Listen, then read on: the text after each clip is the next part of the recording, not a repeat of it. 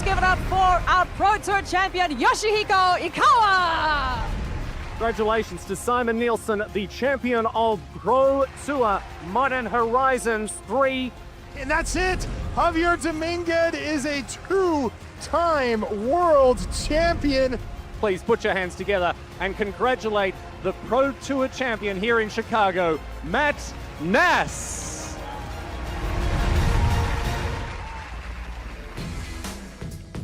Hello, friends, and welcome to day 2 of coverage of Pro Tour Magic the Gathering Final Fantasy live here from Las Vegas, Nevada. And just take a look at that line to get into the building here this morning. That's right, MagicCon Vegas also happening. Big high five to my Welsh friends there in line to come into the convention center. On the Pro Tour side of things, everybody, like I said, it's day 2. We started off with 331 players today. 209 are back to do battle in draft and standard for their share of a $500,000 prize pool. So very much is on the line. By the time we're done today, we will have our top 8, and it will be a very exciting ride to get there. Hey everybody, welcome to the News Desk. I'm Maria Bartholdi, your host for the weekend. I have Corey Baumeister. I have Ailey Loney alongside me. Hey Corey, what are you most looking forward to today? You said it, the top 8 is what I'm looking forward to. There's nothing better than seeing the reactions of the players that just make their first, second, or 17th top 8. You know, it's so special every time. Absolutely. What about you, Ailey? What are you looking forward to? I want to see if Bob Marr can wing it again and just get another 3-0 draft in, you know? Why not? Yes, absolutely. We have Pro Tour Hall of Famers here amongst the field who are doing very well in this tournament. Let's take a look at our tournament schedule and find out how we're going to do things through the rest of the tournament, including what happened yesterday, Corey. Yep, so this is what happened yesterday. We had rounds 1 through 3. That was our Final Fantasy draft to see who would win their pod. And then we went to 5 rounds of standards for rounds 4 through 8. And everybody you're going to be seeing here competing had 12 match points or better to advance to day number 2. 206 players remaining get to draft again, aren't they lucky? Rounds 9 through 11 is Final Fantasy Booster Draft once again, and we then move on to Standard all the way. Rounds 12 through 16 are going to be constructed. 36 match points before round 16 gets you into the top 8. And for the top 8, you're going to want to come back tomorrow, everybody. Don't miss it. It is single elimination standard in our top 8. That's 3 out of 5 games. Sideboarding begins after game 2. It is going to be not to be missed. Let's take a look at the prizes as well. Those are not to be missed. First place goes home with a cool $50,000. Second place, $30K. Third through fourth, $15K. And fifth through eighth go home with $9,000. Not bad for a weekend of work. Well, in case you missed any of the action from day 1 of competition, Ailey has got you covered with the highlights. I do indeed. Day 1 was an excellent day for our players as we kicked off Pro Tour Final Fantasy alongside the biggest MagicCon of all time, welcoming 331 players to a scorching Las Vegas, Nevada. We began with 3 rounds of Booster Draft, a format that many agree is as fun as it is balanced. Players then turned their attention to Constructed, where 42% of the field brought Izzet prowess to the table, and the format's most dominant deck shows no signs of slowing down, especially not in the hands of our lone 8-0 player, Christian Baker. Will day 2 yield the same results? I can't wait to find out. Yeah, lots of awesome action on day 1 of competition. There's a look at the trophy that is up for grabs. Let's take a look at our standings now after 1 day of competition. Christian Baker, the lone player who is undefeated in the building, leading the field at 8-0. We have 10 people at 7-1 following behind Christian Baker, among them Ian Robb, who made the top 8 of the last Pro Tour in Chicago, doing extremely well here on day 1 of competition. Ken Yukihiro also sitting at 7-1. Jody Keith at 7-1 as well. Ely Cassis sitting at 7-1. You can see him there in 9th, playing that Golgari Roots deck. Not the most popular deck of the field, but could it be the Izzet Prowess killer? Ely Cassis hopes so, and he's doing very well with it indeed. As we go on here, I want to just shout out that these first 3 pages of standings that we're looking at here, most of our top 8 are probably going to come from these players. Oh, yeah. These are very important names to know as we work our way towards our top 8. There's Bob Marr, who Ailey gave a shout out to earlier, Hall of Famer, sitting at 6-2, which is very, very exciting for him. As we continue on through our standings, these players still in the thick of things as well. The UK's Sean Goddard sitting at 6-2. Derek David 6-2. Mari Kuzma 6-2. Shuhei Nakamura, another Hall of Famer, sitting at 6-2. So lots of big names at the top of our leaderboard. But how are our teams doing here this weekend? Let's check in with them and see how they're doing after one day of competition. Corey, I'm going to hand it on over to you. Yeah, first let's take a look at Sanctum of All and see how they did. And I gotta say, for one of our greatest teams out there, this was a pretty unimpressive result here. We have Tony at 7 wins in Pod 1 here, which is great, but only 4 out of 17 are above a 50% record. Very abnormal for such an amazing team. Then we turn our attention to Handshake Moxfield. They had an excellent day indeed, only lost 3 of the 15 players. And Eli Cassis, as Maria mentioned, a Neon Dynasty champion, 7-1 overnight, is looking perhaps for another feather in his cap. Yeah, Eli Cassis knows how to close things out, too. Let's take a look at CFB, everybody. The Giants in the room did pretty well. 12 of their 16 members advanced to day 2. Want to note that Seth Manfield, the Hall of Famer there, unfortunately out of the competition at 3-5. A lot of big names, including Reed Duke, sitting at 5-3. Yeah, let's check out our next team, and that's Moriana Japan. And we see Ken Yukihira in the top of the standings there for that team in Pod 1 there, doing amazingly. And then outside of that, pretty good. Shuhei Nakamura at 6-2. He is back. I love it. World League Council Heavy Play up next with an excellent conversion. 14 of the 16 players made day 2. Arch Dota and Derek Davis, once again, on track for a top 8 at 6-2. So an excellent performance by that team. Another heavy play team up next, Team Cosmos. This is our best performing team of all of them. Incredible. 14 out of 15 players back here to do battle at day number 2 of competition.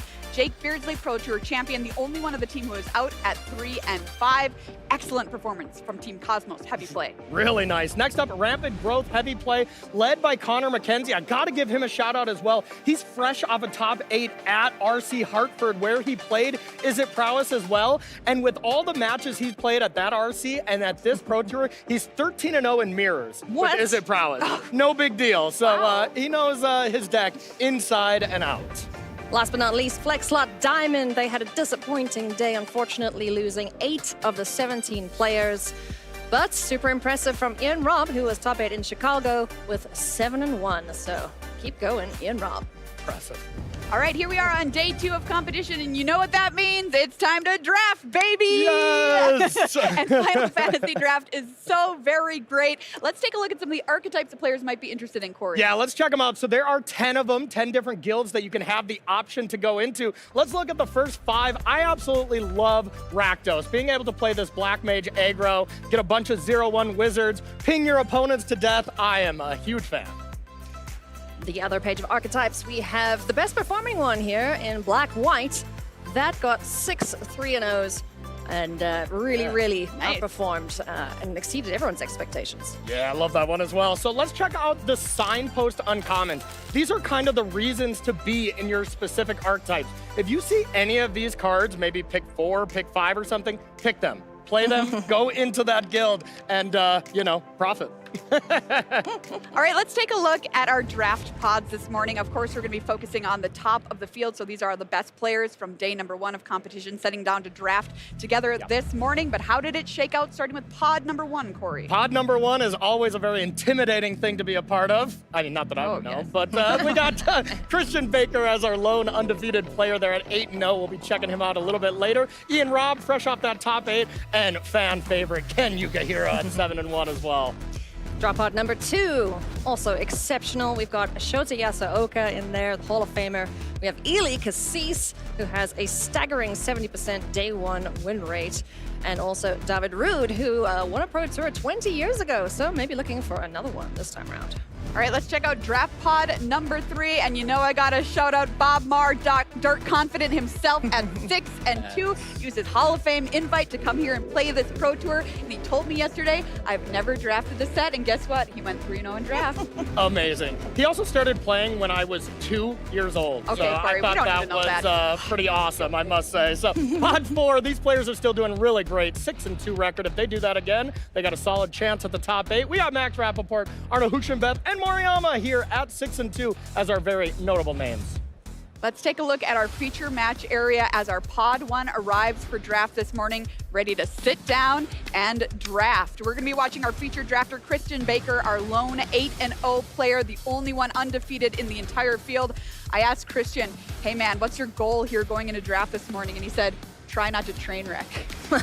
I mean, Amen. that's definitely what you're thinking, right? You go undefeated overnight. You're like, please do not let this be a disaster. It's so tough at these levels. Yeah, 8-3 looks a lot different than, you know, getting a 2-1 and being 10-1. Absolutely. Yeah. Take a look at Christian's day yesterday. Of course, he didn't lose the entire day, but it was not easy. A lot of 2-1s, which means he had to play a lot of Magic. You're getting fatigued, and just a little different decision, draw, whatever, could have changed one of those into a loss. So razor thin margins there. Can Christian Baker remain undefeated? We're about to find out. Let's take a look at our broadcast team. Will be hanging out with us this weekend. We have Marshall Sutcliffe and Paul Cheon in the booth, the GOATs, as well as Cedric Phillips and Monty Devuti, the other GOATs in the booth. I love all these guys, and I'm so very excited for draft this morning. This format is so sweet. I'm going to watch it, and I'll be playing it too. I'm going to pass it on over to Marshall and Paul. Thank you, Maria. Was Corey doing the red steel on that Ooh, there it picture? is. I think That's just his normal face. it's back again. That's just his resting face. He wakes up like that. Welcome back to the booth here at Pro Tour Final Fantasy. Marshall Sutcliffe with Paul Cheon, and it is time to draft. So down in the feature match area, we have pod 1. So the way this works is, if you were with us yesterday, all the pods are randomized on the first day, but on the second day, they are in order of standing. So these are the players that are at the very top of the standings. That means that if you're in pod 1, you're playing against a bunch of really good players, and it gets quite difficult. Let's take a look at the pod here as we go around the table. You can see Ken Yukihiro. There's Tony Portalon down there.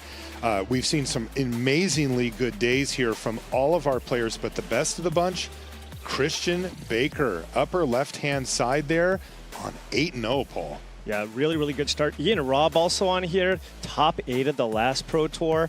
So, I mean, this is actually a fairly stacked Pro Tour. You have a lot of old and new faces, but these new faces who've had some recent success running it back in this event as well. There's Jody Keith over there, lots of success. All right, good morning, players. All Please right, so remove let's the wrapper join our outside of your packs. feature Ensure you draft have here. 3 This is packs Carlos, labeled who's A, going to B, be and C. calling the draft for us. And you can And open he is going to pack be giving A. the players instructions on each Countdown, action that you they have can take 14 and when they cards. can take it. You can just check the. There's Christian right there. Pack 1, just pick check the 1. card. Nearly upon us. This is the best part of the Pro Tour. He's probably thinking Smuggler's Copter. Yes. Smuggler's Copter. One of the best cards in the entire format and goes in any deck. All right, pick up the pack. You have 40 seconds. Let's see if Christian can open something great here. So far, Light of Judgment, Blitzball, there's a Barrett Walls, Quistis Trepe, Yeah, so I think... Summon Anima. There's nothing Yeah, there's 100% There's here. a bunch of okay uncommons. I like Quistis probably the best here, just because I do like drafting both the blue-red and blue-black control decks, and Quistis is fantastic in those decks. Just being able to buy back a card draw spell or a removal spell is very, very nice. And if you take it early, you can just make sure if there's a close pick, you take the spell and try to build around it. So Quistis is, I think, the pretty decent option here. There's a bunch of other uncommons that are okay. Garland is fine if you're 5 the black-red seconds. spells deck, but you would prefer to take a mono-colored card just because it's more likely to end up in your deck. Yeah, I like And that draft. Quistis Trepe pick. Unexciting, I will say. Shuffle and Quistis pass is 13 pretty cards to your good. left. Can hit your opponent's graveyard as well, Right. so it does offer a lot of play. But it is not mana efficient. Pick up the cards. You have 35 seconds. So let's see if Christian can find a little bit of a path going forward here. There's Fang. Okay, Lock Cole, one of our favorites. Ooh, Summon Fat Chocobo. Chocobo. Nice common. Zell? Zeldinked, yeah. Yeah, I didn't see what the... it was what a Finn. Finn a the Fang. Finn. Oh, yeah, Finn the Fang Bear. Okay. So, based out of this pack, I mean, given that you first picked the Quistis, I think a Lock Cole would be a really nice consideration just because it pairs so well with the Quistis. But of course, Summon Fat Chocobo also is a seconds. premium common. So I think those are the 2 cards to really consider out of this pack. Wow, he went with Summon Fat Chocobo. Yeah, I like Lock Cole Draft, a little better pass there, 12 but cards to your left. I get it. Yeah. I get it. And blue-green is a really cool place to be because you can branch out from there. Pick up the It's, Right. it's packs. almost You trivial have to get 30 into seconds. black. from blue-green, and then you can even go all the way up to 5 colors if you're really ambitious. Ooh, there's a Thunder Magic. Yeah, Thunder Magic, one of the best commons in the set here. Works nicely with the Quistis, right? You kill something early. Even for 4 mana, you can kill something again. So feels like it's going to be the pick here, most likely. Right now, Christian's just trying to figure out what the best cards are in each pack. No need to settle into a color combination just yet, and just take the objectively most powerful card in each pack. Yeah, this format is really wide open. Basically, any color pair outside of green-red is equal. Pass Green-red's a few 11 cards to percentage left. below that on average, but even then, you can still play it. Absolutely. We saw Matt up the Nass cards, you have 25 draft seconds. Gruul yesterday, although it wasn't very good. His deck wasn't Right. very good, and again, it's not the best archetype. In fact, it is actually the worst archetype, but you can make anything work in the format. Absolutely. It's more about finding what your seat wants you to do, and I gotta say, this pack isn't really pushing Christian in any strong direction. Yeah, the cards that the best cards here are Hectize. 5 Hectize seconds. would be interesting to take had he taken the Lock Cole, right, to kind of solidify yourself into maybe a Dimir control deck. Draft. What is that? Pass 10 cards to Light the up left. the stage. Okay. Wow. That's a card Okay. I haven't played all that often. Pick It's up a the little cards, bit you have better if 25 you're on the seconds. more aggressive side, right? Because you want your curve to be kind of lower. Okay, well, we'll see where it sure. goes. I think Christian's still mostly just staying open. Yeah. Rydia's return in green. What is the... Is it a Town Greeter? Yeah, I mean, Town Oh, Greeter yeah. is the best card in this pack, I think, so I think I would take that here. Rydia's return is seconds. fine, Yeah. but Town Greeter is just so impressive in this format. A lot of people look at this and go, oh, it's just a 2-mana 1/1, but Draft. not only is it a Pass 2-mana 1/1 9 that cards gets you a to land, left. which is already great, but there's flashback cards, there's archetypes that care about Pick up number the of cards, you permanents have in your 20 graveyard. seconds. It just kind of does everything you want in most of your green decks. Ooh, there's Wow. a suplex. That's actually getting fairly late. That's a 6th pick suplex. Yeah, I mean, that is absolutely the pick here. And right now, if you're looking at Christian's deck, seconds. you're like, okay, should we do Gruul? Maybe is it? Maybe Teamer? But red certainly feels open given that you Draft. did see that late suplex. Pass 8 cards to your left. We are veering towards Gruul. Take a look at Pick the up the cards, you have snapshot 20 here. A seconds. blue card first pick, and then everything else has been green or red. Oh, and there's a summon Fat Chocobo. Look, I mean, even though Gruul is considered to be one of the weaker archetypes, if it's wide open, I mean, you still move in. Yes. You know, this is definitely, it still feels different than maybe the 5 draft that we seconds. saw yesterday, where after pack 1, we're like, this is kind of a weak Gruul deck. These are nice cards. Double Draft, Fat pass 7 Chocobo with cards the to your left. suplex and a Thunder Magic. Those are all premium commons. Especially if you're willing to second pick Pick up the a cards, Fat you have 15 Chocobo. seconds. Right. Probably going to go ahead and take the 7th or whatever it is. Okay, and now there's Wow, a Rydia and there's here. Rydia. Yeah. Yeah. I mean, that's 5 the seconds. business. You know how it is. You have to draft your seat, but this is looking pretty Draft. good, actually. Pass If you're 6 going to be cards to your Gruul, left. this is actually the start that you want. Thunder Magic and Pick Suplex up for the your cards, you have 10 removal, seconds. plus a bunch of really good creatures, including 2 Fat Chocobo here. So let's just take a quick pause and take a look at this from a little bit bigger of a perspective, as these tend to be the inflection points, right?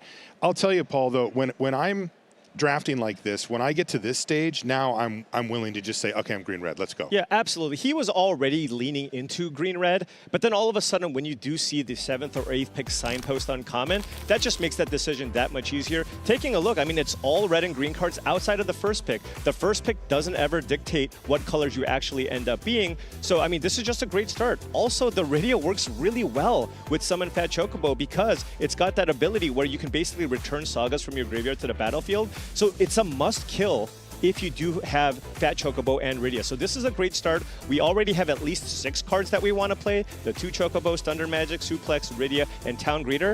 If he gets enough mana fixing, I mean, you have 2 good spells already. You could potentially even consider splashing the Quistis. Let's take a look at where things could go from here. Here's some of the key commons for, well, I guess we'll call it the Chocobo deck. I mean, it is the Chocobo deck, so you want anything that says Chocobo here. So we have, of course, Summon Fat Chocobo. He'll, you know, with the Rydia, there's, I don't know if I've ever hit the limit of number of Fat Chocobos I want. He's already on 2. 4 is Yeah. probably a good number. How many Grave Titans would you play? Grave Titan might be a stretch, but yes, that's really good. Call the Mountain Chocobo, also fantastic. Just make sure you keep hitting your land drops, and then also it's got the flashback ability, and then of course Chocobo Kick as just another good interactive spell. You have a bunch of Fat Chocobo, you want your Fat Chocobo to start kicking down your opponent's creatures, and then also if you do splash the Quistis, it's a nice spell to flashback. Yeah, and then you can also get the extra landfall trigger for your, you guessed it, Chocobos. Let's take a look at the uncommons that Christian may be looking for. Well, I guess... Is there a theme? I or- mean, look, you're the Chocobo deck. You want all the good Chocobo cards, and right now we already have 2 copies of Fat Chocobo. It's not going to be hard to complete the quest on the side quest, the Raise a Chocobo. So that's great. Saz's Chocobo is the best one-drop in the entire format. This is exactly everything that you want in your Chocobo decks. And of course, Choco Comet is also just a fantastic card that also adds Chocobos. I'm going to get sick of saying Chocobo here, but Yes. that adds more Chocobos to the battlefield. And if we're dreaming a little here, Paul, where are we going? Well, more Chocobos. More Chocobos. We have the Traveling Chocobo here. It's a fantastic card. 3 mana, 3/2. Allows you to play lands and cast bird spells. So if you have more Chocobos, it works. You can cast them from the top of your deck.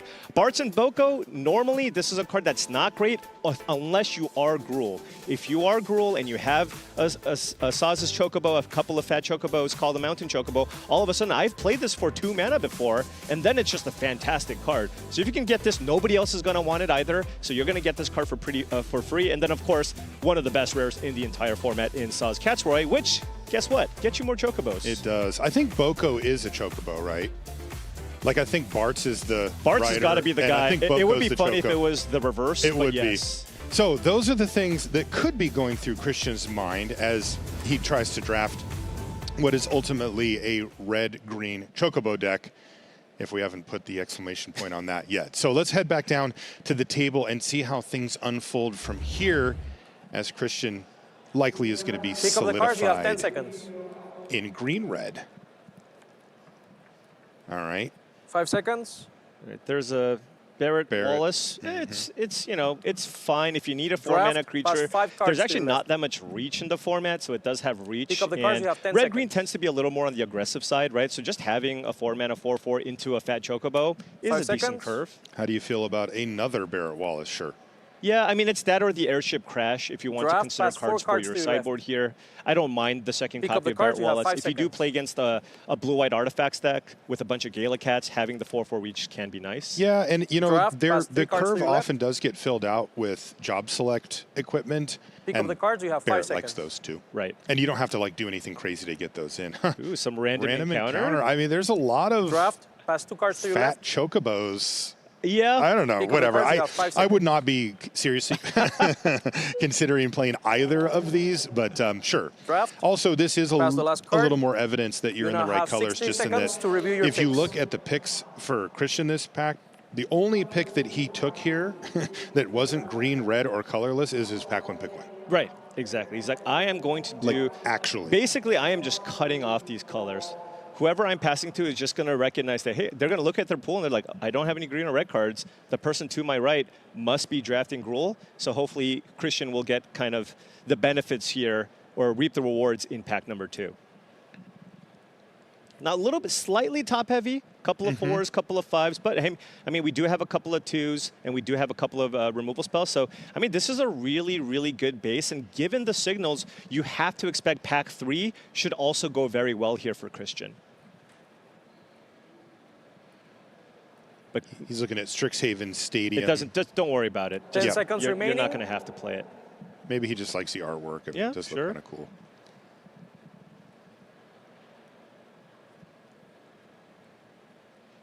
Please put all of your cards face down in a single pile. Okay, so there's a review period done. When You you may now draft at remove this the level, wrapper you from can't look at booster your B, picks anytime you open want. You it, can only and do it in count between that you packs have and for a 14 specific cards period face of down, time. Please. Yeah, so you have to be mindful of, okay, what's my curve look like? What's my removal situation? What are the things that I need to pay a little more attention to in the upcoming packs? In this case, I would be looking for more 2 and 3 mana plays. From Christian's side, the Gruul deck doesn't really want a ton of expensive plays. You want to be able to curve out and be slightly more aggressive than maybe the Blue-Green Towns deck or the Golgari decks. See if we can't get some Is everybody Saz's okay? Chocobos here so for pick up the Christian. cards, you have 40 seconds. Dream big. Let's get a Saz. Oh, there's a Saz's Chocobo. Okay, there's a Saz's Chocobo. There's a Baron, Sephiroth's Intervention. Hey. But at this point, we're already locked in, and that's just Remember, a you premium will be common. passing That to is a the slam right this dunk time. first pick here for Christian Baker. See, I never dream big. I'm always like, just give me a Saz's Chocobo. Like, I'm good. I don't, you know, the Magic gods don't have to give me everything. Marshall, we are 8-0 at the Pro Tour. So we give should be me dreaming Saz. big. Yeah. Okay, fine. But so in that case, Christian will have to settle Sure. for Saz's Chocobo. Great pickup, though, particularly not just 5 on power seconds. level, but as you mentioned, the curve, right? Right. Not only is it important to have a good curve, but that seemed to be the place that Drop, Christian was looking, pass 13 was on that cards to your lower right. end of the curve of like, I need to fill this out a little bit. Yeah, Chocobo turn 1 on the play. If you just don't have a cheap removal spell for it, it just Right, completely pick up the takes over the cards. game. You have 35 seconds. All right, airship crash, Nothing so Ellis far. final act, something. Prompto Prompto. Argentum is not very good in red-green just because you're not going to have that many 4-mana spells. If you want a 2-drop, you could take it. The other consideration here would be maybe taking the blue-green land here. You do have a Quistis, right? And Yeah. maybe you pick up some other blue cards to splash. I think this is an okay consideration given that Prompto is just not a card you're all that happy with in 5 a Gruul seconds. deck. Prompto is great if you're blue-red. But if you're Gruul, I mean, his 4-drops are Barrett Wallace's, right? It's not even going to Draft. trigger. Pass 12 Right. cards to your Weird. right. Really great pack 1, pick 1, but, or excuse me, pack 2, pick 1, but pack 2, pick Pick up 2. the cards. You have 30 seconds. Yes. Kind of a flop there. Yeah, not even a red-green land. There's a Chocobo racetrack if you want to go full theme mode. Call the Chocobo. Oh, there's a Gladiolus, though. I mean, this pack is loaded. Chocobo Racetrack, definitely not the consideration here. It is one of the weaker cards. I know it says Chocobo on it, but that is not the one that you want. So this is really interesting. Christian already has kind of a higher mana curve, so the Gardener would be his 3rd 2-drop, and would be a nice way to ramp into things. But of course, the most powerful card and the signpost uncommon you want is Gladiolus. I guess you could hope to almost 5 wheel seconds. either You Gladiolus still or have call 5 the seconds, Mountain sorry. If you need Chocobo, to given review how anything. open your colors have been, but it's a risk. Yeah, I right, think pick you're up the more cards. likely to wheel the Call the Mountain 25 Chocobo. Gladiolus is highly splashable. So Mm-hmm. if I'm a blue-green deck, I splash it. If I'm Golgari, I splash it. So it'll be more difficult to do so for sure. That was a very Disciplined. responsible adult pick there, the Gubu Gardner For going sure. in. Doesn't look like much going on here for pack 2, Yeah. pick 4. Wow. What is this? Airship Yeah. crash? Pack 2 is not looking very good 5 here for seconds. Christian. There's just Strangely. nothing I want. This is just, you take the airship crash for the sideboard here. Draft. Pass 10 cards to your right. It can be an Interestingly, effective card. All but- green cards so far. right. Pick up the cards. You have 25 seconds. Let's see if this next pick can start to get things. Oh, there's a side quest. Okay. Raise a Chocobo. That's got to be Hey, on the you list. know, and there is a non-zero chance you can flip this in this deck. You already have a Saz's Chocobo and 2 copies of Fat Chocobo. So you get one of these, you get a Call the Mountain Chocobo, and we're talking. Yeah, because Summon Fat Chocobo does a great job 5 Right. seconds. of adding to your count. That's a good pickup. Yeah, Yeah, absolutely. so Draft, to me, pass 9 you know, that cards to your shows right. that your lane is still open. You just gotten a little bit unlucky with what Pick was up the open cards, up you in the have 20 packs seconds. so far. Yeah. Although, to be fair, side quest Raise a Chocobo, mostly people who are Gruul are the ones who are really going to like it. 'cause In most instances, like Gisol is just better. Yeah, that's Gisol what I rates mean. Your it, lane right? is Yeah. open. Like Right, you, right, you know, right. you're the only Gruul drafter. It's just 5 what gets seconds. open. Genji Glove or a responsible dual land. Christian really making sure that his Draft. mana Pass is 8 good. cards to your Yeah. right. And that's a big deal. Yeah, you know? no, I He's mean- playing a curve out deck. Yeah, up the the Genji cards, you Glove's have 20 kind of slow. seconds. I really like that Gongaga pick. I think this is just, he's showing a lot of discipline here. And it's pretty impressive to see. Vaughn, but with all Chocobos isn't man, really this pack great. has been extremely weak. Vaughn just 5 doesn't. seconds. It's a 3-mana 2/2 for the most part. It's just, Right. there's no evasion to it. You're not going to have that many scouts, Draft, pirates, or pass 7 rogues in cards to play your right. either. I So- read it as having haste. Right. Pick up the It cards, does you have not. 15 That's the seconds. other Vaughn, right? The Vaughn is alternate. running. Yeah, but not Okay, running there's a that Balam quickly. Rexar. That's a really nice one. Just a Oh, nice sweet. big creature to ramp into, and also just finds you lands if you seconds. need. I would absolutely take the Rexar here. Good top end creature. Yeah, this is a good pickup. Oh, Draft. Pass 6 cards Whoa. to your right. Another Guado Solemn. I don't. Pick up the cards. You have I 10 guess seconds. Christian it's really not wants the to play the Quistis Quist. Treppe, is it? I mean, Is that it has that to be. seconds? enticing? It has to be. That's why he's taking it here. But honestly, Okay. there's just enough power, and Balam Rexar is just a Draft, really great pass 5 creature. cards to your right. I would have been. I would have taken the Pick up the cards, you have 10 T seconds. Rexar, but I totally get taking the Guado Solemn if you really want to put the Quistis into your deck, 5 seconds. because now you're on 2 blue sources. 1 island, and you're looking at 3. But then you're also I mean, I adding a like bunch of tap. Quistis. I don't You're like also Quistis. adding a 4 bunch of cards to tap your lands right. to your deck, and that's not free. Pick up the No. cards. You have 5 seconds. Oh, look at that. Gladiolus did actually wheel. The Okay. racetrack did as we Cards to your thought. right. But wow, so that one did, and the Call the Mountain Chocobo didn't. I bet you a Pick up the cards. You Blue-red have 5 spell. seconds. blue-red player took Yep. it. Yeah. But Gladiolus tabling, he is the only Gruul drafter at this table, Draft, pass and the that cards has to to be a your right. fantastic feeling. That is one of the Pick up the cards. You the have 5 better seconds. signpost uncommons. If you're Gruul, this is absolutely everything that you want. Man, that pick looks really good now. The And Gubu draft, pass Gardener? the last card. Oh, yes. You got the Gardener and wheeled now the have Gladiolus. 90 If minutes, you told me 90 that I seconds get to review your both, I'm picks. like in for that. Yeah. So it was kind of, this was a weird pack because it feels like a lot, he didn't get too much. Like every other pick, he just didn't take a card for his deck, basically. But Yes. wheeling that Gladiolus was huge. Yeah, number of cards here. Saz's Chocobo, Gubu Gardener, SideQuest Raise a Chocobo, and Gladiolus are like going to make the cut. Right.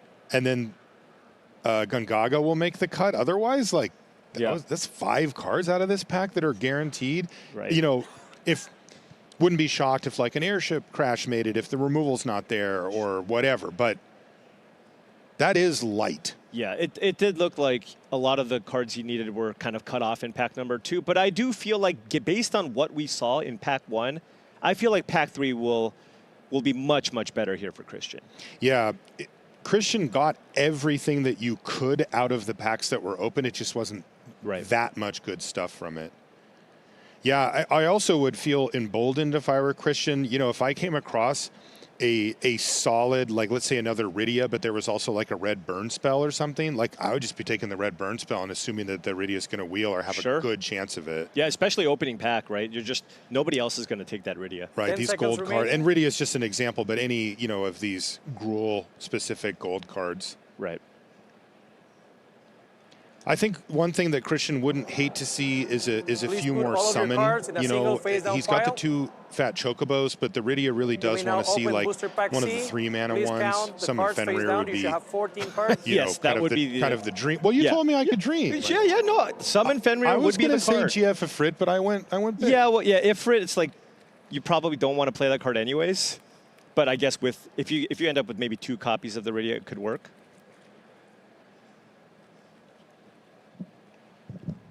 See Ian there with his flex slot jersey. That's the team he plays for. They got some really cool jerseys made. Oh, looks like some broken sleeve or something there. Is everyone ready? I guess Christian could also potentially be looking at some All right, blue, pick up some the other cards. You blue have 40 splash. seconds. Do have the 2 blue-green lands. Oh, there's Summon Leviathan. Oh, that's a Sephiroth. And this is a triple rare pack. There was a Jekt in the pack, too. Wow. Well, there's And a Shantoto. This pack is loaded. Geez, And Suplex. Dragoon's Lance, one of the best uncommons in the set, too. So for me, it's between Suplex and if I can possibly justify a Sephiroth Splash, which I have no. There's no black land. He Right, doesn't have I any have black no. lands. Not yet. Not yet, but I mean... I would just take Suplex. This is just... You kind of just want more cheap things to do anyways. This feels like a fairly easy Suplex to me. You're red-green. 5 seconds. You still have the blue... Even if you want to splash the Quistis, you still can. You have Yes. another cheap spell to play. Oh, he Wow. took Summon That's 13 cards to your Leviathan. left. Okay, I can understand a lot of other picks. This one, to me, just makes absolutely no sense. It's just... How are you going to double splash? You don't have Pick up ways the to cards, get you have lands. You have 35 2 seconds. blue-green lands. That's it. I know this card's powerful, but it's double blue. Ooh, Choco Comet. Yeah, man, and that was a suplex. Yeah, yeah. No, there's another suplex, Well, but this time it's Choco Comet. I mean, Choco Comet is fantastic, so you're going to slam it here. But that Summon Leviathan, I mean, you're taking it over a very, very good, efficient 2-mana removal spell. It's going to be tough. So now, I mean, Christian's kind of like, are you committed to playing the Summon Leviathan after making that pick? I'm curious to see where the picks go from that. Like, Right. are we 5 going to seconds. see Christian maybe try to pick up some fixing? But Christian's I think that just heads you wanderings? into a direction you Draft, don't want to pass be. I those cards agree. to your left. Yeah. Pick up the cards. And I You like have 30 Summon seconds. Leviathan, but you know what I don't like? Having a whole bunch of 2/2 Chocobo tokens that get bounced by it. Right. There is a summon there. There it is. Two oh, copies. there's 2 of them. Alternate art, but Was there anything else? there's a Lionheart. You could consider taking Sure, that just sure. as a way to just kill something, and it's got a reasonable equip cost to just help your creatures fight through. So Yeah, this is like a 5 this is like a seconds. curve pick. Like, do you want another 4? Do you want a Right. 3? It is going to be Lionheart. Draft. Past 11 cards to your Lionheart's left. been fine. You can put it in your deck. Pick You up know? the Yeah, cards. it's Never certainly have much 25 better in like a seconds. red-white deck or a blue deck that wants it for an artifact, right? Oh, there's Ignis Scientia. Okay. Not taking that probably. Sandworm. Yeah, see, I mean, this is the interesting part because if we're going to be blue, I get Quistis Trepe, I get the Ignis, I get the duels. Yeah. Like maybe you just say I'm Teamer seconds. now and I'm like a mid-range deck. It's rough though because Ignis is the type of card that you want to play exactly on turn 3. Draft. Yes. Past So 10 I like cards the to your pick of left. the Giselle Greens just because you also have the side quest Razor Interesting. Chocobo.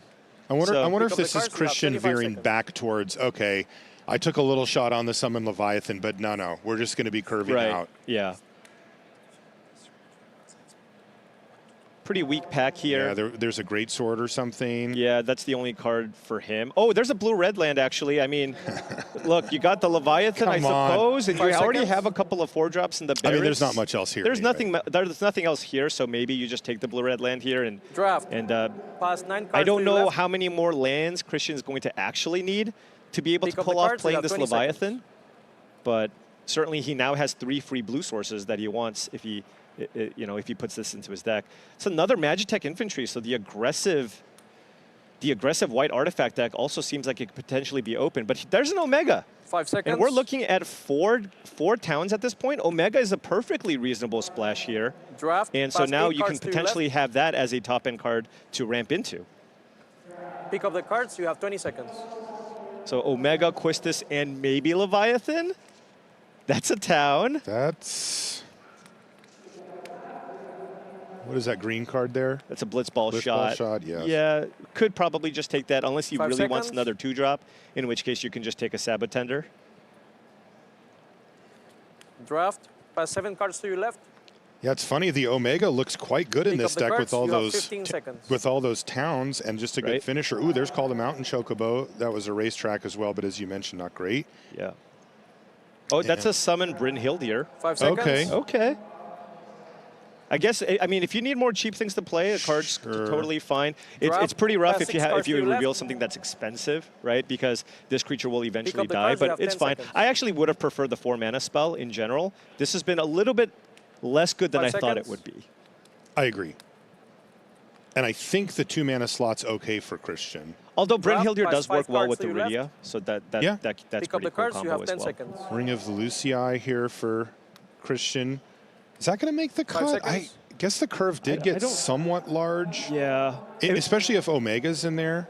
And this Draft. pack's been Past kind 4 of cards to your weird left. in the sense that there have been Pick up some the cards, packs you where have there's 5 just not seconds. even a good playable card for Christian. So Yeah, Frit as well. I don't know there's if an that'll make Ifrit the there. cut. There's Draft. the Blitzball you Past could have 3 taken cards if to you your want to left. splash the blue. But just curious to Pick up the see cards, you kind have of 5 seconds. what Christian actually ends up with, given the picks that he made. There's a Sandworm. Yeah. Depending on Draft. how Pass the cards assertive to he your wants left. to be with this build, that could actually make the cut as Pick up well. the cards. You have 5 seconds.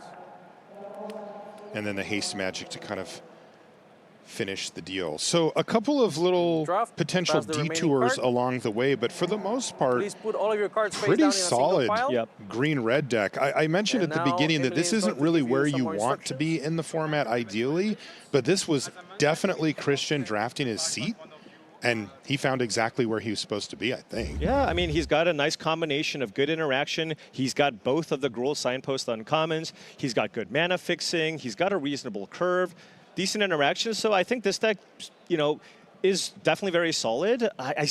Again, we're going to see. It'll be fun to see whether or not he actually ends up playing that Summon You wanna Leviathan. know? If that was just a goof grab, we'll see. No, I'll Wanna show you me right now. I'll show you right now. All Let's right, take a let's look take at a the look. deck list here and see if he's got that Leviathan. Nope. Nope. Oh, but the Omega and the Quistis are in there. So it looks like all There's of a the tools. self-destruct. I have not tried that one before. Oh, wow. But playing Ring of the Lucii to go a little bigger, yeah, it is a little bit expensive here, so even light up the stage might not be particularly good, but I mean, how good would another Suplex be in this build? But yeah. all in all, still a very solid deck. You have the Saz's Chocobo, decent removal, you have Gladiolus at the top end, you have Choco Comet, so certainly a lot of paths to victory here for Christian Baker. I really love the fact that he was very disciplined and took that Gubu Gardener. That Gubu Gardener might be one of the best cards in his deck, given the curve of this deck. Yeah, that did play out very well. Ring of the Lucii, also interesting. I wonder if the self-destructs are for the summon fat chocobos or something like that, trying to get a little extra value. All right, well, that's going to be our draft portion for this morning. We're going to take a short break. When we come back, though, we are going to be back down in the feature match area, and we're going to have Christian Baker versus Jody Keith. Don't go anywhere.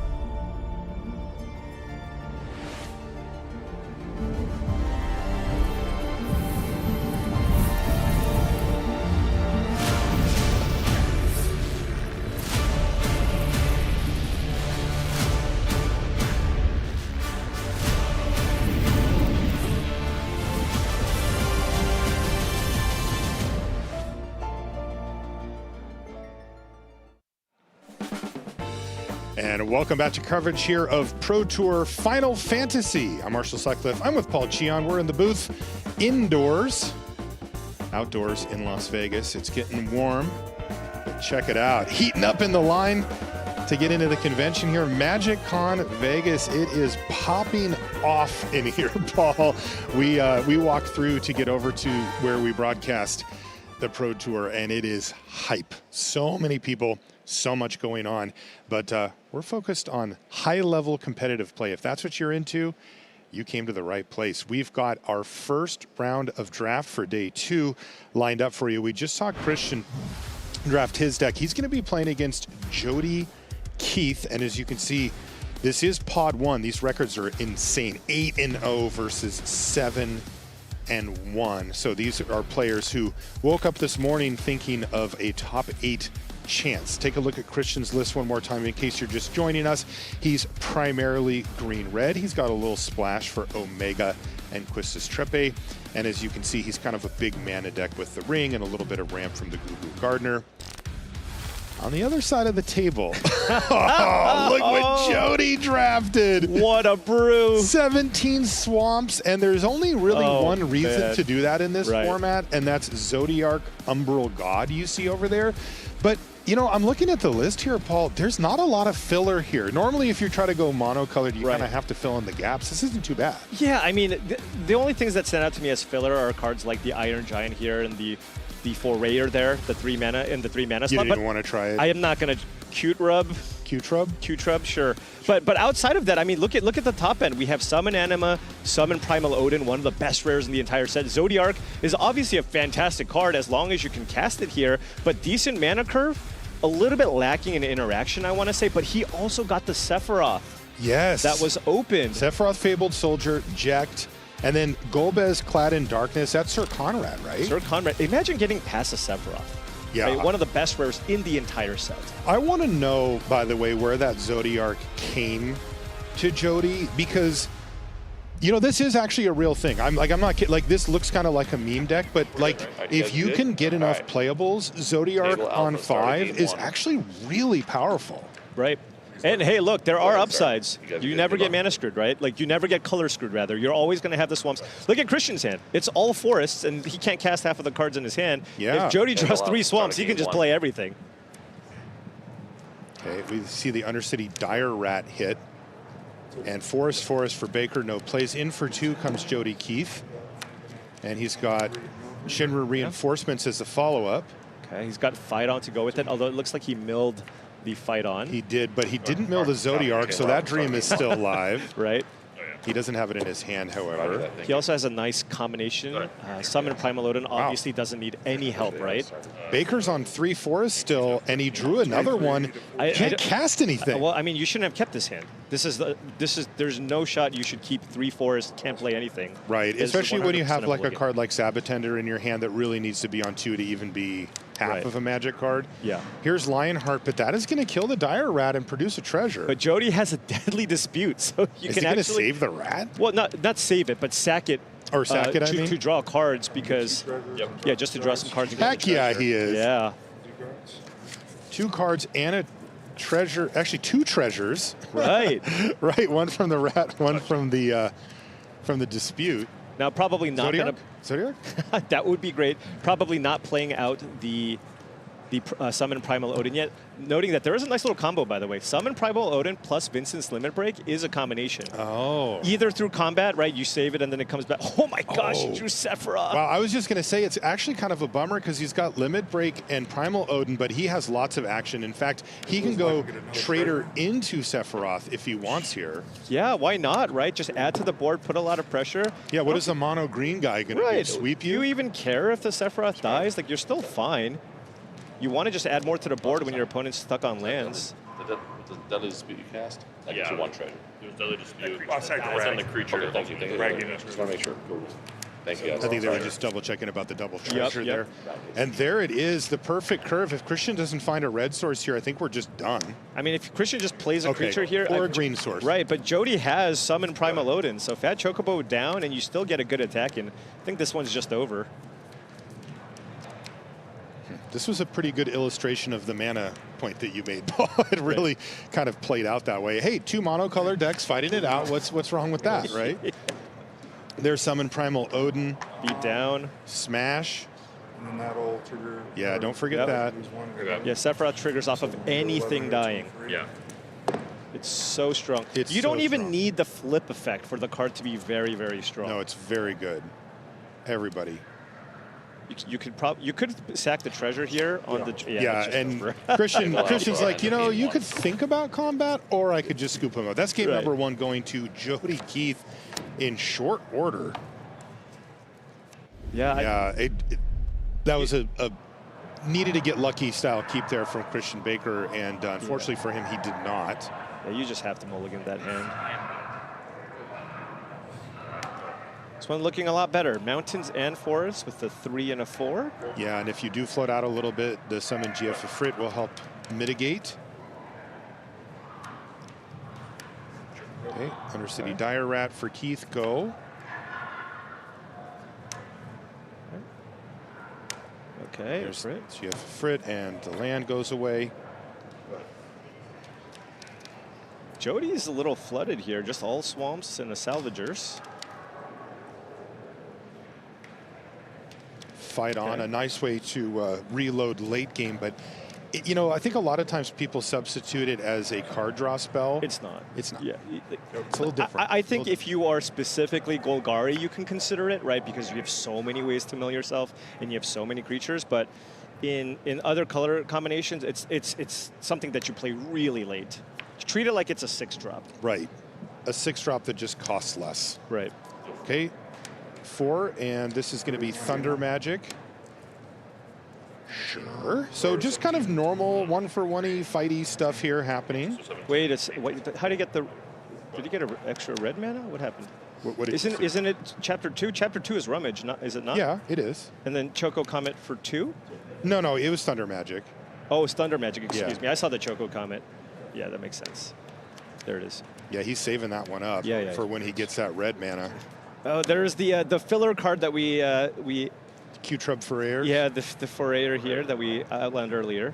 So now you get the extra mana. Does he have a Fat Chocobo here? Or does he just want to Comet? The 3/2? And he could just get in another hit. Oh, No. yeah, there is a summoned Fat Chocobo. However, that's much better. You want to save that Comet for last. It also allows you to use it as a win condition as you can target the opponent. Absolutely. I have lost my fair share of Choco Comets for 7 to the face. I've got a secret for you, Paul. It's called Syncopate. I'll teach you later. Yeah. Oh, you're going to teach me about counterspells? Yeah. Yeah. Yeah. It's complicated. You'll get it there eventually. All right. The flood is real here for Jody Keith. Really 4 swamps in hand now, just nothing going. Now we're starting to get up into, we're going to need to see a Zodiark off the top, some Primal Odin off the top, like one of these kind of more expensive, powerful, a much smaller subset of cards is going to be needed. I imagine here we're going to see a Lionheart targeting the Forayer into an equip onto the bird token, and all of a sudden you just have 2 clean attacks here. You get to attack for 8? And if you play a land, it's 9. Right, because there's that mana floating. Yeah. Christian also didn't want to say the name of the card. He said the 3/2. The 3/2. Yeah. All right. Land? Yeah. Hit Land? for 9. Land? There was a land? Okay. There was a land. And yeah, the bird token on the right is currently at a 5/3 Trampler this turn. So just no great blocks here for Jody. Needs something like a summon Primal Odin or a Zodiark off the top. Yeah, it's got to be one of those. Short list of cards. Even cards like Sephiroth at this point aren't going to get it done. But the thing is, if Jody takes it here, he goes on the 6th. We are firmly in Choco Comet to the face range. Oh, totally. Yeah, if he takes it all, then Christian's just going to hold it until it's lethal. He just needs one more land. Right, and you're right, and he also will lean on his. 9. Should have 6. He needs 2 more lands, is that right? So Jody's at 6, right? He has a land in hand. So that would be a Comet for 5. So he just needs to find one more land off the top to do a Choco Comet for 6. Gotcha. In 2 turns. I get you. Did he find Zodiark? No. He does get to leverage Phaidon to rebuild his board and try to get some blockers going. Right. But Christian has a very good game plan here. And there's that land too. Is he able to finish here? I mean, he can just send. Should probably be able to. Let's see. You play another land. This is everything else. This is an attack for 9. He needs to get it for 1. There is 7 toughness on the battlefield, right? So that's so that's game. But what you need to do is cast the Comet first, because the Salvagers has drain triggers. Right? So and your opponent's tapped out. So if you just go land, Comet you for. What is it, 5? Yeah. You're at 1, attack you with everything. Trample happens before the Salvager's triggers actually goes off. I mean, there's a million ways to win this game. Right. Christian's just making sure. This is, of course,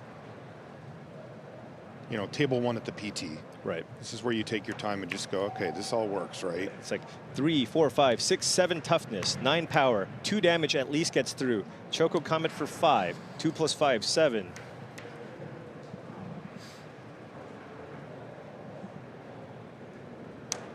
Trigger. Oh, okay. Well, sure. It's going to do it backwards. It may still be lethal. It might still be lethal, just given how you have to move around the blockers here. Yes.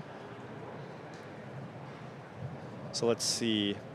The thing is, the Fat Chocobo is going to die next turn. So if you can just find some way to just keep your life total as high as possible, Not too bad. And Jody's not going to be playing around the Comet here. It's just like, that just kills me anyways, so. Right. And so he's Yep. trying to mitigate this board and say, well, if I'm still alive, you don't have a bird, and your fat chocobo goes away, then the trigger doesn't do anything, and you don't have a board, and maybe I could find some way to come back. Yeah, it really That's does just not. not- It really does not matter how he orders this at this point, because Right. 4 damage is coming through on the left. Even if he kills 2, Yeah, These two. It's 5-3. I'll kill these two. well, actually, if he Yeah, kills go 2 ahead, too. creatures. it's 2 triggers. Oh which yeah, is yeah, 8. 2 triggers. He's taking yeah. 4. He's taking 4, so he's at 4. So it doesn't really matter. Jody's Yeah. like, oh. He could have just fired Yeah, that could- off in the Yeah, beginning. Just to get that's the where you usage. drop it on the table Yeah. and go, oh, sorry, and then he goes, yeah, you're good. Shall we go to game 3? Yes. By the way, when people do that, make them cast it. How much? Yeah. Yeah, X equals. All right, it looks like Jody's putting a card back, so that's a 6-card opener for Jody Keith on the play. Christian's on 7 here in game number 3. So there's a card we don't know about in Jody's hand. What is it? I don't know. Oh, you're saying we haven't. We saw there were only 5 cards up on the screen. Gotcha. Yeah. Okay, side quest race Chocobo. Okay. Good start. Start. Yeah, he would be very happy to trade here to get that Eject online because he does not have land number 4 here. Man, You ever get hit by Eject? no Or way. you ever hit somebody with Eject? Yeah, oh yeah. Oh my. It is not fun. Don't let them do that. And yeah, interestingly, Christian doesn't want to trade either. Yeah, but you kind of have to now. It's like you're Now taking a he lot of has to, damage, and yeah. now we see Eject. And Wow, with Christian, no board? Yeah, it's like Christian needs a suplex or a Thunder Magic here to deal with this.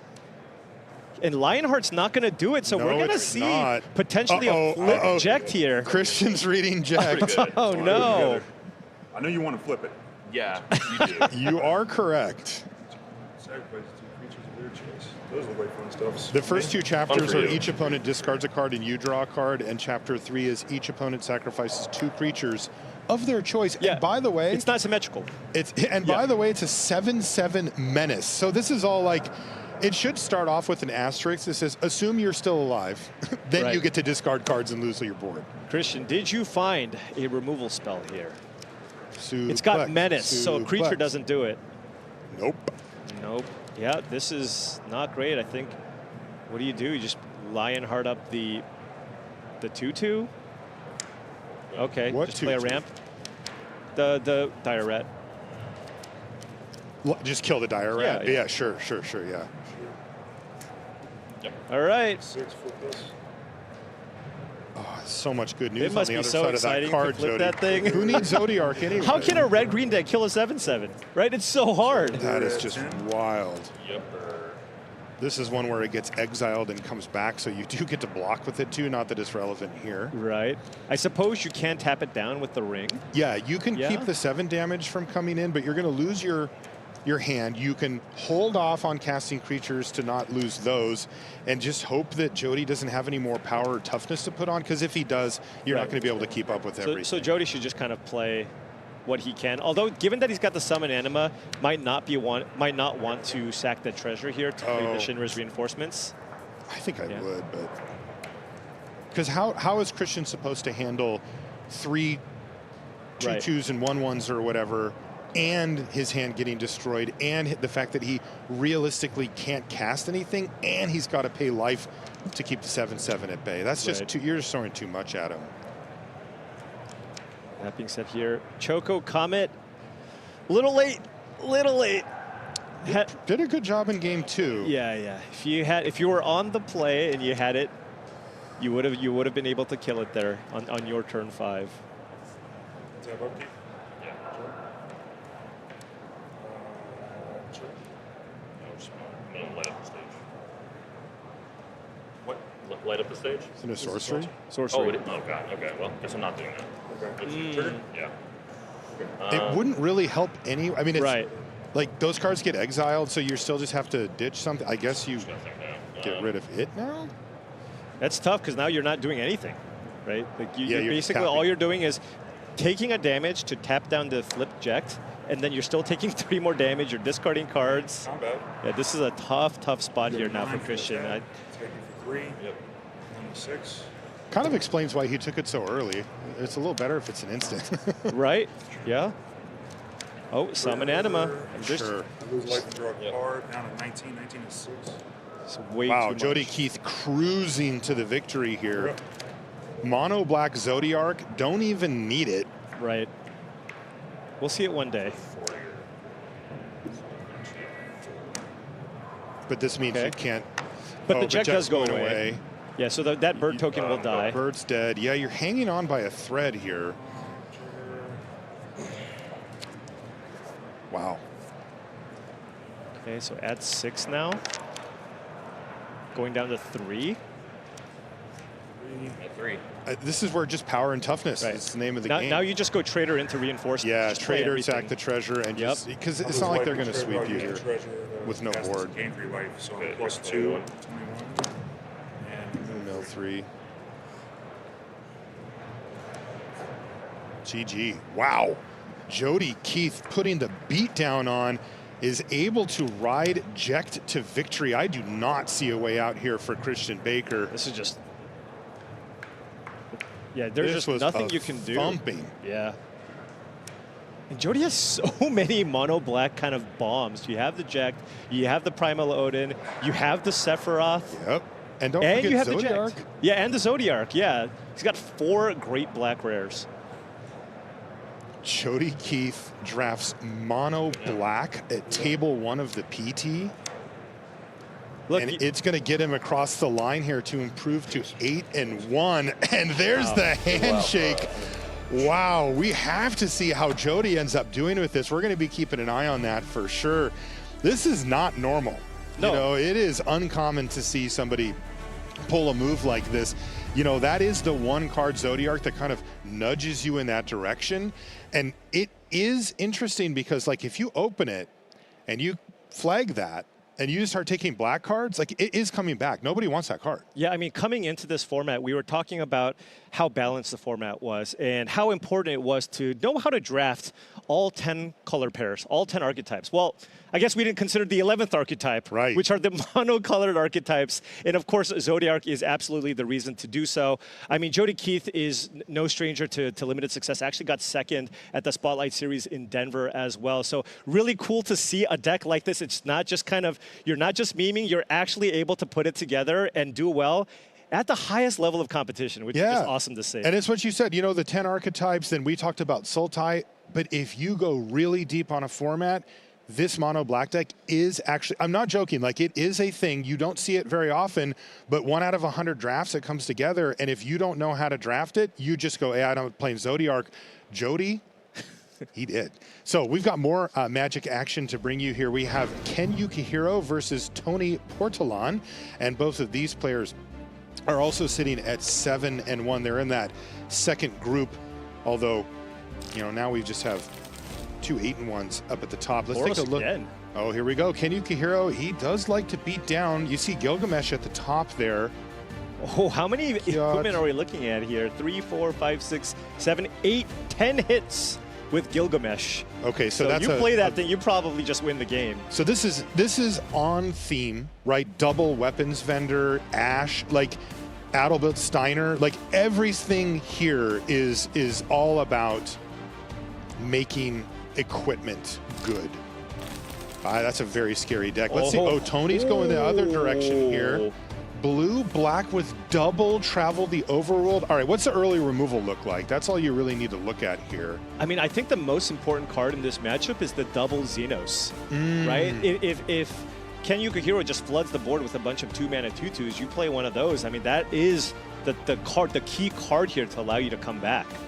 This is going to be really interesting matchup. It's also a classic control versus aggro. Let's see what happens here. We're going to pop in on game number 3. Tony and Ken have split the first games. Oh, I love matchups like this. These have a lot of tension because Ken gets out to the early lead, generally speaking. Tony fights for his life, and then you get to see if Tony can push it back in his direction or if Ken can find the win. These are the best types of games in Limited. Marshall. What do you see? What do we got? Ken's got the Gilgamesh in his hand. Oh, geez. Does he have lands? It does look like it. It does look like it. I mean, that seems, it is the best card in Ken's deck. Definitely. And especially against a control shell, too. If you can resolve that thing, Ken's going to probably hit like 2 or 3 cards off of that. There's Hectize now for Tony. Which is a land. Okay. Oh, it has a lot of lands in hand, actually. But, you know, in a matchup, honestly, that has 2 copies of Xenos, it might not even be ideal to just run out just a really good natural curve. That is true. Who's aggressive now, Ken? Oh, Yuffie! Hectize Ninjutsu. in there, and then Ninjutsu is going to happen. Wow, with a Hectize, too? As you can see there. Yuribo. Reveal the top card of your library and put that card into your hand. Each opponent loses life equal to that card's mana value. Excellent card. 19.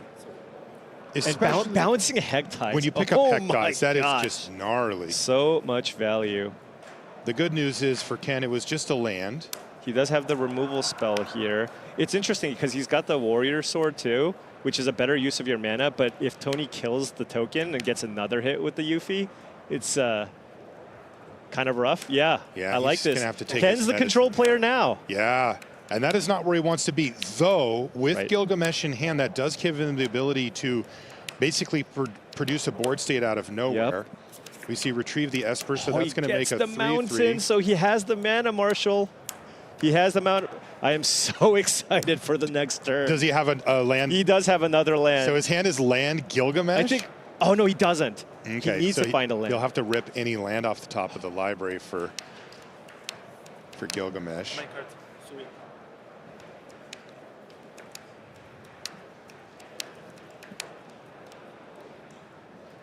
By the way, it's also an attack trigger. So there's an enter the battlefield trigger. We already saw, by the way, yesterday, we saw Ken cast this and get 2 Warrior Swords off of it to kind of win the match. We'll see if he can one-up this. So he's playing the same game.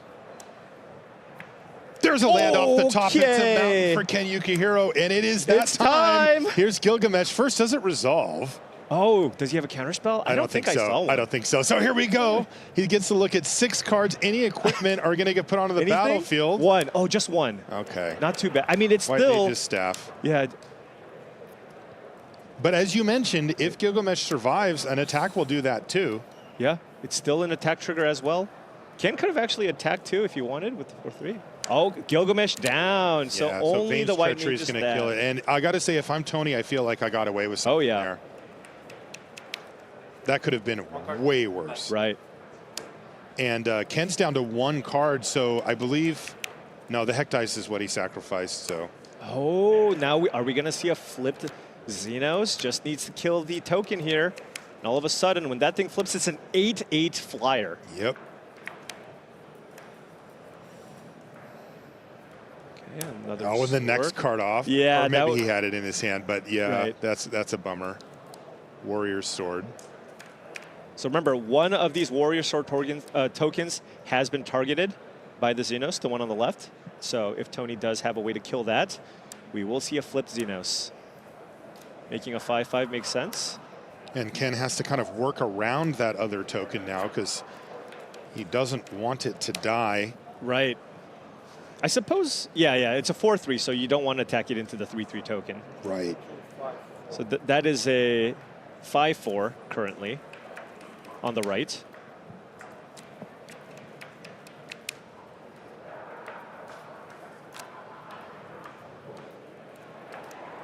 I mean, Tony also has another retrieve the Esper in the graveyard, so can also just choose to make a 5/5 here. So this is certainly things are looking good here, and he's at 20 life. Like Ken did not have an aggressive start here. Not even close. It was really kind of all about Gilgamesh, and that missed. Yeah. And to me, that was Ken's chances of winning this match going a much lower. Not 0, but. Right. But if he hit like 3 equipment, it's like, okay, we're back in the game. Yeah.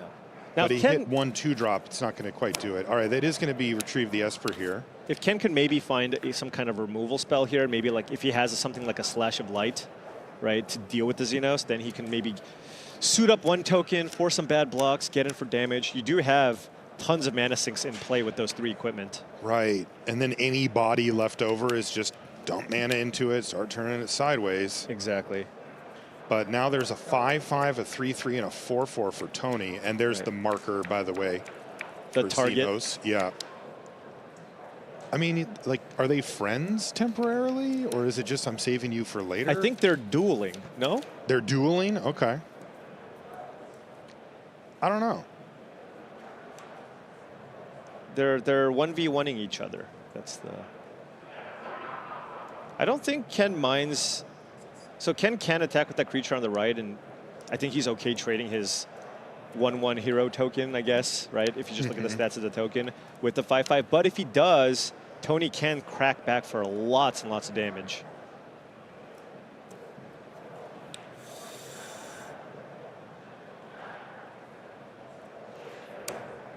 Okay, game one. Oh, Tony 5/4. 5/4. 5/4. So that's a trade. Double block. But if he has Fate of the Suncrist now, he can kill the right. 5/5 and then You just lose the 3/3. At any rate, Sure. Now you can move everything back to the other thing, or do you have another creature? Okay, Paladin's Arms.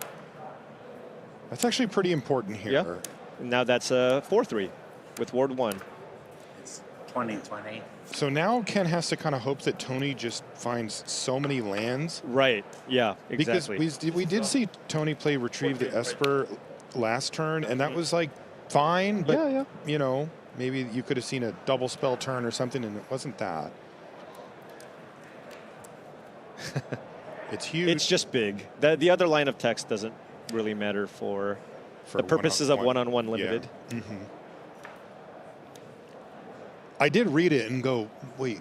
So wait, that's how it normally is.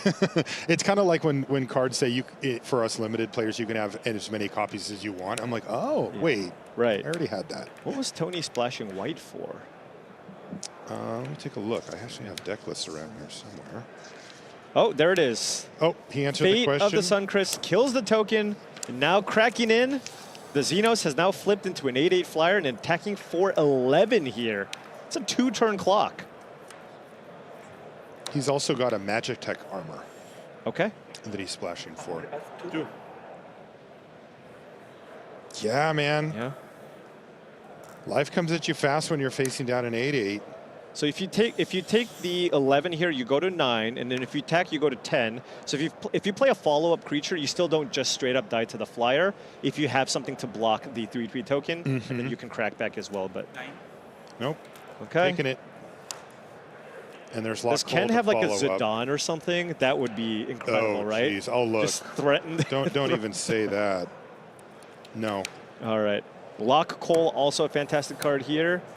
Graha Tia, which might just be entering the abyss here. Might have to just block to chump. It's got reach. It does have reach. The issue is when the Graha Tia dies itself, it doesn't draw you a card. It's only when other creatures and artifacts die. And now this is a +1/+1 counter on the 8/8 flyer. So now this is 100% lethal. It's a 100% forced block. And if Tony can find any interaction, absolutely, we could just call it a game. This is very much Tony going for it. This one's coming in. Is there room for Lock Cole to get frisky? No. I think just eat the Graha Tia, be happy with that. Oh, jeez. How about just draw 6 cards plus your draw step this turn? Yeah, I mean, at this point, it's got to be over. You're still at 20 life here. And behind on board is Ken Yukihiro. And that is going to do it. Tony Portalon wins one for the control players. Takes down what looks to be, I would not be shocked at all if Ken ends up 2-1. Yep. With that deck. I mean, that deck is awesome. I mean, Tony's deck also looks incredible. Oh, I'm to the moon, Tony. Yeah, to the moon. It looks like they both. They're just like, hey, let's make kind of block constructed decks. You make a control deck, and I'll make a red-white equipment deck with Gilgamesh at the top end. So both decks look really, really nice.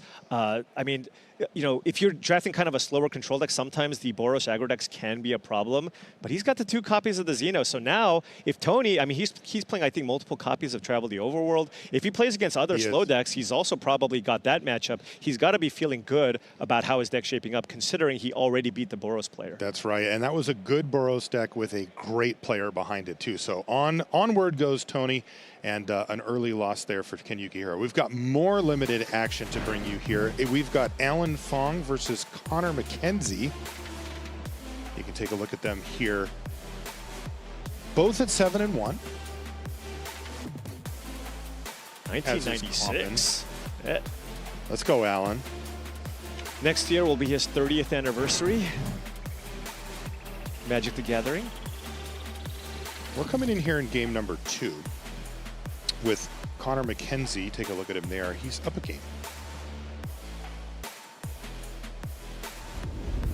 All right, curious to see what they've brought here. Is Alan mulliganing to 5? Yes. Ooh, well. Table Delta, start of game 2. Not ideal here. Does lead with a blue-red land, which I think many people's favorite archetypes. Going up against the turn 1 Saz's Chocobo on a mold of 5. And that is tough. That is tough. And it is white-green for Connor McKenzie. And it's red-blue for Alan. There are many answers for the Saz's Chocobo for a short window. Right. And Alan will need to find one. Doesn't seem to have one. Is that a Torgal? What a start. Jeez. A Fine Hound.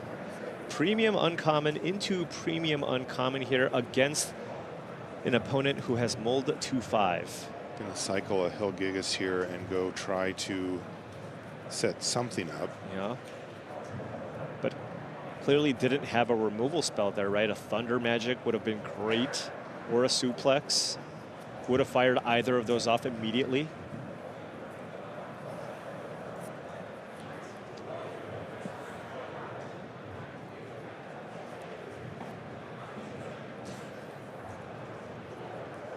Well, there's that mountain. Oh, Mountain Go from Alan? All right. Are the land drops going to continue to flow here for Connor? That's the first question. Right. And the answer is yep. Alan does have a cool one in hand. Not going to be too impactful now, but Cypher Almasi. Yeah, very That's nice a good one. Yeah. Does Connor have a human to play here off the Torgal? Get that nice little +1/+1 counter. Well, you know he's going to spend the mana. Didn't attack with the Torgal. And, you know, Alan has a copy of Fire Magic in his list. And it is a human, right? There. Snowvilliers. Wow, It what is. kind of curve is this? We said it was a Fine Hound. Look at this. One of That's a finest. 4/4 right now. Wow. A mighty Fine Hound. This is ridiculous. Land number 4 for Fong. So now you can play the Cypher, and that gives you a 3/4 blocker, which lets you kind of block everything but the Villiers. The Chocobo would be a 3/4 with a land here, so. Yeah, having done nothing this game of consequence, this is a inflection point where if Connor has some way to interact with Cypher, it's like GG. Yeah, any combat track or removal spell here basically is game over. There it is. Yep. Or a sight. Yeah, it's just hard to imagine coming back from this. Again, there is a Fire Magic in the list here for Alan Fong, which could clear up a little bit. The creatures are turn. Yeah, the creatures are far too big now. But now they're too big. Yeah. I guess Connor didn't have a land here. Okay. But Fire Magic does cost 6 mana, right? To fully kick. To fully but last kick it. turn there was the 2/2 Fine Hound +1. Absolutely. It's like, oh, that was it. Yeah, that would have been big.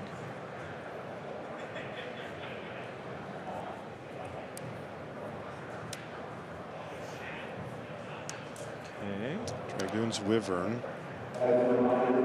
Looks a little small. Yeah, just get some chump blockers out there. Now, Alan Fong does have a haste magic. I suppose you can use that to trade with the Villiers because that seems like it's the most problematic creature right now. But now Connor's got 5 mana available. White Auracite does tap for mana. Card has been extremely impressive. Unconditional removal for basically anything while also ramping you. Very, very close. And also an artifact, right? Yes.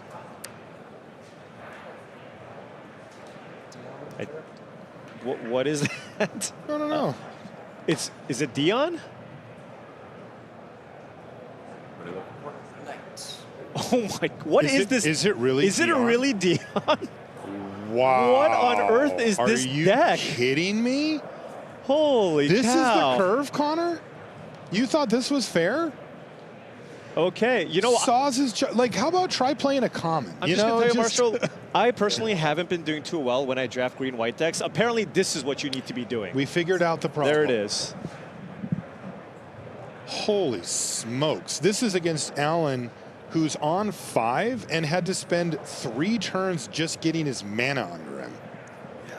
What can we even do? This has got to just be over here. There's no big sweeper in blue-red. There's no Ultima type effect that could just kind of wipe the entire board here. No, there's Nibelheim of Flame, but that's not going to work here. He does have haste magic. Can you, like, mountain, haste magic, Nibelheim I like the way of you Flame? think. And he doesn't have Nibelheim of Flame. Oh, well, look. We can, yeah. And that's going to do it. Connor McKenzie with a convincing victory, shall we say. Wow, that was a beatdown from Connor. And he gets to take what looks to be a really nice green-white deck forward. That is, I mean, we talk about trophy decks that look like trophy decks, that look like they go 3-0. Yeah. That is definitely one of them. Dion is one of the best rares in the entire set.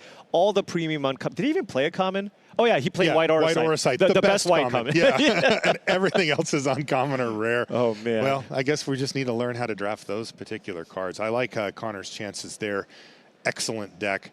And hopefully Alan can get his feet under him there, as that was a beatdown. Oh, it absolutely was. At least there was no chance, no hope involved there, because, yeah, Connor improves. All right, that's going to do it for round 1 of draft here from Vegas.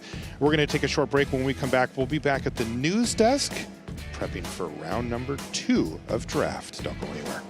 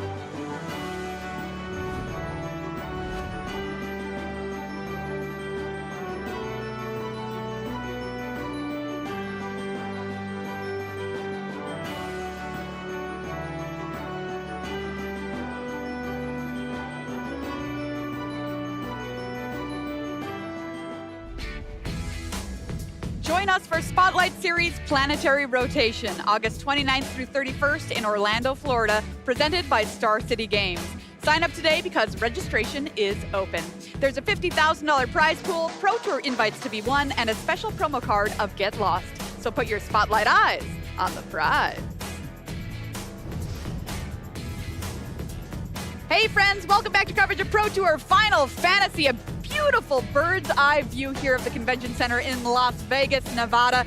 It is the biggest MagicCon of all time, happening at the same time as this Pro Tour. There are thousands and thousands of people here enjoying the best game ever made. I had a chance to go and walk the floor just a few minutes ago, and it was so incredible. Cosplayers, fans of the game, Artist Alley. I may have spent too much money, Corey and Ailey. No Has that ever such happened to thing. you? No such thing. You spent the right amount of money. I Look offered it. to go with you. I could have been voice of reason, but I probably would have bought those too. Yes, I got some artist proof signed here. This is going to be my Beautiful. next commander deck for sure. Aren't these beautiful? Yeah, Brad? those are great. Like, Yes. I want to flip some coins Yeah? and win some games of Magic. Look at the back. See, I'm not lying. Artist proof. Very pretty. That's gorgeous. That's gorgeous. So cool. Hey, everyone, let's take a look at our leaderboard here on day 2 of competition. We are early in day 2, and we are in draft, and the draft rounds so incredibly important. Look at what has happened. We had one lone undefeated player when we walked into the building this morning, and now we have 6 people all tied at 8-1, all vying for the top spot to lead the field. Just one match of Magic this can happen. It's just like a completely different story than we were telling about an hour and a half ago, which is incredible. Take a look here. Shota Yasuoka, Bob Marr, 2 Hall of Famers who are playing here this weekend, both sitting at 7-2. As we continue on through the standings, a bunch of more players at 7-2. Shuhei Nakamura still hanging in there at 7-2. You're looking at probably the majority of our top 8 here on these first 2 pages, but so much can happen over the next few rounds. Sure can. Yep. Speaking of, let's take a look at our draft pods this morning. We're following along with the top 4 pods here in the building. Let's find out what happened after one round of draft. Like I said, it was a wild ride. We had an undefeated player. No longer. We do not have an undefeated player. Keyword in the building. had. Had, yes. We had one. But just one round of Magic can change so very much. Like I mentioned, 6 players now at 8-1, 5 of them in pod number 1. Take a look at that. Incredible. Christian Baker was your overnet leader, now falling to 8-1.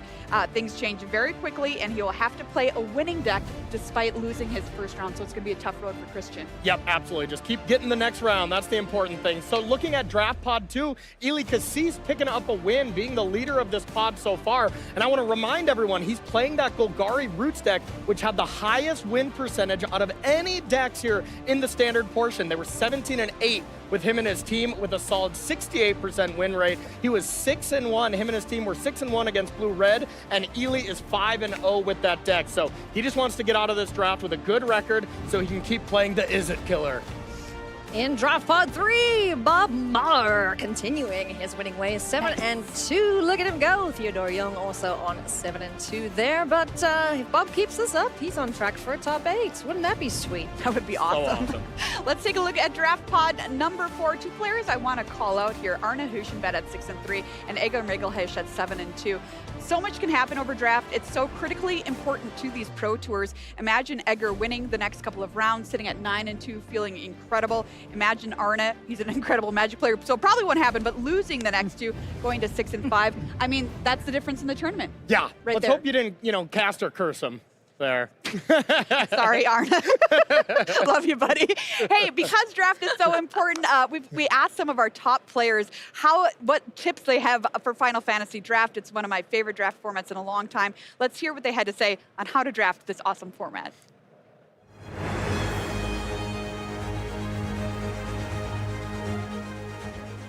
I'm here with Christian Valenti, who finished 3rd in Spotlight Dragons, held in Denver recently. Christian, we're not playing with too many dragons this time around, but what tips or advice would you have for players getting into Final Fantasy Draft? Well, Final Fantasy Limited, in my experience, has been fantastic. Wizards does a really great job if you engage with the online platforms to kind of lay out what the base strategies each color pair is trying to accomplish. And following that is roughly going to get you in the right direction for a lot of the archetypes that you're going to want to play. What are your favorite archetypes to draft? I've been really enjoying black-red wizards, and then green-black, kind of like graveyard, right? I think black and white tend to have like some of the deeper color pairs, the larger pools, and I think it's really hard to end up with a bad deck a lot of the times in those color pairs. Someone going into their very first draft and it's Final Fantasy, do you have any pointers for them? I think just the more standard overall advice would be don't, get married to your first pick. That's usually the one where you have the least amount of information to work with. But try to draft as close to a pre-constructed deck as you can. I think you're better off taking cards that work well together than just objectively powerful cards these days. Awesome. Well, best of luck, Christian. Hopefully we'll see you at 6-0 after Limited's done. Thanks so much. I appreciate it. Jody, let's talk about Final Fantasy Limited. What do you think of the set? What's your favorite archetype to draft? Tell us about it. I love this format. I definitely, just personal note, I love picking cards and trying to guess what Final Fantasy they're from. But as far as archetypes, I would say the most popular archetypes, hardest to get, generally blue-red, spells matter 4 and up. Follow that with probably green-black, some self-mill and recursion, common in a lot of limited formats. Then there's like 3 different white aggro decks, which could also be mono-white. Personally, my favorite though is the town deck. It reminds me of Tarkir, where you pick a lot of lands to pay for your stuff. Right here, you want to pick up towns along the way, predominantly blue ones, so you can get paid off from the big draw for uncommon, which can table because not everybody can afford it if they don't have the lands. So that's really my favorite. Love drawing cards, and you get to play all the bombs that come around because you got all the splash colors from picking the lands. Jody, best of luck. I hope you find all the fixing you want and go to town, I guess. Thank you. I'm here with Andrew Beckstrom, the winner of Spotlight Dragons. Andrew, tell us, what do you like about this format? What archetypes are you hoping to get into? Yeah, it's a cool format. The Final Fantasy set, I think as being like an outside IP, maybe you worried you weren't going to get a fully fleshed, awesome draft experience, but that's not been the case at all. It's probably one of the most balanced formats we've seen in years. All of the colors are definitely super viable. And so I'm excited to just get into whatever's open and whatever people are passing to me. Let's talk about what people will be drafting, because it's a different experience from at home to the Pro Tour level. Yeah. So what do you think we'll see? I think it really depends upon what the personality of the style is of the person next to you. So when we did our big limited meeting, we're talking about like which colors are you hoping to be in, which color pairs do you most want to be. Some people were like, I love white artifacts, I'm happy to get all of those. And then other people on the team were like, I'm going to force something in the Grixis, blue, red, black, like those kind of colors. I love all the spell themes going on. So for me, as somebody who drafts and plays a ton of limited, I feel very comfortable in this format playing any colors. So really, to me, it's just like, I'm just going to take the best possible card out of the first couple picks. And then once we get into that like 4th, 5th pick range and I see something that's like, oh, that's a bit of a better card than I thought, I'm getting past something I wasn't expecting to see. If I had to pick something, I really love the blue-red spells archetype. It's maybe a little simple to draft. It's kind of obvious in some ways. There's a bunch of cards which say draft expensive non-creature spells, and then a bunch of cards which do cool things when you do that. And if you just kind of tunnel vision on that, you usually will end up with a pretty good deck. Awesome. Well, Andrew, best of luck, and hopefully we'll see you at 6-0. Hey, thanks. Great draft tips there from some of our Spotlight Series top limited players. Well, everybody, it's time for round number 10. So let's set up the match in our feature match area coming up for this round. We'll be watching Jody Keith. That's super sweet. Mono black deck currently sitting at 8-1 up against Jan Alexander Chouinard, currently sitting at 7-2. Let's get to meet our players. Jody Keith, a grinder, has been playing for a very long time, started in 1994, has 3 Grand Prix top 8s and 1 win that came in 2019, wants to play in all 4 events. Let's take a look at Jody Keith's road here in the Pro Tour. Just 1 loss there you can see on day 1 of competition. It was to Christian Baker, our undefeated player overnight, who is no longer undefeated because Jody Keith just beat him last round. He got revenge. The revenge win, you love to see that it. always feels the best. Let's take a look at his opponent this round. Jan Alexander Chouinard started playing in 2010, qualified via an RC in Prague. Goal is to requalify for the next event. We'll need 10 wins to do that. There's our players. Tell me about these decks, Corey. Yeah, let's take a look at it. You said it right, though. This deck is sweet. Mono black is something you basically do not see. You know, the color pairs are so balanced, so you're almost disadvantaged when you're picking a single color deck. But when you have some really, really powerful bombs, then you can really pull this off. We have Jet, we have our just indestructible god there, as well as Summon Primal Odin, which is one of just the best cards in the set, full stop. Let's take a look at Jody's opponent.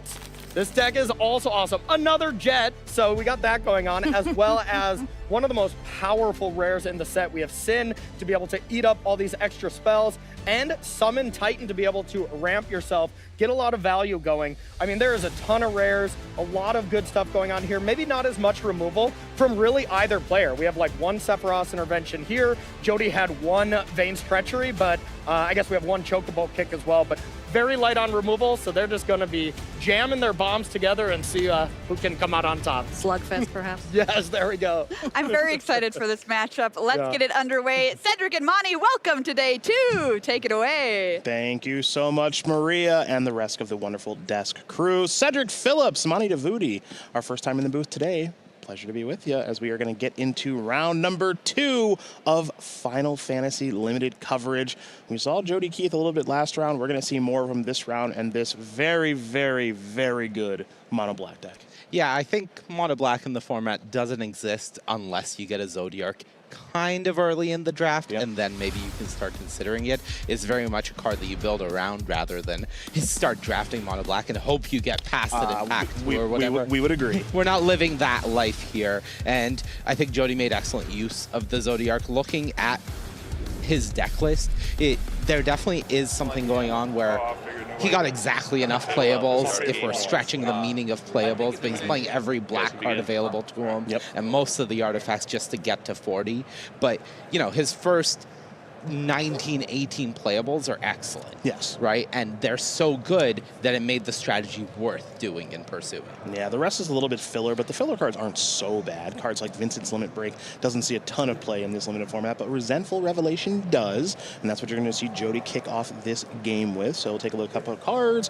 Swamps will go to the graveyard, one card added to the hand, and we're going to head back Jan's way. These two players having a nice little start to their turns, but there's a lot of rounds left in this Pro Tour. What makes this so much fun is the difference, as they were talking about at the news desk, between winning and losing a match at this stage of the tournament. Jody loses this match, he goes to 8-2, not the end of the world. But if he wins this match and moves on to 9-1, then those top 8 dreams are very much in view. Yeah, absolutely, especially given the record that he had in Constructed yesterday, going 4-1, and just feeling good about his Constructed deck in a field of prowess. Notably, Jody did win his first match with his deck. Yes. Jan lost the first match. Jan is 0-1 in this draft currently, and that's 2 losses in a row for him, coming off the loss he suffered in the last round yesterday now. Yeah, when Jan was playing for the 8-0, right, be on the top of the standing. So a slight losing streak here, but off to a very good start, that is for sure.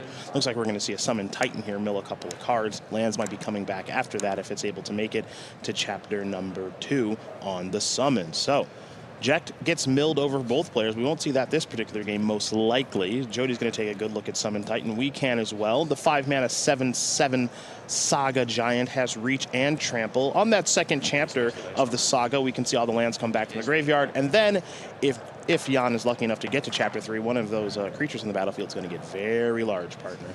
Yeah, and one of the things that you typically hope for when you are drafting the Zodiark strategy of Mono Black is you're going to have access to some of the better removal spells that Black has. That's not really the case for Jody's deck, unfortunately. As much as it does have powerful rares and it has that top end, one of the things that he is lacking is a robust removal suite. So the chances of this Titan being able to resolve both of its following chapters, bringing that land advantage back and pushing a big trampling attack through is pretty likely here. Well, here comes Titan. Going to come across for at least 7. You can see Jan's hand right now. There's a copy of Vincent's Limit Break, the T-Rexar, a Swamp, and a Trino Dark City. We'll get to those in a moment. Right now, Keith is going to decide how to block, if at all. And you can see Jody's hand does have the Zodiark, the main reason that he is in Mono Black alongside Summon Primal Odin, the Final Days, and Vincent's Limit Break. Looks like Keith's going to do a little bit of blocking here. Remember that Titan does have Trample, so 4 damage is going to come through. And now there is the T-Rexar, trigger, of course. Chouinard will gain a little bit of life, up to 23. Certainly the aggressor in the game is the Canadian as we head back over to Jody. Yeah, and I think Jan has definitely set up a multi-turn plan here that sort of revolves around Vincent's Limit Break being the play on Titan next turn, just to continue that pressure rather than having it be a one and done and it's gone. So definitely something that of course, in an open deckless event, Jody may be considering, but also Jody's plays are pretty forced here. I have 5 mana. I'm going to put Zodiark in play, get this board a little under control. Of course, your opponent has the choice of what they're sacrificing. So the 2 large creatures pretty likely sticking around the Gugu Gardener and the hero token, most likely the sacrifices here. Yeah, Zodiark is an interesting card. It's one that players have to read over a couple of times because you do read it, and it of course does read powerful, but a lot of players haven't had the opportunity to actually play with it just yet because it's a mono black card, and you really can't draft mono black that often in this format. So it's the kind of card that when you get passed to you in pack, maybe middle pack 1, pack 2, pack 3, you just kind of go, that's not a thing for me. Here is that copy of Vincent's Limit Break here for Swianard. We are going to see that target Titan, as you did mention. So that's going to come back here in just a moment. Maybe ask a judge to see what. And it looks like we're going to need a little bit of clarification on exactly how this does work. So we'll let the players talk just a bit. I'm going to put the counter there. And then it's coming back.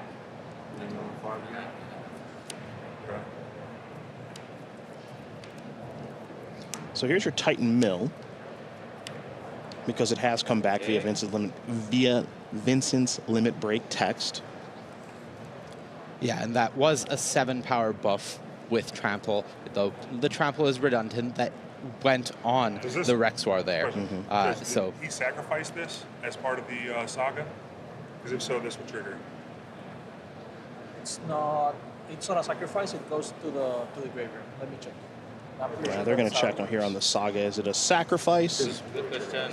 Or is it just die sort of thing? Because, of course, when a player sacrifices another creature, you get a +1/+1 counter on the Zodiark. Right. It doesn't matter how the sacrifice happens. And it is actually a sacrifice as part of the rules of resolving sagas. The 3rd chapter has you sacrifice it, or whatever the last chapter may be, as you can see in that top line of text. So that is an extra counter on the Zodiark. The indestructible creature can block here, but the trample on this large attack, this is an attack for 13 at the moment, means that just Zodiark getting across as an 8 toughness blocker is still a lot of damage going 13 through. minus 8 is 5. Looks like it's going to be 5. So go to 9. Okay, so Keith's going to fall down to 9. And that Zodiark did a nice job of soaking up all that Titan stuff that was happening that turn alongside the T-Rexar. So maybe a little bit surprising how ineffective that attack was. As now here's Ignis going to take a look at the top 6 cards and ideally find a land and put it on the battlefield tapped here. Going past a couple of good ones in Sin and Sephiroth's Intervention. Yeah, those are going to be headed to the bottom. Okay. And now all Jan can do is pass the turn back to Jody Keith, who I don't want to say in the driver's seat just yet, but I think the positioning is pretty good here. There's a copy of Odin in hand. A couple copies, I think, of Vincent's Limit Break still. Maybe just one. A copy of the Final Days, which is not ideal at this exact stage of the game. But Keith has a game to navigate here, I would say. Yeah, and he definitely has a position where, yes, things don't look the best on board, but given what we know of his hand in the copy of Summon Primal Odin that is castable thanks to that treasure token here, or the copy of Sir Conrad, which is likely going to be the next turn follow-up, these whammies are going to get the board back under control for him. Yeah, now here is that copy of Primal Odin. Looks like that's going to take care of Titan. And it will. Yeah, as much as Titan is the temporary creature here, it does have a limited amount of time on the board. It is representing the most likely lose condition for Jody. So getting that off the board here will result in the most consistent win over the next few turns rather than risking it. And Jody's going to come across here for 3 points of damage, feeling as though he's in an advantageous position and can actually start attacking here. Again, Zodiark is so large, it's such a good blocker in a situation like this that you're not really terribly concerned with the T-Rexar if you are Keith in this situation. So looks like the Bard's Bow is going to be equipped on Ignis here. And we might see a follow-up, and that's going to be Cecil. And we're going to head back Jody Keith, so I know good attacks here for Jan. So I would say that Jody has started to stabilize. Chapter 2 here on Summon Primal Odin means that if it does connect with Jan, the game will end on the spot. Yeah, it is a very scary line of text. Yes, it is. With no real evasion for Odin, it is not the most likely outcome in a lot of scenarios, but it is one of those cards that is demanding an answer. Oh, Sephiroth too. Oh, yes. Oh, I missed that one. Yeah. I missed that one. Okay. Yeah. Okay, this deck's a banger. The hits will continue coming until the game ends, Okay. says Jody Keith. All right, so Sephiroth Fabled Soldier is going to join the battlefield. ETB, whenever it enters or attacks, you may sacrifice another creature if you do draw a card. This one is very powerful, to be sure. I can certainly see why Jody Keith is in mono black now. You mentioned that cards maybe 19 through 23 were a little bit lacking. Well, cards 1 through 18, boy, they look good. Oh, yeah. No, Jody, with how much people are prioritizing black as one of the top colors in the format, you shouldn't really expect to be getting an incredible mono black deck. But when you do, oh, it's going to be good. Yeah, and these interactions are getting completely outrageous. You saw Primal Odin. It forces a block, of course. So now Vincent's Limit Break is going to bring Primal Odin back, enter the battlefield, kill a creature. Sephiroth, I think, just transformed. One-winged angel. We have a one-winged angel here. Kenny Omega would be so proud. My goodness, look at this. Look at this.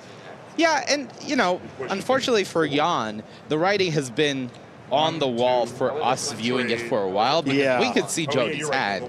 We knew that these hits were going to start coming time after time after time, and Zodiark just being an indestructible blocker that's been sitting there the whole time, making sure that Jan can't put any more pressure on Jody's life total, it has resulted in this scenario where Jan had a great start to the game, and then we knew that things were just going to start falling back, given the quality of Jody's hand. Whoo, buddy.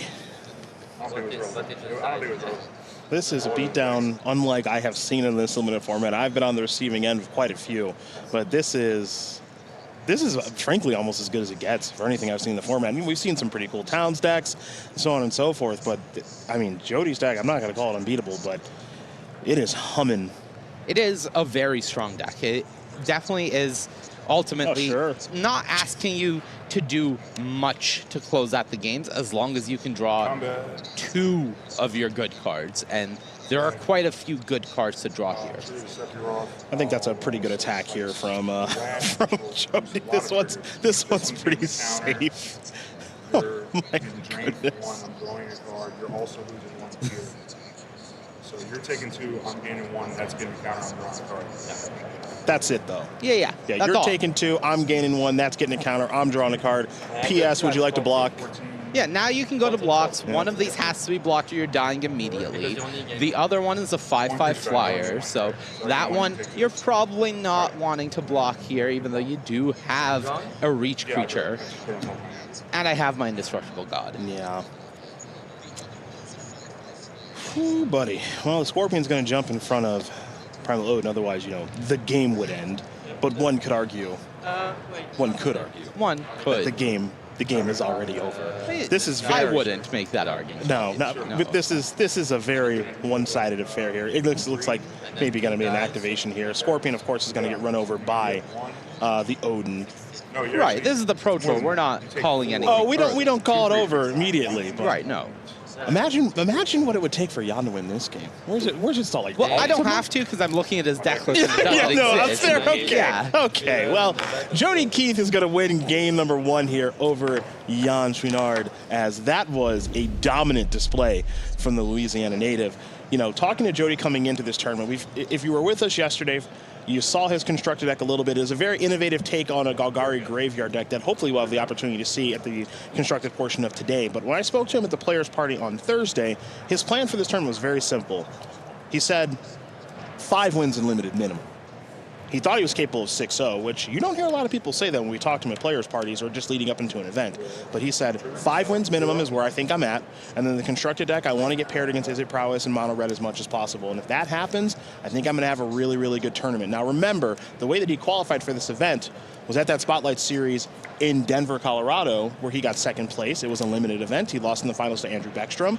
But during that tournament, Jody ran off 10 straight wins. So clearly he feels very comfortable in limited formats. And P.S., he hasn't lost in limited yet this weekend. And I'm having a hard time imagining him losing with this deck. Yeah, especially in this situation, because we're a bit into game 2 now, and Jan is missing green with a handful of green cards. Yep, that makes it very tough. So already falling behind, and the early turns are all important.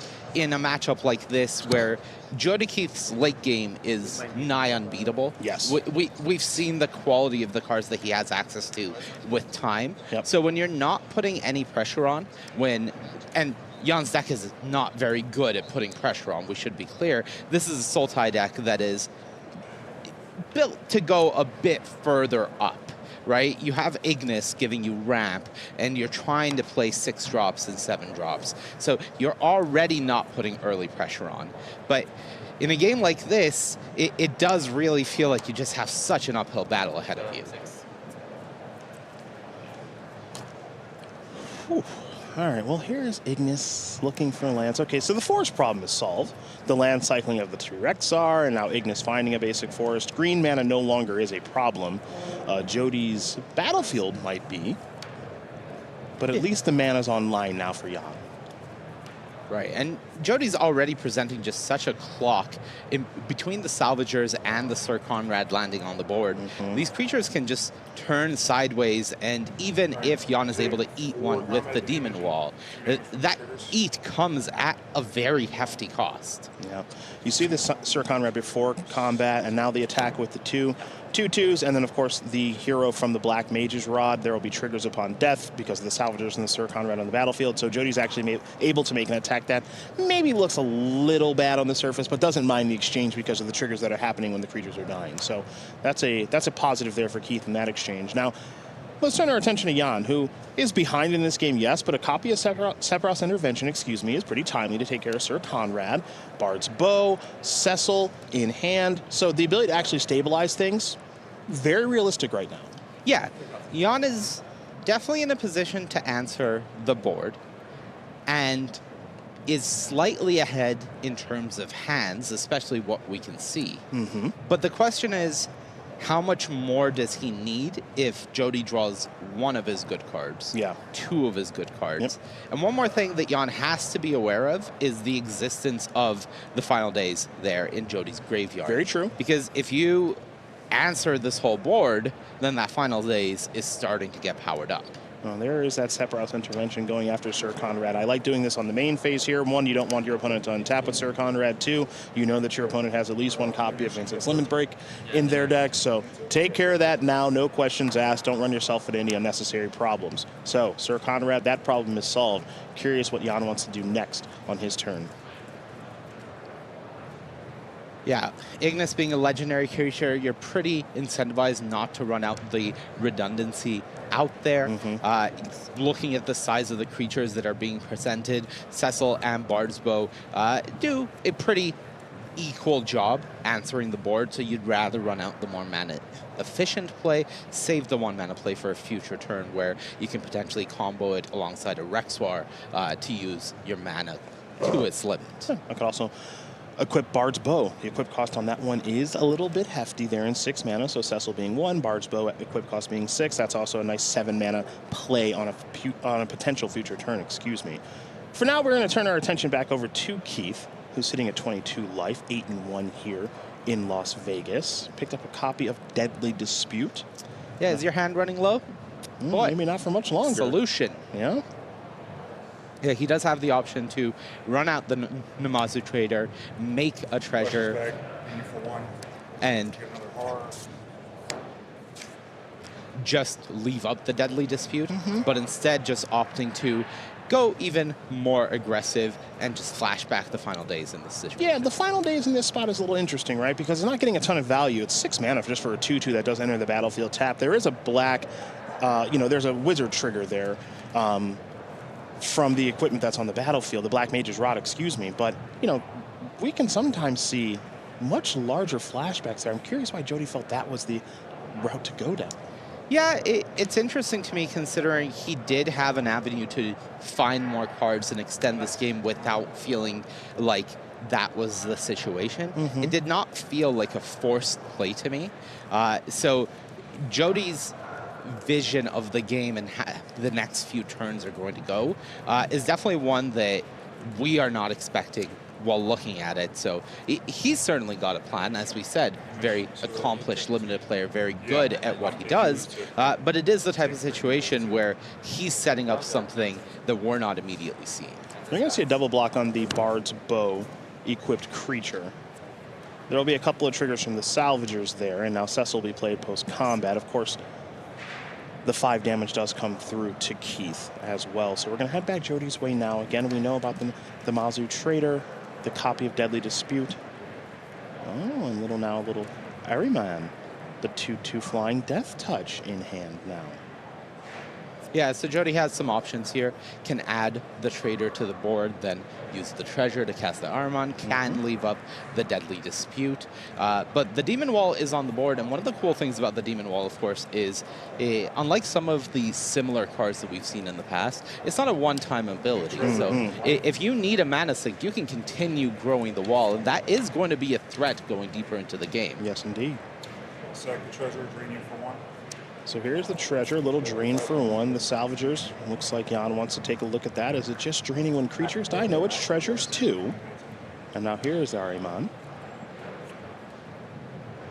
So Keith has kind of gummed up this battlefield a little bit and is simply going to pass the turn back. Both players with a Death Touch are on the battlefield, worth noting as we head back over Jan's way. Yeah, definitely Jan very flooded right now. And one of the reasons that we do have to attribute Jody just aggressively popping off the final days there, of course, is the existence of Ignis on the board. Sure. Knowing that your opponent is able to exile it on any turn where they have excess mana, and saying that, okay, well, right now you seem a little flooded maybe, so you're not going to have a choice but to do it, so I may as well pop this off now. And Jody just saying that rather than playing to what is in his hand, he's playing to maximize every resource to its fullest, even if it is not the longest going forward potential. Yeah, I guess that's a get what you can approach. Right. Yeah. Which if it is just 6 mana to get a 2/2 and a Black Mage's Rod trigger, look, it's not the best final days we've ever seen, but it's better than no final days being casted at all. Right.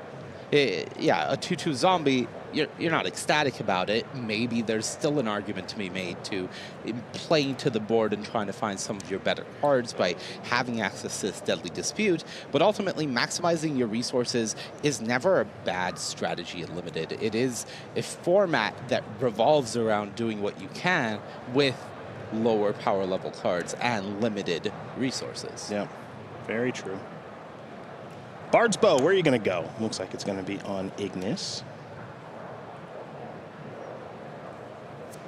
Yeah, Jan would very much like to get some value out of this Ignis in terms of trading it off for a creature, just to be able to cast the second one from his hand and get another land, thin the library a bit, and continue going deeper. One of the issues, again, for Jan right now is the understanding of not just the game state currently, but the game state at large, which is knowing that relatively Jody's top end is a lot more powerful than his. Jan does have access to a copy of Sin in his deck. That card is very strong, and if he was to draw it, it would be quite good here.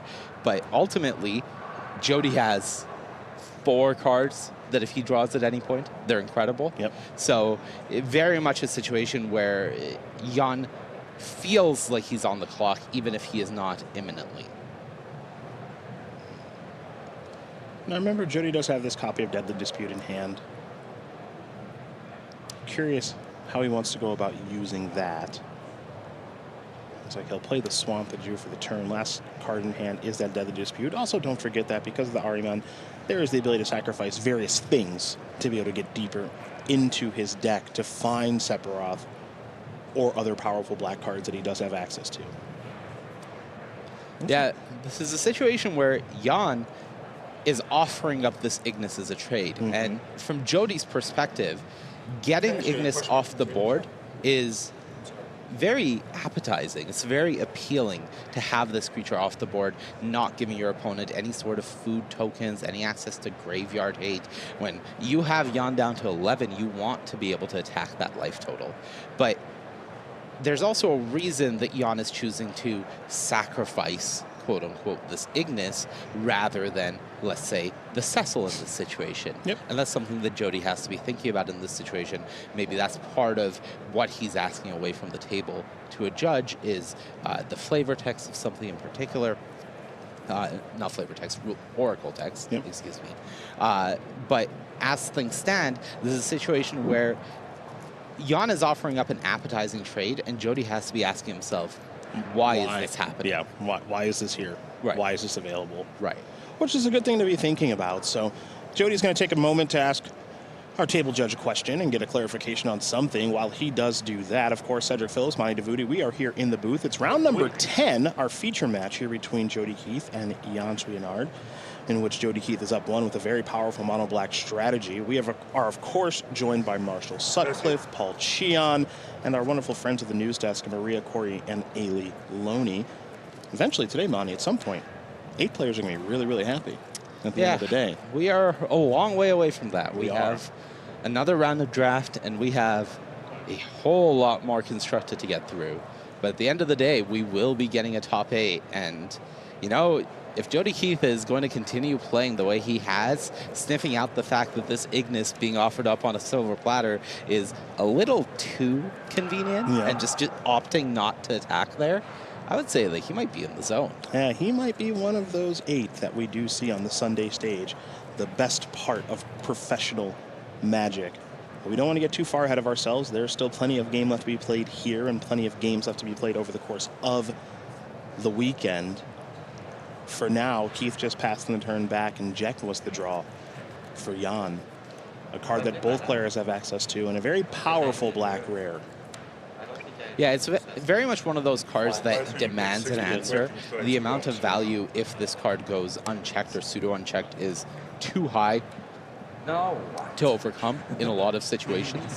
Unfortunately, when you draw it in this scenario, that is where the card displays a certain amount of weakness. A 4/3 Menace, still difficult to block, but if Jody has a sizable board and access to multiple blockers, and you don't have any tricks to take advantage of this, then you are not really being provided with an opportunity to take full advantage of that. So Cecil's going to come in. Looks like it's going to trade with the trader. And of course, when Cecil does deal damage, you lose the life. So it looks like Jan's probably going to fall down a little bit lower to, I believe, 9. Looks like it's actually going to end up being 8. And now there is Jacked. So looks like the Ahriman. I'm going to see a little sacrifice now. We're going to head back Keith's way. Is that Odin? No, Anima. Anima. All right. Cards, not a problem for Jody now. No. Between this and Deadly Dispute, that's not going to be a problem. Ahriman, Deadly Dispute, and Anima will fill up this hand. And that means that Jan is suddenly... and the Hectides. Yeah, Hectides gets the last one. And, you know, if I'm in Jody's seat, I'm feeling really satisfied with myself for not attacking with that Ahriman last turn. Yeah. You see the second Ignis and you're like, God, I'm smart. Yep. Oh, yeah. And now clear for takeoff. Immediate attack. Yeah, if you want to make your trade with the Ignis that has the Bard's Bow on it, which means it has reach, by all means. And Jody's got to be feeling comfortable here. He's got an Anima that's on the battlefield. He's going to be able to provide some additional cards. So there's a lot to like here if you're in Jody Keith's situation. And it looks like Ignis is going to take care of the Sir Conrad for good, and a food token will be on the way here. Yeah, so this is going to be a trade. The food token got eaten immediately. So up to 10 for Jan, then the salvagers will trigger from the Ahriman dying, and down to 9, which isn't the most precarious life total, but you're not in a great position. That's mana very quickly. All right, Jack's going to get fired up. Drew Chocobo Kick, I believe. Yep, that's what I saw as well. So that is a way to answer the Anima and allow an attack from Jack now. With 5 toughness, you are still being challenged by the board, but it would require every creature from Jody getting in front of the Jack to trade with it. So kick it real good. Going to be a trigger there, of course, in the Salvager. So 22-8 now looks to be the game score. And now will Jack attack? The answer is yes. Yeah. Jordan wants to read the back, so. Let's get a full sense of what's happening. Of course, Jody does have a copy of Jack in his deck, as you mentioned, but you really want to be sure about what is going to happen to you if you choose not to sacrifice 2 creatures here. Jody, of course, understanding the cost of getting Jekt off the board is all 3 of his creatures. In that scenario, then he's dealing with a Deadly Dispute in hand that he has nothing to sacrifice to, and a Menace creature that can grow in the Demon Wall on the other side of the board, and suddenly the game becomes losable. But if you just chump with 2, you still have a Jekt on the other side of the board, and you only have 1 creature left, so you don't have a block next turn. Correct. So this is a consideration where, in both cases, things are bad for Jody. Okay, so there's your double block, couple salvagers triggers, so 24 to 6. This is a rock and a hard place here for Jody Keith, as Spell is very important on this draw step. Remember, only card in hand right now for either player is Jody Keith's Deadly Dispute.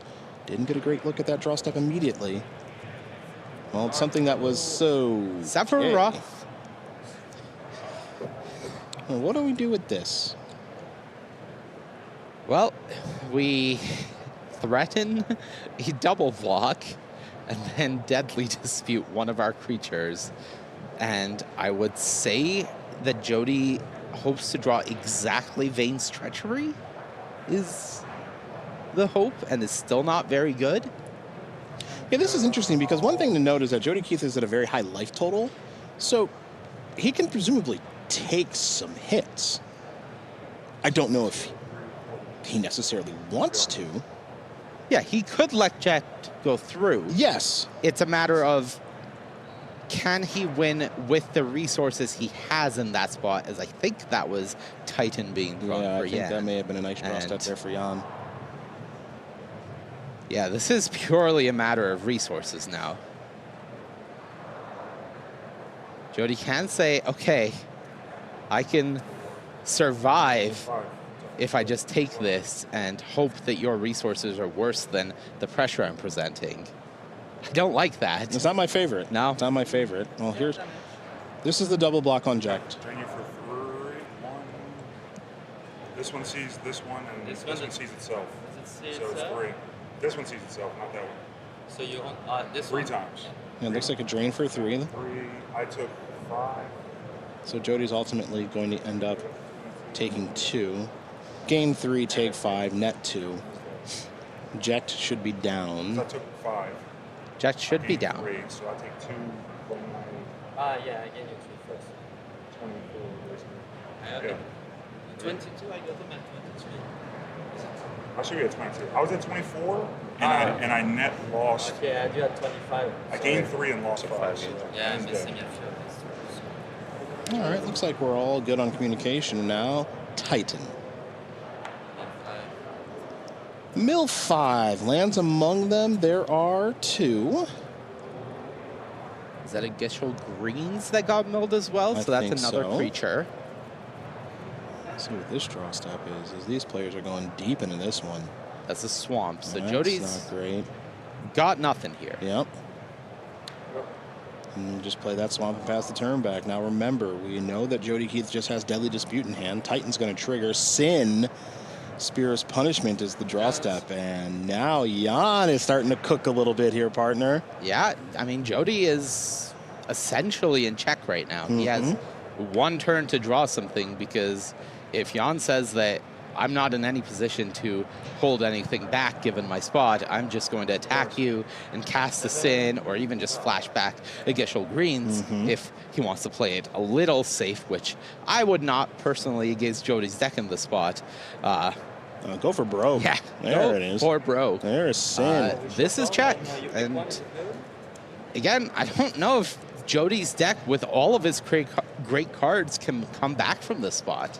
Yeah, this is one of those situations where I think to myself, okay, what can Jody draw? My first thing that I would think is something like Odin. Right, which is a removal spell and a creature. Okay, well, another creature is actually joining the battlefield now here in Cecil, so I don't think Odin's going to be quite nearly good enough, and I'm not even sure if it was before Cecil joined the fray. So let's see what this is. This is a little rat, an Undercity Dire rat to be precise. Treasure on the way, actually multiples because of the Deadly Dispute. So 2 treasures, 2 draws, swamp, doesn't matter. Game number 3, here we come, as Jan Chouinard able to tie things up against Jody Keith's very powerful mono black deck. But Jan, as we saw, has quite a few good cards too.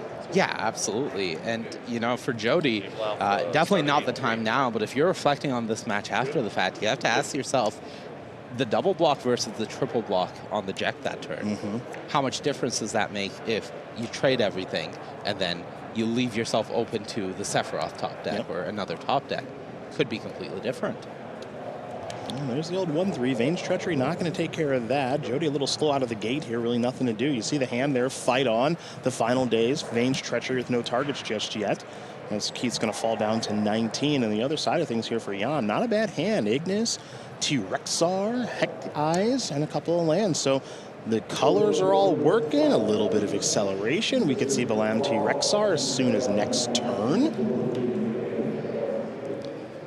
Yeah, and, you know, Ignis presents a big problem for Jody's deck in that it is a value creature. It comes down and immediately, most of the time, gets you something, but it's also threatening the graveyard. So it demands a removal spell in a lot of situations when you have a game plan that involves cards like the Final Days and Fight On in Jody's hand.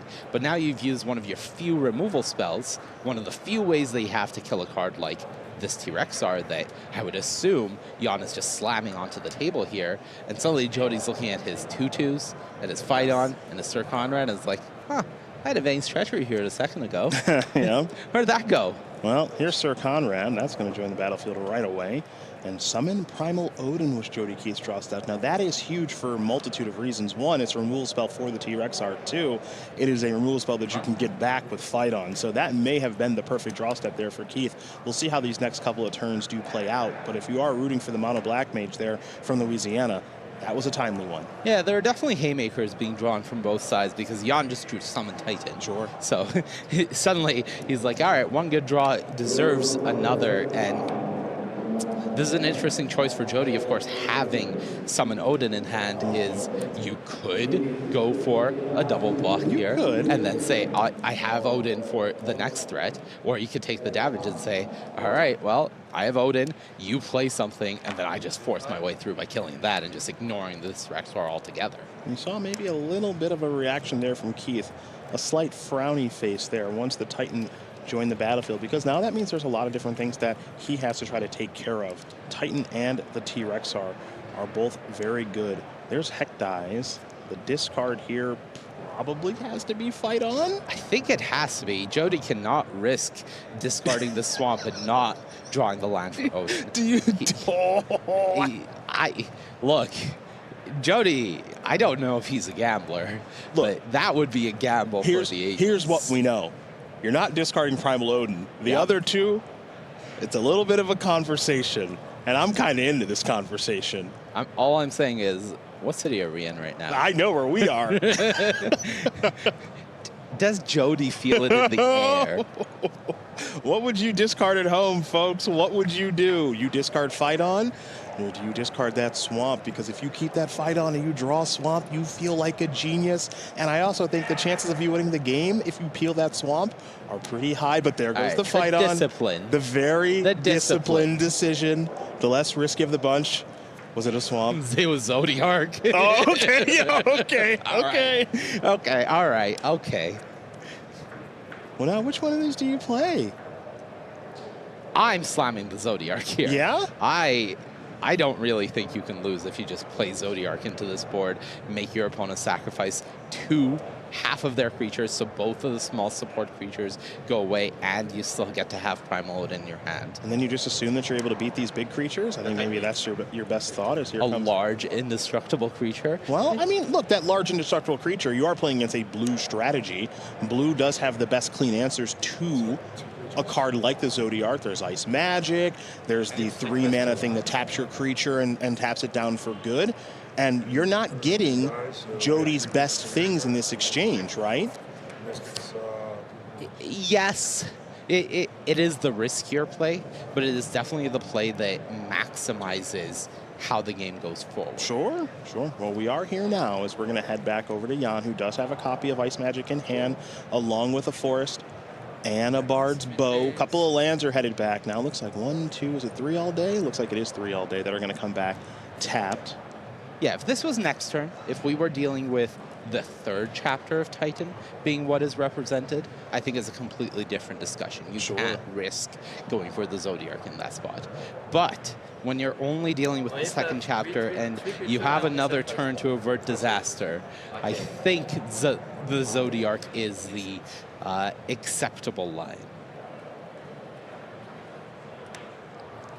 Now, one thing that is interesting here that does need to be mentioned is both of the creatures for Jan right now have trample. So Jan could make an attack here with the ice magic in hand and just say, go to blocks. You have fun. Because if Jody just blocks with the Zodiark here, he's dead. I'm counting lethal. Interesting. Does Jody smell that out? That's a fair question, partner. Remember, open deck list. Yeah. And also when you think about just, if you even take open deck list out of the equation, you think about what can my opponent have, playing against blue. If you're well-versed in the format, you know about cards like Ice Magic. You know, so you think about that. This is a very, very interesting call. There's a block maybe there. Uh-oh. That's it. Is that it? That's it. 13. That's what Jan checks. Doing the math. Double check the math. Triple check There's the math. Ice Magic. Lethal the math. Oh, that is going to do my it. goodness. That is going to do it. Jan Alexander Chouinard is going to win with that Ice Magic in combination with Trample. Going to get the job done. Jody just shrugs his shoulders and says, maybe I could have blocked a little bit differently. And now, this is what we were talking about right at the top, how a win can change so much and how a loss can change so much. Jan started 7-0. Lost the 8-0 match, lost the first round of day number 1 here. Might be thinking, okay, well, it was a great start for me, and now my tournament's kind of going down the tubes, especially, remember game 1 of that match? Yeah. You see all those cards that Jody had? He got stomped. He got rolled in game 1. Was not close. Right? Barely ekes out game number 2, and then game number 3. Now, okay, well, here's Zodiark again. Great. And Jody's got Sir Conrad, and what am I going to do to try to win this game? And was able to just sneak it out. So now, back on the winning ways. Yeah, and this is a big win for Jan for a lot of reasons. It's not just that, okay, you got to win. It's that you just stopped a streak of losses because you were on a 2-loss streak. You beat a deck that had won while your deck had lost. And you did it by playing really tight margins, really well in all 3 games, and feeling like you stole it. Feeling like a game that you shouldn't have won, you just got away with winning. That gives you some momentum. And momentum is pretty big when you're getting into these later rounds of a Pro Tour and you're playing against all great opponents, but you're feeling yourself. You're like, I can hang. Yeah. I can keep up. You're going to lose sometimes in Pro Tours. Not everyone goes undefeated. Actually, you know what? Most people don't. So Jan is back on the winning track. We got one more round of Final Fantasy Limited to bring to you. Marshall and Paul will be here in just a bit. Don't go anywhere. We're having a blast.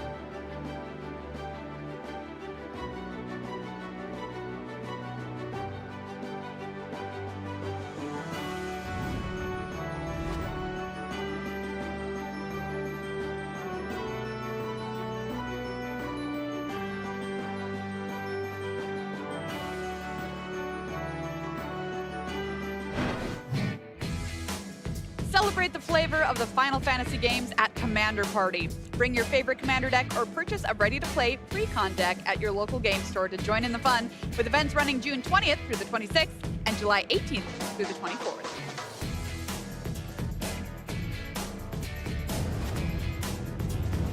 Welcome back to coverage of Pro Tour Final Fantasy live here from Las Vegas, Nevada. We are in day 2 of competition.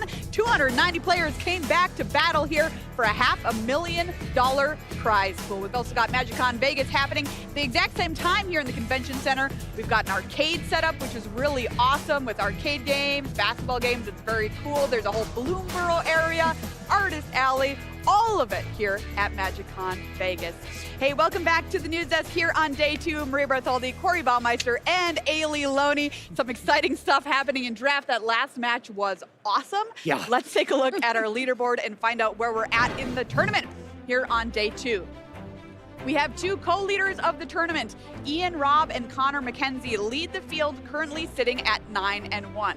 I now want to draw your attention to William Arujo, who is sitting at 8-1 from Brazil. Top forward in RC to make it here this weekend, so congratulations to him and doing very well.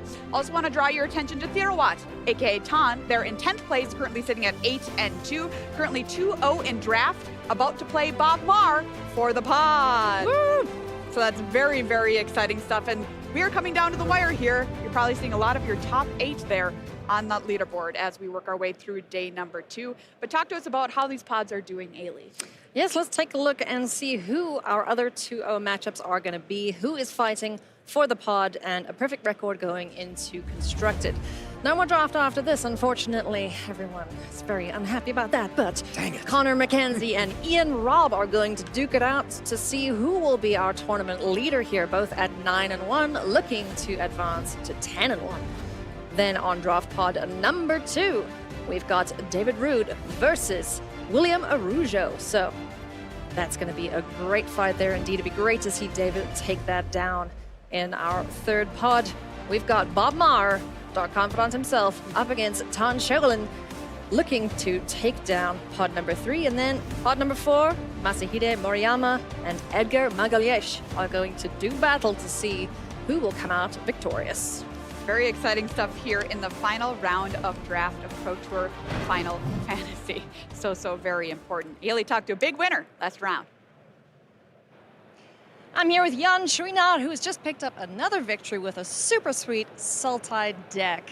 How did the draft go today compared to yesterday, Jan? I think my deck yesterday was stronger. Of course, now the players maybe are more experimented.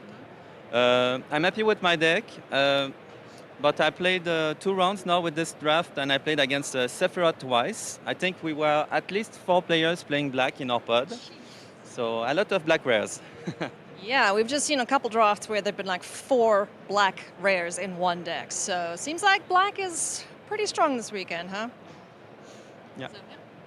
So going forward now, we have 1 more round of drafts, is that correct? Yes. And then into standard. What are you looking forward to most going into the standard rounds? I think I just want to play against any decks. You know, I've been playing a lot against EZ. I would like to, you know, the next rounds play 1 of each deck, different decks every round. I would like that. That would be nice for us too, just saying. And you did mention yesterday that you were going to bring a shirt that's even better than the Otters. I like this one better. I am not 100% sure. I like Otters personally more than Birds, so you'd let us know which shirt wins in the fit race. Well, Jan, best of luck for the last round, and hopefully we'll see you again here soon. Wow, Jan, thumbs up. Scott shirt game. And I Love will the say, fashion. I asked him after the interview, I'm like, okay, what's the shirt for day 3? Yeah. He says, I don't have one. He's going to rewear the Otter shirt, right? If he makes it, he said his friends have said they're going to get him a shirt. So I imagine a late shopping spree if he does make it into the top. Well, we are in Vegas. We are. So He'll find one for sure. We can find something good here, I'm sure, at one of the many shops. Let's take a look at our next match. We're going to watch in the feature match area for the pod here as we work our way out of draft here at Pro Tour Final Fantasy. Ian Robb versus Connor McKenzie, our tournament leaders, both tied at 9-1. Let's get to meet our players. Ian Robb, top 8 at Pro Tour Ether Drift in Chicago earlier this year. Can he go back-to-back with these top 8s? What an incredible run for Ian Robb at the first couple Pro Tours this year. Connor McKenzie got second at a regional championship in DC in 2024, top 8 at an RC in Hartford in 2025.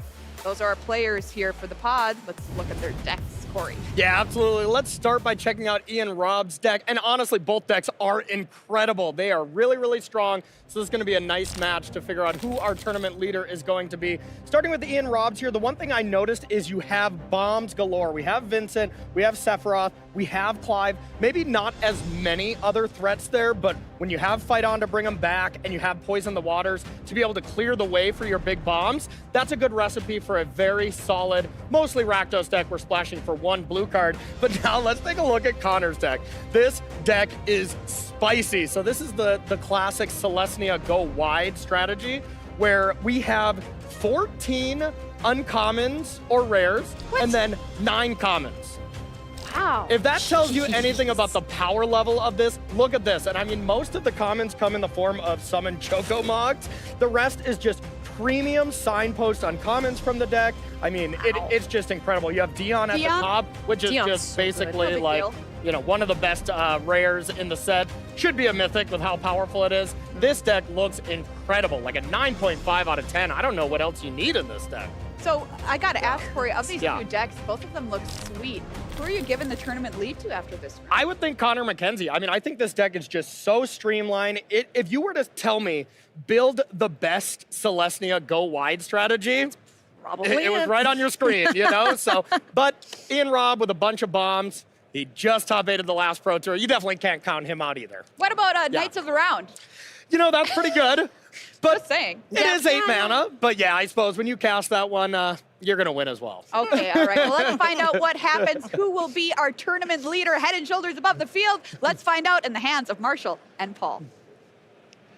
Yeah, thank you, Mira. Welcome back to the booth here at Pro Tour Final Fantasy. Marshall Sutcliffe with Paul Cheon. Paul, we had a chance in our earlier round that you and I covered, round 1 of draft here today, to see Connor McKenzie kind of clean up the mess there with green, white, and we both really liked the look of that deck. Turns out he made it to the pod final. Yeah, I mean, it's one of the best green-white decks that I've seen. Super streamlined, double-digit number of uncommons on color. That's exactly where you want to be in this format. So Connor's deck looks incredible. Ian's looks solid, but he does have a very, very difficult matchup here. Yeah, there's Ian. Ian is on red-black, it looks like. Little splash for, one of my favorites, Side Quest card collection. Yeah, no, great card. That card actually has been overperforming. I thought it was just an okay card. You're never up a card, but the thing is, it turns out it's pretty easy to actually complete the quest on that one and just get a 4/4 flying vehicle. But Ian's Robb is far more controlling, kind of that Grixis Mages deck.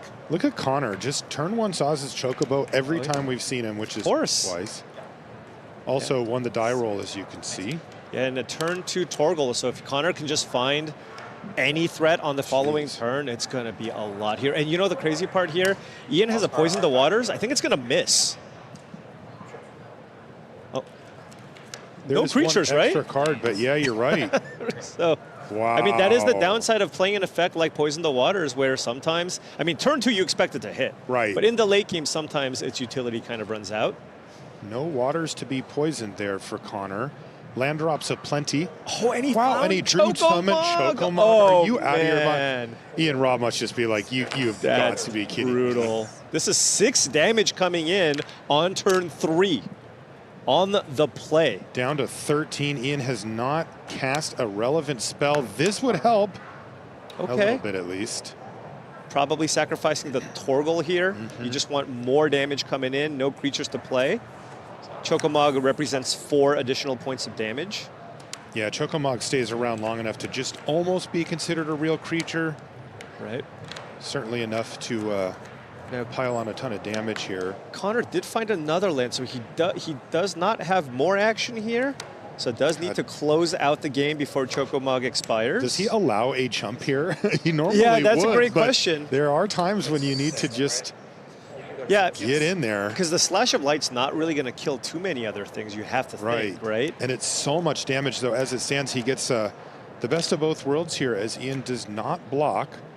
So now Ian has the ability to play Namazu Trader drew the 4th land here, or reinforcements to gain a bunch of life. But the 3-4 sizing is very, very nice against Summon Chocomog because it doesn't pump itself. This is just precarious. You're down to 5 because you lose 1 life with the trader. Right, okay. This is a big turn for Connor. If the trader is gone. Yeah. I mean, the Chocobo will be able to attack. The question is, yes, do you just Slash of Light the token, play a land? Oh yeah, then the trader actually has to block the Chocobo on the right. That means Chocomog gets in for 3 points of damage, putting Ian down to 2 with no board. You have to do that. And you still have your Saz's Chocobo left over. Right, there you go. So Back there with it both. is. Ian down to 2. It's 5 power, right? Yeah, a block. Yeah, take 3, go 2. All right. So Chocomog So will be gone. Ian has to have an answer or a blocker. But if he does, he could definitely stabilize from here. Right, I mean, there's a Mycelian Elder. That's 2 creatures. Hey, that's going to make it very difficult for the Saz's Chocobo to actually get through. Yeah, so that's just... And when, you know, normally you'd be nervous at 1 against an aggressive deck, but this is green-white. Yeah, is there any way to give this trample or something? Because that's what... That would do it. Oh, and it's another land, okay. Wow, this actually could swing back towards Ian. He's going to have a lot of time here. I mean, this Chocobo is eating something wow. every He has single Vincent turn. Valentine as well. Yeah. That's the kind of card that can turn around a game very quickly. And he has Fight On, so he can just sort of produce Endless chump blockers. Fat Chocobo, if Connor has that in his deck, would be absolutely huge here. I'm going to look. I have to know. I assume he does. He's got everything. He's got right? 1. Yeah. Now, Vincent Valentine on this board with no removal, like, it's going to be really hard to kill that Chocobo. Won't necessarily grow. And Connor top decks Fate of the Suncrist here. Do you just fire that off on the Vincent Valentine, or do you just wait? Because if Ian attacks with the Vincent Valentine, it does attack as a 3/2 lifelinker. But, I mean, if Ian goes to 5, that's fine, right? It's like, if you want to attack me, that's fine. That's you go to 5, and then if you play another creature, I have Fate of the Suncrist to kill that creature for a lethal attack. The issue is Ian has a Shinra's Reinforcements. It looks like he's not going to mess around here. Right. But again, there are so many... Oh! And an Ahriman there. Finally a way to actually get in the way. I imagine he's going to play Just play both. this and Reinforcements. Yeah, Reinforcements and Ahriman here. This still keeps you alive through a removal spell. Yeah, Death Touch, this is huge. Connor needs to find a way, maybe a Slash of Light, some way to get the Death Touch creature off the battlefield, maybe a Chocobo. Oh, it's another. Wait. Summon Chocomog. Chocomog does not get it done. No, it does not. All right, Ian has turned it around here. Seriously stabilized now. Because the suplex can kill the Chocomog if Ian even wants to, and then Fight On can reload, including some pretty powerful stuff that's in the graveyard. Oh, just attacking here. What? Happy with this trade. Oh, interesting. Okay. All right, and well, now we got the suplex here with, I imagine there's not an extra Ahriman in Ian's hand, right? I think it's, or maybe he's got a second one? Well, let me look. No, I don't think he's got a second. You're right, he only has 1. So that's something else. We're just doing it now. Vincent. Gonna get Vincent and Ahriman? Yeah. Okay, holding the and suplex. just play it, okay. Yep. It is difficult on 1 card to get through 2 creatures, especially when Connor's really shown that he doesn't have a removal spell in hand right now. So this is pretty safe. The question is if, or when the Chocomog comes in, are you trading it for the Ahriman? You just have to? Yeah, I think you just kind of have to attack. And, you know, honestly, this is kind of the issue that I've been running into when I play these white-green decks, where you just kind of run out of action, and there's not too many ways to get ahead on cards. So if your opponents can turn the corner through your aggressive start, the games look a lot like this. And there's a suplex for Garnet. No, that exiles, so I don't think it triggers. That shouldn't trigger, right? I thought, does Vincent Valentine trigger off of death? Let me look real quick. Because I'm pretty sure suplex is an exile effect. It is. Whenever a creature in opponent So control yeah, dies. it wouldn't get counters. Yeah, you're right. That's really, really big. Oh, man. Yeah, I'm surprised both players missed that. Okay. I mean, I think Ian is pretty. Wow. Wait, they exiled it So and got counters? he remembered that it was exiled, but okay. Well, now it's large. Somehow that happened. Yep. It really could matter. Absolutely. Because that's kind of the name of the game for Vincent Valentine, is to get those counters rolling and then start attacking. If that creature would die this turn, exile it instead. Yeah, suplex, both effects exile. Right. Right. I like that. It makes it easy. You're just right. You know just, what to do. You cast it in. All right, Ian playing a defensive-minded strategy here. Now Chocomog just goes away, so it's really hard for. Oh, trigger on the stack. Drew the Ambrosia there. Yeah. So Connor can bounce it and then replay the Chocomog, can have it around for a bunch of more turns, but it's still looking difficult for Connor to actually get through for damage. Yeah, can't attack through that Vincent Valentine. Now, if that Vincent attacks, it would also gain Ian a ton of life. Especially with those two counters. With the counters. It's such a huge difference between a single block and a double block. It absolutely is.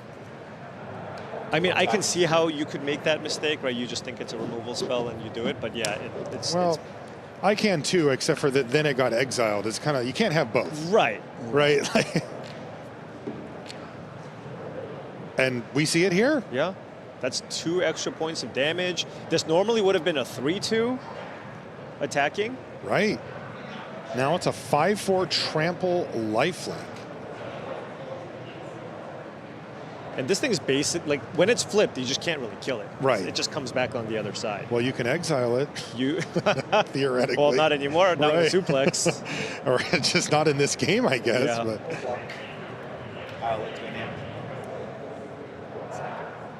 So and Zach Fair is going to pick up the counter and the indestructible. But you know what? Ian's fine with this because that's 5 life gain, and you still get Vincent back minus, or with the counter. Is it exile? Yeah. Return it to the battlefield tapped front face up. Yeah, but you don't keep the counters. Right. So why are there counters still on it? It goes to the graveyard. It still goes to the graveyard. You just get it back.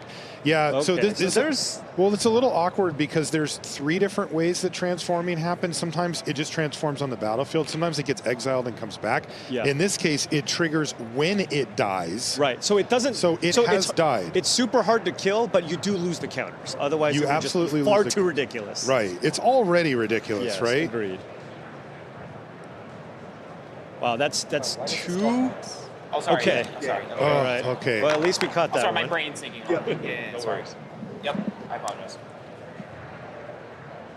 Ian apologizes, though. There should be some game state warnings flying around. I mean, that is a big one. Yeah, the way that it usually works in situations like that is that you'll receive a warning for, even if it's somewhat innocuous in the sense of like it didn't affect the game in a huge way. This actually has, but even when it hasn't, and it's, warning doesn't, you can get 3 or 4 of them. Dion has hit the battlefield. Okay, that's a here. game changer.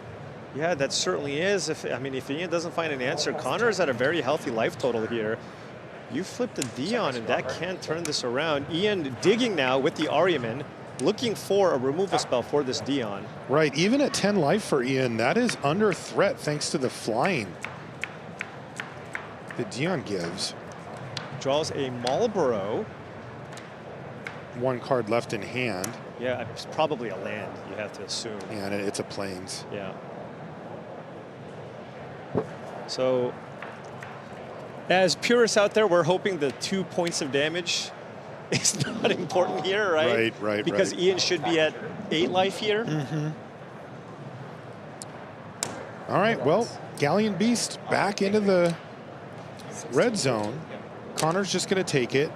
Connor wants to maintain his board state as much as possible. Trying to set up perhaps a couple of turn win in the air. There's the Marlboro. All right, this is a good amount of damage coming in. And then now Ian can actually use Midgar to sacrifice the Galleon Beast. It'll come back into play the other way, and you draw 2 cards. Wow. Getting a lot of value here. Jeez. And I think he may have found 2 lands there. It looks like it. Ouch. Probably wants to play the blue land here. Unless he already played a land for turn. Maybe so. Maybe he already did. Okay, so this is a good amount of offense coming in. The Dion plus the token is 7 damage, right? Yeah, Chocomog. With the Chocomog going, yeah. Connor's taking a look at Dion for the other side. Yeah, so if you want to use the other side, you can't actually attack with the Dion. It is a tap effect. So it's 6 mana tap, you exile the Dion, then you return it to the battlefield as a nice 5/5 flyer, and put a +1/+1 counter on each other creatures you control. Those creatures gain flying until end of turn. Yeah, it acts as kind of a overrun style effect. All right, so now everything has flying, including the Chocomog. So this is a good amount of damage coming in. Did Connor play a land for the turn? Because that would also turn the make the Ambrosia even bigger. Now there is an Ahriman that can chump here. And I do not think Connor is in danger of dying on the crackback here, so I imagine there's going to be a very, very large attack here. And Dion itself cannot attack, because the Dion was exiled and then entered the battle. Has Summoning Sickness right now. Not extra sleeves. So let's see. Like damage. I'll see if I can get some replacement sleeves.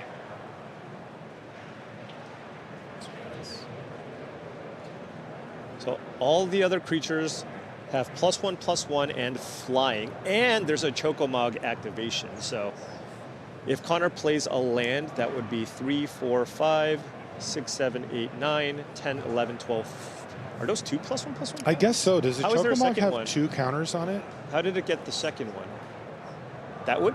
Oh, it's not lethal though because of the Ahriman, of course. And if something dies, remember, Vincent Valentine grows. Right? Vincent Valentine would get gigantic and would be able to attack back for a ton of damage with a bunch of life. Lifelink. The thing is that Vincent Valentine is going to grow next turn anyways, because once that Chocomog goes into the graveyard, right, all of a sudden you're just getting a bunch of those counters. I think Connor just passed. Wow. These sleeves are cool. Going to maintain patience. I think thinking maybe next turn, because Dion can attack next turn, right? So maybe I have a lethal attack next turn with the Dion. Because Dion itself does have flying.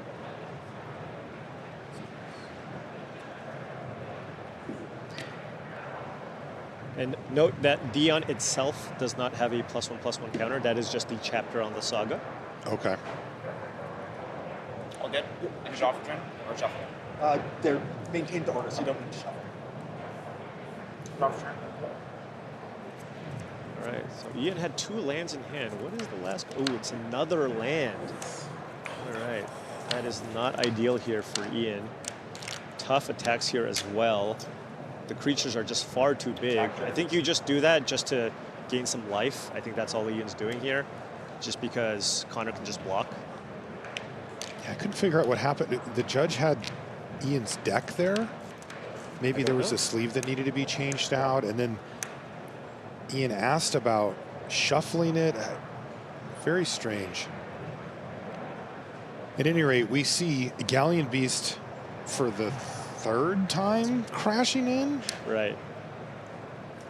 And the Ahriman ready to do stuff, which it's going to and do. Connor, I think, just took it here. Okay. And another, wait, no, that's a Vane's Treachery. Oh, wow. Vane's Treachery, that's so big. Sack this and kill your flyer. So I think what happened is that Connor Do you blocked get with 5 the counters? Hold on. Doesn't it get -6, -6? Oh, sorry, yeah. Okay, goodness. Let's not yeah, go too guys. crazy with this Vincent. Oh my goodness. I think that Connor blocked with the summon Chocomog, and then he just sacked it before, Got it. so it didn't die. Okay. So this is gonna die, and that one did have counters on it. So Vincent Valentine will grow here. 6/6, I think. But no, he had 2 counters. He had 2 counters on it. 5/5, I think. So because it pumps other, right? Right. So it would. So does Vincent not get counters? He would then, right? So I understand it. This will just be the Vincent Valentine game. Whenever a creature opponent controls dies, put another plus or equal. Yeah. So Chocomog died. So What is going on? That's 5 counters Yes. on Vincent Valentine. Is there maybe a trigger on the stack? No, he's just tapping doing his stuff. mana and Okay. stuff. Well, I guess All you're right. allowed to miss that one? Yeah, absolutely. I guess so. All right. Play on. Wow. Funny enough, both players just have lands. This is such an odd game here. Oh, Ian drew Sephiroth, Fabled Soldier. Ian has Sephiroth too? Yeah, I think there are 2 Sephiroths in the draft. Wow. Okay. Wow. What do you sacrifice anything? Nothing really to sacrifice here, right? Yeah. Yep. 4 damage, I will be. So the vehicle got awoken there, then blocks the 3/2 attacker, but before damage, Ian's going to sacrifice it to the Ahriman, which is going to trigger Sephiroth. Yep. So now you can drain your opponent for 1 as well. And this is just a nice little card advantage engine now with Sephiroth in play. And if you can ever flip the Sephiroth, it's just game over. Right. Yeah. You need 4 triggers in one turn. I'm in that one. Here, so I make sure. What can Connor draw at this point? It just seems Yeah. like the defense. He had the opportunity with that Dion, Dion was but that it. Vane's Treachery was such a big draw for me and Rob. Yeah, that Dion was the type of card that can get a green-white deck from being pretty far behind or needing something. I mean, remember when Ian was at 1? Right. Like, he's at 14 now. So much life gain. And it's not going to get better either. Snowvilliers. Yeah, not that's enough here. just power and toughness. So draw a card, drain you for 1, keep digging. Draw a card. Yeah, so now Ian's going to be gaining life, draining, and drawing multiple cards per turn at the bare minimum. Yeah, at some point he's going to find a removal spell. Oh, there's and one right now. One of the best ones in the entire set. The side quest here is so powerful. This is going to grow the Vincent Valentine. Oh my God, what's the power on that thing? 4? On what? The Oh, Snowvilliers. yeah, it is 4. So that's 4 counters on Vincent Valentine plus a drain. Then you get to attack, flip, and attack it with a 7/6 trampling lifelinker here. Oh, and Ahriman's getting in too. Yeah.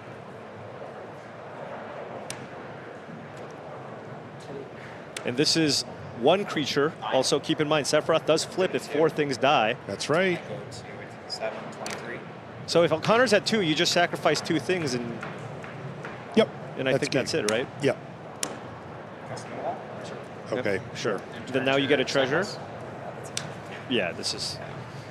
All right. End of game 1.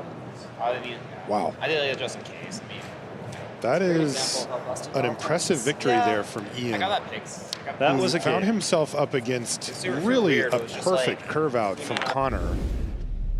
And all the way down to 1 life, climbed his way back all the way. I mean, Ian's deck has so much power. We're talking about Sephiroth, Vincent Valentine, bunch of nice removal spells as well. So, you know, if he just can survive the super aggressive starts that Connor's deck is capable of, I kind of like Ian's side. Definitely. But of course, we know what Connor's deck is capable of, and Right. if he gets those hyper aggressive draws on the play, it is tough. He was so close in that first game. I imagine Vane's Treachery will just get fired off here on the token. Yep. So summon Chocomog just by itself, not Yeah. maximized. It's No. okay, but are we going to see Sephiroth here? No. Nope, just a nice little 3/2 to trade with. What the is that? Chocomog. Paul? What is that card? The Forayer. The what? What Forayer? It's the 2 and a black 3/2. Come It exiles on. cards from graveyard. Q-Trub. Q-Trub? We can play this game all day. It's hard to win that game. Yeah. I say Q-Trub Forayer. That's more or less filler for Ian. Yeah, this is Okay, back-to-back Chocomogs, and are we going to see a trade? No, with the Sephiroth in hand, you might want to do your trade in a right. little Because later. once the trade happens, then you drain your opponent for 2 damage. Right, and there it is, Sephiroth on the battlefield. Right, Connor needs very difficult to manage. A white aura site here would be great. Maybe a cheap creature plus a slash of light. Yeah, I guess that would be a reason to block. Yeah, Oh, and there is a slash of light, but no but look cheap at the hand. creature. This is brutal here. 2 5-drops and a slash of light. It's not enough. The thing is, you kind of still just want to attack with the choke. Now you can just go slash of light on the forayer, I guess. You could. Just because once the Chocomog dies, all of a sudden your slash of light gets even worse. 4-3. Okay. Down to 12. Ian goes, okay, well, it's going to die next turn, so I'm fine taking this damage. Ian looks very far ahead here.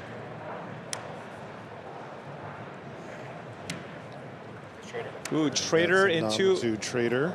Possibly just running out Poison the Waters here too with the treasure. Yep, you're right. And that will probably take Graha Tia. Yeah, because that's the one you can actually, that Connor can play with any land off the top, whereas the Rinoa Heartily requires a forest off the top. Yeah, Rinoa, a better card here. So perhaps if Ian isn't concerned with Graha Tia kind of at all, right, then he could take Rinoa. He also, yeah, he's just going to take the kind of solid pick here. Right. Which almost guarantees a plains off the top of the library for Connor if you've ever been in his seat before. Forayer getting in. Yeah, you have to be loving Ian's spot at this point. Looking really good to pick up a victory here. And I'll remind you, these players are both sitting with a 9-1 record. The winner of this is going to be at 10 wins. 10 wins is 2 away from a guaranteed slot in the top 8 if they can win it in the next 4 rounds. Right. So this is very, very big match. Excellent decks on both sides. Although I would say the Chocomogs are the worst cards in Connor's deck. And just drawing multiple of those. And just like sometimes when you just need a 3-drop, you got to play a 3-drop. His deck doesn't really go particularly wide either. It's just decent creatures that you just play on curve. You see Dragoon's Lance. Ooh, oh, that is actually great. That is an answer to Sephiroth. Oh, you're right. It gives you both, doesn't it? It gives you an artifact and a creature here. Why did he attack first? Yeah, that's risky. You can just play the Lance and then use Slash of Light. That's 3 damage on Sephiroth. No, don't pass. Oh, no. Oh, no. Is he just biding his time here? Well, the thing is now, if imagine Ian had an instant speed removal spell, I can't even. And you just get completely blown out. I can't even stomach the thought, Paul. Remember, Slash of Light counts both your creatures and your artifacts, which is why it works so well with the job select cards in the format. Yeah, number of equipment plus creatures. Right, equipment. I mean, honestly, this could also just be one of those frustrating situations, right? You just draw all planes, and you just... All right, he's going for it. Oh, wow. Why would you wait? Oh, maybe he didn't see it straight away, because that was very risky. You got 13? But it worked. Sephiroth is dead. Yeah. Keetrek Ferrers is dead. But Ian has the fight on here, so he can just get it back. Oh, man. So it probably just really didn't matter very much. And he can go Namazu Trader and then fight on if he wants. Yeah.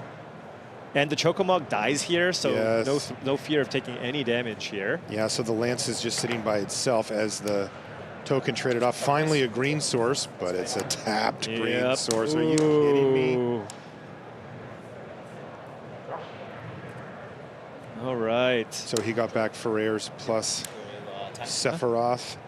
Gain a bunch of life. Shinra reinforcements. Oh, man, this is very difficult for Connor.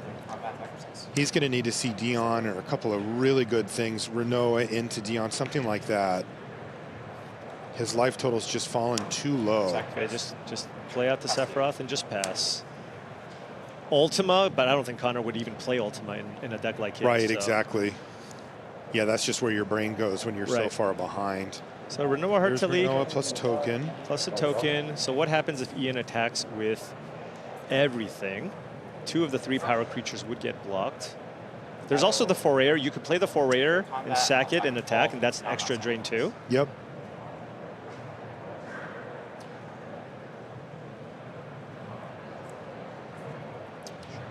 All right. So that's 5 coming across. And then Sephiroth dies. 1. No, there's 2 drain triggers, 2 drain triggers, so that that's should be lethal. 7. Yeah.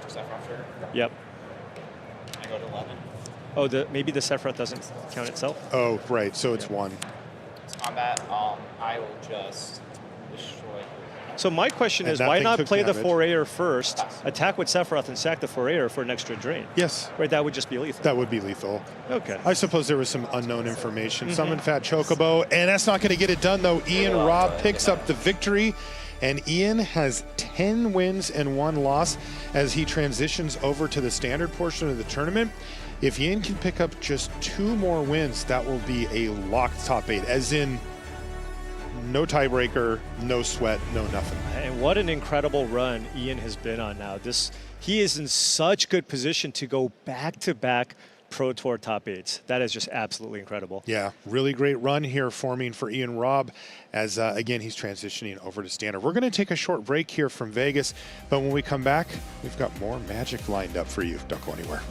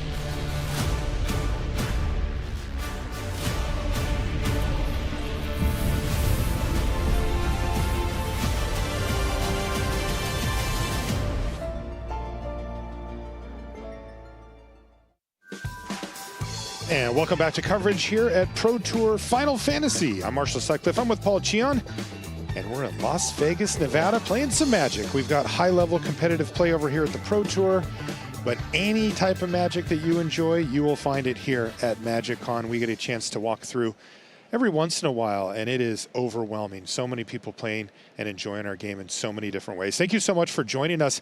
If you're a fan of Booster Draft, like we are, you're in luck. There's still a little bit left to go here. We're in round 3 of the Booster Draft here on day 2, and we've got the great one, Bob Marr, Hall of Famer, playing against Therawat Chowverinder.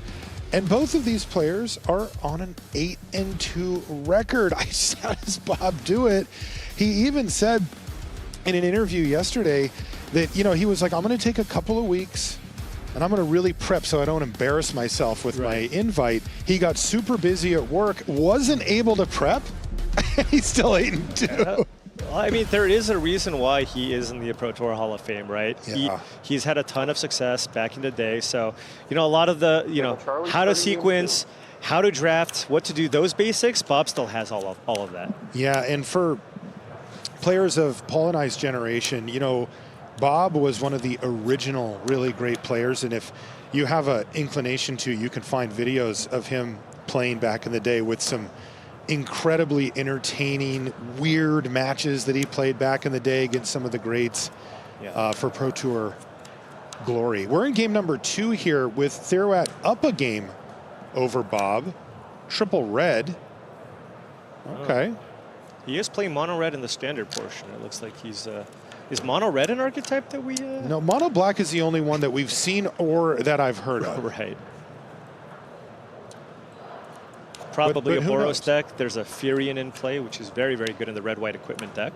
That's right, and there's a Plains to complete the circle here. Yeah, if you get like a Warrior Sword going this turn, could potentially mean lots of damage here for Theroat. Lock Cole for Bob Marr. And by the way, there is a Warrior Sword. There is. So the way that this works, it looks like he's just going to kill the Lock Cole. Are you checking out the mana for Bob? He's almost got turn 5. Oh, Wooburg domain. Full natural if he's got himself. Does he have the Plains? Forest. Oh, is that a forest behind the swamp? Yeah. Okay. There's 4 basic lands in play. No, I know. I thought it was a Plains. All right, so Oh. Plains? No. All right, well, he's going to go get another swamp. So that dream is dead. But very slow hand here for Bob. I saw Quistis, but that would not be enough to do anything here. There's a Thunder Magic on Theroat's side, but of course it's a 3/3. So this, I mean, if Theroat plays out this Warrior Sword that we saw in the hand, this is going to be an attack for boom, 7. There it is. Not good news, Bob. Oh man, somebody in chat just said, is Bob Marr older than the game itself? Yes. We all are. Like, are you kidding me? I guess we all are. That's true. Or most of us are. If somebody types in the not chat that it viewers. came out in the 1900s, like, I'm done. Like, Right, we're right, leaving. We're calling it a career. So the way Furion works here is you get to make a copy of the equipment here. It's so ridiculous. And so the creature gains haste, and then you have to sacrifice the equipment end of turn. How much? But you get the. But you get to keep. You get to keep the token. So that was just, and you got to haste out the tokens. That was so much. Bob's at 6. Bob's nearly dead. Like if Theroat just has another equipment here, I think Xenos? Bob's just dead. Xenos? Xenos would kill 1 token, I suppose. There's a 4/3, a 3/3, and a 1/1. Oh, Furion's a 3/3. Yeah. Oh, goodness sakes. Yeah, Bob needs a cheap Well, and that was creature. my dream scenario. I don't even know Right. if Bob has that card. I see a Chocobo kick and a Quistis. Maybe you can do something like Quistis the Thunder Magic, kill the 1/1, and then Chocobo kick the Furion, right? And then all of a sudden you're just dealing with Yeah. a Warrior Sword. I mean, that's something. There's a Gladiolus in hand, but I'm pretty sure if you play Gladiolus, you just die.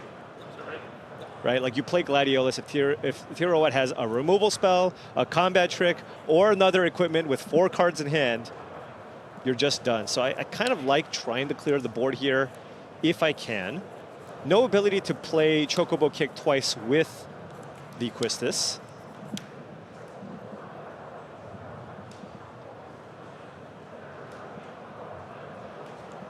Chat asking, is this the Bob who Bob is named for? Yeah. That The is original him. Bob. It is. Dark Confidant. All right, Quistis Trepe. Yep. Kill a token. Yep. Kick. Kill the Furion, yep. Pick up a land. Wow. Yeah. Well, that was... Do we have a game again? Or? I mean, that was the line that was his only line that was available here. Yeah, oh boy. Oh, threat. And Oh, that's so we going to be didn't it. see that. Wow. Theroat Chalverinder. That's the threaten effect in the Right. set. It steals the opposing creature. Very aggressive deck Wow. there for Chalverinder. And he's going to improve to 9-2. And that's going to knock Bob Marr down to 8-3.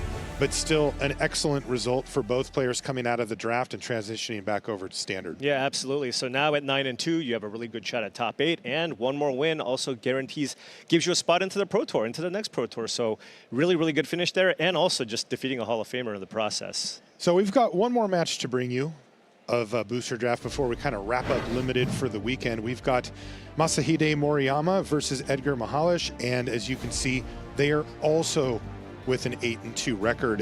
You know, our main match, they were at 9-1, so even the loser dropped down to 9-2 and is still in really good shape.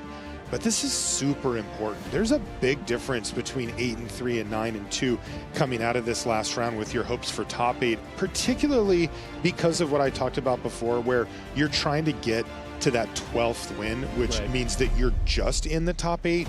And, you know, if you have 9 wins, you're thinking, okay, if I can win 3 of the next 4, I just lock it up.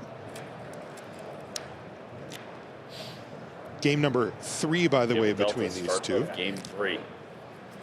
All right, Plains. One thing I have noticed a lot from watching the Japanese players play here. Oh, turn 2. Cloud getting equipment very, very strong if you can run that out. Turn 2 is they actually, a lot of them like the very aggressive white strategies. Everybody's talking about the control decks, the blue-red decks, everybody's favorite, or the Towns decks. But all the smart people are talking about those decks, I agree. But you know, I asked Shuhei Nakamura, I said, what do you like in this format? And he was just like, I like the aggressive white decks. Totally. I want to beat down, I want to kill everybody really quickly. Everybody's going to fight over, play all their tap lands, and I'm just going to kill them before they get their game plan going. Yeah, that's what the actual smart people do. Right. They just get their opponent dead, and they don't really care about how many choices they had or how interesting it was. Cloud on 2 is really nice, though. Especially when you have one of the best uncommons in the set with Dragoon's Lance to go get with it. Yeah, that is huge. Land here would allow Magitech Infantry to start doing its thing. There it is. Generally speaking, depending on how many you have in your deck and in your hand, but you want to start activating it about as soon as possible. Yep, unless you have a much superior 3-mana play. Right. We're talking about maybe a Rufus on turn 3, something along those lines. Sephiroth. Right. Because we haven't seen enough Sephiroth Not here. enough Sephiroths. Look at that. Cheeky. Frisky attack there. Hectai's attack. Hey, there is a Rufus. Hey, there Rufus it is. Well, that is the reason not to attack with there you go. Not to pass with the 3-mana. A free attack here in the air with Dragoon's Lance. Lots of lands. What is that? Ring of the Lucii? Yeah, that's a weird addition. In red-white, right? I don't think I've ever seen anybody curve Cloud into Ring of the Lucii before, but here we are. Oh, maybe Moriyama's got a Gilgamesh as well. That would be exciting. We could see it next turn if so. Yeah. Helps you equip all that colorless mana. That's true. And you can use it, you know, as a not a defensive spell. Get something out of the way on tap, get something else out of the way, kill you. 16. It is powerful. I see at least 2 lands in Moriyama's. Wow, what a curve here from Edgar, by the way. 1-drop, 2-drop, 3-drop, 4-drop. Jeez. And his 3-drop and 4-drop just added extra permanence to the battlefield, and the Hectai's has already got its card as well. That's right, and then, you know, when he runs out of action, we're going to see the Magitech infantry start to go too. So this is just so much to deal with. Hopefully Moriyama can ramp into something big here. I feel like if it was a Gilgamesh, you would have just played it already. Probably, yeah. There's nothing slowing that down right now. 16. I see a Thunder Magic. Said go. Yeah, I see a Thunder Magic in Moriyama's hand, but man, there are just so many things you have to kill. I imagine Magitech armor certainly going to be. It's the biggest creature, so maybe that's something you want to consider killing. But even if you do, I mean, we're talking about still taking, what, 2, 4, 6, 7 damage? Assuming we crew with a Hectai's or a 1/1 token. Cloud can get in front of a Magitech infantry. Oof. Oh, and not attacking with the vehicle here because of all the mana that Moriyama is keeping up, thinking, well, you know what? You probably have a removal spell here. I don't want to leave my 4/4 vulnerable. I have clean attacks with just all my other creatures. Totally. Also, awkward position there for Moriyama as you have to decide if you're going to use your ring. Oh, and this is, yeah, and Edgar just getting a replacement infantry. Sure. If you want to be the aggressive white deck, there is no number of infantry, Magitech infantries that you can have too many of. I've seen 4, I've seen 6. I've been happy with all of them.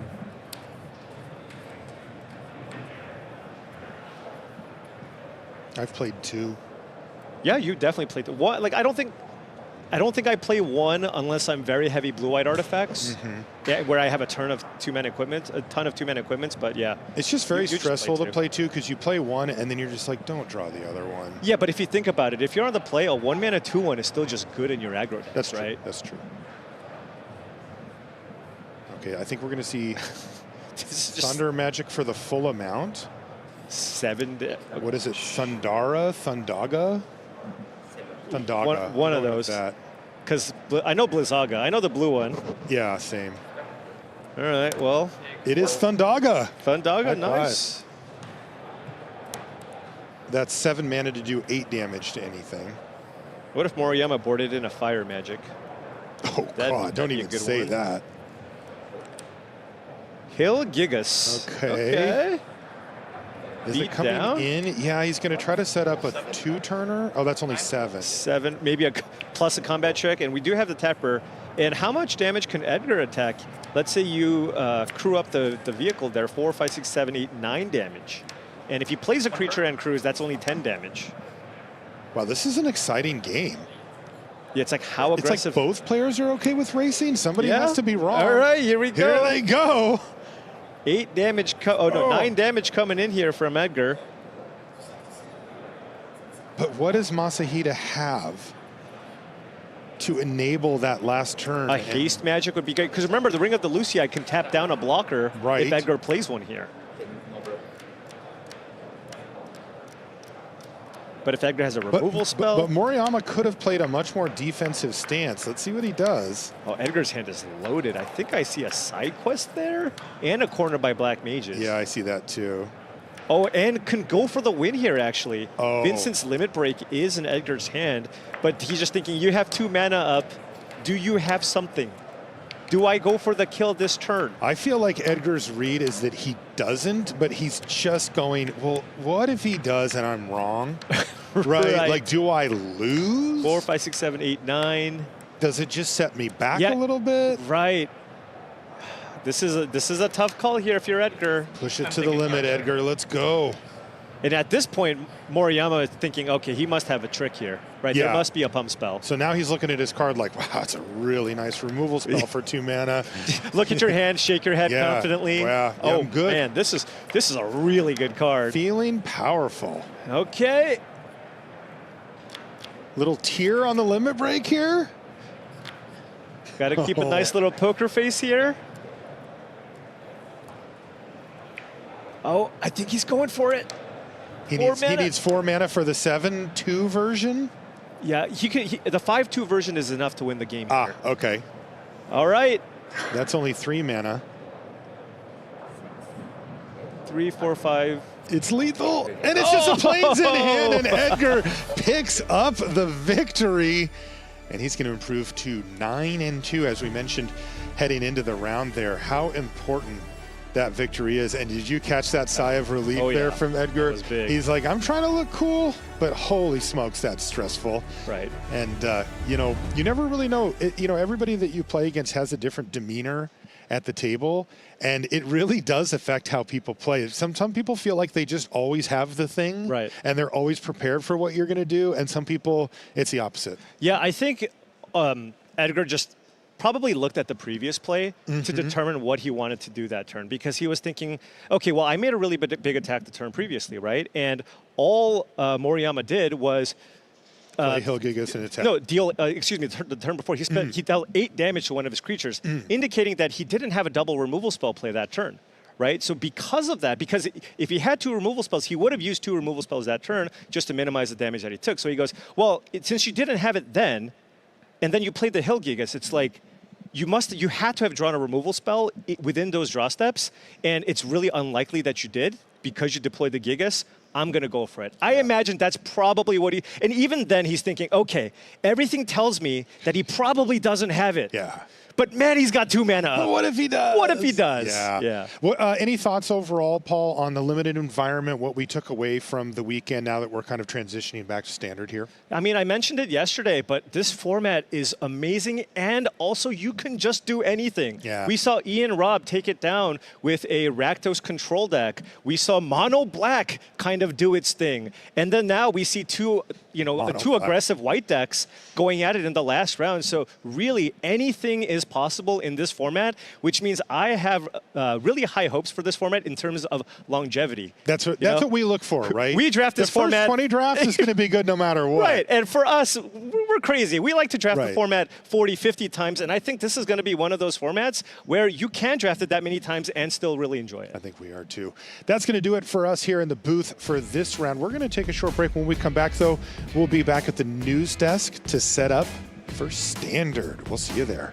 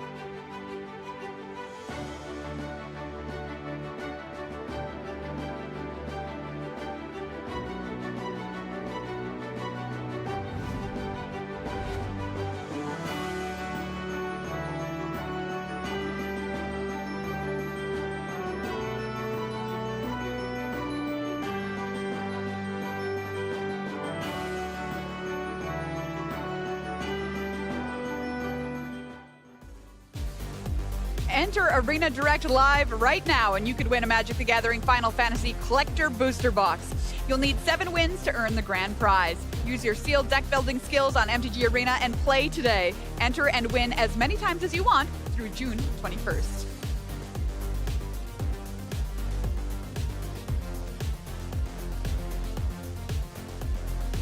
Need a little more time to prepare? There's an upcoming Arena Direct on MTG Arena where you can win up to 2 Magic the Gathering Final Fantasy Play booster boxes shipped to your door. 6 wins gets you 1 box, and 7 wins earns the grand prize of 2 boxes. Enter and win as many times as you want as the event runs from July 4th through July 6th. Welcome back, friends, to Pro Tour Final Fantasy. There's a look at the convention center here in Las Vegas, Nevada, and a look at some of the people who are joining us here at MagicCon Vegas, the biggest MagicCon of all time. Check out that Black Lotus VIP lounge view. Those people know where it's at. Hey everyone, welcome back to the News Desk here on day 2 of competition. Ray Bartholdi, Corey Baumeister, and Ailey Loney hanging out with you here. Draft now in our rear view mirror, as sad as that might make us. Standard is pretty sweet. We've got some decks that are fighting, some decks that might kill. Is it prowess? So exciting stuff ahead. But let's put a bow on draft for this morning. Ailey, walk us through our top draft pods and what happened there. Yeah, let's take a look at our drafts here, our draft pods, 4 of them that we kept an eye on. And as we go through, let's see who took it all down. Ian Robb, 10-1. He is the lone leader now as things stand of the tournament. And the only one rocking Rakdos in this pod. Let's take a look then at draft pod number 2. Oh, excuse me. First of all, we're going to take a quick minute to get to the interview we did with Rob and Ian Robb to find out how his draft experience was. I'm here with Ian Robb, who has just picked up the 3rd win here, winning the pod. It doesn't seem like you can lose at the moment. I'm just saying it. Yeah, I don't know. I felt we got very lucky today. I sat next to the featured draft earlier and had a really weird draft, so I was not feeling very good after my draft. I was kind of expecting maybe like an 0-3 or 1-2, so I feel very happy about the result. Last Pro Tour, you kind of snuck it out of nowhere into the top 8. I bet you don't want to repeat that, but you'd like to get there a little bit more convincingly, yeah? Yes, yeah. Last one was really, really close, and I really was expecting to make top 8, so hopefully this time around I'm 10-1, so hopefully I just win the next 2, get this done very early. That would be cool. Then you can just go and hang out and do whatever you want, enjoy MagicCon perhaps. What matchups are you hoping to see when you get into Constructed? I really hope to face a lot of Omniscience decks. Other than that, everything else is very close. Omniscience is the only deck that I actually do feel favored against. Well, Ian, best of luck, and hopefully we'll see you in the top 8 once again.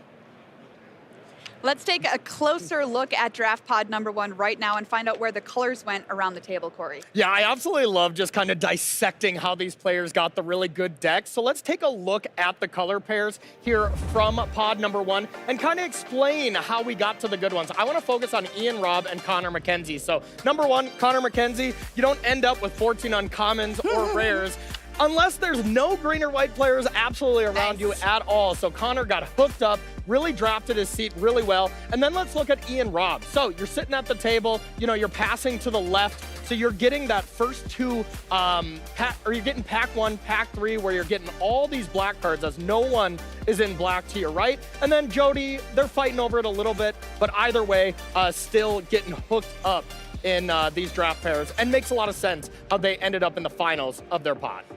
Excellent look. Let's take a look at draft pod number 2. Ailey, take it away. Draft pod number 2. Excellent battle here at the end of it with David Root taking it down. So Pro Tour champion from 20 years ago. That was a mighty long time, but perhaps David Root is going to be gunning for another Pro Tour victory. I caught up with him after his win. I'm here with David Root, who's picked up a victory here on our final round of Limited, playing a pretty cool green-white deck. That's not something you see very often in this format. Yeah, it's not a deck that I've drafted a lot, and I've done like 80 drafts or so. But it came together. It's what it was open. It was like a life link, had a bunch of legends like Aerith, and pack 2 I opened Dion for the second. I opened Dion yesterday also, so I went 2-1 yesterday, 3-0 today. And then pack 3 I opened Sephiroth, so I splashed it, and the deck really came together. It was really nice. Oh, that sounds like a lot of fun. I mean, I love Dion. He's won so many games. It's awesome. I'm sad we can't play any more Limited, but now we change our focus to Constructed. What are you playing in Constructed, and what are you hoping to face? I'm playing Prowess, but I'm pretty basic. I'm mostly a Limited player. I ran the team meeting for our team, the Limited meeting. So I'm playing Prowess. I'm geared towards Mono Red and Mirror, so I'm playing 4 Drake Hatcher, 4 Torch main deck. So I went 3-0 against Mono Red yesterday, which is supposed to be a bad matchup usually, but the way I'm configured, it's been pretty solid. So what is actually the bad matchup then, if that one's covered? Well, I got destroyed by Ely yesterday in the green. I had to read all his cards. I had no idea what it was. I think like some of the domain or control decks, because I have like 4 Hatcher, 4 Torch, all cards are pretty bad in those matchup. I did beat Omni yesterday, but again, I lost game 1 because my deck's not configured to, yeah. yeah. Awesome. Well, best of luck, David, and hopefully we'll see you back here again with some more wins under your belt. All right. Thank you. Then we went to draft pod number 3. Let's take a look and see who took this one down. It was Tiruat Shaolin, 9-2 there. So looking to duke it out with those following just behind Ian Robb. I got to chat to him as well after his victory. I'm here with our pod winner, Tad Shaolin, who has gone 3-0 in a pretty tough pod there with Bars Equipment. Do you like drafting this archetype?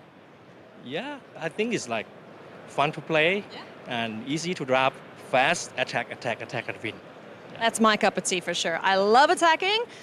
It's all the blue players that tell me I'm not allowed to. But now going into Constructed, no more draft.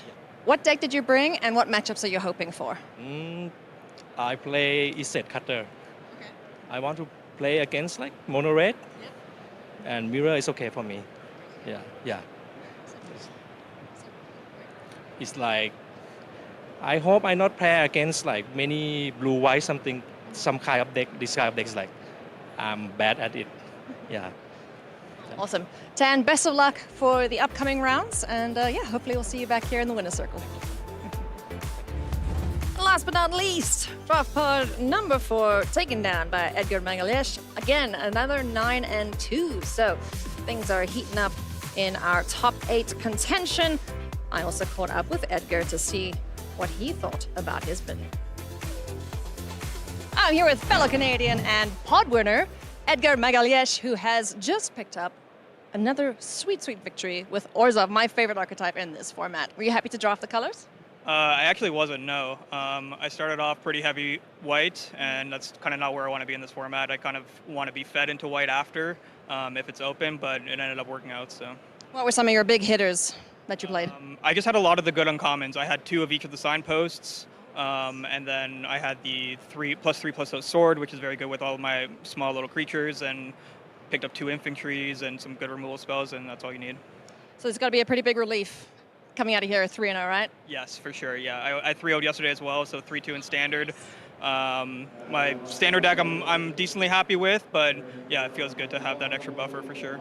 And what are you playing in standard? What do you want to fight against? What do you want to avoid like the plague? Yes, so I'm playing Domain, which was, a contentious choice. I want to avoid Omni at all costs, basically. That's the worst matchup. Mono Red is a little shaky, but definitely winnable. And we think we have a good matchup, or else we wouldn't play it. So hopefully some Izzet opponents. All right, well, Edgar, best of luck, and hopefully you dodge all the matchups you don't want to see. Let's check in on our standings, everyone, as we get ready to switch gears into standard for the rest of the tournament. One player leads the field. It is Ian Robb at 10-1. Now remember, 12 is the magic number. If you hit 12 wins before round number 16, you are locked into our top 8. So 2 wins away for Ian Robb, who made the top 8 of the last Pro Tour. So doing very well for himself indeed. Ken Yukihiro, 4 Pro Tour top 8s to his name, doing really well here, sitting at 9-2. David Rude also sitting at 9-2, also a Pro Tour champion. 20 years ago in Atlanta in 2005, and look at him here on day 2. Christian Baker was our overnight leader, currently sitting at 9-2, so managed to get out of draft with a 1-2 record. Hall of Famer Shuhei Nakamura sitting at 9-2. Hall of Famer Bob Marr also sitting at 8-3.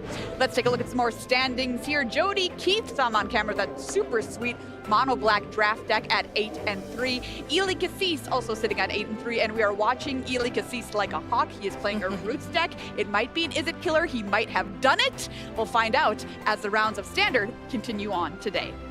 Speaking of standard, it is a huge standard format, the biggest of all time. More than 4,000 cards for the players to play with, 15 sets. Ailey, what are those sets in standard? Well, do I have time to list them all? I don't think so. So let's just show you a handy graphic with all names, and you can screenshot that if you really want to. But yeah, all the way from Foundations, which is going to be the longest lasting of these sets, through to Final Fantasy, Dominar United being the oldest of those sets. That'll be rotating out soon. Also, Tarkia Dragonstorm was added to this very recently. So yeah, plenty to choose from. You can basically play whatever the heck you want. So what the heck did the players play? Corey? Let's check it out. Let's check out the metagame. A lot of the players choose to play the very powerful Corey Steelcutter because, well, that card is unbelievable right now. It's so hot right now. So hot right now, absolutely. 42.3% of those players played Izzet, 140 of them. Azorius Omniscience being our second most played deck, as it does have a good matchup there against Izzet with 20%. Mono Red there with 10%. Everything falls off a little bit there. Domain being the next one at 4%. And then we still have a good amount of other decks there at 10% as well at the bottom. Let's check out our feature match for round number 12 as we switch gears over into standard for the rest of the tournament. We have Ian Robb, your tournament leader on 10-1, running Izzet Prowess. Izzet Prowess as well in the hands of Shuhei Nakamura, who is currently sitting at 9-2. Taking a closer look here, Ian Robb started playing the game in 2008, top 8 of the last Pro Tour, like I said, which was his season goal to make a top 8 of a Pro Tour, so he met that at the first Pro Tour of the year. Up against Shuhei Nakamura, one of the greatest in the game, started playing in 1994, has 6 Pro Tour top 8s, but no wins. Has 7 Grand Prix wins and 33 Grand Prix top 8s. Inducted in the Hall of Fame in 2011. Unbelievable.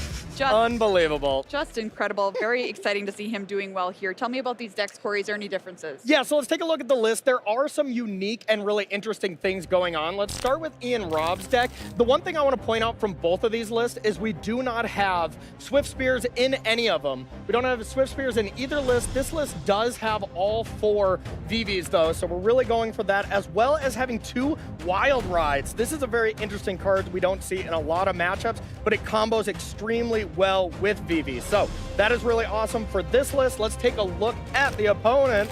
And this is, once again, like I said, no Swift Spears list, only 2 VVs, but both players deciding to play this much more controlling, much more mid-range style aspects of the Izzet Prowess deck. Seems to be working out for both of them quite well, I must say. All right, Corey, we have 2 of these decks in an Insensible Mirror. Who do you like better? You know, I gotta say I like Ian Robb's list just a little bit more. I think these VVs are really good if you're not just getting attacked down extremely quickly, aka if your opponent doesn't have Swift Spears on the other side. Right. So I think Ian's deck can just go a little bigger with almost a combo finish built in with VV and all these pump spells. All right, Ian Robb, new on the scene, doing very well up against Shuhei Nakamura. He's been here a long time and knows how to win. Let's find out which one takes down this match. I'm going to pass it on over to Cedric and Monty. Maria, thank you so much. Hello, everybody. Welcome, welcome. It is time to dive into Constructed here at Pro Tour Final Fantasy on day number 2. Cedric Phillips, Monty Davudi. We're about to see VV get cast on both sides of the battlefield, partner. Yeah, I think this is our first Prowess Mirror of the weekend. I believe, looking through the matches they've played, it's Shuhei's first Prowess Mirror of the weekend. He was lucky or unlucky enough, depending on how you look at it, to dodge it all of yesterday. Ian has played it once. He came out ahead. But definitely, given the number of Prowess decks in the field, both of them have been relatively lucky in dodging the matchup up to this point. Well, the luck may have potentially run out for both of them, as we are in an Izzet Prowess Mirror. You do see the opening hands here for both players. On the top is Shuhei Nakamura. The most Grand Prix top 8s of all time, I believe the number was 33. Also a Magic Hall of Famer, among many other accolades. For Ian Robb, a newcomer to the professional scene, but is breaking through in a very meaningful way. Made a top 8 at the Pro Tour earlier this year at Pro Tour Ether Drift, and is well on his way to doing so here once again. For those of you just joining us, the goal is 12 wins before the final round of the Swiss. If you get to 12 wins before round number 16, your tournament's over. You're done. We give you a couple more wins all the way through, right? And it's easy breezy beautiful, right? So get to 12. Ian's away. It's 2 wins away, from that magical number. And is off to a pretty good start here this game with a Torch the Tower and a Draycatcher. Yeah, Shuhei had a 1-land hand. Unfortunately, that sleight of hand missed on finding the 2nd land. So his turn 2 was quick and done, which is not the best. Of course, Shuhei was on a mulligan to 6 this game. Ian had the luxury of keeping the full 7, but was able to find the 2nd land this turn. So with that Torch to the Tower, can deal with the Draycatcher and still follow it up with a 2nd copy of the Storm Chaser's Talon. So definitely still not in the worst position. Well, here is an out. Top card becomes the bottom card here for Ian. A new card coming. Torch, 19. Torch will take care of the Otter. No land there for Ian. So 3 mana is a little bit of elusive here for both players. Looks like Shuhei does have another copy of Sleight of Hand, so that'll resolve. Top cards. There's a land there, an island. Other card's going to go to the bottom. Spell Pierce, stock up. This town certainly ain't big enough, is what Shuhei is working with. For Ian, he has a cutter. That's going to get Spell Pierce. No third land once again. Shuhei, maybe it's time to do a little stocking up?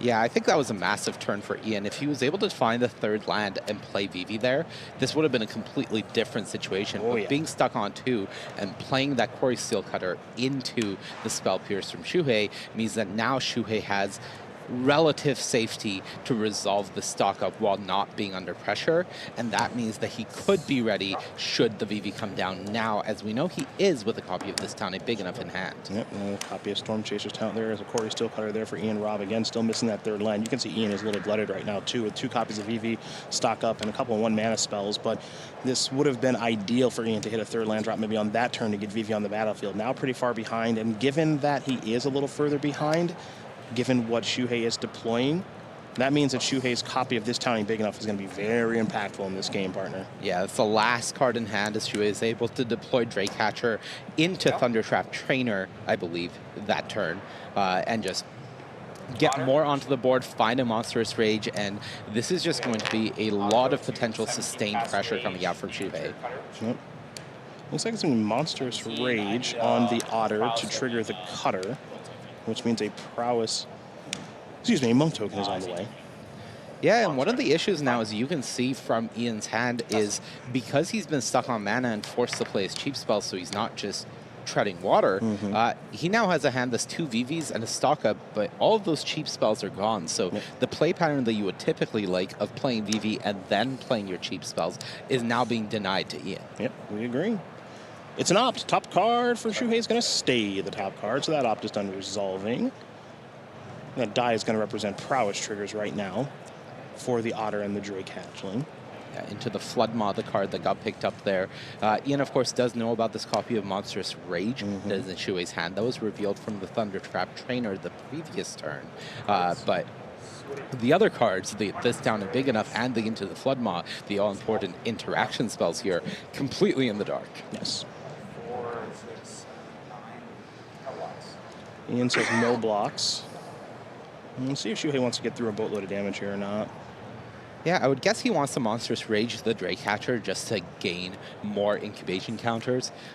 Being able to go further on the board here with these Drakes while he feels like he's in a position where he has completely turned the tide of this game from his... Remember, he missed his second land on turn 2 and just had to say go. From that position to now, it has been completely in Shuhei's favor, very much heavily due to the fact that Ian himself missed on that third land for so many turns.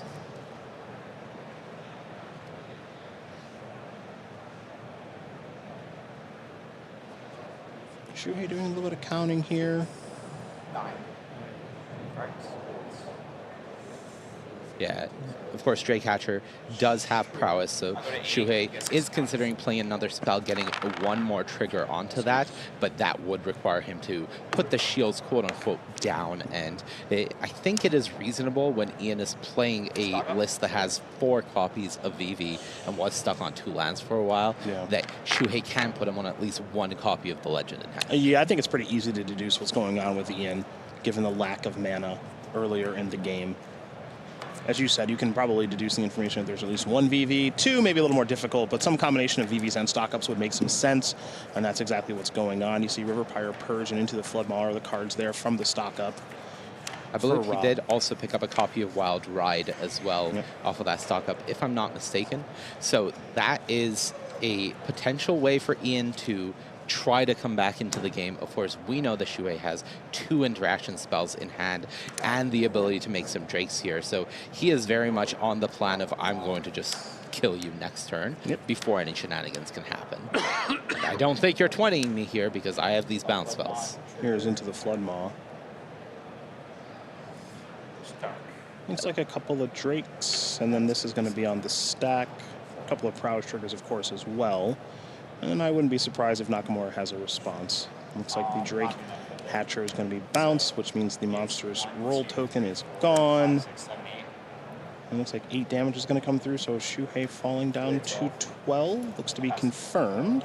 End step. I have bounce spells. This town, bounce this, do that. And that is going to do it. Shuhei Nakamura is going to win game number 1 here over Ian Robb. The prowess mirror can be fast and furious, and that is a very good example of that as players are flinging spells back and forth at what appears to be a record pace. But in the end, the Hall of Famer is up 1.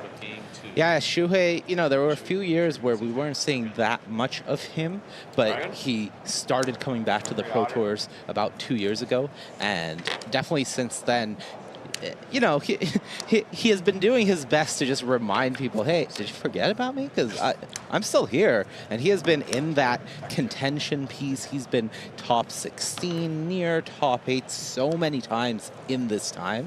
And once again, now he's just pushing his way forward through a tournament. Shuhei, don't worry. I'll never forget about you. That's not going to happen. For Nakamura, it's a stock up, a Thundertrap Trainer. This town ain't big enough. And a couple of cantrips there in sleight of hands, plural, and an opt, alongside the mountain that was just played. For Ian Robb, you see Quarry Steel Cutters, plural, along with the one that's on the battlefield. Looks like a stock up and opt, a Torch the Tower, and a River Pyre Purge, and it looks like an Abrade has been added to the hand. So 3rd mana not going to be an issue this game, perhaps, as we see an opt, though we are updating our cards in hand graphic as we go. So maybe the 3rd land, well, we'll find out soon enough if the 3rd land is in hand or not. For now, it's an opt that's on the stack.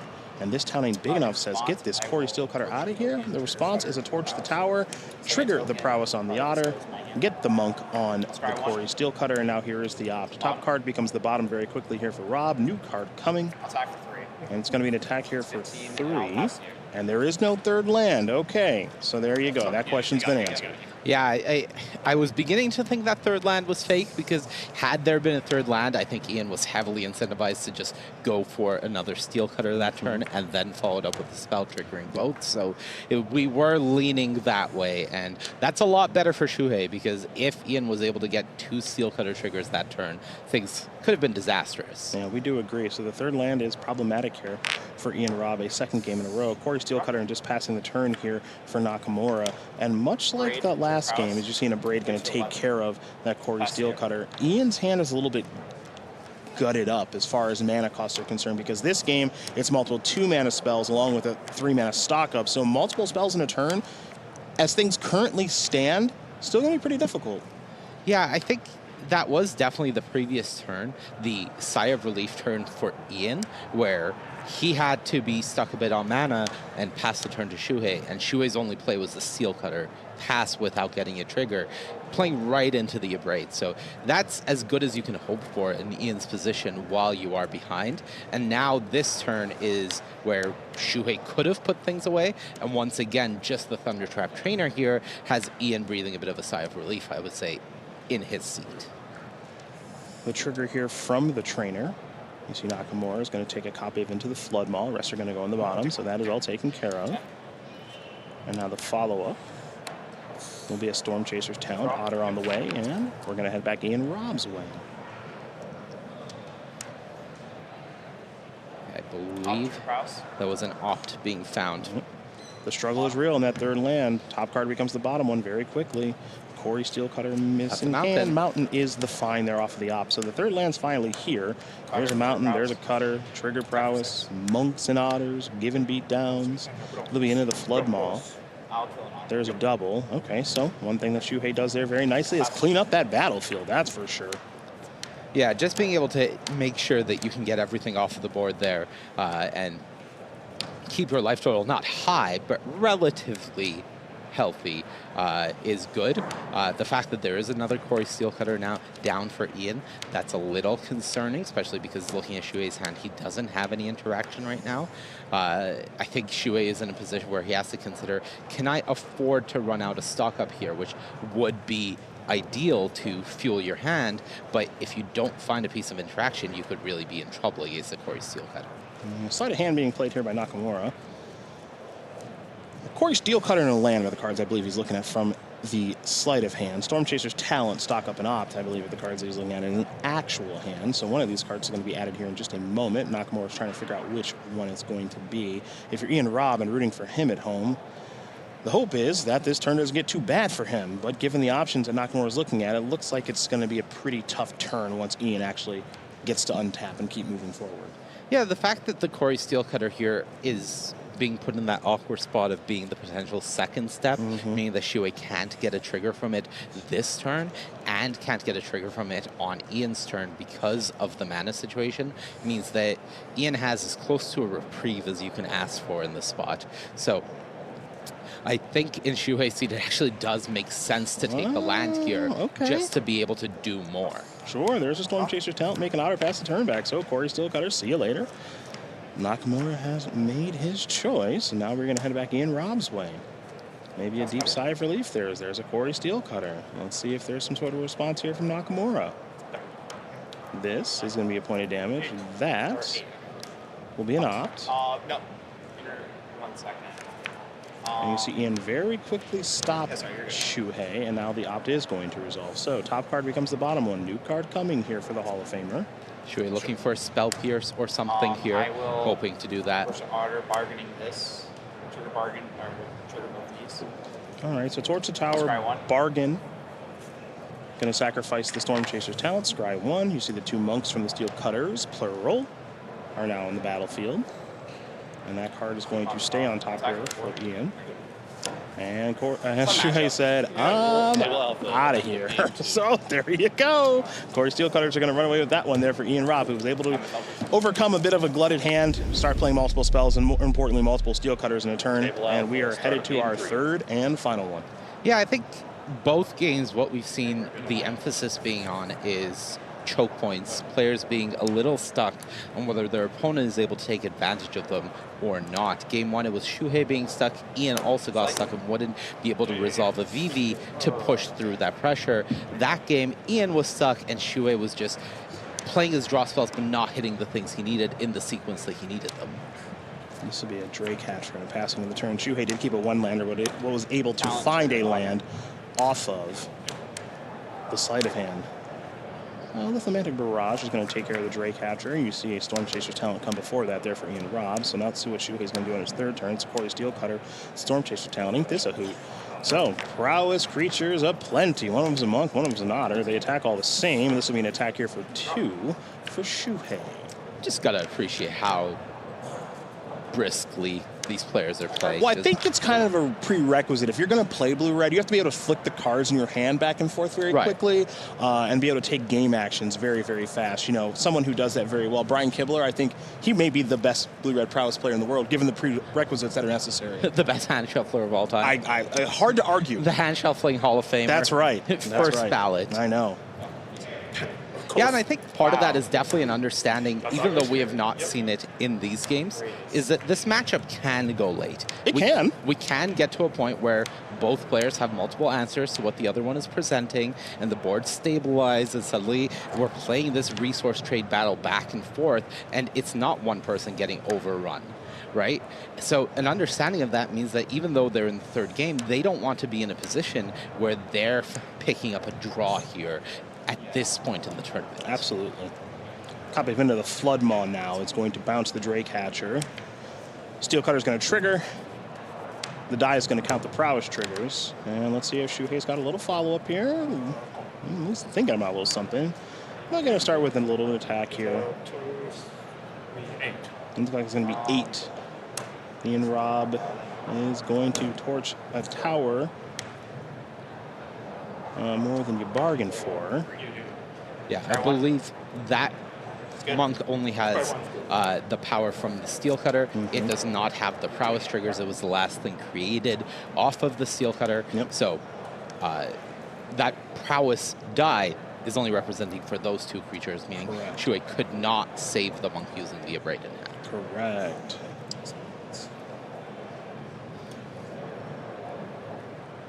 All right, so this scry is going to go to the bottom there off of the bargain from the Torch to the Tower. We're going to head back in Rob's way, who does have an otter in play. The follow-up now is an Abrade to take care of the Corey Steelcutter. That's going to work. And there's an attack with the otter for 2. Not going to be blocking very well. And now there's a Drake Hatcher past the turn back. We're going to head back over to Shuhei. I think there's a Stock Up in hand along with an Abrade and I think a 5th land too. So Stock Up is step number 1. The Hall of Famer is going to take a look at 5 cards. 2 are going to be headed to the grip. The other 3 are going to go to the bottom. It looks like there's plenty of good options there, partner, not among them. Yeah, picking up the land was nice because it made sure that Shuhei could feel safe playing the stock up, knowing that even if he somehow doesn't find a land, he would be able to deal with the Drake Casher and push across maximum damage. So 6 damage just come across there, and one thing about these prowess decks, they don't block particularly well, so this will be a Thundering Falls here from Ian, and now it'll be an top card. It's become the bottom card. Take a little look-ski. Looks like maybe a Torch the Tower. It's going to be an Into the Void mod to take care of that. Torch the Tower will take care of that, and an attack for 4. So perhaps Rob is turning the game around, though Nakamura does have a copy of Storm Chaser's talent on the battlefield, and it looks like he may have just drawn a good one from that reaction. Oh, you've seen this card? You hear about this thing? You hear about this thing? Yeah, it's pretty good. Okay. Pretty good. Corey Steelcutter, Ops, trigger that. Got a Monk. Top card becomes the bottom card. Mystery card in for 2. Looks like Into the Flood Maw.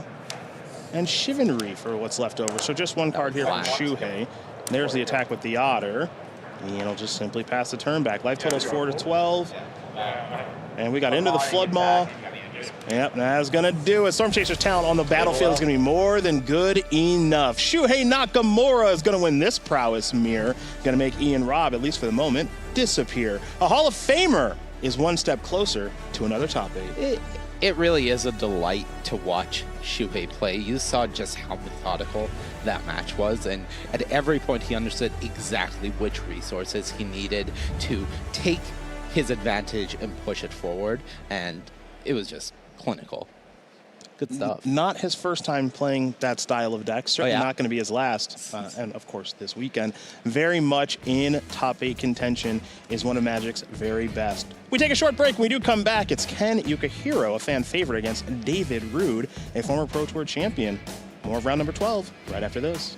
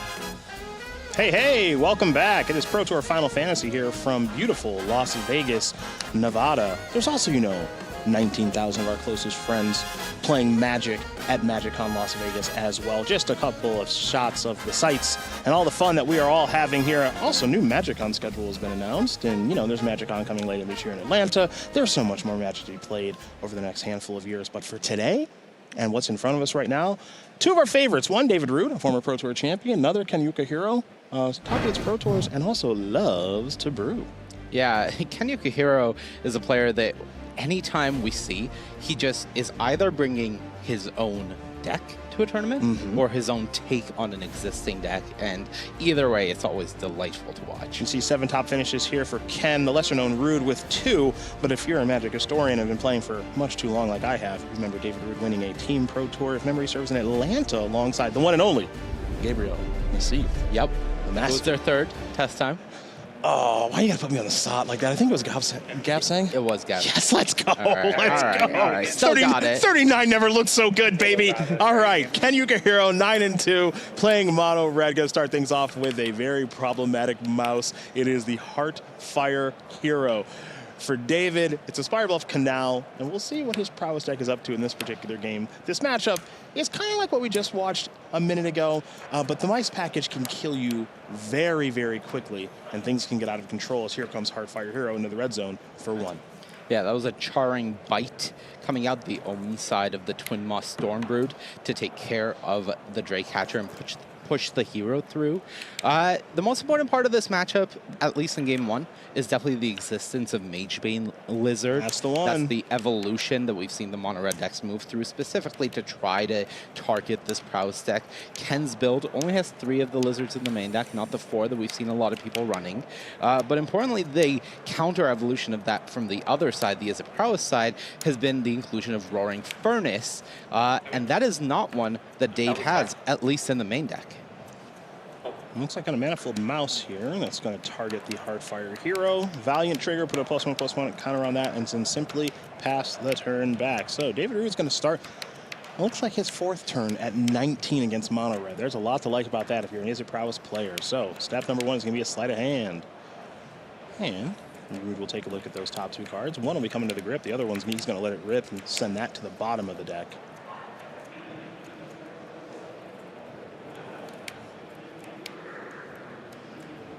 So sleight of hand is done resolving. And let's see what comes up next. I do believe Ken has a pair of mountains in hand. His last card, not getting a great look at it. As you can see, Ken is playing with very beautiful cards in every opportunity that he gets, but it does also make them a little harder to see. Well, there's at least one mountain over there. So we will find out soon enough what Yukihiro is up to. As Ruud continues to think through his turn, do remember the 12 wins is the name of the game here at this Pro Tour. If you get to 12 wins before round number 16, you are into our elimination rounds. Now, if you get that 12th win in round 16, things get a little more difficult. Tiebreakers get involved. It's kind of that messy stuff that ultimately shakes itself out. But I like to try to make it easy. If you can get your 12th win before round number 16, Sunday, that's where you'll be headed. Yeah, and the sooner you can, of course, get yourself in that position to start vying for your 12th win, the better it will be for you, because the sooner you reach it, you lock in your seeding essentially for the top 8. That is correct. When play draw matters, and in a format like this, play draw can matter quite a bit. You want to try to get that 1st, 2nd seed if you can going into the top 8. I think that's a good idea. It looks like Drake Hatcher is going to come across. That is a Monstrous Rage that's going to be targeting that Drake Hatcher. Another Prowess Trigger as well. I'm on a Monstrous roll too, so decent amount of damage is going to be done here. And now some incubation counters are going to be placed onto the Drake Hatcher. +1 counter traded. Yeah, so maybe black. Okay. And just want to make sure exactly what those counters are going to be. Remember, incubation counters, not +1/+1 counters. The difference is quite important, one could argue. So clarity is key, and these players have taken care of that. As we're going to head back over to Yukihiro. And 6 is the magic number in terms of damage you want to deal, incubation counters you want to get on Drake Hatcher in a turn, considering it does cost 3 counters removed to make a Drake. So if you can get 6 on that first attack and make 2 Drakes, the amount of pressure that you're presenting is significantly ramped up. Screaming Nemesis, and then a Manifold Mouse Trigger targeting the Heartfire Hero is what the actions are here for Ken. Now, as we can get a clear look, Ken's got 2 lands in hand. Yeah. We know that for sure. David doesn't know that, though, and so when you see a player attack you like this, with 1 single red mana open, oh, what could it be, Monty? Well, I think Dave is, just glancing to the top of his graveyard. There's a certain card there that is a flashing reminder of the possibilities. His Monstrous Rage is just blinking at Dave and being like, remind, I exist. I'm right here.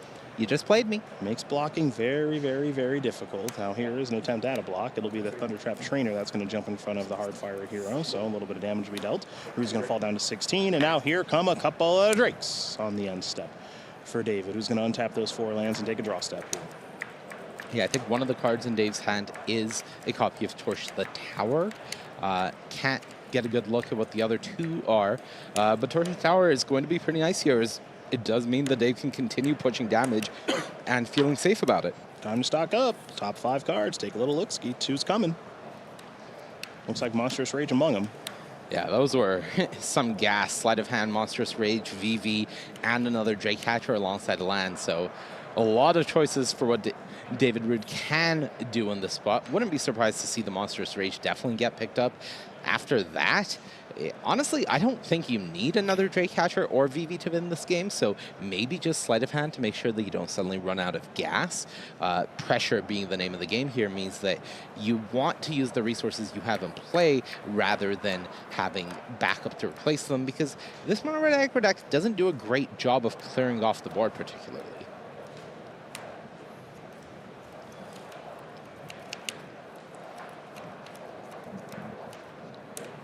Well, stock up is done resolving. There's an island, there's a sleight of hand, another prowess trigger here for David. Looks like Torch the Tower. Towers. Plural, those are the options. Well, that makes it pretty easy. The illusion of choice, as it were. Yes.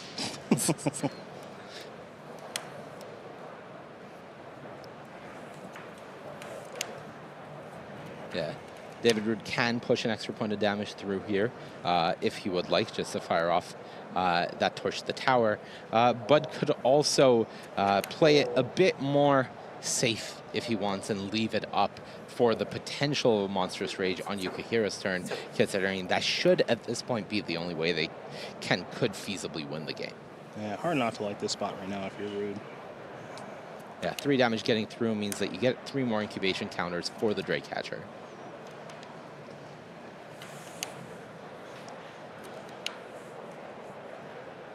And there is Torch the Tower. I'm going to bargain via the roll. If your plan is to stack the roll anyways, it doesn't matter. You're not missing out on any prowess damage. So you get your damage through, you get your incubation counters on, and then you do that. And that's very nice play there from Rude, who's sitting at a very healthy 16 to Yukihiro's 7. And most importantly, removed the Hardfire Hero from the board. That was the problem creature, or the most problematic of the creatures from Yukihiro. That was the one that getting double strike on that could be quite large. Right now, Ken's option is to give double strike to the Manifold Mouth or activate the Soulstone Sanctuary, neither of which are looking particularly appealing in this spot.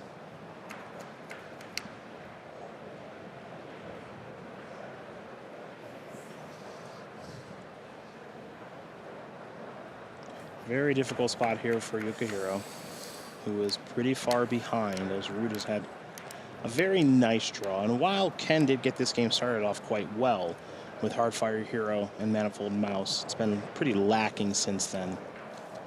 Yeah, coming into the matchup, we did highlight just the importance of Magebane Lizard, and that's notably been the card that Ken has not found this game, which means that Dave has had pretty free reign to just play all the spells that he wants and make sure that he's never out of cards, never in a bad spot, never going too low on HP, and can continue having free reign on the game. And there's a Screaming Nemesis on defense, and that kind of sums up exactly how this game is going right now for Ken Yukihiro. A creature that prefers to be attacking, given the haste keyword, will not be doing that here. So this is a turn where I think we're going to see Rude cast a handful of spells. A lot of mana available, 5 of it to start the turn. Going to kick things off with an opt, ideally to find another spell here in just a moment. Yeah, and I do believe there is another copy of Torch the Tower in David Rude's hand as well, if I remember that correctly from what I've seen. So, very good position for him.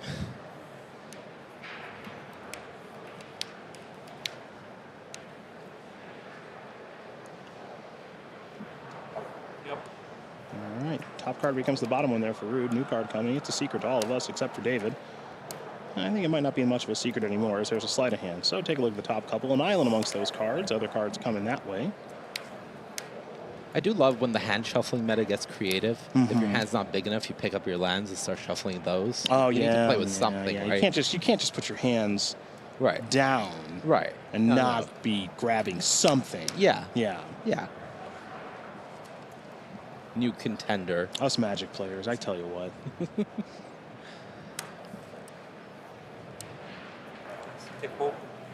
4 damage going to come through in the air via those Drakes. Drake Hatchling, which again is a 4-power creature because of the 2 prowess triggers. Excuse me, 3-power creature because of the prowess triggers. Is going to win the battle against the Screaming Nemesis, but will it win the war? Yeah, Ken has to decide where he's sending the damage here.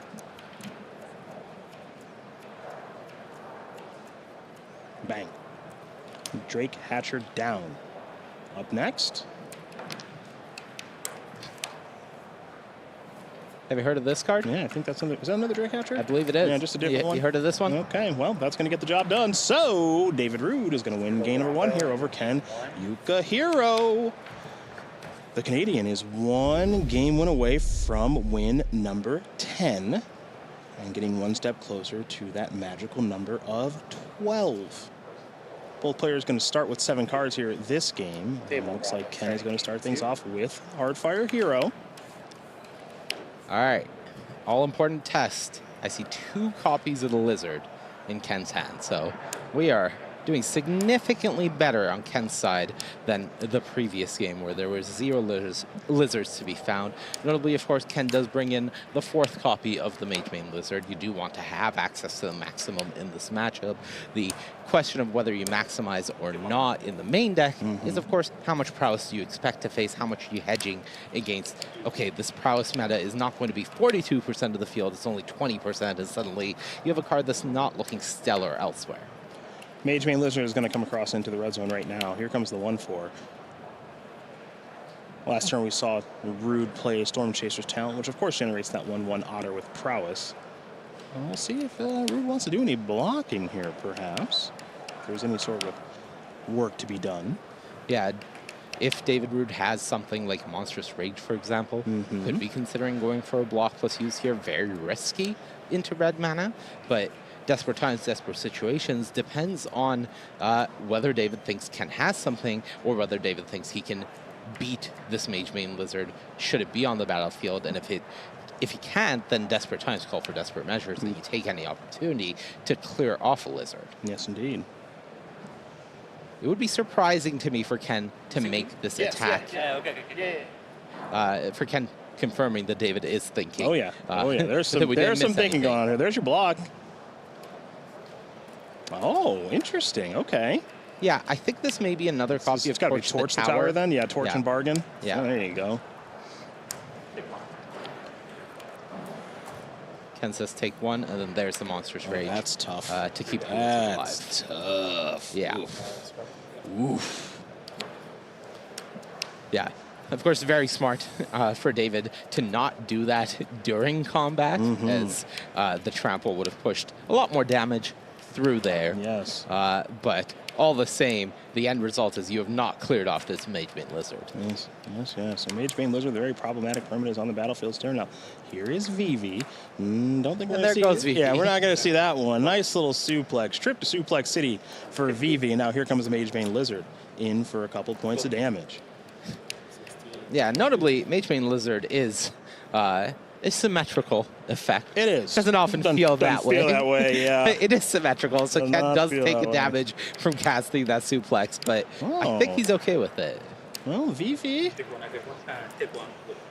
Vivi not going to take a trip to Suplex City, perhaps. Now, going to need a little extra work because it does have an additional point of power and toughness given the op that has been played. So, Rude trying to do the one thing that we have seen so many players this week in Monty do very effectively, which is untap with Vivi, and then, well, then we know what happens, and it's really bad for the opponent.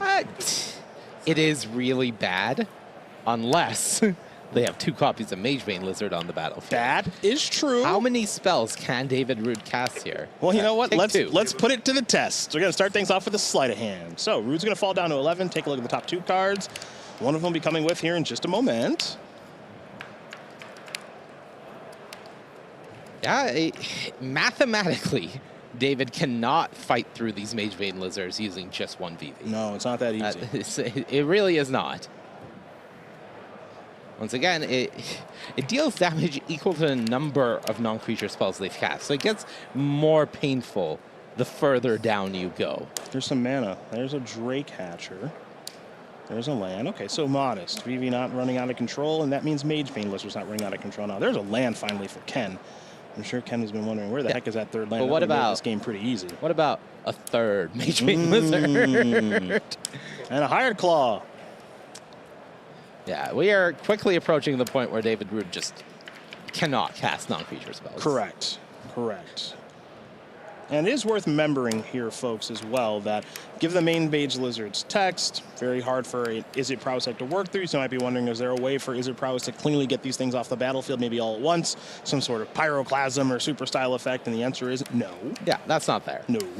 Going wide against this deck is what a lot of players have done with a lot of success here this weekend. Now, we don't normally see it with Triple Mage Bane Lizard, but that's where we are right now. Right, and notably, David's specific build of Prowess has not come overly prepared to deal with Mage Bane Lizard.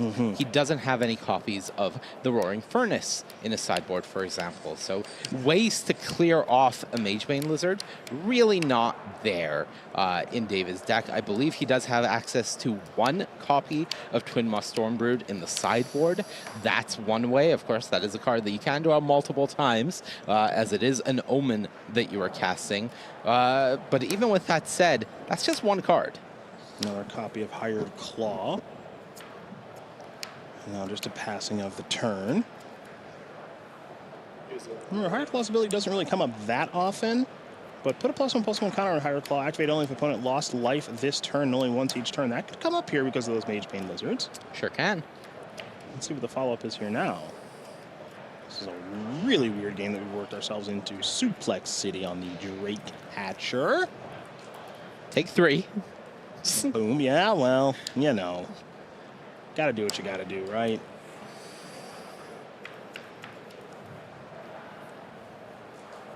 And I believe the last card in Ken's hand is one that we haven't seen that often this weekend, but one that could be very important. It's a Self-Destruct. Okay.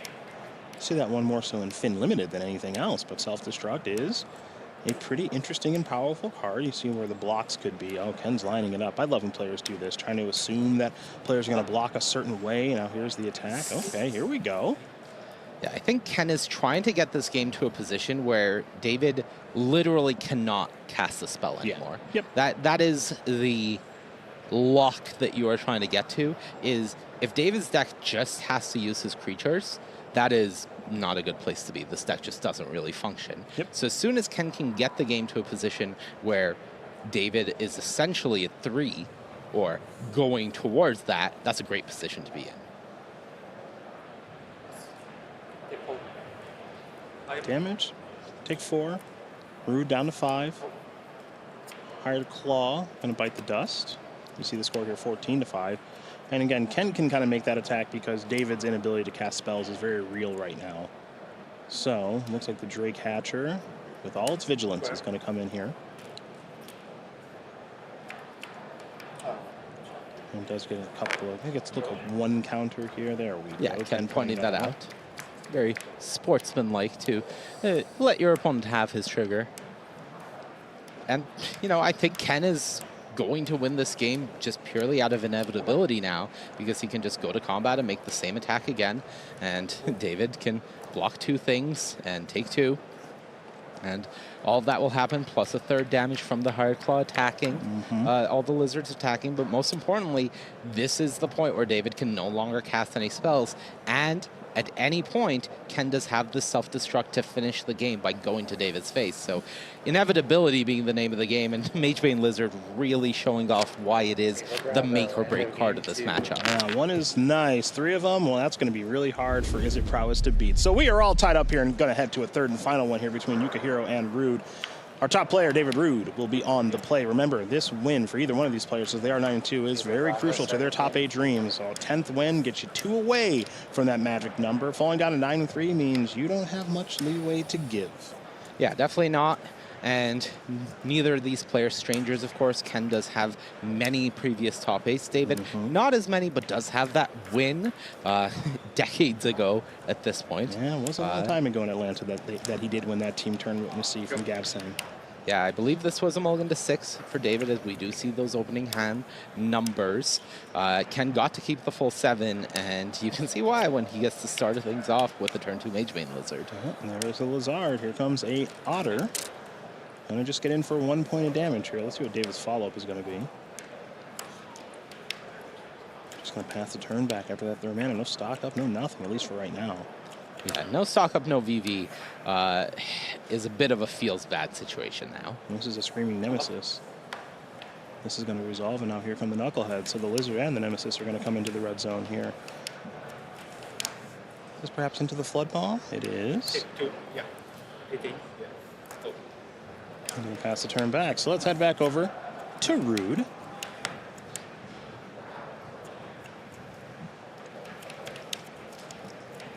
This is not the type of hand you want if you're David. Well, we don't know all the contents, to be fair, but it is not a creature-centric start. Right. That much we know for sure.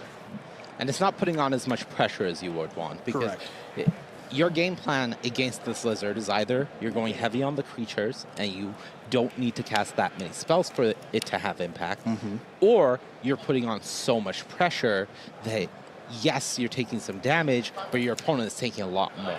When your opponent is at 19 life and their Lizard is surviving, because as previously mentioned, your build of the deck just really can't deal with this Lizard cleanly, that's really problematic. Just an island on passing the turn there from Rude. You know, it has to be mentioned, this is not the build of Izzet Prowess that we saw from Chris Baker yesterday, where there's a lot of flash coming out. We can see Enduring Curiosity coming out on the end step. None of those things are happening here. And here comes Screaming Nemesis again. Will it be 4 damage? It's going to be a Torch to the Tower. Oof. It's a tough way to do it. Oh, boy. Let's calm down. Oh, no. The rage was monstrous here for Ken Yukihiro, blowing that Torch of the Tower out of the water. My goodness. Ken with mono red. That, folks, is the power of Magebane Lizard. Yeah, and we didn't even get to the point where Ken was going to send some damage to the face from that Nemesis. Yeah. Dave was like, yeah, you got me. Yeah, Dave's draw there, you saw he kind of unveiled his hand at the end, which is another land, another copy of Stormchaser's Talon. His hand did not line up particularly well against Magebane Lizard, and that is why some players are playing mono red here this weekend. Remember, everybody kind of knew coming in that Izzet Prowess was going to be a very played strategy, and Magebane Lizard is a way to go about beating that deck, especially if it does show up in multiples like we saw in game number 2. We're all done. We're going to take a little short break here. We're going to head over to the news desk. More standard, which means more Izzet Prowess, more VV, and maybe some green decks like Insidious Roots coming up. Don't you go anywhere.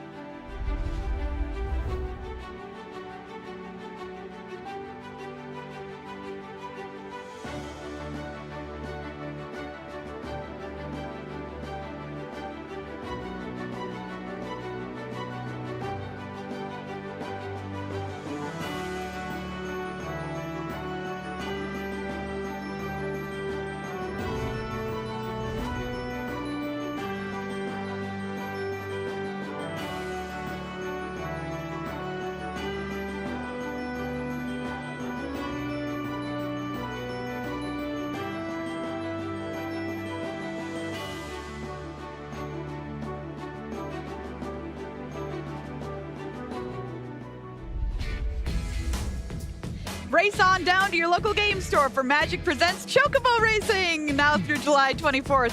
Themed around the iconic Chocobo races of Final Fantasy VII, these events let you earn special prizes while participating in Magic the Gathering Final Fantasy Limited Play.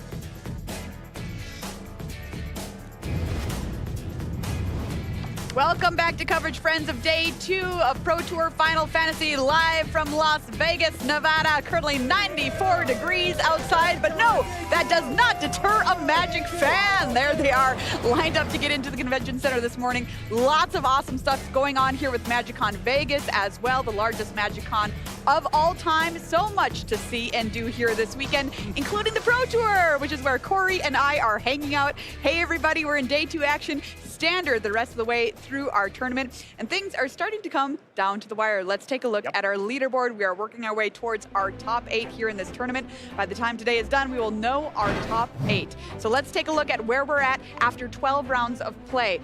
Check this out, a 6-way tie for first place, led by Ken Yukihiro. I'm going to put led in quotation marks there because it is a 6-way tie. Shuhei Nakamura, the Hall of Famer, rounding things out there in 6th place. 12 wins is the magic number. If you happen to hit 12 wins before round 16, you're guaranteed a spot in our top 8. So all these players 2 rounds away potentially from locking up a spot in our top 8. It is heating up. I know. That's for sure. This is where it starts to get very exciting, everybody. Definitely. And if you've been watching the Standard action and you're interested in trying some of it on your own, we asked some of our players who did very well in our Standard Spotlight series what they think about Standard right now. Let's hear from them.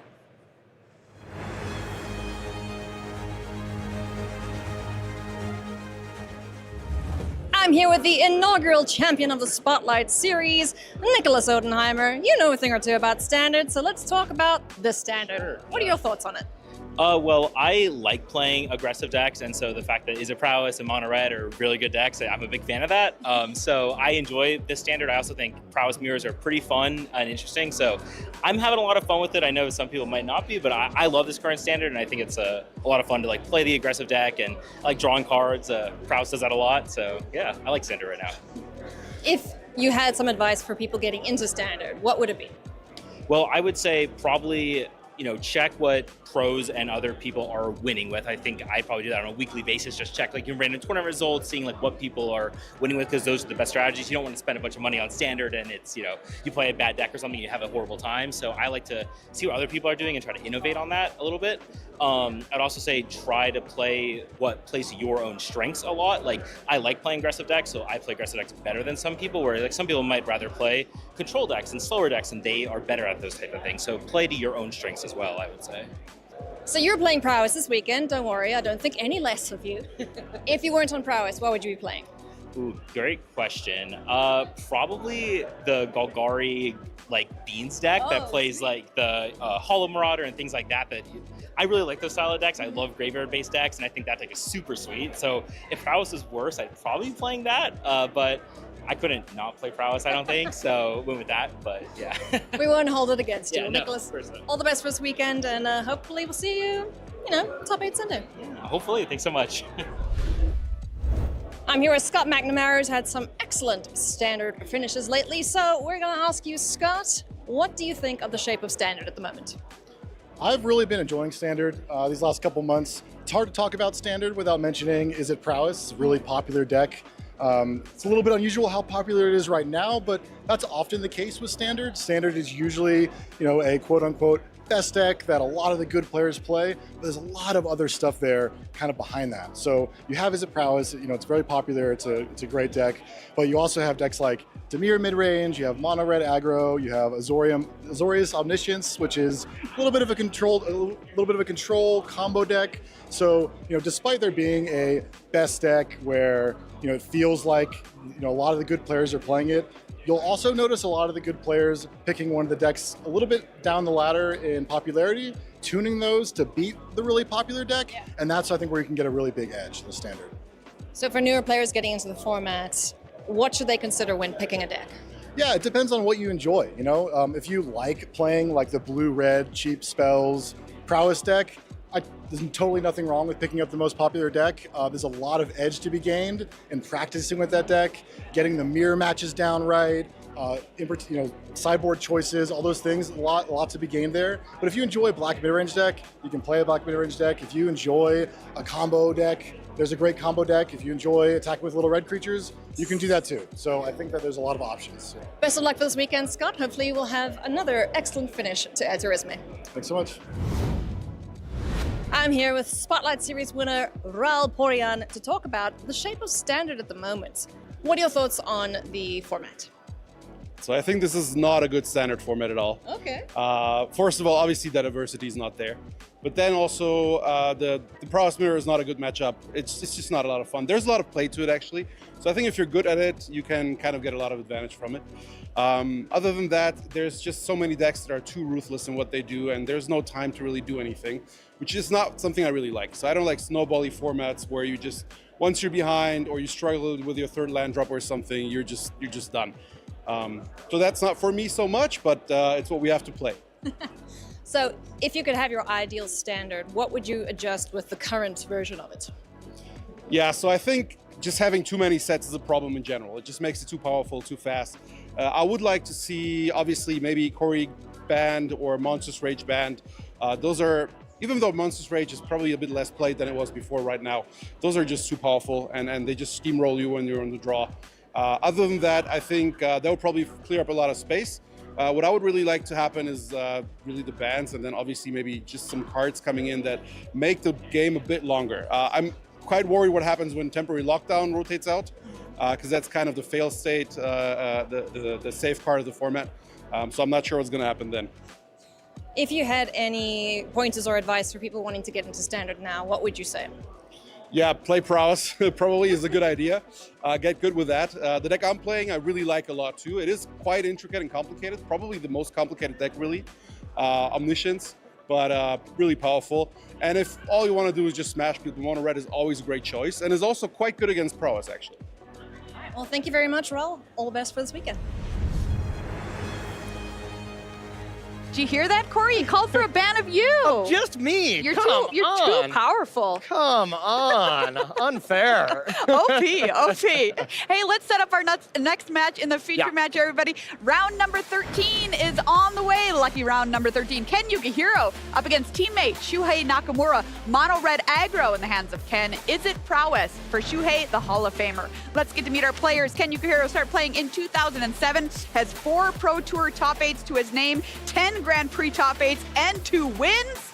Ken Yukihiro knows how to win at the game of Magic the Gathering, but so does his opponent. Shuhei Nakamura started playing all the way back in 1994. You were 2, Corey, is that right? Yeah, I was 3. 3? Okay, yeah, okay. 3. Okay, sure. He has 6 Pro Tour top 8s, 33 Grand Prix top 8s, and 7 wins. Hall of Famer. With 2 titans of the game here, Corey. Tell me about their deck. Yeah, it's going to be a lot of fun to see these two go at it because we did see Ken play against Izzet last round, and in that match, the Magebane Lizard was not really respected, as Monty was saying in the booth. So we're playing Mono Red with Magebane Lizard in the main. A little bit of some different card choices here as you have Charring Bite. You're not casting the front side of this dragon at all. It is just for the roast ability, essentially, as well as 1 self-destruct. Maria, I don't know if you've had the joy of self-destructing with Screaming Nemesis. Oh, God.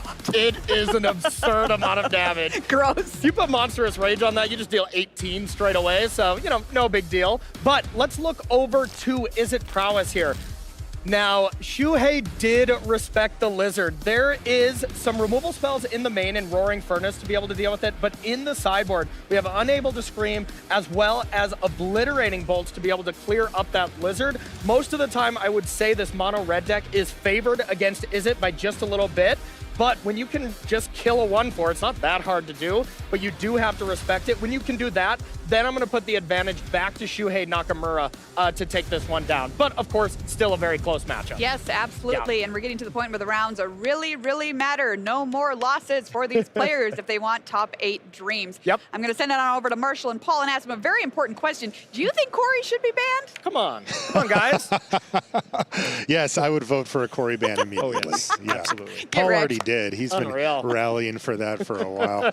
Yeah, Corey, too powerful to be contained. So we're heading back down to the feature match here, and we've got 2 players on the same team but on different decks playing against each other. We have Ken Yukihiro and Shuhei Nakamura facing off in the feature match area. But again, Ken's playing mono red, is it, for Shuhei? Yeah. Ken's always liked kind of play. He's had a lot of success playing very, very aggressive red strategies. And if you want to be as aggressive as possible, of course, mono red is the deck to bring to this event. Shuhei Nakamura, I mean, I don't know if it's because they're on the same team, but has made a few slight modifications just to help shore up that mono red matchup just a little bit. You always kind of see that if you're in the same team, you go, well, if my teammates are playing mono red, surely the rest of the entire field will be playing mono red, and make sure that you do have the answers to the Magebane Lizard, which is one of the strongest cards in the matchup. It's always a weird dynamic. People tend to over-index for the mirror, and then if their teammates are playing another deck, they tend to over-index for that because that's what they Shuhei on 4 cards? Is that right? Whoa! Well, no amount of pre-boarding will help you when you go down to 4 cards. Ken just needs to keep it nice and clean here. Yeah. Shuhei does have the Corey Steel Cutter, but does not have the ability to double spell next turn. Might want to just keep the life total high here and just get that Emberheart Challenger off the battlefield here with the Abrade in hand. But Ken's hand is full of action here. Oh, tapped out. That's a Manifold Mouse, and that's a Heartfire Hero getting in for 4 damage.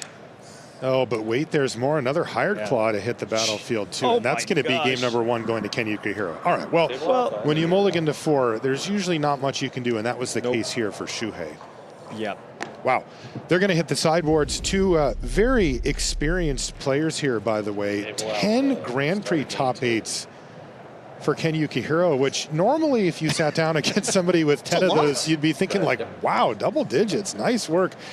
Shuhei says, yeah, 33 Grand Prix top That is completely absurd. What? I mean, back in the day when we used to have a bunch of those Grand Prix, Shuhei Nakamura and Martin Yuza basically just traveled the entire world and went to every single Grand Prix. So I was always jealous of their frequent flyer status. Oh yeah, just platinum, diamond, plus, or exactly. whatever. All right, Magebane Lizard here now from Ken Yukihiro. One of the very strong cards in the matchup here. But Shuhei with the double Steel Cutter draw here. Going, you know what? And opt. Oh, and opt too. Right, it's like Let's go. So that did cost Shuhei 3 damage, but I mean, hey, look, you could now have a pair of 2/2 Tramplers in play. Bottom, and another opt off opt. the top. No more mana though, so. All right. Attack with both, but it can only get in for 2 because the Lizard is a decent blocker. Wow, Ken's hand though, double Monstrous Rage.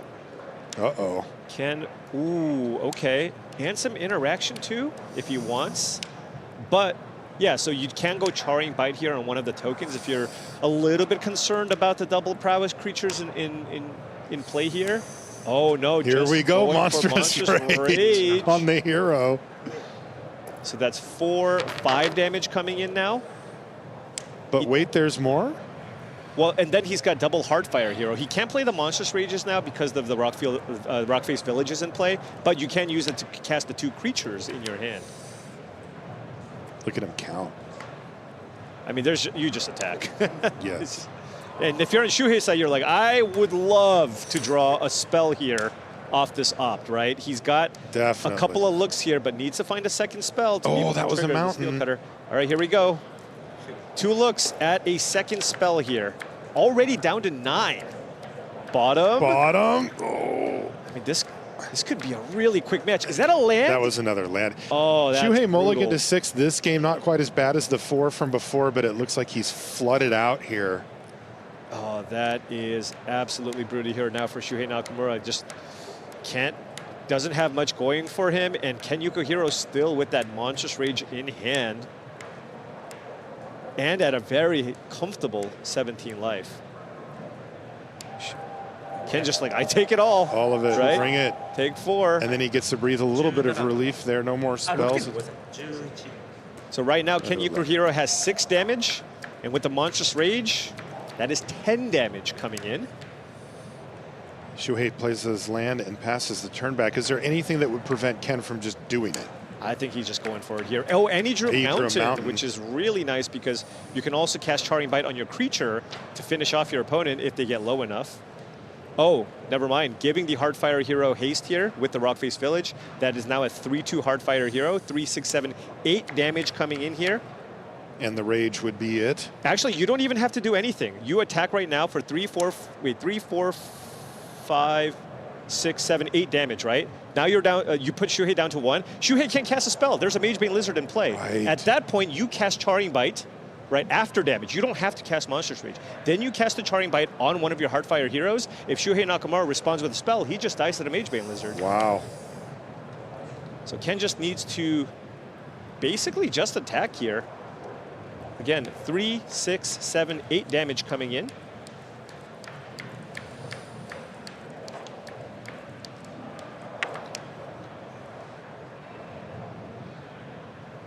Looks like Ken is figuring out the same thing that you just did, Paul. And also, you just attack, and if Shuhei flinches and casts a spell, then you just Monstrous Rage. Then you rage.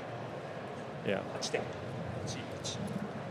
1, 0. Ooh. Oh, he passed a turn back. Okay. Well, that is going to be the match. Ken Yukihiro with 2 very quick wins. Shuhei Nakamura, just nothing he could do there.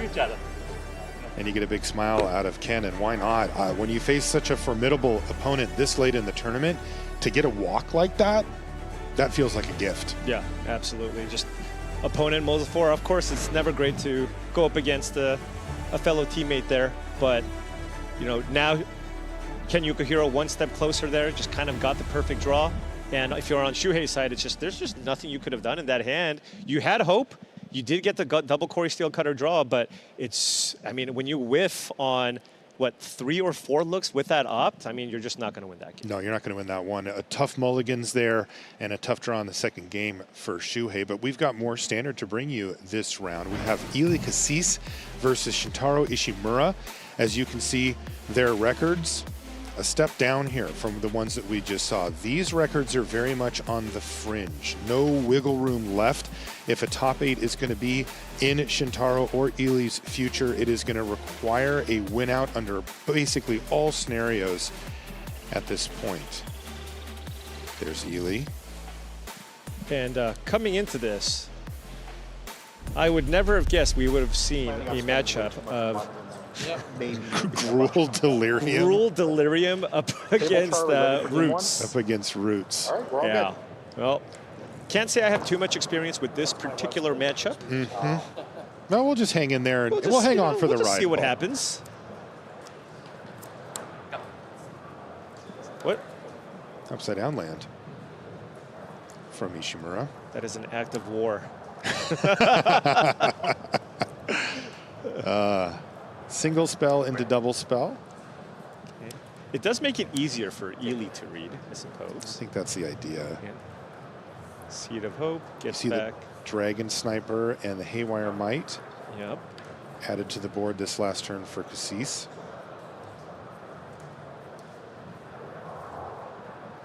So just a question of just what kind of interaction we're looking at here, right, from Shintaro. Just you need a decent. It's just Ili's Kassis is just such a difficult deck. That deck is so difficult to play around as well. And Ili's deck was already designed to be pretty good against the Izzet Prowess deck, presumably. So I would guess that the Gruul Delirium deck is also kind of an aggressive deck, right? So it's probably not bad here either.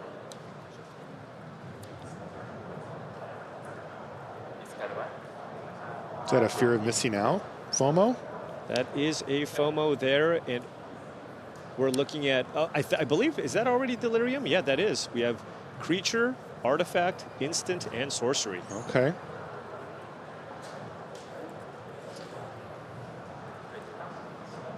Breakout in the sideboard. Or excuse me, in the main there. So Ili doesn't really win by just beating down early. It's just really looking to kind of get the roots, the Tyvar going. And at that point, it's just so hard to kind of grind through this. Oh my God. Scavenging Ooze? Scavenging Ooze against a Gruul Delirium deck. Wow, that's going to be difficult to maintain Delirium in that case. Yeah.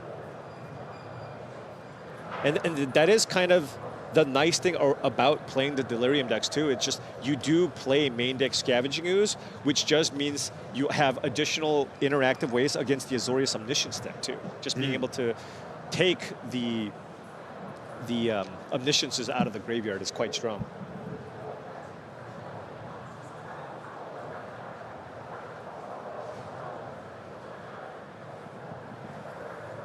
No good attack here from Shintaro. Just Dragon Sniper actually just extremely annoying here. It is a real... Just blocks everything. You have to kill it. On-board removal spell. Right. Okay. Noting that Ely did miss land drop number 3, I believe, but does have access to 3 mana with that Molt Tender in play. Right. So since there is currently Delirium, yeah, Ely the did fear of not missing exile out the trigger is going to happen, but Ely says, but if it's just going to die, oh, Violent Urge. Maybe I it believe that won't gives die. it double strike. If you have Delirium, it gets double strike, which... But first strike is good enough here, of course. It is. Right, okay. But then it gets to attack again, right? It does. And it still has... It's still a 3/3 double striker. So Ely giving up a little bit of damage here. Right, right. Oh, you can just block and then sack the Haywire Might to kill the Fear of Missing Out because it is an enchantment. Right. Yeah. Gain some life. Oh, it didn't. Okay.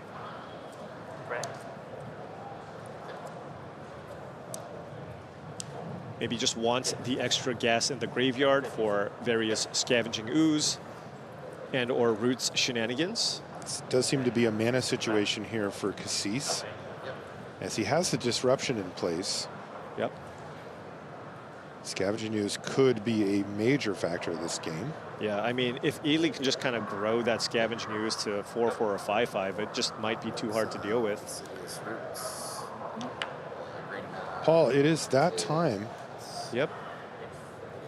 Our chat is ever so eloquently pointing out that we missed something, helping us out, Okay. backing us up, that it's apparently non-creature on Haywire. Oh, excuse me. Okay. But they were really nice about it. They said, you guys are doing great. We love you both. No, absolutely. Just a gentle reminder. They are completely ready to Thank you, chat. participate in this Pro Tour. For All right, Insidious Roots.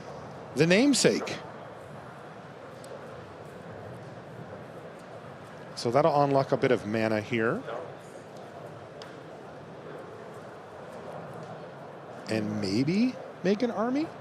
Yeah, I mean, you just, with the Molt Tender, you can just start pumping out tokens. You can also exile the other creature, right? So you can actually make 2 tokens here with the Insidious Roots. And I can't imagine Shintaro's list plays too many ways to kill enchantments in the main.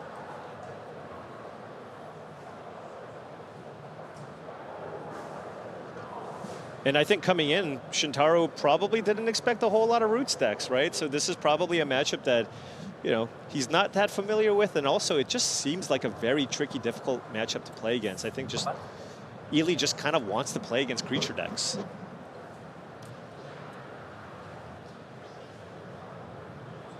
This is a bizarre matchup, Paul.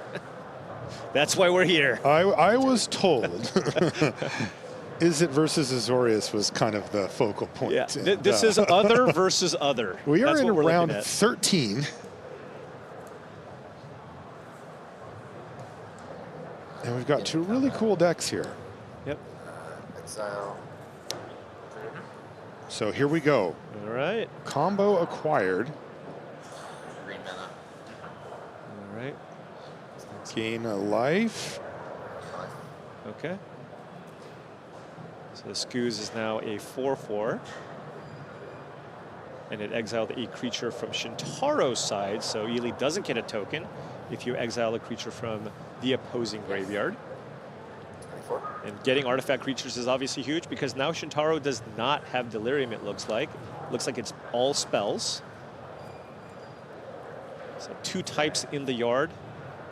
Shintaro still attacking though, no fear. And Ely going, I'll take 2. Yeah. No Delirium, I'm good. You know, it's not so bad. Even with Delirium, it can get a little scary, but I got to say, you know, Ely's probably been playing against a bunch of is it all weekend where any one attack is like 19 or something. Yeah, totally. Getting hit for 2 feels much better. All right.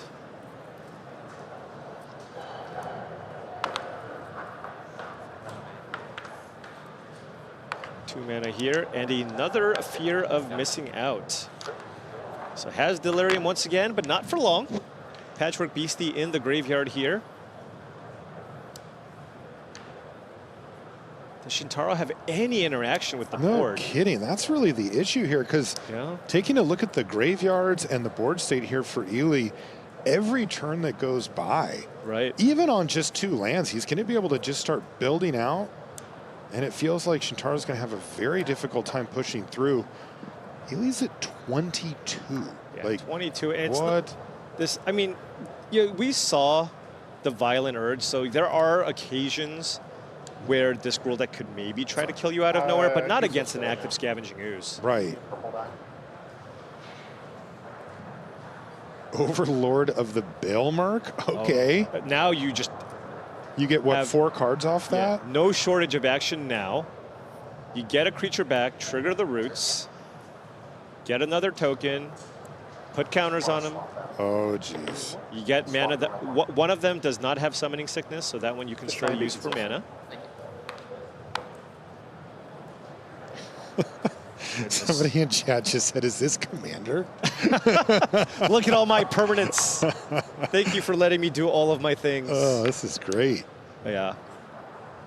I would be pretty shocked if Shintaro finds a way to pull out of this game. Definitely. At this point. Ely just has kind of everything all set up here, got the roots in play, has the ability to, has two active mana available with both Molt Tender and the Not Sick token, so has the ability to exile 2 cards out of the graveyard. And the fear of missing out is just attacking here for 4, so.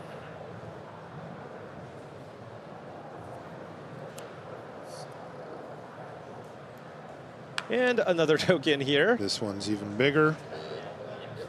Yep, Beastie down, gain another life. Are we done? Yeah, this is just over. Yeah. All right. I mean, it's felt like that for a while, Right. but Shintaro just decided to save himself a little bit of time here. Ely Cassis got the engine rolling.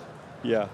And it wasn't going to stop. No, not at all. Not at all. Well, let's see. Maybe things get a little more interesting after sideboard here.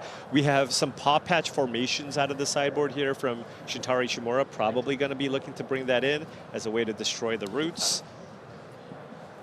Pick your poison as well. Scrap Shooter also just... So no shortage of ways to kill enchantments out of the sideboard. So perhaps that can help. 2 Pyroclasms in the sideboard. Maybe that can be okay. Llanowar Elves here for Cassis to start it off. It's interesting, you know, because we're having fun with this matchup, but, you know, this is round 13. Like, these players have top 8-able records with a great run in Standard. Right. Like, this is no joke. Ishimura often playing a brew. Yeah, every time. Basically every time. Yeah. Ooh. Little Disruptive Stormbrood there. Yep. Using the Petty Revenge. Yeah. Okay.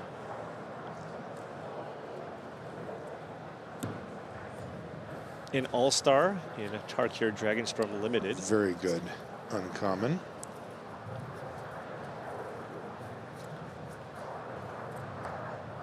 And the mana is flowing now. You see the Molt Tender. Yep.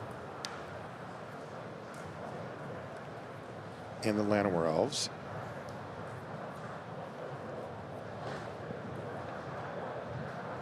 Yeah, and it's you know, it's not like Shintaro's deck does anything too fancy outside of just continuing to play just fear of missing outs and Wildfire Wicker Folks, right? Just kind of trying to get in there.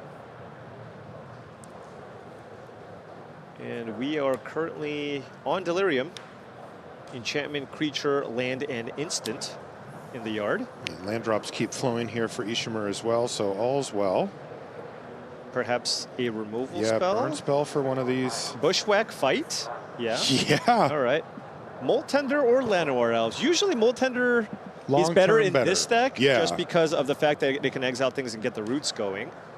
If, I mean, if you kill the Llanowar Elves, Ely will get a mana immediately off the Old Tender anyways. But going for the guaranteed source of mana here. Huh. But if Ely plays a roots this turn, that would be pretty bad.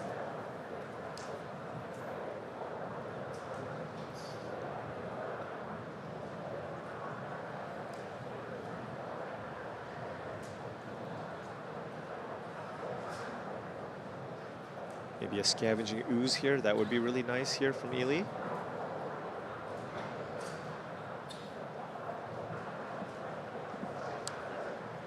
That is a roots, right? I'm going to say yes. Yeah, and so now, I mean, slightly punished there, right, for killing the Llanowar Elves, because Ely does have the immediate way to exile the Llanowar Elves and make a plant token, which will basically just create another Llanowar Elf. That's pretty punishing. Yeah, absolutely. Now, if Shintaro has, Shintaro has a good deal of enchantment hate in the sideboard, so if he was able to dig for one with the Fomos, would of course fire it off here to get the roots off the battlefield. Based on game one, that does seem necessary from Shintaro's perspective. Have an answer for Insidious Roots, then we can continue. If not, tends to snowball. Like a Paw Patch formation, maybe? Okay, well, let's see what creature we hit here.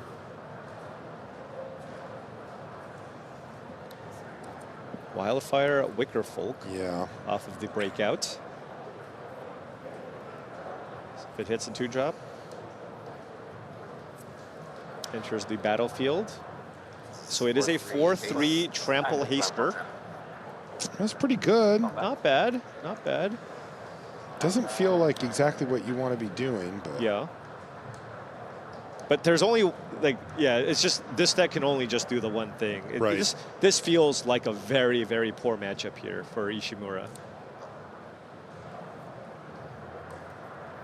Okay. Oh, that's double strike. That's 10 damage. Plus, wow.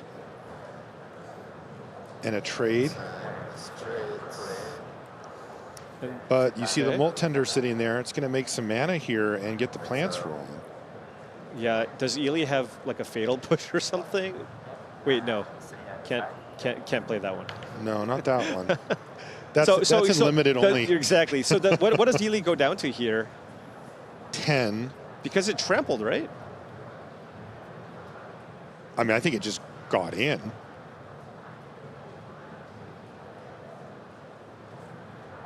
For the full 10 there. Right. And No, Ely's at 2 now. Okay, there you go. 2? Because there was another combat from the Fear of Missing Out. Oh, and so it was a 5. Every time the Wickerfold connects, it's 10 damage, right? Because it was a 5/4 double strike. Smokes. Yeah. So I mean, wow, now that that you're escalated at 2, quickly. Yeah.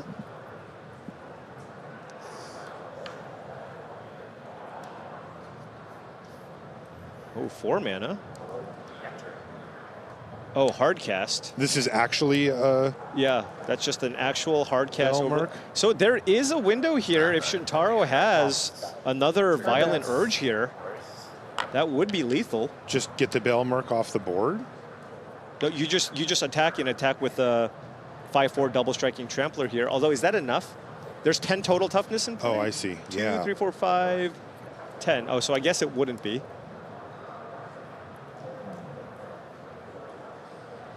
All right. Does Shintaro have a way to push through the last few points here? Ely down to 2? It's crazy attack step the last I know. time. Maybe this deck actually is absolutely terrifying. Oh, for sure. That was 20 damage. I mean, it's like playing. And there was a blocker. You know, back in the day, back in Modern, when Infect was very popular, it's like playing against the Infect deck. You're like, oh, do you have it? Am I dead? Do you have the pump spell? It kind of feels like that. It does feel like that.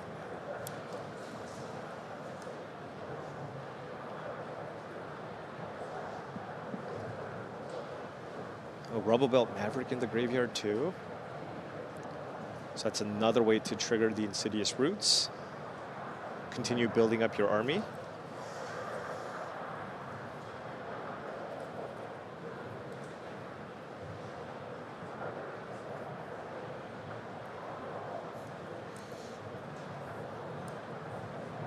Green, green.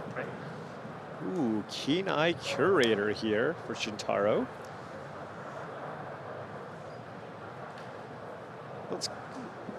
That's his version of Scavenging Ooze. Right.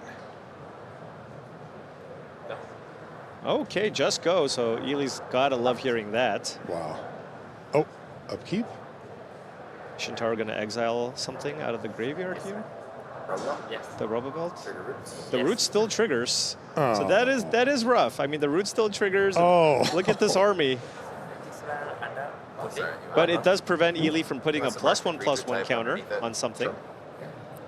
And of course, as you can see with the Curator here, if you exile 4 cards, it becomes a 7/7 Trampler. So maybe with a 7/7 Trampler and the 4/3 Trampler, maybe a Violent Urge, maybe that can be enough here to take it down.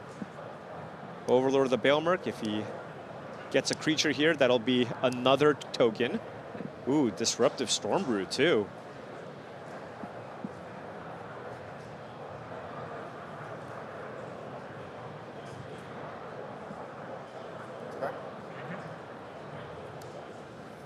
Gets back Tyvar.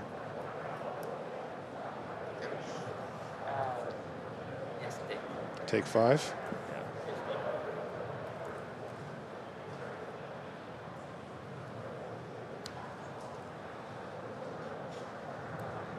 So now Tyvar basically makes it so that all the tokens can tap for mana immediately. Regardless of their sickness.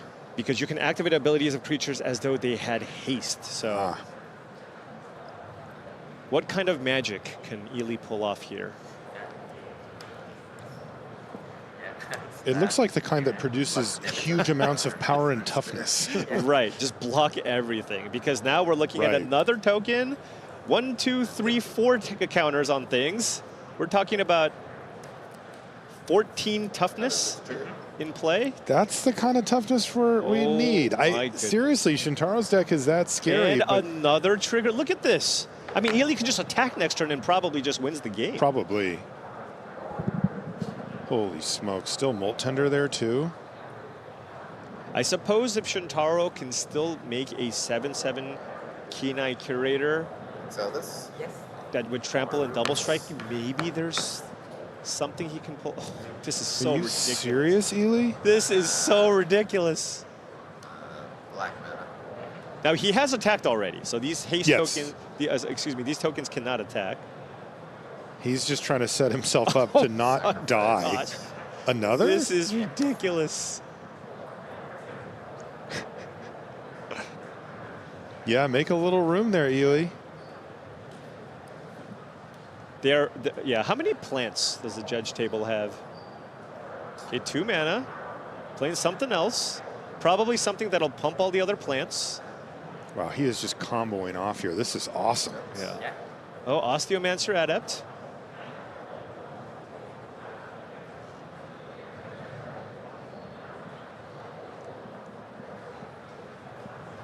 Can you imagine testing against this deck? No. It's like I will tell you, it would involve a lot of reading. I'd be like, "Hey, Ely, am I dead?" It's like, "Yeah, probably." Okay, let's just move on. I trust you. Yeah, we're good here. Yeah. Oh, it just said go. Goodness. All right. I mean, we got to be so close to just being able to close out the game here just by attacking. I'm assuming this is just lethal. There's 2 blockers, right? Yeah, there's 2 blockers. You block what? The 2 plant tokens on the left. Right. 4, 7, 9, 10. Also, you can put a counter on everything by tapping the Molt-Tender here.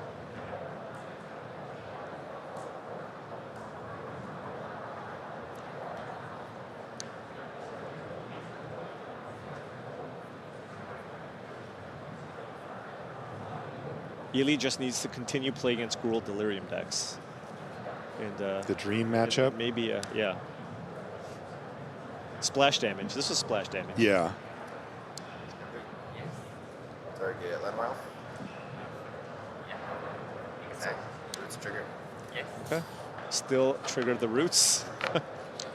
Oh my. All right. 7, 6, 5, 4, 3, 2, 1. Yeah.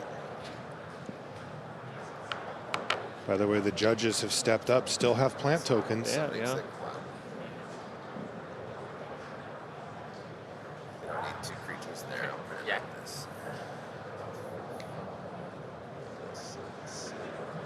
Ely just doing some math, considering, hey, if I attack with everything and you have some way to kill one of my creatures, is this still more than enough? It likely is. And here we go, sending him in. Yeah. And that is going to do it.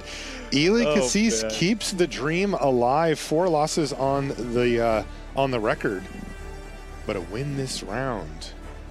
Yeah. And that was just a convincing victory. That matchup seems so rough there for the Gruul Delirium deck. It feels like the only way you actually have a chance is to kind of assemble your Violent Urge combo with the FOMO. And if you don't, you're basically just dead. And then also it's just like Ely can just completely have things get out of hand. He's just the superior creature deck in basically every matchup. I bet the only thing that he probably wants to avoid are maybe more controlling decks, right? But there's not too many of those, right? Azorius Control is not the major Azorius deck in the format. It's the Azorius Omniscience deck, and for that one, he's going to be hoping to draw those Scoozes. Wow. Yeah, that was impressive. Shintaro did do 20. Yeah. In a turn. Yeah, but that, we did have a chump blocker and a little bit of Lycan, and that was just enough to not die. All right, well, we're going to take a short break, but when we come back, we will have more standard action for you here from the feature match area in Las Vegas. We'll be back with more right after this.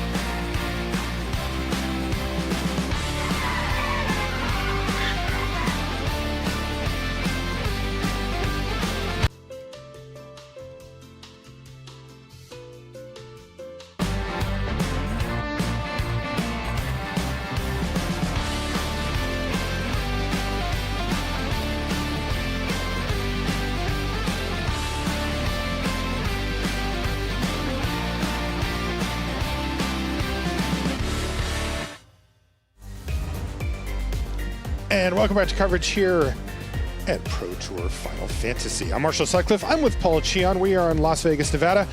And as you can see, we are in a very, very large room full of Magic players. There's 2 floors on the thing. Hey, that's Patrick Chapin. And there's even an arcade. Yeah. You see that? Arcades' arcade, if you will. Yes, there is a merch area where you can pick up. I mean, look at that stuff. This is full-on MagicCon Saturday afternoon. We are in full swing over here. We're playing a Pro Tour 2. This is standard right now as we come back in. Welcome back. Thank you so much for joining us. And we're just kind of on the back end of the round here. But these are really important matches because, as we saw earlier, you know, some players were 10-2 coming in and picking up an additional win, ups their percentage for a top 8 by a lot. Other players are hanging on for their life, as we saw in the last round with Ely Cassis and Ishimura. Here, we're in that upper echelon here, 10-2 for Tony Portolan and Christian Baker. Not only the same record, same deck. Yeah, same deck. Yeah, same deck, but slightly different approaches to the lists. We'll see which one ends up working out here. One really cool card that Tony's got in his version of the list is 2 copies of Wild Ride. You know, oftentimes you see people play 3-4 copies of Monstrous Rage, but with Wild Ride, you can play the VV out of nowhere on turn 4, give it haste, and then use that to generate a bunch of mana to potentially close out your opponents out of nowhere.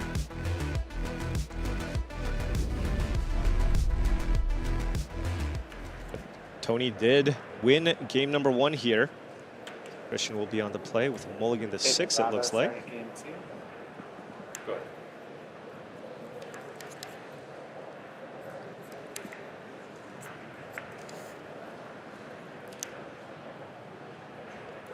Oh, nothing yet. Land. No cutter.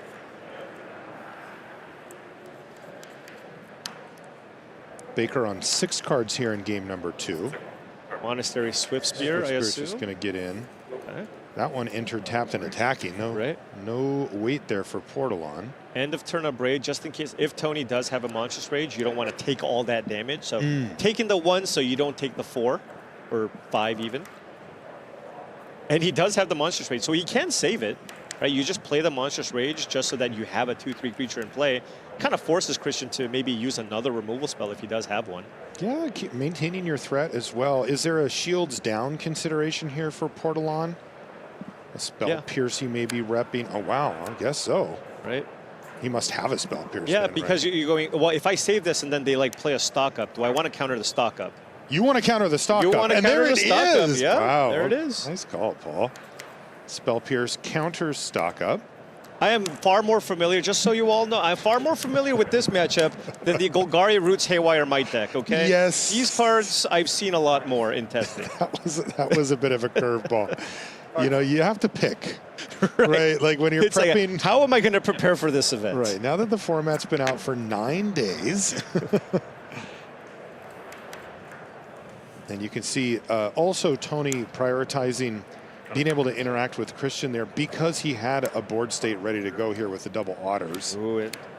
That's into the flood mod to kill an otter. Yeah, it's so important to be able to manage these prowess creatures. If you let your opponents get 2 or 3 in play, you can just die so suddenly. So that sleight of hand. Yes, sleight of hand. There is a torch to tower. You could use that to try to get this token off the battlefield. You could consider bargaining as well. Maybe you don't need both of your Storm Chaser talents, so bargain it so that even if Christian Baker has like an opt or something, you would be able to kill it.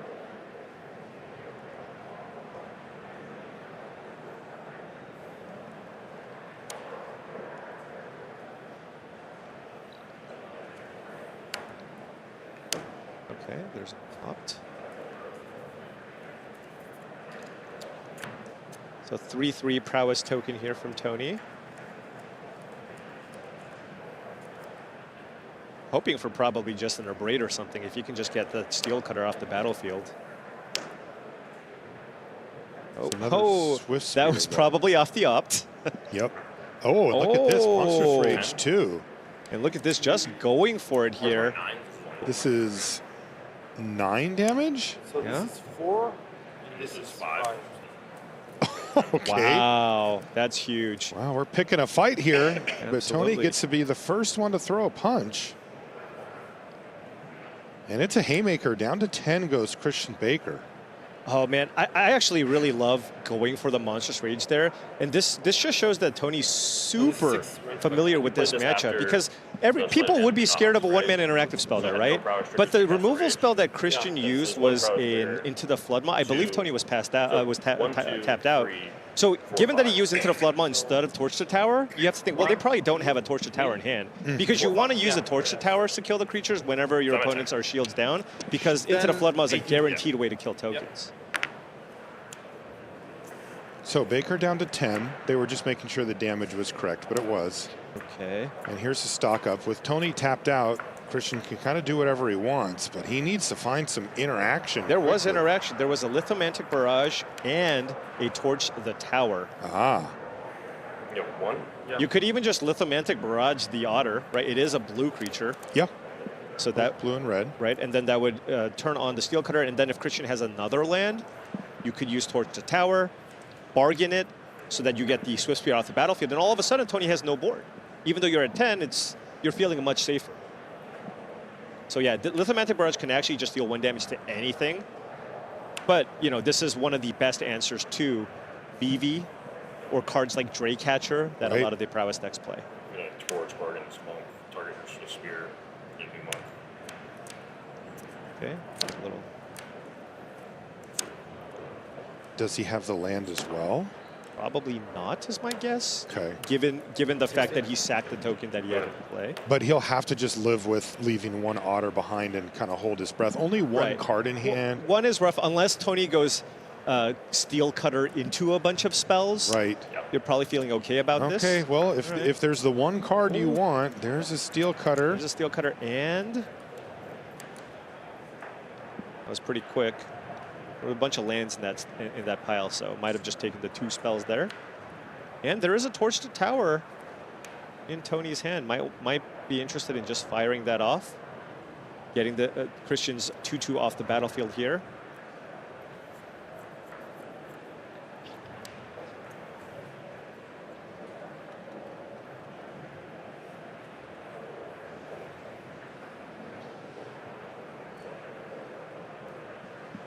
All right. And I don't think Tony's played a land for turn yet. Also getting to the point where those Storm Chaser's talents might be relevant with all this mana in play. Okay, there was a Braid. Braid, okay. That's good. And somehow we're left with just 1 prowess creature each. Hello, though. Another Steel Cutter into Sleight of Hand, okay. Back in action, and a Torch to Tower there for the Otter token. I think you're at 7 life. You might be very, very interested in here, just killing that Otter here. Yep. Oh, and now we're looking at 3 tokens here that Tony needs to deal with. 10. Oh, excuse me, 2? 2 tokens, but a life total falling quickly. And Steel Cutter advantage here from Baker's side, so Tony has a lot of problems here. 4 mana? Is this Ral? I suppose you could also level up Storm Chaser's talent. Well, that's not great. Maybe he's going to go for the Abrade here. If he has a land to play this turn. So to say he still needs another mana. Right. So if he has a land in hand, you could go land Abrade, kill the Steel Cutter, and hope Christian doesn't play 4 spells, right? Yeah. Or, you know, spells plus Monstrous Rage. Yeah, Tony has a lot of problems here. Killing the Steel Cutter, leaving behind the 2 prowess monks still isn't comfortable. It's probably not lethal, as you said, Paul, but it's not comfortable. Right. Yeah, I mean, so much of the mirror is just about managing the tokens and prowess cards on the other side while also trying to find times to find spots to be able to play cards. Ooh, and no kill. Okay. I think Christian Baker looking very good here if he's got anything going. Okay, it's on the stack. Sleight of Hand on the stack. Triggers prowess triggers on the stack. Okay. Does Tony have a 1 mana spell here?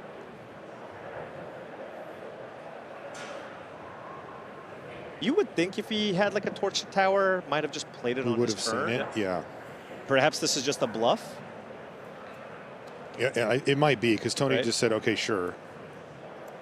So now we're looking at 5 damage currently.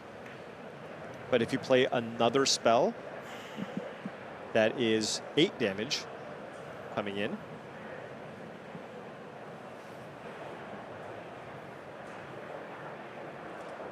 We'll say, whenever you play these prowess decks, it's not like mono red. There's a lot of thinking. You got to add up all the prowess triggers. You got to figure out just how much damage each spell can do. Rage Man. Oh. Put the cutter trigger on the stack first. I mean, if Tony has nothing here, this is just a game. So it's a 3/3 Right now. Yeah, right now it's a 3/3 with a prowess trigger on the stack. You heard Christian order. When you have multiple triggers that go on the stack at the same time, you do get to choose which order to put them on. Right. And he has the prowess trigger up to resolve first, and then the Corey Steelcutter trigger after that. Oh, okay. Oh, Tony's tapping mana. All right, well, if he's got an Into the Flood Maw, that would just be an automatic Into the Flood Maw, so perhaps he's going to go for a Torch the Tower and just hope Christian does not have an instant speed spell here to play around a Torch the Tower, right? Like a bargain to Torch the Tower would kill it if Christian has no other spells to play here. What was he hoping to gain by waiting this long, if He that's does the have a case? Torch to Tower. Wow. Oh. Oh, It's gonna okay, bargain. and it works.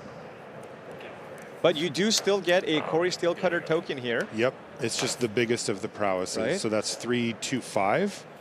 Yeah, Tony down to 5. Oh, and I think Christian's out of action here. Oh, interesting. Okay, and This Tony could be does- an opening if Tony right? has something. Well, Tony at least has an Abrade that we know of, and it looked like the Spell Pierce.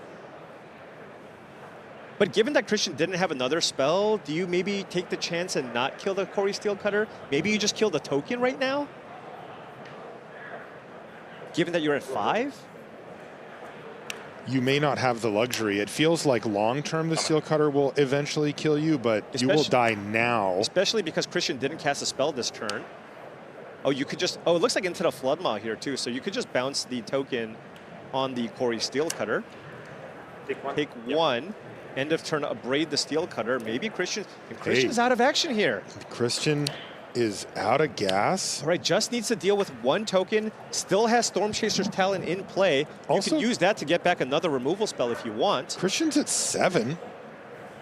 Yeah. All right, it looks like maybe getting back into the Flood Maw here. And just kill the token. Yeah, that's just a guaranteed way to deal with the token. And then ask the question of Christian Baker, do you have another threat on the top of your library or anywhere near it? Right. Now, do you just fire that off now? Do you wait? Tony likes to wait. Yeah, because Christian could have drawn a Spell Pierce or something. So that's something to consider. All right, taking down to it. 3. Being patient. Still waiting, playing around a Spell Pierce even. Yeah, just fully playing around it.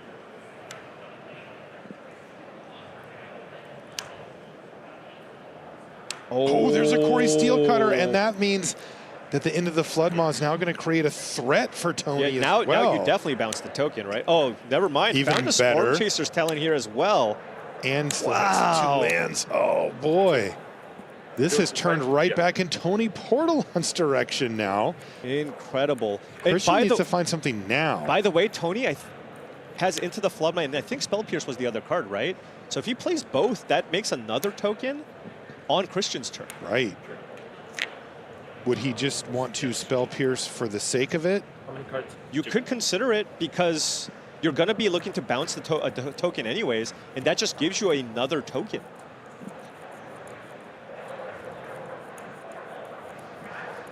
You have to look at a card like Spell Pierce at this point and really think, what am I getting out of it? Right. And Christian will almost certainly pay for it here, right? Right, he just pays Yeah, for it, and he, but and he you goes for get it, yes. to cast a spell. So Christian Heads will... up play here for right? Tony. Absolutely. Prowess trigger on the stack. Oh, has he found some burn spell or something? Yeah, towards the tower. So he can use it to kill the otter. So it's a 1/1 currently. Even if Tony plays a spell, it'll die. So Tony's just going to let it die. And that's why Christian was very specific that that has not resolved yet. The prowess trigger, that is. Yeah. There is no way to save this because it's a 1/1. You play a spell, it becomes a 2/2. Torch the Tower would still kill it. Now Spell Pierce is still on the stack, and Christian has to decide whether or not he wants to pay. Chooses to pay. And you do get a token here. That is a lethal attack, but there is the bounce spell, and there's the Spell Pierce. Oh. But you do get an extra token here to chump block To and not chump die. block. Wow, what a sequence here. Sorry, okay, so I just eat your guy here. Right? Yeah. It does get attached to the steel cutter. It does have trample. Oh, excuse me, no steel cutter. 5 and you're at 3, right? Yeah. Right. Okay, can Tony Can turn it Tony around? just win here? I mean, Christian's at 5. He had no cards left, right? What did he top deck here? If he finds a cantrip spell into a second spell, that also would do just it. equip. Actually. I'm gonna look at yours. Oh no, okay, this one's fresh, right? Yep. These players are both at 10 and 2. A win here would put them one tantalizing victory away from a top 8. So has the ability to at least get back a removal spell here, right? You can just get back and into the Flood Maw. That's probably the safest removal spell here. A4. God, this has been a really cool game. A Monstrous Rage would not be enough, right? It would get Christian down to 1. Okay.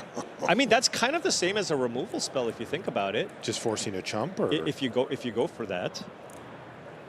So you have to block because Monstrous Rage will kill you, right? That's 5 damage. oh, from it's the prowess still in creature. hand. I see. Yeah.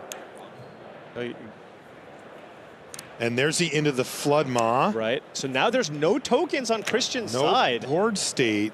And with a Monstrous Rage, Tony has played this game beautifully. Wow. So Christian's now going to look in his graveyard because he can buy back a spell. Sure. It's funny, we're really deep into this game, yet each player has 5 lands. Right. And they have not run out of things to do. Not at all. They keep spending their mana every single turn.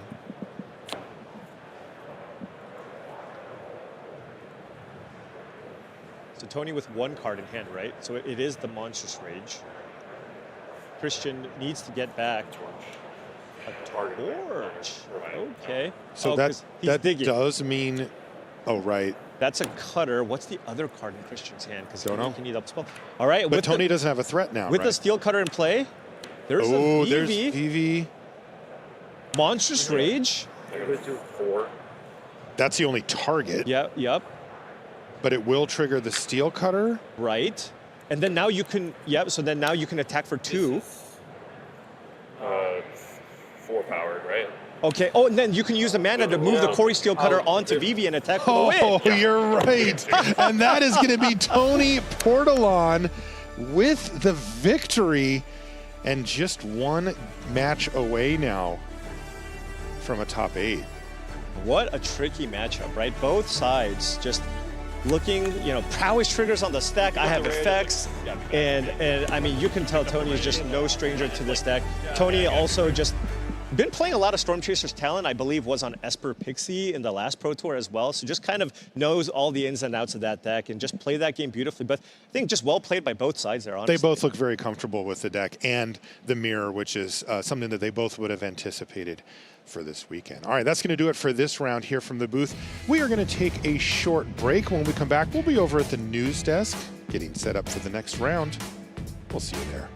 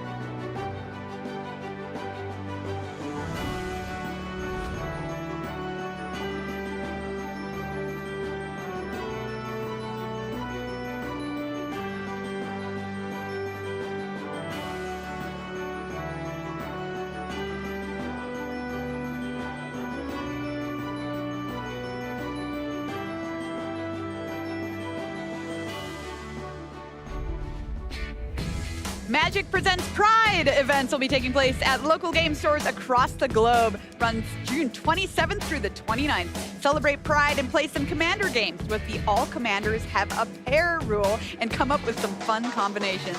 Receive the Chromatic Lantern card featuring Nico for participating. Check with your LGS on locator.wizards.com to find out where your nearest event is.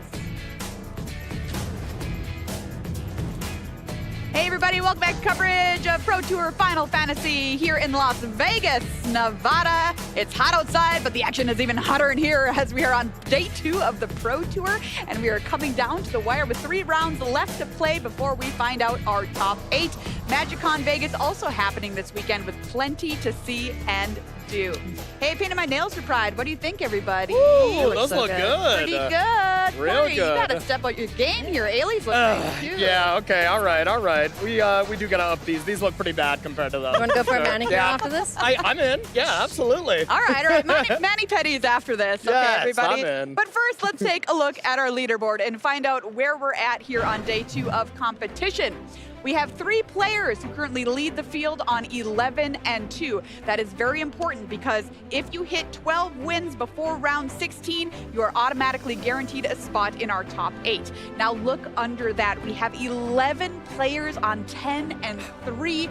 Corey, break this down for us. Okay, so here's what's kind of going to happen for this round. So after this round, we're going to have for sure one person into the top 8. One of the 11-2s, they're going to play each other. Someone's going to go in.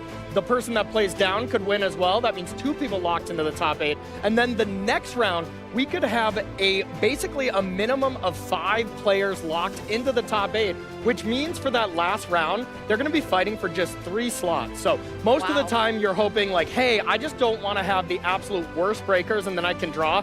That's not going to be the case. You're going to have the absolute best breakers. Maybe one table could draw. Otherwise, people are going to be really fighting for those final 3 spots. So I don't anticipate a lot of draws in that last round based on this. Okay, so lots of exciting Magic coming up over the next couple of hours, everybody. You don't want to go anywhere. Meanwhile, Ailey has been checking in with the top teams in the room. We have indeed, and we've been checking out all of the teams this week, and we're going to take a look at the 4 teams that have the most positive records going into the last couple of rounds here. Handshake Moxfield, let's take a look here. Arne Huschenbett, Eli Cassis, Zevon Faust, just to name but a few here with really good records. Eli Cassis, unfortunately, not having the best day so far, but He had a tough draft. He had a tough draft for sure. Up next, we've got CFB Ultimate Guard, Theodore Young and Edgar Magalhaes, both in contention for the top 8. So let's see how this round goes for them. On to the next one, we've got Worldly Council Heavy Play. Arch Dota also looking good for a top 8 spot. So let's see how they do. And last but not least, Cosmos Heavy Play. How are these champions doing? Anthony Lee, the lone hope here for the top 8. So congratulations to these teams. Excellent results for the rest of them. You know, nothing to feel bad or sad about. And who knows, hopefully they'll have one more player into the top 8.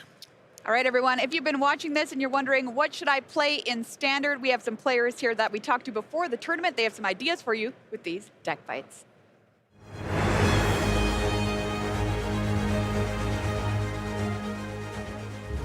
I'm here with Pro Tour champion Matt Nass to tell us about the deck that he is playing. It's the boogeyman in the room. What are you playing? What does it do? I'm playing Is It Prowess, and it kills people mostly. It's a weird mix of aggressive deck with a little bit of interaction as well, but it kills people turn 4 plenty of times. We have seen that plenty of times. What are 3 important cards in the deck? Number 1 is Corey Steelcutter. That's the card the deck is most known for. Number 2 is Stalk Up. That's what lets you kind of refill because it has such a low curve to trigger the Corey Steelcutter. And then number 3 is one that not everyone is playing, but I'm playing Monastery Swiftspear. It gives the deck a little more of an aggressive slant and gives more of those turn 4 or turn 5 kills. So I like killing people. No Monstrous Rage? I have that one too. I just didn't name it as a key card. I actually board it out sometimes. It's not as important. Well, we'll see that soon, I'm sure. What is a good matchup for you and why? Good matchups, I think, are most of the field, and I think a lot of the decks that try to beat it are going to struggle post-board. So, you know, pre-board, some matchups might be tough. Post-board, maybe a little easier.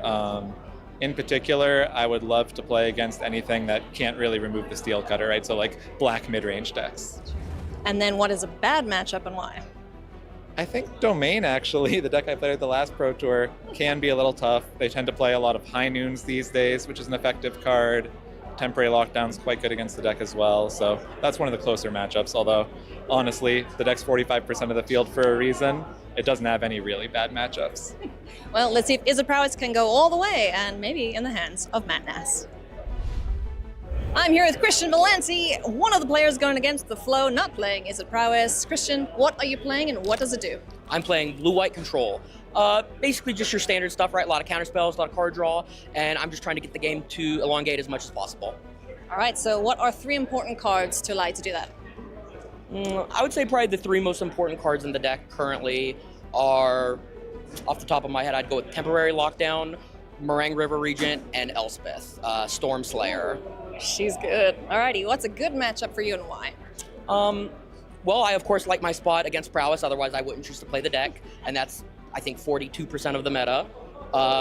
I like my spot against a lot of the other mid-range things like Domain Overlords, and then the other mid-range decks like Blue-Black, if those decide to show up. I know they are in some numbers. I would prefer to stay away from the 10% that played Mono-Red, but that's winnable also. Okay, well that was my next question. What's your bad matchup and why? Perfect. I would like to avoid Mono-Red, though it is beatable, of course.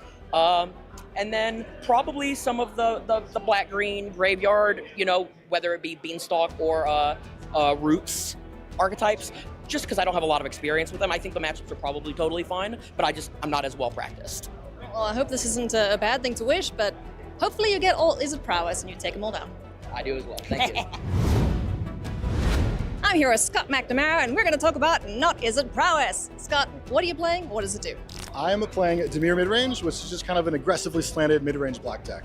What are 3 important cards in the archetype and why? 3 important cards. We'll start with Enduring Curiosity is kind of the keystone card for the blue-black midrange deck. Really great threat, amazing card advantage, slams the door shut quickly. The other card I'll highlight is Cecil from the new set, Final Fantasy. This is a new 1-drop, which the deck really wanted. It's really aggressively statted, and one of the reasons to play a black midrange deck right now. And then the last card I want to highlight, which has been in standard for a long time, but is really important this weekend, is Duress. Duress is really well positioned against all the top decks right now, so that's why I really want to play this format tonight. Speaking of, what's a good matchup and why? Good matchup is Mono Red. I expected that to be pretty popular this weekend, and the black midrange cards are really good against the aggressive decks. And a bad matchup and why? I'm scared of Is It Prowess, honestly. Yeah, Is It Prowess matchup is questionable. However, the format that the Prowess deck creates is good for blue-black midrange. So, we're gonna roll with it this weekend. All right, well, best of luck, and hopefully we'll see you take down some Is It Prowess decks. Cool, thank you. There's a look at 3 decks to try out in Standard. And for us, we are heading to the next round of competition here on day 2 of Pro Tour Final Fantasy. Let's find out who our feature match is coming up for this round. Round number 14, Ian Robb and Tony Poderlon, both on Is It Prowess, both leading the tournament at 11-2.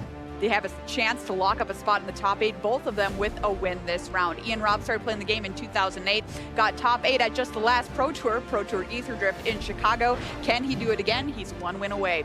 He'll have to get through Tony Poderlon to do it, who started playing the game in 2004. Actually did very well at Pro Tour Ether Drift as well, going 11-5. So he was 1 win away there from a top 8. Can he do one better this time? Those are the players. Feels like it. Tell me about the decks. All right, let's check it out. It is, of course, a mirror, and this one is looking very much as close as it gets to a Stone Cold Mirror. The one thing we have from Ian that we don't see on the other side is Drakecatcher in the main instead of Swift Spear. So Drakecatcher is supposed to be the card that is a lot better in these mirror matches. So you got to think Ian is kind of pre-boarded here for these Is It Prowess mirrors. Let's take a look over at Tony's deck list.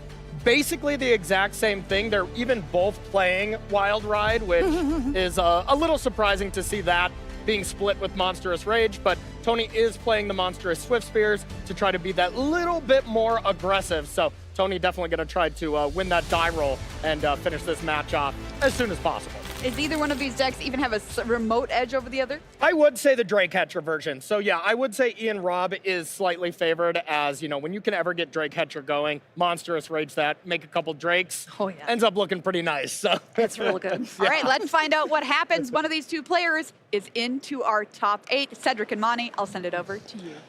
Dear Maria, count me in. Let's do this thing, partner. It is time to put our first person. Our first. Right into the top 8 here at Pro Tour Final Fantasy. Cedric Phillips, Monty Devuti, thank you so much for joining us. We are going to watch some Maze of Prowess because, of course, we are. It's 40% of this metagame.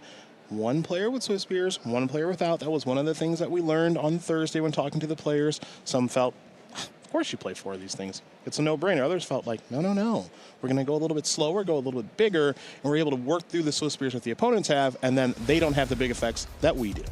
Right. I think Swift Spear was one of the points of debate. I think there were 3 camps really coming into the weekend. It was the Swift Spear camp, the Drake-Catcher camp, and the we don't really need either of them, just maximize on VV camps. And we're seeing how each camp has really put up a fight throughout the course of the weekend.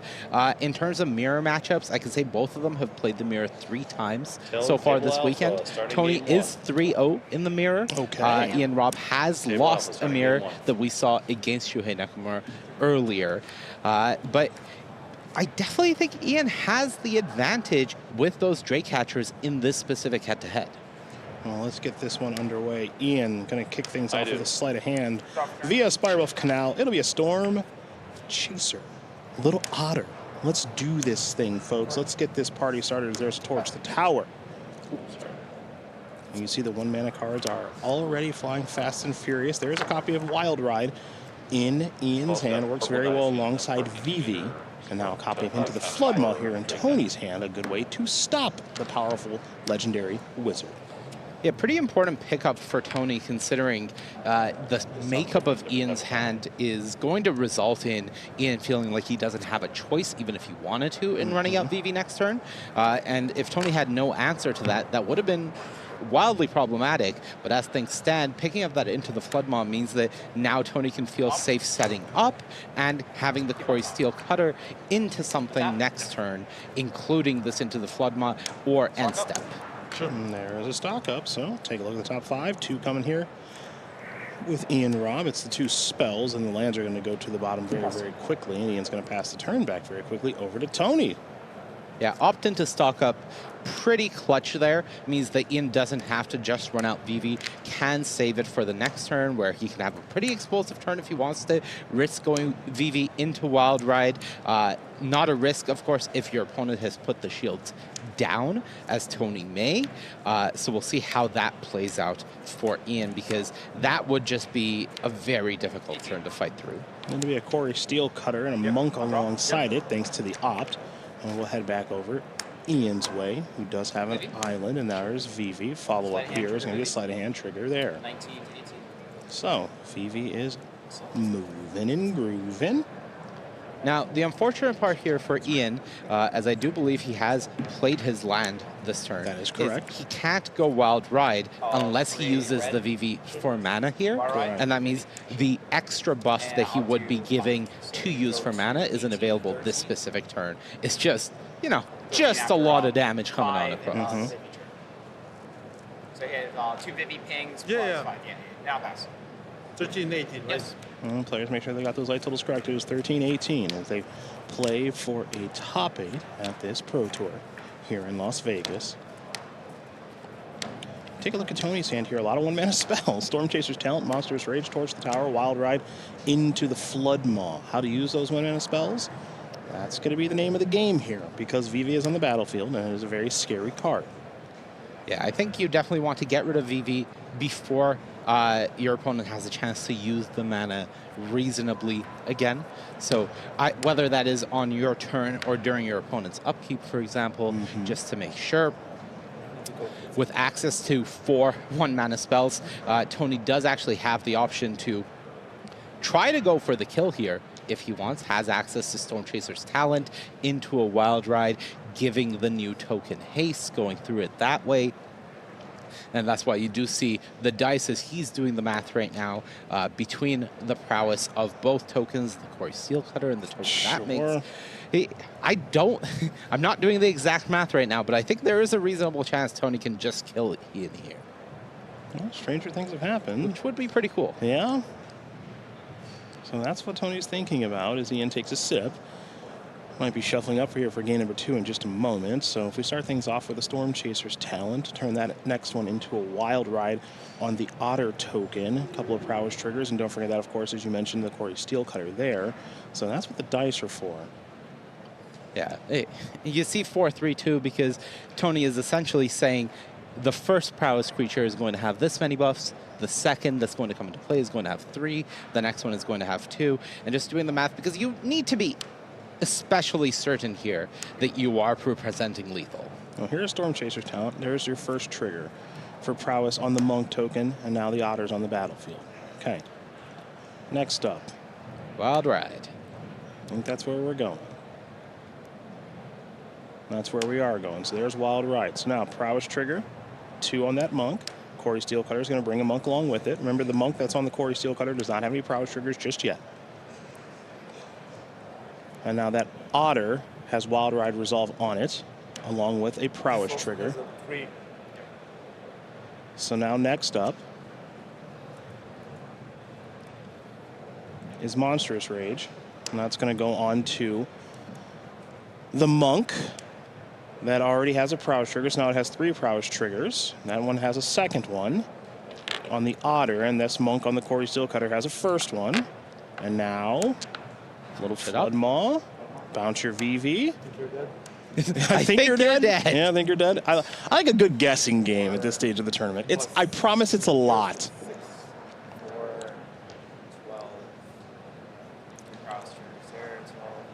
Six, 7, 9, 10, 11, 12. It's at least 14. It's at least 14. And you know what? I think you got me, and I agree. So on to game number 2. That's where we're going to be, as Tony is 1 win away from making a top 8 here in Las Vegas.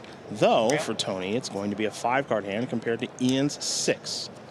Yeah, and I think, you know, you have to be prepared for the prowess mirror coming into a tournament like this. Ian's already won it 3 times, and you can definitely see the experience of that situation where that turn started with Tony going, "Can I kill you?"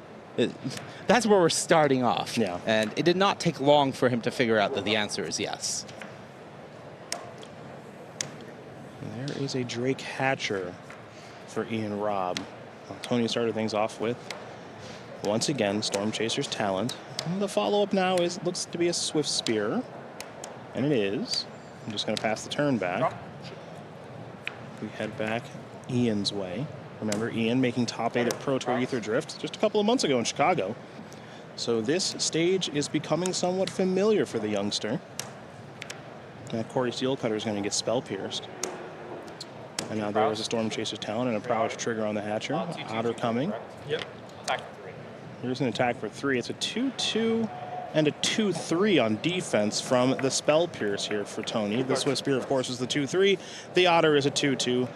And there is a 2-4 coming into the red zone. 3-5. 3-5, is it? Yes. Oh, Steelcutter and Storm Chasers. Right. Thank you. And that's the big issue here, because for Tony, taking the damage means that you're giving Ian a Drake, more or less, right? But if you block, you're not blocking profitably, you're not blocking to trade a creature. So it's essentially a chump block asking, do you want to turn one of your prowess creatures into your opponent not having a Drake? Sure. And that's not the answer for Tony there.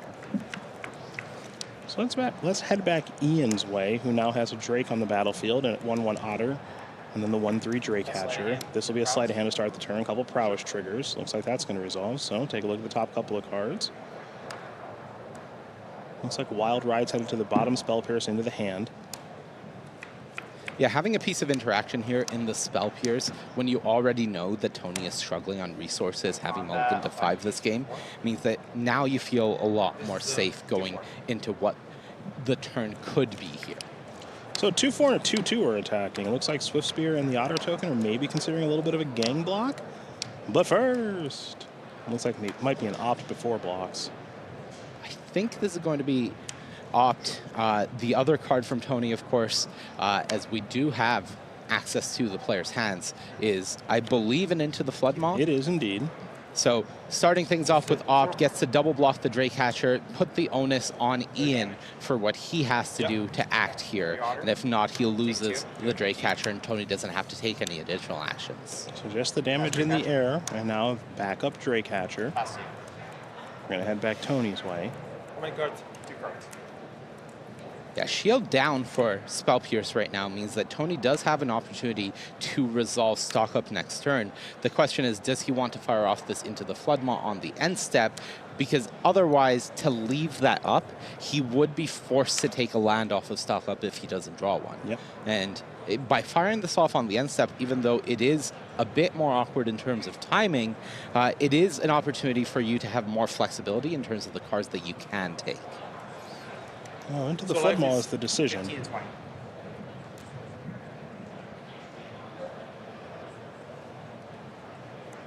Tony doesn't look thrilled with the idea of having to cast this right now. Yeah, there's also the question of whether you're bouncing the Drake or the Drake Hatcher.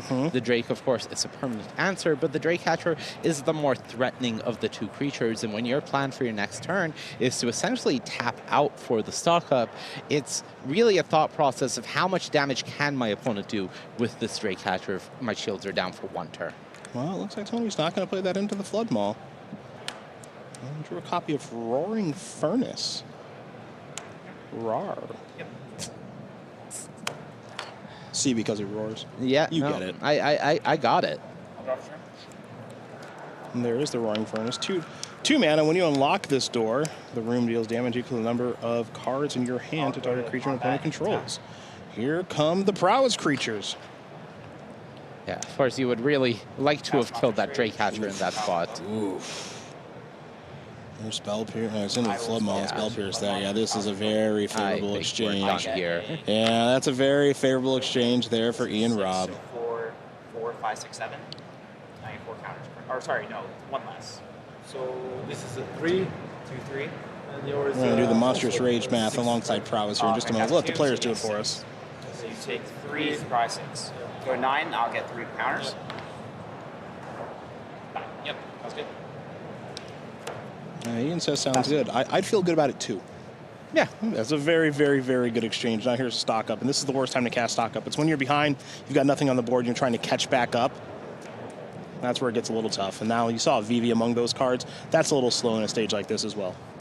Yeah, definitely. And with that last card in hand being a Monastery Swiftspear, Tony is already in a position where you're not really doing much, may just be forced to pick an untapped blue source plus Into the Flood Maw here in order to be able to represent some interaction for the Drake Hatcher, because you're really not doing much else. Yep. There's a Drake on the end step. Ian's ready to untap, and Ian would love to play stock up in a position like this, where he's very far ahead. It's triggering Prowess on an aggressive draw and continue to cement his advantage with the cards that he wants to select here. Looks like Steel Cutter among the cards alongside an Abrade as well. Combat, attack with alt. For This will be an Into the Flood Maw on the Drake Hatcher. 4 damage is going to be dealt because of Prowess triggers. Tony's going to fall down to 5. Let's see if there's something Tony can draw to get out of a very difficult situation. Yeah, I think Island was the draw, which means it's going to be Storm Chaser's talent going up to just rebuy and Into the Flood Maw. And just pass that turn back, so we are going to head back over to Ian Robb. Yeah, untap land is perfect. It lets you go Corey Steelcutter into a Drake Hatcher, or if you want to just leave up an Abrade, that is a choice as well, though no reason for you to really do that. Yep, there's Into the Flood Maw on the Otter token. Yeah, but this is going to be more than enough for Ian Robb to get the job all done. So, game 3, winner into the top 8 here in Las Vegas. Yeah, and reminder, that game was a mulligan to 5 for Tony, a mulligan to 6 for Ian. So with both players keeping 7 cards in hand, this is exactly how we would like it. 1 game to decide who goes into the top 8, and both players playing at full power is the ideal place to be. And there is the Lithomantic Barrage to take care of. that Otter token. This will be a Spire Bluff Canal, and now it'll be a sleight of hand here for Tony. So top couple of cards, a room is amongst them. That looks like that was the selection. So sleight of hand is done resolving. Next up, is there a threat here? It looks like the answer is no. Just going to pass the turn back. So we head back over to Ian. There's Corey Steelcutter. Be a good time to have a Spell Pierce, but the answer is that's fine. Up now for Tony. Tony's hand right now is very reactive and is kind of looking for things, not a proactive approach on the draw, or excuse me, on the play here, partner.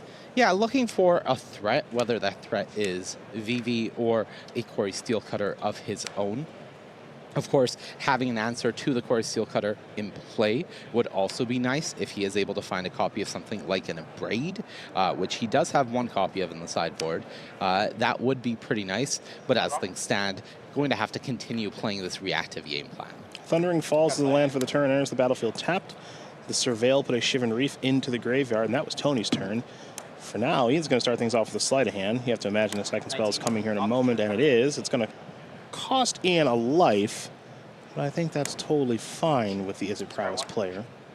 Yeah, importantly, he did find his third land, so Vivi is now online, and with the fourth land, Vivi can really put pressure on the next turn.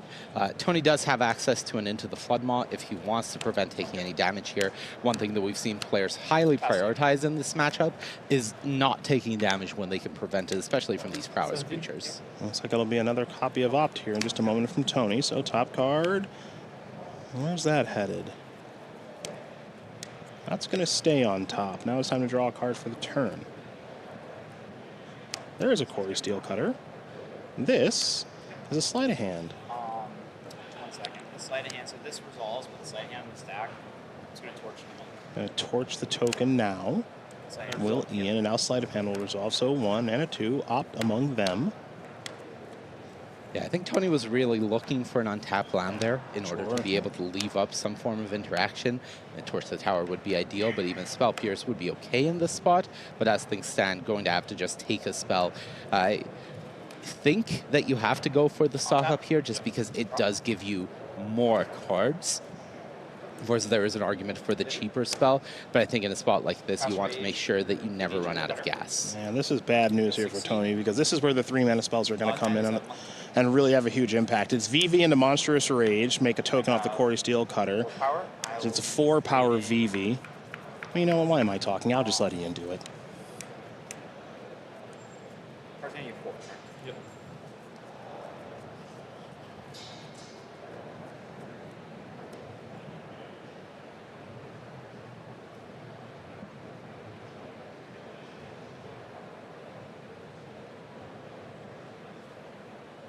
You think it's time for a stock up, partner? I think this is the position where you want to fire off the stock up. Your opponent's tapped out, you're not worried about a Spell Pierce or anything, and getting the second Corey Steelcutter down is tempting. I think one of the decisions here wasn't whether you're casting stock up, or because you have to decide all the mana you're making from Vivi at once, are you leaving up a blue mana or a red mana for after this? Sure. Talent. We made 4 blue with Vivi, and it was pretty ideal that he did because that last mana that was left over was for a Storm Chaser's Talent. Now there's Nodder on the battlefield. And this is what we kind of talk about in this matchup, where if you fall behind like this, it's very hard to come back. We have seen over the course of this weekend that the Izzet Prowess deck does not do particularly well when it falls behind or when it's blocking. It loves to, of course, play from ahead. Monastery Swift Spear builds certainly do accentuate that of just, I want to be ahead all of the time. And right now for Tony, it's just not the case. Yeah, this is the downside now we see of picking that stock up the previous turn. It was a question of how bad could this turn really go for me? 7, right? Yes, so I have 3 more. Yep. There's Torch the Tower. Yep. Yep. All right, well, the Vivi problem is solved, but the other stuff, well, there's some work to do there.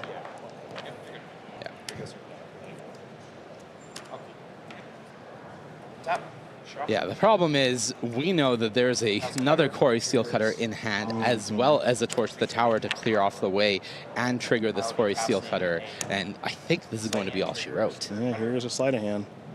Trigger, Monk, 1, 2. Very quickly selecting a card. Next up. I'll take 1 to go to 18. Down to 18 goes Ian. Getcha. There's Into the Floodmaw. Prowess triggers. There's a lot of them. What are you at? We'll do the math together. But Ian Robb has done the job, and it's back-to-back Pro Tour top 8s for Ian Robb. Top 8 in Chicago just a couple of months ago. Had to grind it out in those last final rounds and some favorable tiebreakers. This time, first one in here in Las Vegas. Yeah, from 8th to 1st has to be a great feeling, especially considering you are playing a deck like this in a field of Is It Prowess. I expect we're going to see a few more prowess decks in the top 8 at a minimum, and having to play against all of them is going to be a great feeling for Ian. Yeah, being on the top of the leaderboard right now, first player into the top 8. You mentioned once we get into that Sunday stage and play draw, which we saw in that matchup is a big deal. To say that you're going to be on the play quite a bit, that's a really, really good feeling. So it's making the top 8 of a Pro Tour. Ian, congratulations to you. We're taking a short break here from Las Vegas. When we do come back, Ken Yukihiro on Mono Red, Anthony Lee on Omniscience. More fun right after this.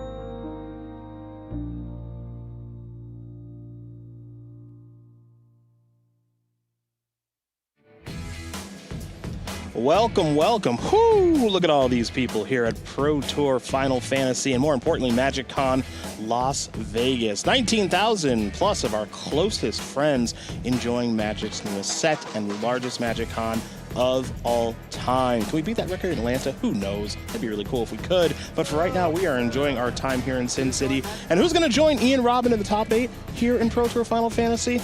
We're going to find out soon enough, because one of these two players that we're about to watch has the opportunity to get there. Cedric Phillips, Mani Devuti, about to watch Ken Yukihiro on Mono Red. Mage Bane Lizard, last time we saw Ken getting the job done. Yep. How's that card play here? Well, that's good. Fan favorite Ken Yukihiro. Indeed. Anthony Lee, super lovable guy. Both of these guys are just awesome ambassadors of the game, and it's a bit of a tough matchup for Ken. He's facing Temporary Lockdown, 4X in the main deck. Can be a bit of a problem to get past. And Anthony's deck isn't a control deck. He's not just buying time. He has this Omniscience combo. So he's putting Ken on a clock after surviving. And Ken really hoping to get the job done in game 1, but that's not how things played out. Yeah, I got a little bit of a bad news, good news situation if you're rooting for Ken. Bad news, lost game 1. But good news, game 2 on the play. That's where Mono Red wants to be, though no 1-drop here for Ken. So even worse news. And no 2-drop either. Oh no, Ken. But Ken did, it looks like, kept 7. Is that true? Yeah, I see 3 copies of Screaming Nemesis in his hand. Okay. So that's where a lot of the keep has gone. All right, haste in your face. And look, this is good news, bad news as well. Yes, you didn't have a 1-drop or a 2-drop, but Screaming Nemesis is a hard-to-answer card for the Omniscience deck because it dodges temporary lockdown. That is one of their main forms of removal that they rely on. So Ken having 3 copies of Screaming Nemesis means that this game could be pretty bad for Anthony if he's not able to quickly assemble his combo. Yes, he's not under that much pressure right now, but there's a lot of pressure that he's going to have a hard time answering. Oh, look, I do agree things can change very quickly, but also there's that card. Yeah. That's the one I think I was a little bit scared of. They're in, is that the Dispersal? As far as Dispersal. Dispersal, yes. As far as Dispersal, saying, oh, well, that was nice. Nice try there, Screaming Nemesis. But you'll have to come back a little bit later.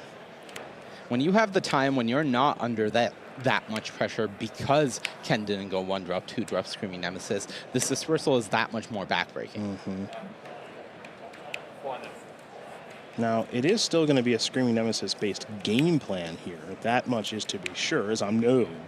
Part 1 is already into the graveyard. Yeah. It wasn't before, it is now. Whew. Okay. Looks like a little bit of graveyard hate here, perhaps? Yeah, I believe, if I'm not mistaken, that should be a copy of Soul Guide Lantern coming out from Ken's side. Okay. Okay, that does make some sense. That is a good hate card against these Omniscient strategies, so able to pick off the first one that's into the graveyard. And maybe that buys enough time against Lee. Yeah, he had it in hand for a while now. He didn't want to play it and just waste that Enters ability, because if you can get one Omniscience with it and keep this in play for the next Omniscience that goes, you're getting double the value from your one card. And he knows that Anthony's not casting a Boilerless Awakening until turn 4. So up to this point, Ken had the luxury of just holding that Soul Guide Lantern, and that gave him maximum value. Sure. Well, here's another attempt at a Screaming Nemesis. No More Lies is going to take care of that. That one's exiled, but there's still one Screaming Nemesis on the battlefield, at least for now. I think that may actually be a Tursa Light Shatter. Excuse me, thank you. Another 3-drop that Ken's deck plays, only as a one-of, but that is one that he picked up the previous turn. Looks like that damage is going to get through. And now what? Okay. That's a Soul Partition coming out from Anthony, getting rid of the Teysa, at least temporarily. So the name of the game here for Anthony is buy time, right? Yeah. Keep your life total high. Heck, maybe even this Overlord enters the battlefield and is meaningful. We're only a turn away right now. The Overlord hitting the battlefield, or, is on the battlefield, but the impending of it running out, so it is a creature, would be pretty meaningful. Ken's hand does have access to a Devout Decree, I believe. So some removal, as well as another copy of a Forest Dispersal, means that he has all the time he needs at the moment. 2 lands probably happy to hit the graveyard here. Boy, this has to be getting frustrating here if you are Ken. You keep this hand with all haste creatures and, some copies of Monstrous Rage. The idea is that I'll be able to start getting through some damage. Won't be the fastest clock you've ever seen, given the mice package that's in this deck. But it's got to be pretty good on the play, and Anthony has swatted this away time and time again. Yeah, Anthony has access to a copy of a Boilerless Awakening in hand, in addition to a temporary lockdown. I wouldn't hate seeing him just run out the temporary lockdown just to deal with this Ghost Vacuum. With this Soul Guide Lantern. Yeah. That is the one. But as things stand, just opting to stay back. And again. Hiya! All right, Screaming Nemesis. Wait for it. Okay, it's finally going to deal some damage. Well, maybe it's going to deal a little bit more damage than we realize. Here's a copy of Monstrous Rage. Yeah, and this is the big issue, is Devout Decree is a sorcery. Yeah. So at the moment, Anthony has nothing to prevent the Screaming Nemesis from hitting him. So Anthony's down to 10. Notably, there is a copy of, I believe, Burst Lightning in Ken's hand. That's true. So he has access to that as a very expensive removal spell if he wants, but he could also use it here on his Screaming Nemesis if he wanted to deal some damage to Anthony and prevent him from gaining life for the rest of the game. Opts not to. Yes, indeed. So Devout Decree is going to take care of the Screaming Nemesis for good. Could we actually see Omniscience just do some attacking here to get the job done? I think it is very possible. Yeah, I don't think, given how this game has shaken out, I don't think that's out of the question. It's not a thing that we see often. And there's a discard of the Ablaze Awakening. So, Overlord of the Flood Pits, is that you? Are you the one to get this job done? Yeah, there's another copy in Anthony's hand, though I do think that's going to be impended again because Anthony has a copy of Change the Equation in hand now. So suddenly he has instant speed interaction again. He has a way to protect this Overlord of the Flood Pits.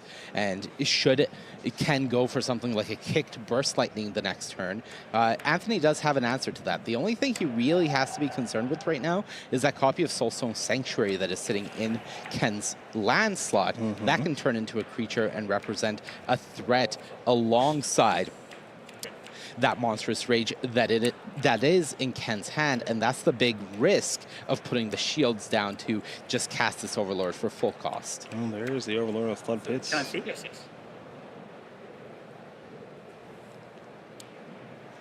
And it is on impending right now, so we will draw 2 and discard a singular card. As you saw, Yukihiro want to take a quick look at Soul Partition as we head back over Yukihiro's way.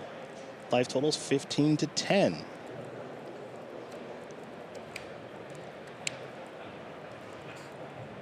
Okay. I come in with a land, bring Lee down to 7 and pass. So we're going to head back over to Anthony Lee, who's got a whole bunch of mana to work with. Card selection has been fairly good given the Overlords. Yeah, Anthony just asking Ken to put the Soulstone Sanctuary in the creature zone, considering it is permanently a creature now. Yep. Just easier to visualize. I think a second copy of Temporary Lockdown is in Anthony's hand now. Bit awkward considering it doesn't deal with that Soulstone Sanctuary. So that threat is getting through here. Might be time for me to discard one of those, perhaps. Looks like Omniscience was picked up among other cards in hand here for Anthony after the Overlord did attack. So there'll be a discard here in just a second. Yeah, and I don't think Anthony's hand is offering him much help here.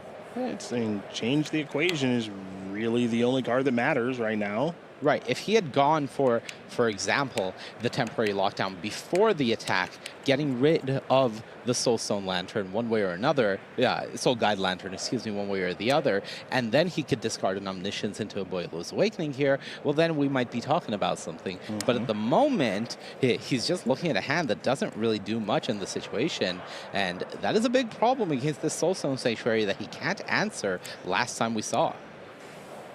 Oh, here comes some mana. There's a Temp Lockdown.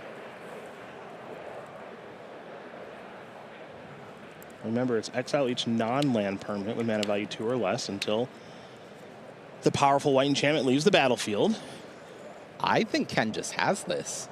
I think regardless of what he does in the spot, and just doesn't even need to exile the graveyard if he so chooses, because if Anthony just goes for getting Omniscience back, I don't think he can actually do anything with it in this position. Oh, here's Meticulous Archive. Surveil No More Lies into the graveyard. Okay.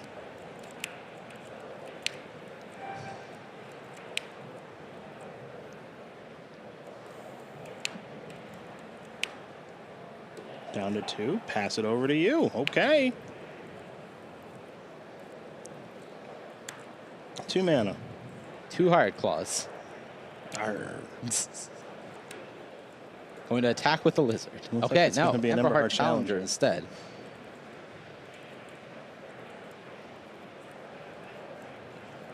Remember to change the equation that's in hand right now. That's really the only card of consequence here for Anthony Lee. Yeah, and I think Anthony may feel forced to use it here, and that means Ken can go Hired Claw, Monstrous Rage, and even if he doesn't deploy all of it, even if he just deploys one of it, that is going to be lethal. He has to be thinking, is there another copy of Ifara's Dispersal here, which I think is the reason to go for both Hired Claws rather than just one and rely on the Monstrous Rage, is that should be enough to win with Burst Lightning. Old Hired Claw. Whenever you attack with one or more lizards, Hired Claw deals 1 damage to target opponent. And that text comes up maybe a little more than we realize. Yes, also in Sanctuary, not just a mouse, also a lizard. So really taking advantage of every card type that your deck has. Ken, in a spot like this, doesn't want to... Okay, looks like it's going to be a Monstrous Rage. And then, after a Forest Dispersal isn't there... Well, I guess the interesting question is when do you cast the Burst Lightning? But I got that question answered, and it's right now. So, a weird one that game was. No Heartfire Hero, no 2-drop. Screaming Nemesis, the first play of the game. A really slow start, but that Soul Guide Lantern was timely that Ken held on to. Made it so that Omniscience couldn't sneak onto the battlefield and ultimately able to win a bit of a strange one here against Omniscience. So, game 3, it's the place to be. Winner of this one, well, if you're Ken, you're into the top 8. If you're Anthony, you're darn close. So this one is worth a lot, folks. Here comes Hired Claw. Yeah, and this is really cool. Ken does have a 1-drop this time, but again, you don't want to overcommit into a temporary lockdown from your opponent. So rather than adding another cheap creature to the board, which he does have in hand, he just says, I'm going to put a counter on this Hired Claw, and you have to deal with this one before I do anything else. So that is step 1. He's just going to pass the turn back. So there's a Magebane Lizard.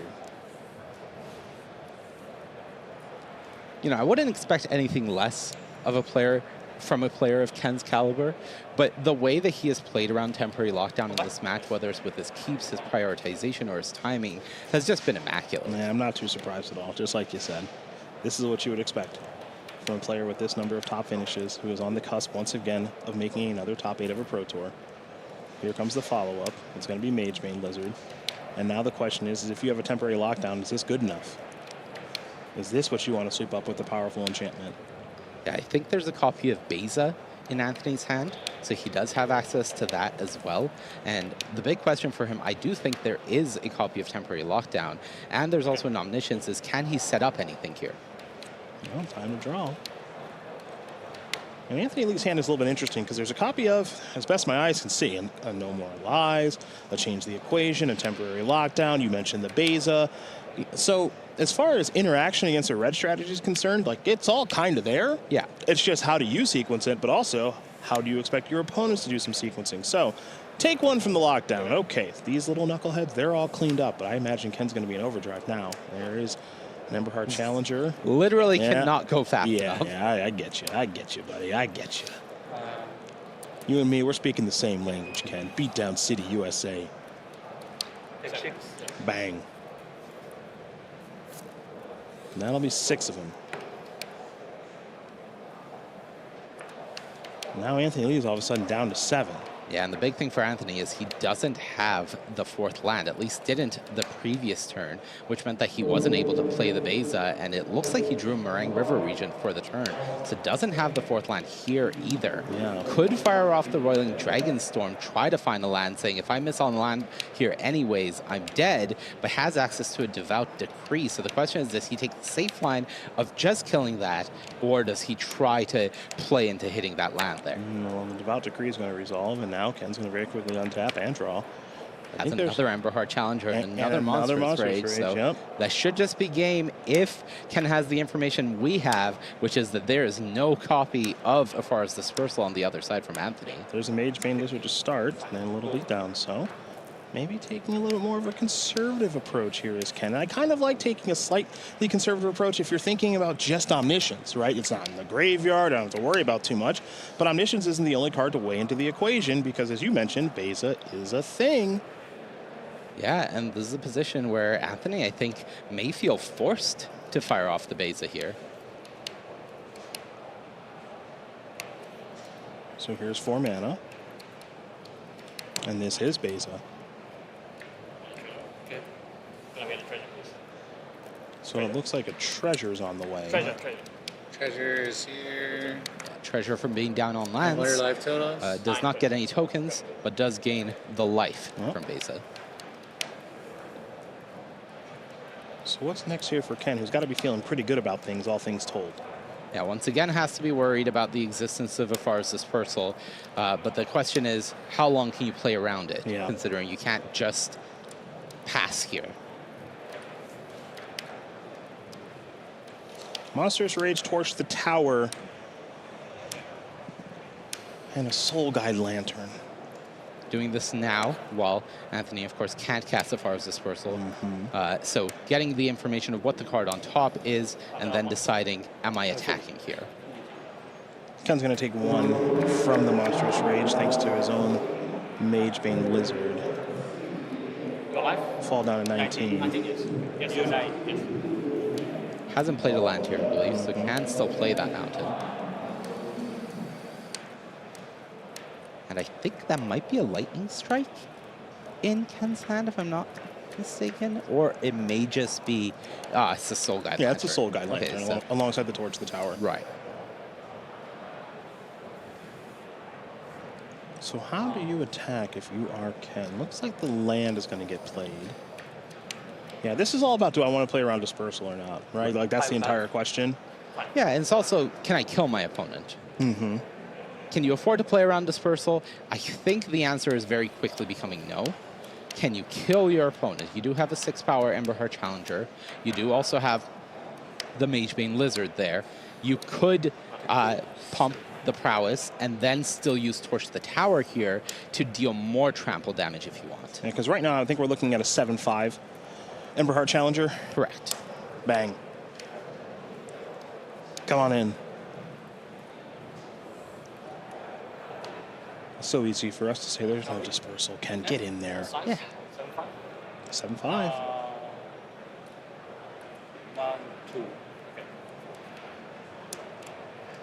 That's all it is, just a 7/5. Just 7. It's nothing. Barely any damage. Yeah. Well, Donald Bays is thinking about it. I think Anthony knows too. You know, trample's going to happen regardless, but you can't afford to just take it because 7's a ton. Yeah, and there's a Magebane Lizard on the battlefield. You're going to need to cast some spells to get out of this. Yeah, so this now, and Ken just stopped him because this is an opportunity to cast Torch the Tower. And Torch the Tower is a way to deal additional trample damage. Now, again, 7-power creature. Base's toughness is 5, so 7 minus 5 is 2. That's how much trample damage will be taking place right now. If you Torch the Tower, you do it for the full amount ski. Then you're able to deal 3 more damage on top. And so that means you can get 5 damage through right now. Yeah, Torch the Tower would be a way to add essentially 3 damage. Yep. Call it a lightning bolt. Sure. Right? You get the prowess, you get 2 more damage through. You could bargain it. Actually, technically better than the lightning bolt then, right? Well, the issue is if you bargain it, you have to sack. I believe the only thing he can sack is the roll, which would lose some power. Lantern? Okay. Second Am I crazy? No. Yeah. That is correct. Yeah, I don't think you're affording to sack Lantern here. Yeah, different conversation. You don't want to lose the game on Look, the spot. I ultimately, the Torch of the Tower is going to allow more damage to get through, and now Anthony Lee is down to 4. So, Anthony Lee has a very reactive hand and counter spells like Change the Equation and No More Lies, and doesn't have a way to really answer what's going on the board. Let's see if we can find one. That's an island. That's a whammy. And of course, if there needs to be something cast like a Roiling Dragonstorm, that's a little ping. Yeah, I think the existence of the Soul Guide Lantern on the battlefield means that Anthony doesn't really have any clean outs in this situation. I would guess that this turn needs to start with Overlord of the Flood Pits as a creature here. He could go for the Meringue River region now. He did draw the land for that. Could bounce both of these creatures, but the Emberheart Challenger does have haste, so maybe Anthony just says 6 is good enough. A 6/7 is good enough, and just get both creatures off the board. All right, let's restart this. Let's restart things, but I start things at 4 with a 6/7 on the battlefield, and PS you're at 13. All right, it's definitely time to cash it. And this game is no longer about omniscience. Yeah, we are a long way away from that. New card, that's a mountain, and that's a Manifold Mouse, I believe. So Ken has access to Emberheart Challenger, has Rockface Village to target it, or has access to Manifold Mouse.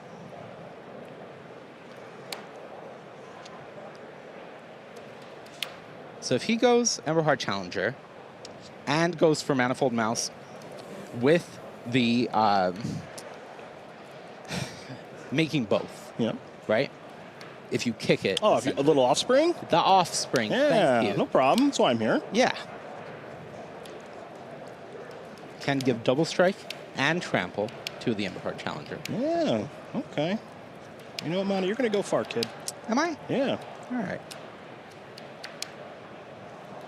Because I'm kind of liking what you're lining up right now. The big issue, of course, with that is you're not aggressively pushing anything through the Smearing River region as a 6-7 right now. And if you just play these both out and then you get temporary lockdown, that's bad. Why? Yeah, that's bad. Let me run the numbers Yeah, a bit. it's horrible. You've dealt no damage and you've lost all of your threats. Ugh. I think that's bad. Yeah. Yeah. That's going to be tough to overcome. Yeah.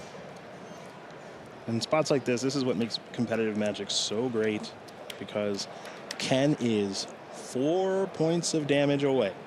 4 from clinching on the top 8. And is there a way for him to get through these last 4 points of damage?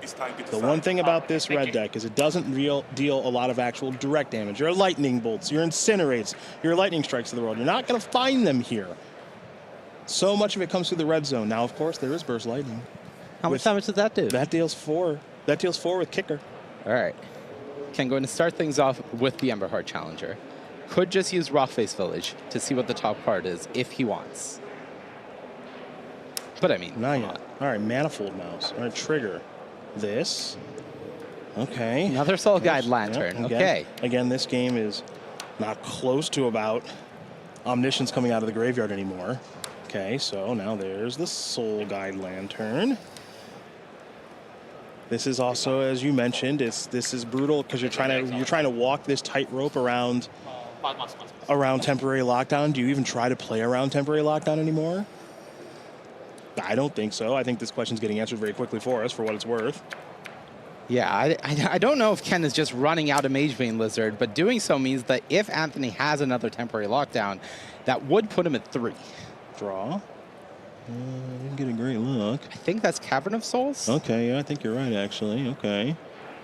That's not offering much help. Now, of course, this 6-7 that's on the battlefield, this flyer, I'm not convinced it wants to attack. I mean, it wants to attack, but is it actually gonna attack? I would be hard pressed to see that happening.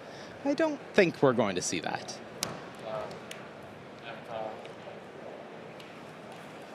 Avatar means you can go for an impending Overlord of the Flood Pits. Okay, draw 2. 1, 2.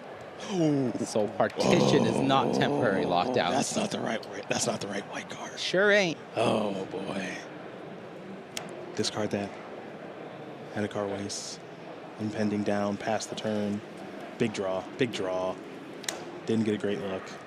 But Ken is already moving those lands around. Rockface Village? Yep. I think that was a land? I think so. Let's take a look at what this card is. Okay, well, that is a land. That's the Soulstone Sanctuary. Okay. That's a good land. That is a good land. That land has text. Okay. You're at 4. I am. That's the number. That is correct.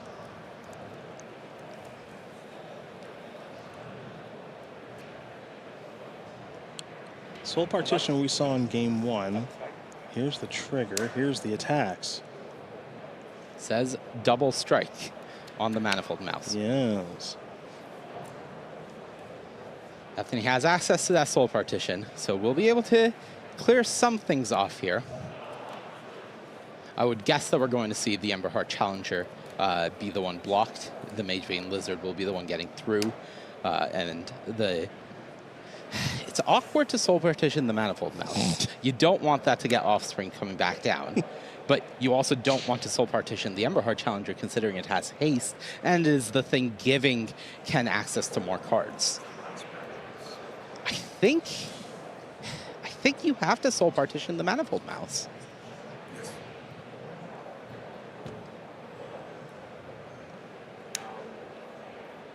Thinking. Okay. I think Anthony is committed to going to 2 here. Yep. This. Remember your triggers.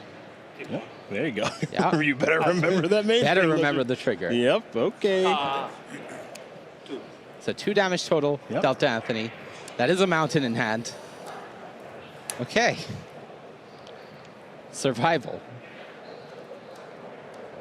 What's next for Ken? Anthony's hand right now in the face of Magebane, in the face of Magebane Lizard is horrible. Bad. It's just spells. Real bad. No more lies. Change the equation. Roiling Dragonstorm. Magebane Lizard is having a huge impact on this game. Ken is reaching. Yeah, I think he's just considering whether he's recasting the Manifold Mouse immediately. The answer is no. Okay, back to Anthony Lee. Draw. That's a dispersal. Ugh. That might allow Anthony to live if Ken bricks off. Okay. Down to, well, almost down. Yeah, I think Goes this the is just Overlord. pass, Yeah. tick down. Ken will turn the Nudge. Sanctuary into a creature. Could have seen Ken get really aggressive with it if he wants. Ken bricked off again? Ugh. Okay. Let's see what this looks like. He's reaching already. Is this this Manifold Mouse? Okay, 3 mana. Oh. Respond. Hold on.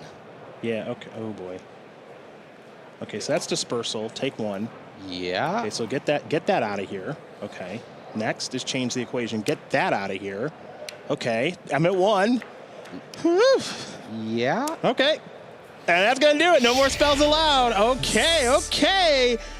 Ken Yukihiro wins and is into our top 8. Mono Red is going to get the job done. There's a little fist bump. There we go. There's the emotion that we love to see. Magebane Lizard, how annoying and how good. That card has just been excellent out of Ken's deck. We've seen it come in clutch multiple times now, and it is the reason a lot of people expected more mono red this weekend. Is it gives you so much game against the Izzet Prowess decks. I think especially if you're in the seat of Ian Robb right now, you see the next player that makes it into the top 8 is Ken Yukihiro bringing Magebane Lizard. You're like, all right, top 8 just got a little tougher for me. Maybe just a smidge. Just a tad. So we got Izzet Prowess. We got Mono Red. We're working our way towards some other players and some other decks. Let's watch some more Magic, shall we? Ely Cassis. I like some roots. I also like Shota Yasuoka as well, playing Izzet Prowess. Top finish is 5 on the left, 12. That's a lot of those for Shota on the right. We have 2 very different decks here. Izzet Prowess, 40% of the metagame. We knew that coming in. Golgari Roots, significantly less than that. But Ely Cassis felt coming into this tournament that I have a deck that I am very confident in is good against Izzet Prowess. Is it true? Well, this is a small snapshot of that as we're going to watch this game and match right now. Yeah, I believe he went 5-0 and constructed yesterday. No big with deal. Roots, if I'm not mistaken. Started today off 7-1, but didn't have the best draft. Was 8-4 here coming into the previous round. Picked up a win to 9-4. So Construct is still going really well, but the early draft was not great for Ely. And now you see these players. Let's check in on where we're at in the match. And you see Ely Cassis is up a game over Izzet Prowess. Again, he felt very strong that he had a good matchup here. This is a deck that we did not expect to see coming into the weekend. Again, we expected so much red, be it mono or Izzet Prowess. And we, of course, expected some omniscience as well. But Cassis has found a strategy, at least this weekend, that works for him against Izzet Prowess, and we're going to see if he can overcome the build that Shota has brought to the battlefield. Storm Chaser's talent we're used to. The Slick Shot show off? Not so much. Yeah, it's definitely one of the cards that has fallen somewhat out of favor, but it does give this deck a bit more explosiveness. One of the concerns that a lot of players had from this Prowess build was how weak you are to temporary lockdown. Now, Slickshot Show-Off, yes, does get hit by the lockdown, but against the lockdown deck, you can plot it and then have these explosive haste turns where you kill your opponent before they're really able to respond. Now, Ely, I think, is thinking on if he may want to block or not. We will find out in just a moment. But I actually think that's what might be under consideration because I think some of us at home might be thinking, oh, this is frozen. But I see Shota. I see some movement. Okay, there we go. We're not frozen. We're just thinking. So we're going to head back over to Ely Cassis now, who is going to fall down to 18 and is clearly under some early duress. He'll play a Forest. What comes up next? He needs a Roots, and he has a Roots. Well, speak of the devil. Oh, well, we are so back, baby. Yes. Dragon Sniper, let's go. Oh, Corey Steelcutter. Okay. Well, we've seen this before. Yeah. Okay, now here's an op to bring a Monk in. But this Dragon Sniper, look, it's ready. It's ready to trade with something.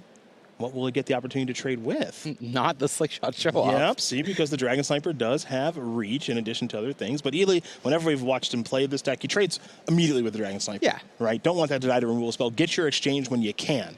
So, going to trade with that Otter token. The Monk token's going to come across for a little bit of damage. And Ely's follow-up. Oh, there it is. Oh, yeah, let's go. My favorite thing about how Ely plays this deck is he treats his key cards as like the super friends. Yes. Like they all just assemble in one pile. Yep. Just checking the list off, it's like, all right, I got a Roots. Tyvar has joined the pile. Once you add an Overlord, that joins the pile. Everything just sits in one pile of just amazing cards that all work together to bury you in creatures and card advantage and just all the good things. Having this combo of Tyvar into the Roots that was already in play now minusing means that he has the ability to just get back this Dragon Sniper or the Haywire Might that he milled. Either is pretty good here. The Might is an answer to the Corey Steelcutter. Yeah. The Dragon Sniper is a blocker for the Slick Shot show off. He's also going to make a token with the Insidious Roots, but now we see the beauty of this deck, which is that token can activate its mana ability as if it had haste. I got 2 words for you. Pew, pew. Dragon Snipers are here. They're ready to block. Okay, but have you met Vivi? I'm familiar with Vivi's work. Okay. It's been quite impressive this weekend. Pretty good And resume. I think Shota is also a fan. So Vivi's on the battlefield. There will be a ping. There will be another Monk. And there will be a sleight of hand that will be resolving here in just a moment. And this is before Vivi goes active. So take a look at 2 cards. Looks like Into the Flood Maw was one of them. So that's done resolving. What's next here for Shota? The Hall of Famer. The resume is immaculate. How many top finishes was that? Boy, I think 12? a couple now, double digits. 12? Yeah. All right, another Vivi. Okay, so another sleight of hand here. Vivi now to 2 counters. Has dealt a little bit of damage. And Dragon Sniper, I repeat, can Dragon Sniper stabilize the battlefield? Yeah, Shota has already used Vivi's mana ability for the turn, has played his land for the turn. So in terms of development, Shota's done everything that he can do. Now it's all a matter of how much are you attacking into these Dragon Snipers. Yeah, how much and where are you attacking as well? Tyvar needs to go. That is, I think, the easy answer. Is Tyvar needs to go. It's a scary one to let hang around. That much is for sure. So there are the blocks. And it looks like Tyvar is going to be staying on the battlefield, perhaps. Now, does Ely Cassis have an answer to Vivi? That's kind of the missing piece to the puzzle for his draw right now. You see that Ely is down to 11. And Shota has had a beautiful start with Sleight of Hands and Vivis and Corey Steelcutter. Yeah, Shota just sent the Trampling token with the Corey Steelcutter into the Tyvar, saying that if you want to double block this, I will push some damage through because I am still threatening your life total. But this is the cost of that. You've allowed Ely to keep the combo of Roots plus Tyvar. Now he has the Overlord to start going deeper, and this could get out of hand really quickly if Ely's able to find the 4th piece of the Super Friends, which is the Osteomancer. Yes, yes. The Avengers are almost complete, I suppose. We'll see the Overlord here, of course, mill a handful of cards. There'll be 4 of them. You can return a non-avatar creature card or a Planeswalker card from your graveyard to your hand. That's going to trigger the Roots alongside Tyvar. That means the plant token will be able to tap for mana and have haste doing so. So... was it ever going to be anything else? No. It was never going to be anything else. I think maybe we can change the deck name to Golgari Dragon Sniper. Maybe at some point. We'll have to see. Golgari Sniper. I like it. Yeah. I'm going to get some and have Ely sign them after the tournament's over. Here we go. Oh, there's the Sniper. And here's a Scavenging Ooze. Okay. All right. Okay. Scavenging Ooze alongside the Roots is pretty filthy. Yeah, so now Ely has the ability, each time he exiles a creature from his own graveyard, he'll make another plant. Yes. And then that plant can tap for mana. And also grow all the plants. Right. Yeah. And he can exile another creature from his graveyard Oh, to make a plant. Yeah, so Shota is going to be facing a large attack next turn. Yes. So the question now is, what can Shota do? And there's an Into the Floodmaw in hand. But remember, one thing that we've learned about Izzet Prowess over the course of this weekend is that it does not like to be on the back foot, but also it doesn't like when decks go wide against it. It has difficulty beating decks that go wide against it, especially on the ground. So that's what Ely's been trying to do all weekend and has been quite successful doing so in this matchup. We have to presume he was quite successful doing it in game number 1 since he is currently up a game. Do we know what Shota's second card is? Okay, there's another Slick Shot Show Off. Okay, so Shota could try to force lethal potentially through here by going for the Slick Shot Show Off into the Floodmawing the Dragon Sniper. Unfortunately, Storm Chaser's talent doesn't really do much here because whatever you try to get back, Scavenging Ooze is going to have something to say about. Well, yeah, he's going to try to get the sleight of hand back, and I don't think that's going to happen. Yeah, I don't think so. Shota already exiling it as if it is done. So that's an interesting decision there because that's not something that's done at random. Shota basically forcing Ely to do that. Right, because one thing that can happen now is if Shota just goes for a proactive attack, Ely only has access to 1 mana from the plant. So if Ely goes for this Scavenging Ooze loop, Shota could have potentially interrupted it by make a token trigger on the stack into the Floodmawing, the Scavenging Ooze, allowing Ely not to put all of this together on the end step. Yeah, and this feels like a huge win in my eyes, what's taking place right now, because what Ely was able to do is basically have Shota say go. Yeah. Right? It was activate Storm Chaser's talent. That's fine. Okay, look what I'm about to do. I'm about to create a boatload of plants. Remember, they have haste because of Tyvar, so they can tap for any mana. And now he's just exiling cards from the graveyard. And you see even our table spotter was like, excuse me, what's happening right now? And it's like, no, believe me, this is all happening. Trust me. This is all correct. I've been doing this to people all weekend. They can't believe it either. Yeah. So now it's a 5, a 4, a 3, a 2, and a 1 because all of these creatures get a little bit bigger. Ah, okay. I see what happened here. Talk to me. So, Shota had not said go yet.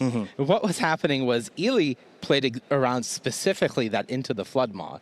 So that target on the sleight of hand was still on the stack. Aha! And Ely did all of my exiles first, get that out of the way, and then as my final act, I'm going to exile your sleight of hand.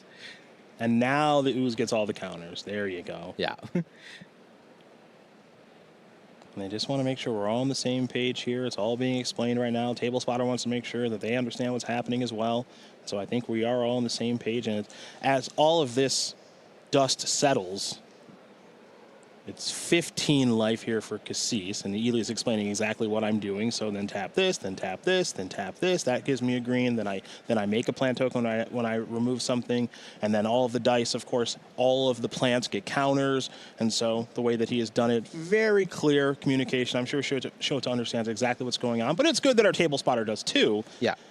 And what happens shortly after this is Ely untaps and probably attacks for a lot of damage. Yeah, so Shota has now used Vivi's mana ability to cast the Slick Shot Show Off from hand. The last card we know is Into the Floodmaw. Yes. The problem is Into the Floodmaw is not really dealing with enough here. No, there is Into the Floodmaw, the Dragon Sniper. Okay, that's out of here. Vivi gets a little bit larger, ping you, bringing Ely down to 14. Slick Shot Show Off is going to come in for a little bit of damage in the air. Maybe try to take care of Tyvar finally, but it feels like it might be too little too late on the Planeswalker, so Ooze is going to eat a little something here. Great. Tyvar down. And Ely's going to untap and probably feel pretty darn good about his positioning right now as he'll take a draw step. Yeah, I think Ely is... oh, that's another Overlord. Oh, that's a hardcast Overlord is what that is. There we go. He considered impending it, and he's like, I have enough mana. I can afford not to. Ooh, a dragon. That's fun. How do you feel about creatures that come with removal spells? Huge fan. Yeah? Huge fan. I love the design of this Roots deck. When this deck is doing its thing, Yeah. It just feels like arguably the most powerful thing in Standard. Yeah. It's what it looks like when you see this happening, and this is, I'm pretty confident, the 5th turn of the game for Ely, but at most it's the 6th. My man's cooking. And you can't use that for mana. Yep, Tyvar that's is the off only one. board. That's the only one that he can't That's use the for only mana. one he can't use for mana. So start going up the mana, the counter chain. There we go. A little petty. Take care of that. Yeah. Shuffle that dragon back in. That could come back up a little bit later. All right, so what are we dealing with? We have a 7 and a 6. Those are the ones getting blocked, and just a casual 9 damage getting through. Well, we'll see exactly how Cassis wants to attack here, but clearly you can tell that he's quite ahead on this battlefield. So here comes the Ooze. Here comes a 6 power plant token. And we'll see what else wants to make its way into the red zone, because now those monks from Corey Steelcutter, yeah, they're on chump blocking duty now, so that first one's going to get flattened. Looks like Shota's going to fall down to 13, and, you know, for Yasuoka, it's going to have to start with something like a, well, never mind. Never mind. Just never MVP. mind. Pew, pew. I was going to say it would have to start with a stock up. Yeah, we knew that was in hand, of course, Yeah. so did Shota, Yeah. but... Oh, Dragon This Sniper, seconds. how I love thee. Ely Cassis is going to win this game and match over the Hall of Famer, Shota Yasuoka. That Roots deck, he said coming in that he felt very strongly that he had a good matchup against Izzet Prowess, and who are we to doubt him? That was a very dominant display. When it all's going, it's really tough to beat. He just makes it look easy. Yes. he puts the Roots into play, it resolves. He puts the Tyvar into play. It's like, oh no. Yeah. And then it all happens in one turn. That deck looks awesome, awesome, awesome. There are more decks to play, than just Izzet Prowess in this format. And Ely Cassis' deck, we don't know if he's going to make top 8, but I'll tell you what, that deck is very good, and it might be that good against Izzet Prowess. Break time, everybody! We only got a couple rounds left. We got 2 players into our top 8. We got to figure out who the next 6 are going to be here at Pro Tour Final Fantasy. Maria, Corey, and Ailey, well, they'll guide you through that process right after this.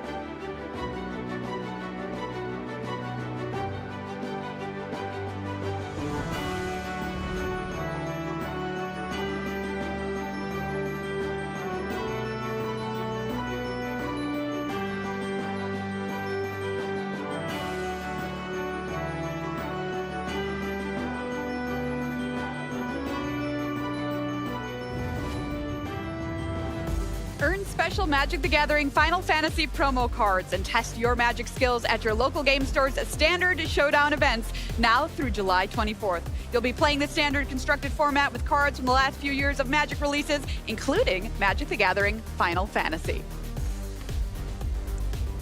Rise to the top of your gaming community at your local game store's Store Championship, June 28th through July 20th. These events are meant to encourage competitive, cutting-edge gameplay and deck building, so get ready to test your skills in Standard Constructed. Hey friends, welcome back to coverage of Pro Tour Final Fantasy live from Las Vegas, Nevada. Look there at the Convention Center, the largest Magic Con of all time. Thousands of Magic players here celebrating the best game ever created. It's so very exciting. And we are here in the Pro Tour area of the building where lots of players are battling for a spot in our very coveted top 8. So much is going on at MagicCon Vegas, including congratulations are in order for one Brian Kibler, Hall of Famer, and Olivia. He proposed on the main stage mere moments ago. That's Congrats awesome. to those two. She said yes. Just want to add that in. Good. Were there any expletives before that? There probably were. There probably were. So very exciting news for those two. And of course, we wish them the best. Anything can happen at a MagicCon. Let's take a look at our leaderboard now, everybody. We have just a couple of rounds left to play here. And congratulations are in order as well for Ken Yukihiro and Ian Robb. Both of those players have locked up a spot in our top 8 by getting to the magic number of 12 wins before round number 16. And Ian Robb, that's back-to-back top 8s in our Pro Tours, was in a top 8 of Pro Tour Ether Drift earlier this year. Then we've got a lot of players, 6 of them on 11 and 3, which means this round, round 15, we're going to add 3 more people to our top 8. Wow. Very exciting stuff. You do not want to miss a minute of the action coming up over the next couple of hours of this broadcast. Ian Robb, very excited, of course, after getting these back-to-back top 8s. Talked to Ailey after his win last round. Leaving nothing to chance, this time it is the first player into our top 8. Ian Robb, congratulations. You must be feeling over the moon right now. This is crazy. I don't know. I'm still kind of in disbelief, honestly, about today. I wasn't really expecting this to go as well as it has, so I don't know. It's been trying to take this one match at a time, and I end up here. So your second top 8, it's back-to-back top 8s. You know you have to continue the streak now, right? Hopefully. I don't know. That involves a lot of luck. I don't know. I don't know if I can count on that. I don't know. Luck, skill, and then after that comes victory, or so I've been told. But the Prowess Mirror, this is something that you've prepared for coming into this Pro Tour. What do you think gives you the edge against your opponents with your particular build? So my goal, at least with my build, was to capitalize on Wild Ride, and as you saw, my opponent also had it because he also realized how powerful the card was, and it was my hope was I'd be able to capitalize a Vivi at some point in the game, get some mana off that, and be able to combo at some point, get a lot of damage, get a lot of cards. That was really my goal. I don't know if I was right looking at the format now, looking at other people's deck lists, but it's worked out so far, so I'm hoping that I can continue. Hopes for tomorrow then. Top 8, what is your ideal array of decks to face? I want to face a lot of Omni. Mirror is fine, but I prefer Omni. All right, well, I was going to ask you what you can do the rest of your time, but I guess you're cheering for the Omni players now, huh? I am very much cheering for the Omni players. Well, Ian Robb, congratulations. You get to go and relax, and we'll see who joins you in tomorrow's top 8. If you've been enjoying the standard action here on day 2 of competition, but you're wondering what deck to play, here we have 3 more decks for you to consider, in our deck bites.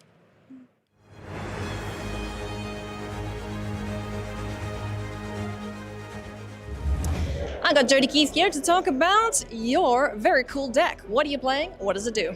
I'm playing Black Beans. It's a green-black self-mill deck, and you use cards like the Vermin that mills 2 and the Maverick to surveil early, as well with the new Final Fantasy Town Greeter, who has been very welcoming, I would say, by basically effectively a Satyr Wayfinder to mill, put creatures in the graveyard, get you some land drops, and then you get undercosted creatures in the form of Diamond Weapon, which is new, big payoffs, and there's a removal spell. I don't remember the name of the card, but if you drafted some Brothers War, you might remember it exiles a creature and its cost reduced by 1 for each creature in your graveyard. So you end up effectively with a 1-mana exile spell, and all these spells conveniently have CMC 5 or more to trigger your beans, affectionately Black Beans. Awesome. I love the sound of that. Now, what's a good matchup and what's a bad matchup?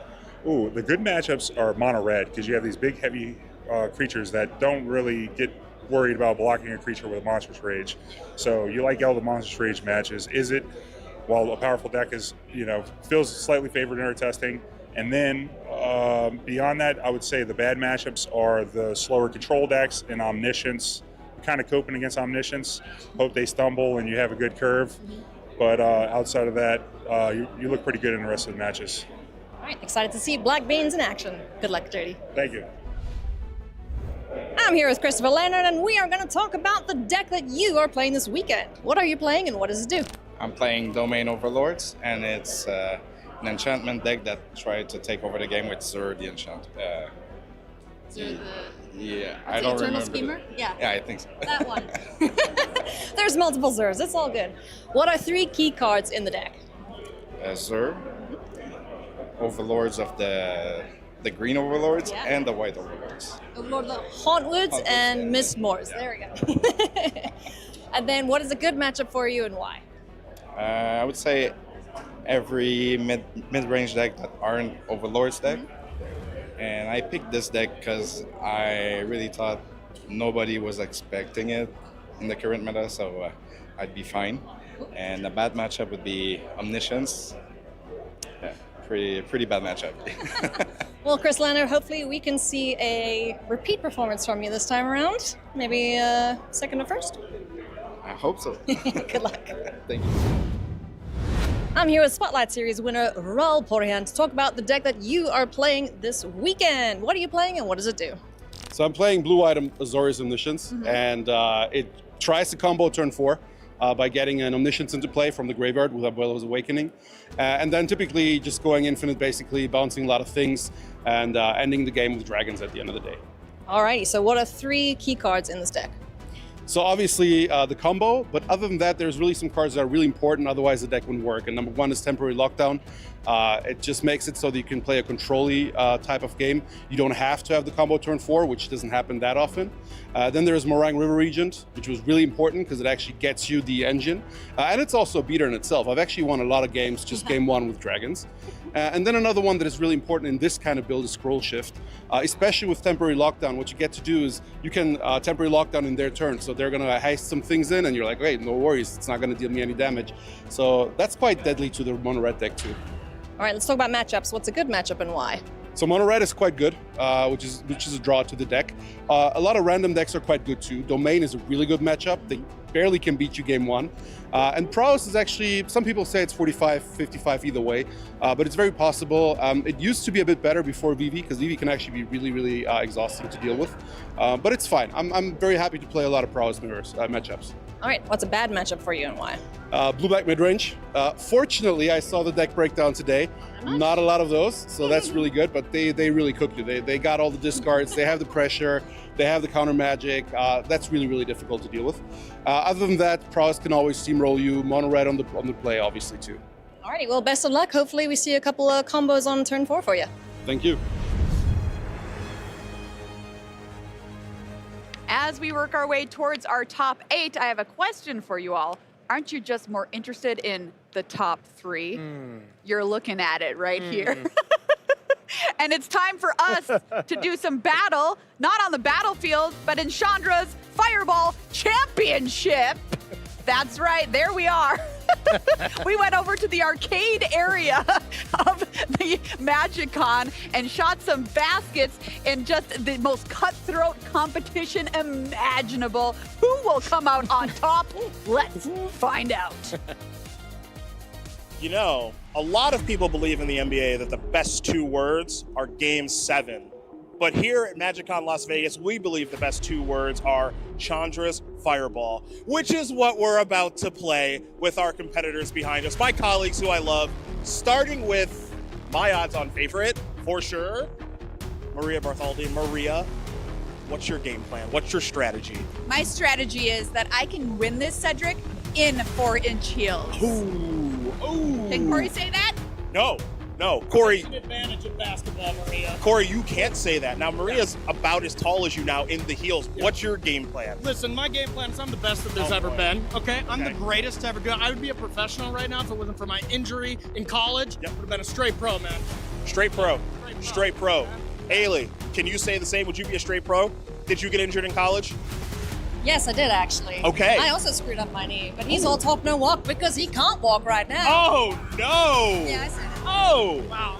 The trash talk game is strong between our desk crew. I'm gonna step over here. It's about time to start Chandra's Fireball. We're gonna do a quick countdown. It's 3, 2, 1, and then you go. Are we ready? All right, here we go. In 3, 2, 1. Here they go. Ooh, Maria's screaming. Maria's got one in. Alias quick on the draw. Corey, who does play a lot of recreational basketball, is firing away. Maria, oh no. Now remember, fouls are legal. Fouls are legal. Fouls are legal. There we go. Fouls are legal. There are no referees here. Fouls are legal. You can take Corey's balls. Fouls are legal. Corey is really cooking. Maria's taking the jacket off. There we go. There we go. That's what we need. That's what we need. Okay. All right, let's check this. Oh, boy. Corey Baumeister with what appears to be a dominant performance. Corey, how'd you do it? Listen, I told you from the beginning, I'm the greatest who's ever done it. Commitment, skill, discipline. Okay. That just got me across the finish line, said. That's all you need to be able to win at Chandra's Fireball. Our champion, our winner, Corey Baumeister. Wow. Oh, that was amazing. Well, maybe for you. Let's take a look at the final outcome, everybody, of Chandra's Fireball Championship. Corey taking it down. Yes. Congratulations, Thank you. my friend. Thank you. Well fought. Yeah, you know, I came to this Pro Tour to do 3 things. Yeah. To cut steel, to shoot hoops, and chew bubblegum. And I'm fresh out of bubblegum, you two, okay? Wow, I love the picture that you transformed into there, Yeah, Corey. yeah, hard work at this one. Red Steel. All right, I hope they bring that basketball game back for the next No kidding. MagicCon because the coolest jobs. we just have to do it again. I'm not happy with 3rd place. Run it back. Yeah, run it back. All right, everybody, strap in. Switching gears, it's time now for the best couple of hours in Magic. Let's set up the next feature match we're going to watch in the feature match area for round number 15. One of these players is going into our top 8 this round. Edgar Magalhash up against Liu Chen Yu. This is Domain Overlords versus Mono Red Aggro. Let's take a look at Edgar here. Qualified here by getting a top 8 at RC Ottawa. Has 4 regional championship top 8s to his name. 6 Grand Prix top 8s, including 1 win. Up against Yu Chen Liu, who actually also had a Pro Tour top 8 at Pro Tour Ether Drift. So we have Ian Robb, who has back-to-back Pro Tour top 8. So Yu Chen Liu might also have a chance here to get back-to-back Pro Tour top 8s, which is truly incredible. Pretty impressive. Wow. All That right. is incredible. So Domain Overlords, I thought they were going to be dead at this point, but that's one of the decks, Corey. Yeah, Domain Overlords, you know, it is not a lot of Domain players still left because there are some tricky matchups, but Edgar doing great with this deck. This deck is just trying to do exactly the same thing it was doing at the last Pro Tour that Matt Nass took down, trying to just cast some gigantic spells, use Zur to animate these Overlords, and attack for an absurd amount of damage, get some lifelink going, and take the game down. And then on the other side, it is Mono Red. So this is one of the matchups that Edgar said he didn't want to play against. Mono Red can be a little shaky, but he said number 1, the worst matchup by far was Omniscience. So this one, winnable, but still maybe a little behind as well. I will say one thing, with all these Mage Bane Lizards in the main deck, that does help slower decks like Domain, as that's not a card you really want against them. So what do you think Edgar's game plan is here if he's going to set something out to just be the perfect start against this deck? It's almost the same, like basically against every single deck. Just turn 2, some interaction, turn 3, Green Overlord, and get an Everywhere land, and then Zur. Sure. Get it going, gain a lot of life, and win from there. I love Zur. Who doesn't? All right, let's send it on over to Marshall and Paul and send somebody else into our top 8.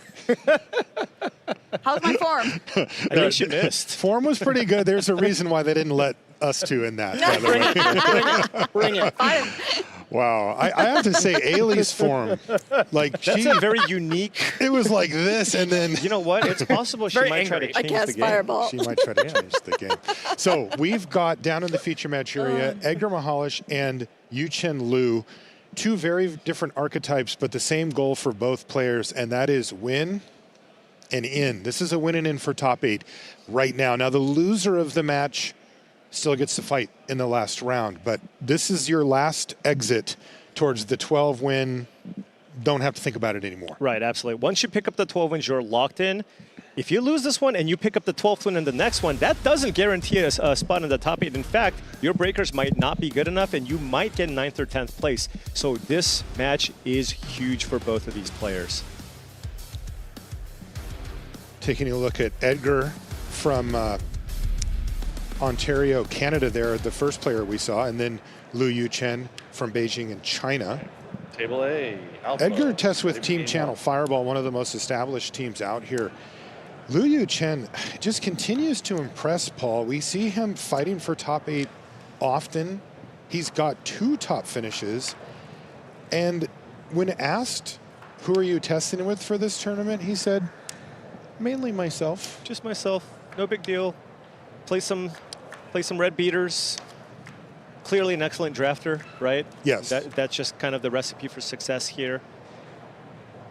He's on mono red, as you can see. Right. Edgar is playing Domain Overlords, a little bit of a, I don't know if Blast from the Past is maybe a little early, but I mean, we haven't seen a lot of it. Absolutely. I mean, the thing is, this deck has largely fallen out of favor, mostly because of the existence of the rise of the Omniscience decks, right? Because with the rise of the Omniscience decks, I mean, these Domain decks don't really stand too much of a chance in that matchup. And that's the reason why Matt Nass, who won the last Pro Tour with this exact deck, chose not to play it because he really did not like the Omniscience matchup. However, if you play against other mid-range strategies or you're going after the decks that's going after the Steel Cutter decks, even the Steel Cutter decks themselves, I think Team Channel Fireball actually do not mind these matchups. There's a Magebane Lizard now from Liu. No interaction here from Edgar, though. Yeah, I was going to ask you, Paul, if you're in Edgar's seat and you're thinking, okay, I'm going to take my Domain Overlords deck to battle, you're certainly going to be aware of Izzet Prowess as the #1 thing. Does mono red catch some splash damage from whatever it is that Edgar would have brought for the Prowess matchup? Oh, it definitely does, because the way, if you want to play the role of the control player in both of those matchups, you want to definitely make sure that you have a plan against aggressive starts, and the mono red deck is the most aggressive deck in the format. However, there are some cards that Edgar has in the main deck, like 4 copies of High Noon, right? That is specifically a card that's actually pretty good against the Omniscience decks as well, and also pretty good against the Corey Steel Cutter decks. However, it really doesn't do that much against the mono red aggressive decks. So there are some dead cards in the matchup, but I think Edgar correctly identified that most of the metagame will be those 2 decks, namely the Omniscience decks and the Steel Cutter decks, and so for that reason, his main deck into High Noon, it's just in this particular matchup, it's not going to be that strong. Taking a look at the hand here for Liu Yu Chen, triple Manifold Mouse? Well, look at Edgar's hand. All lands and a High Noon, right? It just doesn't do anything here. Really wanted to find maybe a Zur off the card draw, off the Beanstalk. Just needs some kind of interaction. A temporary lockdown would certainly be fantastic here. And it's possible the High Noon even just hurts him. I guess you can play it, and next turn you can pop it to spend 7 mana to kill 1 thing. Oh, you're also taking 1 damage here from the Lizard. Now, he did play a Surveil land and kept on top, so there's going to be something good, and Liu Yu Chen is going to have to keep that in mind. What are the cards that Edgar would keep on top of the library in this position? Yeah, you got to think about Zur, Leyline Binding, right? Effects like that. Things that give you redraws or can gain you a bunch of life or temporary lockdown. Outside of that, there's, you know, obviously any type of land, even up the Beanstalk, is just not something you'd be interested on top. Okay, Liu Yu Chen's going to resolve combat triggers here and then get into it. Yeah, pumps the Hired Claw here just to not overextend into temporary lockdown, especially because Edgar topped something. All right, but temporary lockdown just has to be the scariest thing, right? Right. Especially with High Noon out, like, what's one spell he could cast and that's it for the turn that would be the most devastating? Now, do you just play another Manifold Mouse here? just to have another creature. You can follow that up with 2 more Manifold Mice, right? So maybe it's just good to do that, especially because Edgar might, if Edgar topped the Zur, that would be great. That just gives you a giant life-linking Overlord if you turn that on. Yep, he's going to play out a Manifold Mouse and pass. What do we have on top here? Let's see what it was. Oh, it was a Zur. Holy smokes. Okay. That is 1 spell. Yeah, that is 1 spell. Also, it's a creature, so you don't take any damage here from the Magebane Lizard. And if you turn on the Overlord, that does turn it into a 5-power lifelinker here. As you can see there, power and toughness equal to the mana value. So it says 6/5. When you activate Zur's ability, it will be a 5/5. Shrinks it a little bit. But still certainly big enough for the current board, especially because Liu Yu-Chen does not have a Monstrous Rage in hand here. Of course, Monstrous Rage plus Manifold Mouse would be something that'd be very, very interesting in drawing here off the top. He somehow has drawn all 4 copies of Manifold Mouse, it looks like. Right, yeah. Please make a play. Yeah, not really too much to consider here, right? It's like, you play the Zur. Yeah. But maybe just thinking about the sequencing, whether it's like, do I want to attack this turn? Do I want to keep my creature back? Right, with the lifelink effect here. And remember, like you mentioned, this is a slot for the top 8. Right, you have to get everything correct here. 1 misstep, especially against mono red. And he's decided to keep his creature back. Yep. Now the downside here is if Liu Yu-Chen top decks a Charring Bite here on the Zur, no life gain from Edgar, right? You just target. Yeah, I mean, there's a number of things. Also, with all of the double strike triggers going on, if he can somehow get enough damage in on first strike damage. Excuse me, Charring Bite doesn't actually work. I thought it was just straight up just 5 damage, but that actually doesn't kill flyers. So creature without flying. Right, right. So it actually is normally in this format, that is a card that just kills everything. But in this instance, it does not.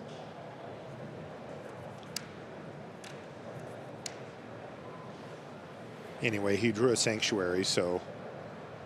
And just not really a great attack, right? Like, what do you have? A pair of 2/2s with the Manifold Mice, the Lizard. Like, if you attack with everything, what even happens? Just not a ton. So well, now you can give. He's going to Offspring here. Yeah, I think Liu's plan here is to just go super wide. Is there 4 double strike options? Well, there's 2 tokens currently in play. Right. 2 creatures, so they would both be 1/2 double strikers. Yeah. So it's just not that much damage. Nah, that ain't it. Now Edgar has turned on the Overlord here. That's a 5-power lifelink. Remember, you can activate the other enchantments too if you want. Liu Yu-Chen has the look of somebody who realizes that the window was last turn, probably. Not that this is over. Right. And Liu Yu-Chen was also, I believe, on mono red at the last Pro Tour. Oh, okay. And similarly fell to I believe, a domain deck as well there. It's like, nobody will be in domain this time around, right? And yet Not here playing we for are. top 8 here or anything. Right.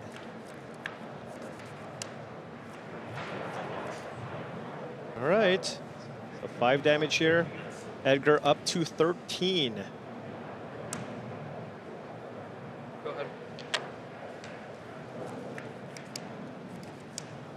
Now keep in mind, He's just passed. Edgar has the ability to also play around Monstrous Rage. You have a High Noon in play.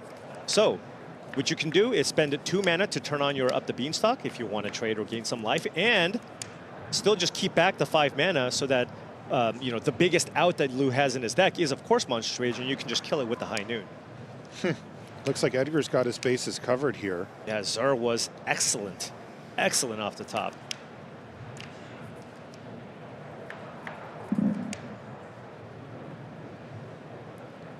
Another card that would have been awesome earlier in the matchup would be something like a Screaming Nemesis, right? Just that thing takes any damage whatsoever, preventing the life gain, preventing Edgar from coming back.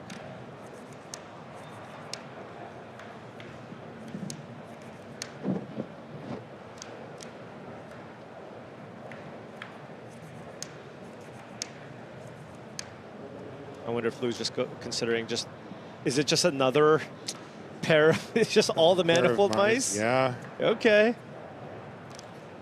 Now Lou just wants a trumpet blast or something, right? Just pump the Yes. entire team. He would like that.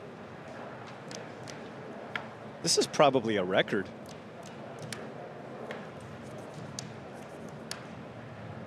Okay. Giving 1+1/+0 and haste, which would allow you, Liu Yuchen, to turn that into a 2-2 double striking trampler potentially. I just don't see any way for Liu Yuchen to get enough damage in at this point. Yeah, the thing is, he's not going to lose too much if he just gives all the mice double strike. Like one of them gets blocked by the Zerb. It doesn't kill them, right? And so I guess if you animate the Beanstalk, it would just trade. Well, you also can animate the High Noon, and then block with it, and then sack it, and you get the lifelink, right? Well, yes. Like if you're going to sack it. Oh, anyway. I see what you're saying. Like the High Noon it itself has life. Yeah, it's doing the damage. Right. Well, here we go. Liu Yuchen's going to send everybody sideways. And Edgar, not blocking yet, just kind of thinking right now because he hasn't animated those yet, right? No, which is what you were saying, though. I think he's still like, if I were to, theoretically, hypothetically. Yep. This is an enormous board here from Liu Yuchen.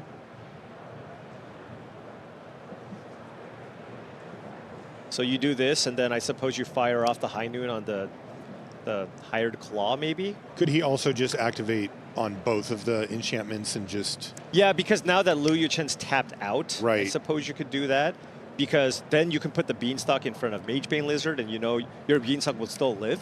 Right. And you would gain 2 life on that exchange. The High Noon, however, would then trade if you did that. With one of the... I suppose you could put the High Noon in front of the Magebane Lizard. Yeah, so that you have that insurance plan for later, although... I mean, how big are these manifold mice right now? They're all 1/2s except for the one that got haste, which is a 2/2. That one got from the land, okay. Yeah, so that one is basically not getting blocked, I don't think, just because you wouldn't be able to gain any life from the enchantments because they're 2/2s. Now, if anything, Edgar could activate the High Noon, block, and then sack it to kill the 2/2. That is also an option. Yeah, but Edgar definitely needs to do something here. Yeah, you heard the judge kind of say, I need you to make a play a little earlier. Yeah, the worst thing here would be to lose because of a warning here of some kind. And again, he hasn't activated both. He's still thinking here. Yeah, he did, right? Okay. Oh, yeah. he did activate. Now he actually Yeah, did. yeah, okay. So the Beanstalk is just chump blocking then, right? Is that what's going on here? 4, 6. Right, because Beanstalk is a 2/2.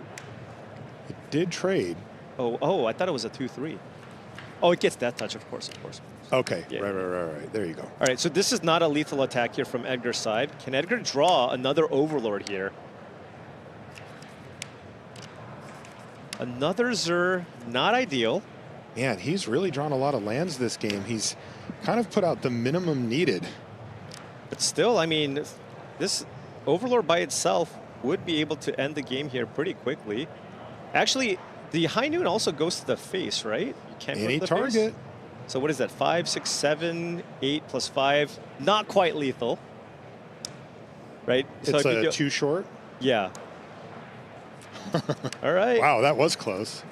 But I mean, you're still dealing 7 damage, gaining 7 life, and you have the ability to basically have the best Lightning Helix ever, deal 5 damage to something and gain 5 life. So that just feels like way too much life for Liu Yuchen to fight through here.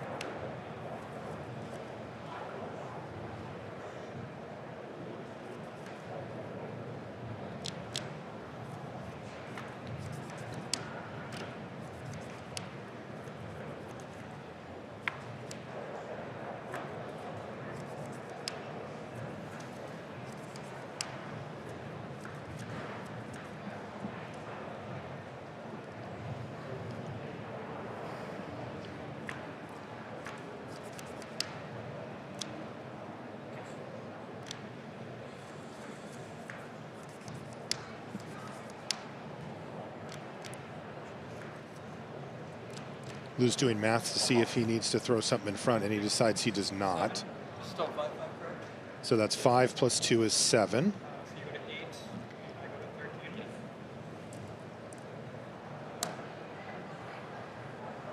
All right. And there it is again. Top.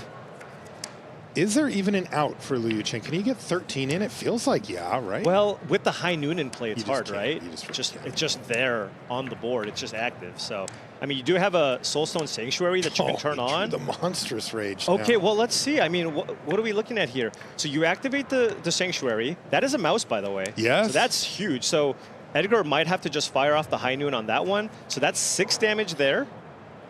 So if you can convince Then Edgar 2, 4, to 6, 8. fire it off proactively. Right, and then that's what? 4, 5, 6, 7, 14, 15, 16, 17, 19, 20. It needs to be 18. Okay, hold on. Let's math this up. But remember, Answer. Edgar can also block. Yes. Right. So one of the creatures wouldn't get double strike. Mm-hmm. You certainly target the Sanctuary here with double strike, and then you target 4 of the other Manifold Mice. One of the Manifold Mice gets killed, let's say, or you block. If anything, actually, Edgar, because he has the backup Zur, could just put his creature in front of the Sanctuary and live. That's what I was and wondering. not feel pressured to actually use the high noon. Right. Because that's the thing is if Edgar has to be forced to fire it off proactively, that could open the door. Yeah. So if you just block the Sanctuary and you just take 8 damage from the rest of the red, or 9 damage, I suppose, then you just pass. And you take 9, you go to 4. That is not lethal.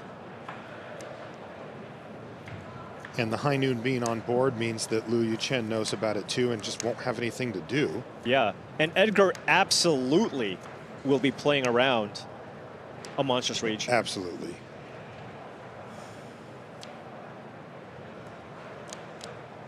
Wow, what a draw. It actually made this has been way more interesting. Really interesting game. Yeah.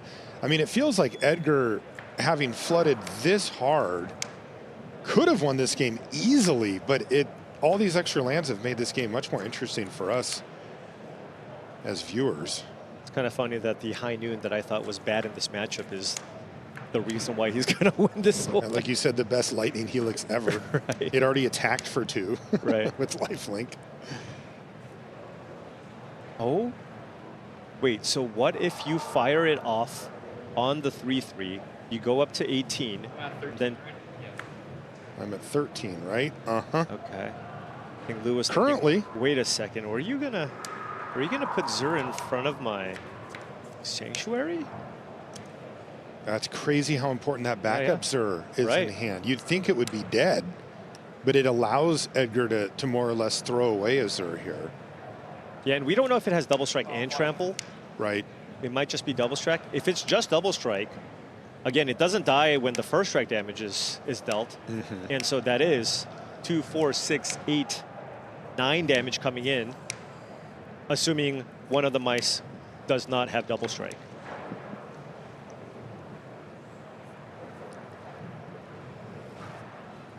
Yeah, I just think I think Lou's just dead here because he doesn't have a follow-up. But he's not actually dead to the crackback here, right? It's only 7. Oh, right, because he has to force it. Yeah, because he has to sack the high noon. Yeah. So you take, Monster Strike here. So that's 8, 10, 12, 14, 15. Yeah. So you have to use it here. Yep. Gain 5. And he does gain 5 thanks to lifelink. So 2, 4, 6, 7 damage here goes to 11. 6, 7. And he does lose Zur here, right? He does lose Zur, correct. But Liu Chen's at 8. I guess It's not lethal. doesn't have lethal, but will be able to gain a bunch of life. And he tops something. Remember that. Yes, he did. Leyline Leyline Binding. Wow, insurance plans.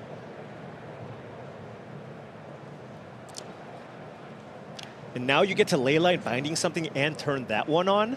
Right? That's a 6/6 life linker. That's huge, yeah. Wow.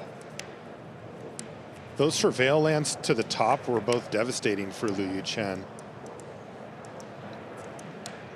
So this is an attack for 5. Yeah. But it is with lifelink. So Edgar will go up to 16 life. Man, Liu Chen has dealt so much damage this game. He sure has. Liu's like, I thought we agreed to start at 20. Right.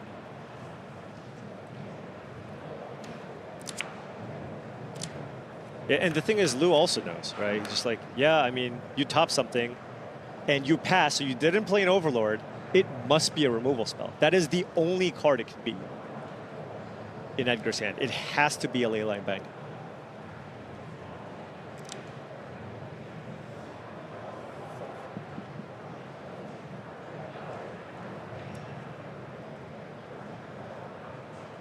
Liu Yuchen doesn't really have the luxury. No, he's just playing around much at this point. Yeah, he's just trying to get in for maximum damage here. So probably give +1/+0 to one of the other mice, and just kind of attack with everything. But even then, I'm not sure that it's that's enough here.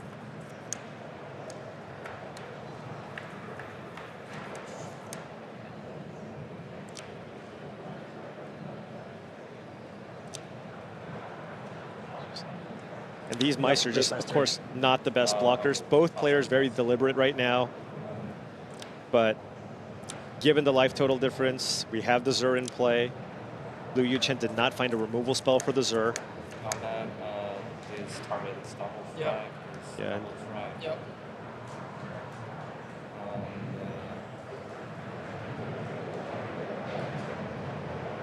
He's got double strike. Okay. Those ones have double strike on the end there. Yeah, just attack with everything and try to get in for some damage. You also get to keep some creatures back to block, I suppose.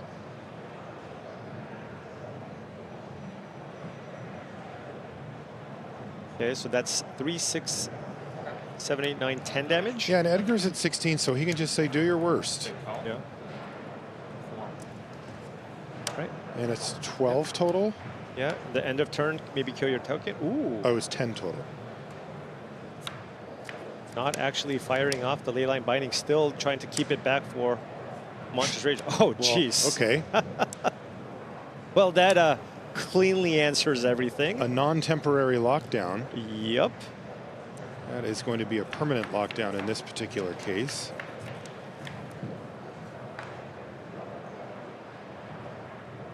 All right, well. What was that? You had the wrong life pool? It's 4 to 3, right? Okay. Another attack for 5. That's a lethal attack. Has to block. Edgar now up to 9 against just a Sanctuary with a Leyline Binding in hand. Liu Yuchen is going to wake it up. Sanctuary cannot hit, or the Binding can't hit the Sanctuary, right? Right, it's non-land. But you can So- just block with the Zur if you need to. And also still, you can still play Leyline Binding and turn it into a large creature. Just a big Yeah. 6/6. Well, a mountain off the top should just about do it here for Liu Yuchen, and he's going to pack it in. Edgar Maligesh somehow hanging on. That was extremely close multiple times. Right. It's really impressive, the damage output from this red deck, even turn after turn. But Edgar gained so much life, he was able to stay ahead of it. Liu Yuchen starts off with Hired Claw here, game 2. Yeah, we saw so much of this matchup in the top 8 of Pro Tour Ether Drift, and I imagine, there is a very high chance that Liu Yuchen could make it go to a third game, because the mono red deck on the play, very, very favored here. And this is part of the reason why Hired Claw gets in. And in the early stages, Edgar just has to kind of develop here, mana-wise, card engine-wise. And look at this, Screaming Nemesis is going to join the Claw down to 11. Right, and look at even a temporary lockdown isn't even particularly good here, right? No, it's not. And Edgar only has what? He has 2 lands here. Did not find land number 3, I don't think. And he just passed a turn back. Yeah. This is going to be game number 2 going to Liu Yuchen very quickly. So you can go land, Screaming Nemesis, attack, and then Edgar is going to try to Ride's End the Screaming Nemesis. And in response, he's going to... Does he have a Witch Doctor Frenzy? Oh, he does not. Okay. It does. I mean, this is still an attack for 6, and Edgar's going to go down to 5 here. Or how about 8? 9, actually, down to 2. Oh, is he just conceding here? Okay. I suppose he doesn't want to show the Ride's End, which is a sideboard card. He figured he was just done. Yeah, I mean, not drawing the third land. At that point, you're just done. Wow. Okay, well, we had a super long game 1. Oh, yeah, those were green-white lands. Oh, yeah. So, yeah. 2 second game 2. But now Edgar's on the play, and he's got one of the most important cards in this matchup. It's the sideboarded Beza, the Bounding Springs. On the play, that is really nice. And a turn 3 Overlord of the Hauntwood, so that's precisely the type of start that you want here. Ooh, but Liu Chen also has a sideboard card up his sleeve, as you can see there. Sunspine Lynx. Players can't gain life, and you just deal a ton of damage when you play against these decks. Okay, all right. This is the turn here where Liu Chen needs to try to get in for maximum damage.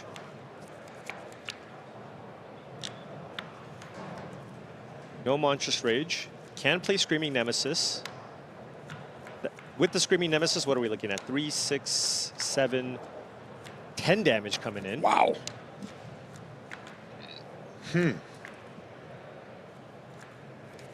But then the Beza would gain Edgar 4 life, make a couple of tokens. And there's no way to like play the Screaming Nemesis and somehow trigger the emblem, right? So it's just, the Beza will come down next turn. All right, here we go. 10 damage coming in. Edgar down to 6. But this is the big turn here for Edgar. Yeah, it's possible this could still just be too much, right? Like Oh, definitely. Oh, okay, this is interesting. Azure as well now for Edgar, so a couple of options. But going for the Beza here, going to 10, making a couple of chump blockers here. Now that Heartfire Hero is still going to be gigantic next turn. Potentially a 4/4 double striker. And Liu Chen, of course, will be happy to send in the Screaming Nemesis just to trigger the emblem. Right. Just make sure you don't gain any more life. It was another mountain off the top of the library here for Liu. Yeah, so with the Sunspine Lynx, how important is it to get that?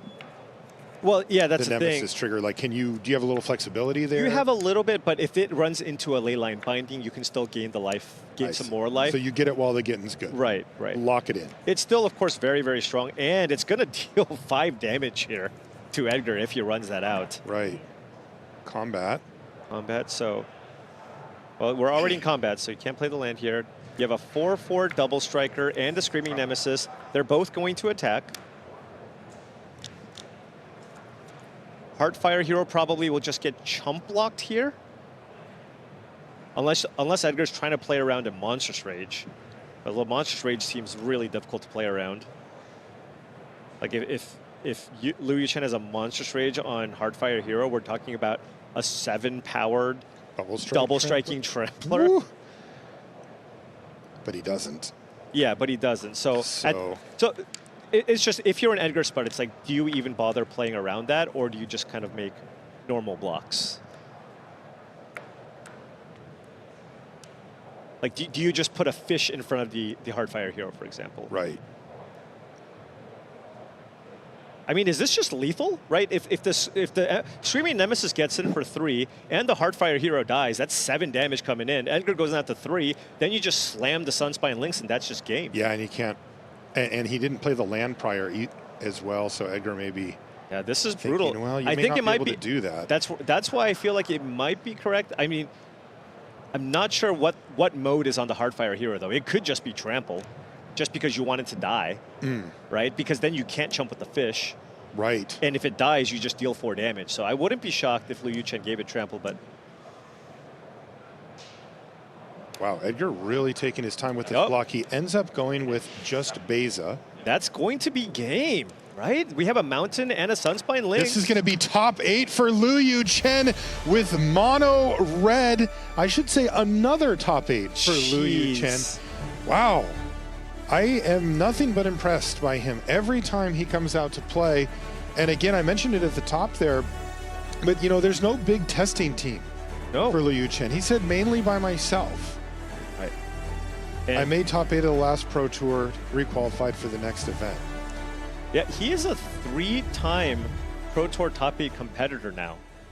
I'm impressed. That is incredible. Back-to-back, mono red, crushing the limited, crushing everybody with this mono red deck. Now, to be fair, he already demonstrated mastery of this deck at the last event. The deck hasn't changed very much, right? Yeah. And it's still very, very good. You know, despite all the talks about Corey Steelcutter this or Omniscience that, Mono Red still proves to be one of the most powerful decks in the format. The mouse package still extremely, extremely powerful. That's right, and there's one in the top 8. So Liu Yu Chen secures his seat.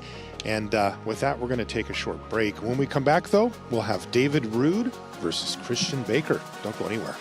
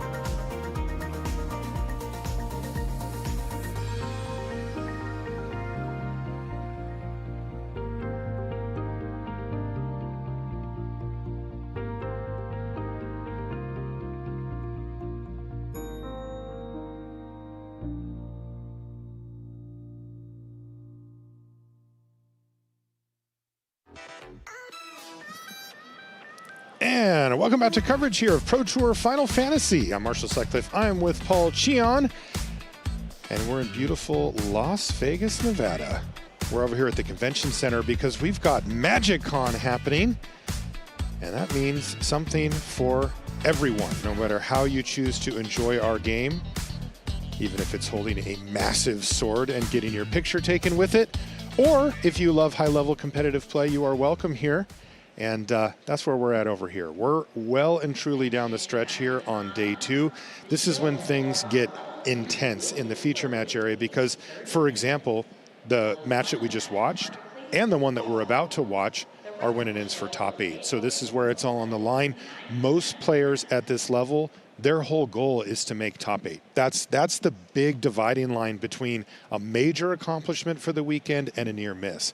In the feature right now, we have David Rude and Christian Baker sitting across from each other. And as we join them, they're going to be in Game 3 in an Is It Prowess mirror match here, Paul. You had a chance to look at the list a little bit. Anything stand out?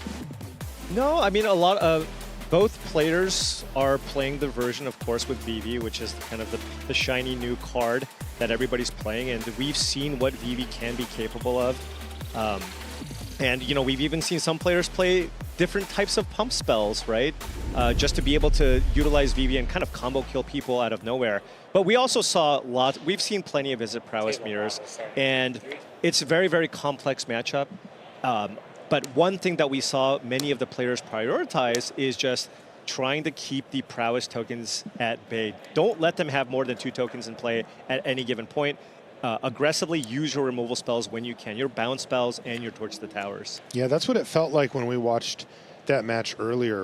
It was like a tug of war, right? It was, I pull during my turn, get your board out, maybe get a little something going on my side, and then the opposite happens in the other way. And whoever had anything left over, They were the ones that Does this mean David has another Spell Pierce? It does look like it. You know what I mean? The only reason why I think about that is because if you counter the Opt, you must be ready for a turn 2 Steel Cutter, right? Right.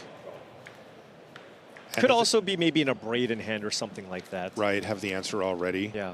It also could be no red mana source here. You see 2 islands there for David. Right. Yeah, there's a stock. Oh, he's doing the squeezing. slow Oh, peel. that is is this for, not is a this good for a sign. mountain? I don't know that he got there. All he's left are his Wow. beautiful islands. Those are lovely, but the mountain looks pretty cool too, it turns out. Thundertrap Trainer here. Can't get a land, sadly. So just going to be getting... Looks like there's a Discount ain't big enough. That is an answer to the Otter token. And you can pick up your Storm Chaser's Talon, which is pretty good. So, but missing a land drop and not having a red source here is huge. Can Christian punish David Rude here for missing a land drop?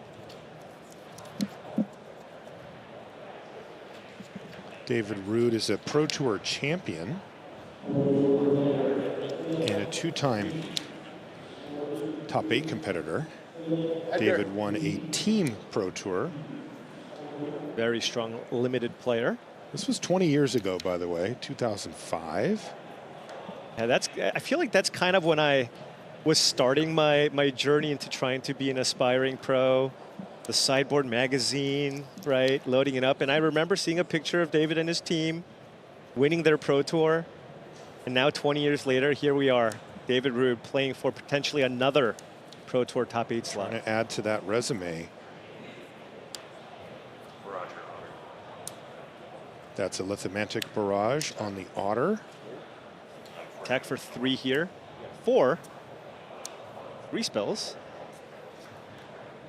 Okay, so sculpting out his hand, getting in for some damage. If David can still find a red source here, any land here would be great. Yeah, you see that. David knows what he wants. It. Is it a mountain? He's going to do the squeeze again. A land, a sleight of hand would work too, maybe, right? Yeah, You I think it can was still an dig. opt, maybe. Yeah, just anything. Let's see what it was. Okay, it's a cantrip spell. It is a cantrip. I just didn't see which one. Opt. It's opt. He needs a land. If it goes in the bottom, he's going to slam it It's again. another opt. I think he wants an untapped land. I think he kind of wants to run out. This town ain't big enough on the token, but maybe if you want to guarantee drawing a land, keeping the opt gives you one more look at playing a land, right? So maybe that's what you want to do. So this is a tough choice. Do you roll the dice? Nope. Okay. Oh, he kept it. So that's a land. There it is. I was going to say, it didn't look like a mountain, but so close it enough. turns out, had he just bottomed, he would have naturally drawn the He verge, did, and then yeah. would have been able to go this time big enough. He But did that not is- achieve max value. No, he didn't. But that is, of course, this just gives you a much higher chance of making sure you hit that land, and still has the 1 mana available here. And that verge taps for red naturally anyway, right? So It does. So now it taps for blue and red, yes, Right. with the island in play. Okay. Okay, so David's mana issues. We can breathe. We may have a right? game. I'll remind you, if you're watching at home or just joining us, this is game 3. Our players are 11-3, and 12 at this point still locks you for top 8. So this one game, it has so much riding on it. Astrologian's Planisphere. I like it. Okay. There's a lot of flexibility in what you can play in the 2-mana prowess slot. We've seen Shota Yasuoka with Slickshot Show Off. We've seen Draycatcher, and now the Planisphere here. So Yeah, it's got lots of different options. super prowess. You can keep the counters.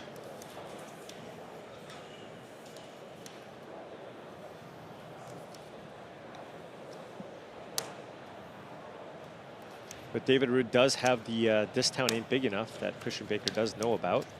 Could use that to bounce the super prowess token, if you will.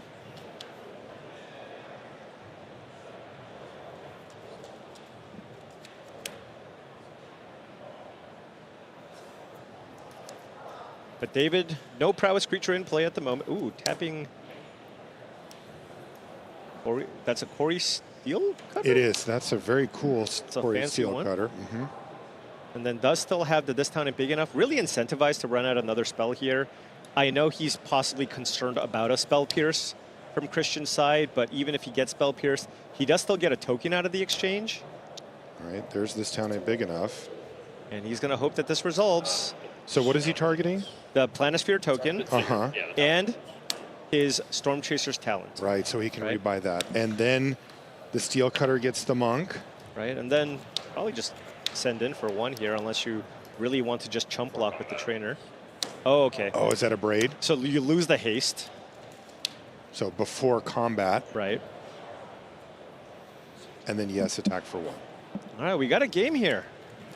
Oh boy. This could get really interesting. You see an Otter versus a Monk. Yeah, so much of it is just positioning. This matchup's all about positioning. It's like, all right, you have a token. How can I deal with it? It's like Corey Steelcutter is public enemy #1. That's the thing that you absolutely need to make sure you have an answer for. But after that, it's of course all these prowess tokens. And look at this. Oh, equip double the prowess Planisphere and get a trigger plus another one. And one of them leaves a counter. The other one is just temporary. Now you get to see the Planisphere go to work here. I mean, that's a 3/3. Now it's a 5/5 this turn. Permanent 3/3, by the way. That's right. Yeah, this could get those tokens out of range, at least of some of the burn spells. We've seen Into the Flood Mob be a bounce spell against them, but. All right, 5 damage coming in. That'll put David down to 9. Could consider chump blocking, I guess. It doesn't have trample. That is a different equipment. That is not a Corey Steelcutter. Yeah. Oh, that's a lot of damage. Hello, Monstrous Rage. So that's Christian 10 says damage? casually, I'll rage it. 10? 7, 8, 9, 10. Yeah, it is 10. So he's down to 4? Hello. Wow. What a turn. That was huge. So David now, of course, absolutely needs an answer to the giant otter on the right, but would like to be able to deal with both. Remember, Christian Baker has those talents in play, can get Monstrous Rage back from the graveyard. So both otters need to be dealt with here. Okay. Ooh, digging. Oh, this So you need like 2 1-mana interactive spells here then. 2 Into the Flood Maws. Right. Because remember, some of the 1-mana interactive spells will not kill the Otter. Right, and he needs probably needs a land too, right? He's been missing land drops. No, it's okay. I guess. David was just taking a quick look at the graveyard there from Christian, but you can see a pretty good one sitting right on top with Monstrous Rage. Christian able to leverage his mana advantage that last turn as well. I mean, look at that. He tapped 5 lands. And I think if you're David, I think no matter what, you want to at least get an untapped land to bluff. Even if you only have 1 removal spell, no matter what, you get the second untapped land, you play it. If you have 1 removal spell, you bounce the big token, and then see if Christian Baker goes for it, right? Just leave the mana up. As you mentioned, there's no trample here, unless the Monstrous Rage is a factor, but the Planisphere does not give trample. That's right. But that token itself currently does have trample, so that one has to be dealt with. That's right. It has the Monstrous Rage roll. Monstrous roll? Monster roll? Monster roll. Monster roll, I'm going to say.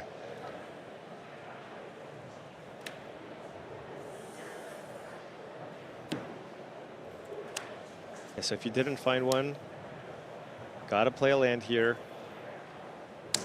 Okay. Gotta rep it. There it is. Maybe fire this one off now to play around a Spell Pierce. Oh, that is not an Into the Flood Maw. Okay, now will Baker have enough mana to go for a lethal Monstrous Rage? Because if he Monstrous Rages the otter on the left, that would be a 5-powered, excuse me, 5 powered with trample. But if he moves the Planisphere? No, if he just gets Monstrous Rage from the graveyard. Oh, so it's a sure. 1/1. Monstrous Rage always gives +3/+1 and then has prowess. Right. But if David Root does fire off into the Floodmaw on the big token on the right, of course he's got 2 prowess creatures of his own, so those would also grow, along with the Thundertrap Trainer. That's 6 toughness, which will be able to block Christian Baker's 5-powered attacker on the left side. I wonder how many cards David has in hand, because, you know, feeling-wise, this felt desperate from David. Right. Right? But Christian's going to want to take the most conservative line. He's the one with the big lead right now, and he has 17 life. It's not like David's going to be like, untap, kill you, sorry, you know, I got you. Yeah. The way that Baker can lose is if he takes too much risk, even though it really doesn't feel like David has much here. I understand it's a very high pressure situation. All of the talent. Yeah. All right, level up the talent. All right, Monstrous Get back Rage. the rage would maybe? be the Barrage, possibly. Oh. It's uncounterable. And you can kill the Otter or the Monk token. It's the same thing. He does get a trigger here. So maybe you just attack with the... Maybe you just attack with the big token on the right. Okay, because this one is... It's just a 2/2. So if David has a bounce spell, you can block with the Outer, bounce the other one, and all of a sudden Baker has no board. This is either block handshake or block into the Floodmaw, and he does have it. And the board is gone for Baker? Right, and now David's got to be feeling... He went from almost dead to could possibly turn it around here. Baker does not have a board here. David Root has the ability to level up that talent. Is the first one with the creature in play. Is this a Corey Steelcutter maybe? Boy, we talked about managing that risk from Baker's side, and he took a risk there. He absolutely did. Oh boy. Oh, and he's got a stock up, I That's think, a Corey as well. Steelcutter too. Dude, if he just fires stock up off here. Yeah. Oh my goodness. So I mean, he does. David Rood on the comeback. He's at 4 life. But now he's going to be able to try to find more answers here. I think I saw a torch to tower there. So if he goes land torch to tower and says go, just to make sure that he just can't die out of nowhere next turn, right? So I think that's going to be pretty important here. He's the one who's currently ahead on resources now. I think Christian Baker is just out of action at this point.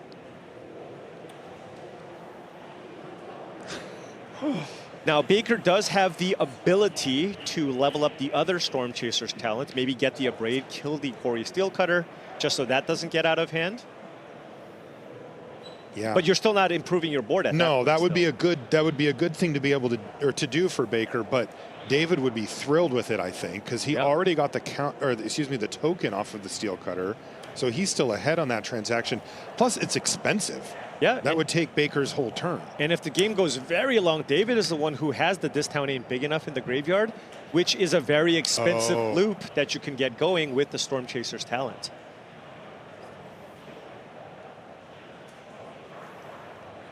This is a very, very big stock up. Oh, and attacking with both. Is he tapped out? Okay. He is tapped out. I don't think Christian Baker has any actual haste creatures in the deck. Yeah, I think he's just going to go for the Storm Chaser's talent activation here. Yeah, at this point, maybe just going for... And is it just the Abrade? The Abrade here, right? Now, at this point, now Christian Baker is the one who's on the back foot and needs to make sure that the Corey Steelcutter doesn't get out of hand here. Like, what else are you going to do? Get a sleight of hand, and then what are you looking for? Right. 3 in hand. Yeah, and given that David Root cast the stock up, it's so likely that he's going to be able to get another trigger off of the Steelcutter if it stays in play. Oh, he is going for sleight of hand. So he's not playing defensively. What's he looking for? Oh, he found an Abrade. Okay. Okay, well, that's another way to do it. Abrade the cutter and go, but still, this is leaving David with a board state. It's not a lot. Yeah. But even one monk can go a very long way in this deck. Now, Baker does have 7 lands in play, okay? Just pointing that out. Okay. He's got the Storm Chaser talent on level 2. 6 mana, get it to level 3, maybe draw 1 mana spell. That could be his route to coming back, right? All of a sudden. Just to overwhelm. Yeah, every spell you play is basically a Corey Steelheart cutter activation. Right. So David does feel some pressure to try to get the life total low, but he's not able to do much here, just 3 damage. 2 mana, Drake Hatcher, okay. Sure. All right, did he find a 1 mana spell there? Oh, there it is. Okay, he's going to level up to 3. Oh, hold, please. Does he have the into other? the Floodmaw, or? Yeah, into the Floodmaw, or a second Discount ain't big enough would get it done. Okay. Okay, he says, sure, you got it.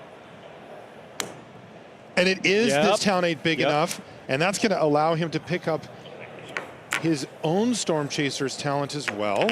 And Baker's down to 11. Yeah, this is starting to get a little sketchy from Christian's side. He's had to effectively tap out the last 2 turns, and he hasn't advanced his own game plan on either. Yeah, playing 2 spells here will be huge, and he'll be able to. That'll make it so that the Drake Hatcher gets up to 3 power, which is the important number here, because once the Hatcher gets in for 3, you do get to make a 2/2 Drake token. That's right. All right, so now that's 7 damage, right? It's adding up fast. Yeah, we're here, at 7 Paul. damage, 2 more spells, and that would be potentially a lethal attack. If there's a land drop, oh wow, this is getting. Man, if David Rude completes this comeback, this is for top 8. He missed his 3rd land drop this game. Remember when he was like slow peeling to see if he got a red sword? Yeah. That was this game. It absolutely was.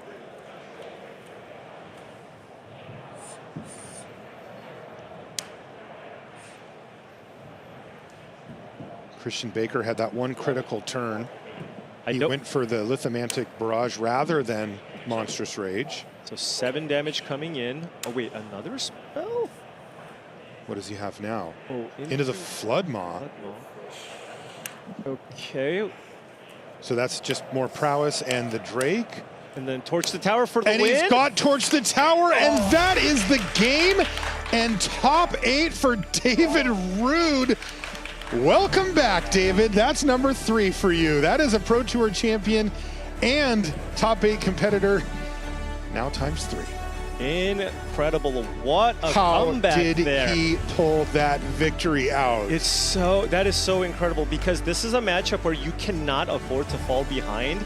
I feel like when I play this matchup and I'm on the draw, I almost have no chance, let alone when you miss a land drop and have no way to impact the board. That, I mean, David Rude got down so low, but that was a clutch into the Flood Maw there to make sure that he did not die that turn. Wow, incredible stuff there from the feature match area. As you can see by his reaction, the intensity is very, very high down there. And when the game finally ends, it just breaks open. Yeah, absolutely. And I like that even in a time of duress, right? He didn't draw the land. He still had a little bit of fun with it, right? I mean, you're playing for a lot there. You still knock the top of the deck. You know what you need. Your opponent knows what you need. So it's not like it's a secret anyways. So it was just good to see that he was able to have a little fun and still find everything he needed to come back and win that game. Incredible win there for David Rude. Welcome to the top 8 for him. We've got another seat to fill out here, though. Let's head on down where we're going to see Tony Portalon versus Percy Fang. Percy's on Mono Red, and as you can see, Tony is on Izzet Prowess. As we join, it's going to be game number 2. Yeah, we've seen plenty of Tony playing both this tournament, made a fairly deep run in the last one as well. Playing that as a prowess deck very well, but Percy Fang also no slouch. He has absolutely been crushing it with this mono red deck in recent memory, top 8ing the Arena Championship with a mono red deck, winning the Regional Championship with a mono red deck, now playing for top 8. Table Charlie. I think we're in expert level now for Percy. Okay. Slide. Yes. That is sleight of hand. Percy's from my neck of the woods, up in the Pacific Northwest. Probably a little cooler there than here. Yeah. Oh, no one drop here from Percy. Okay.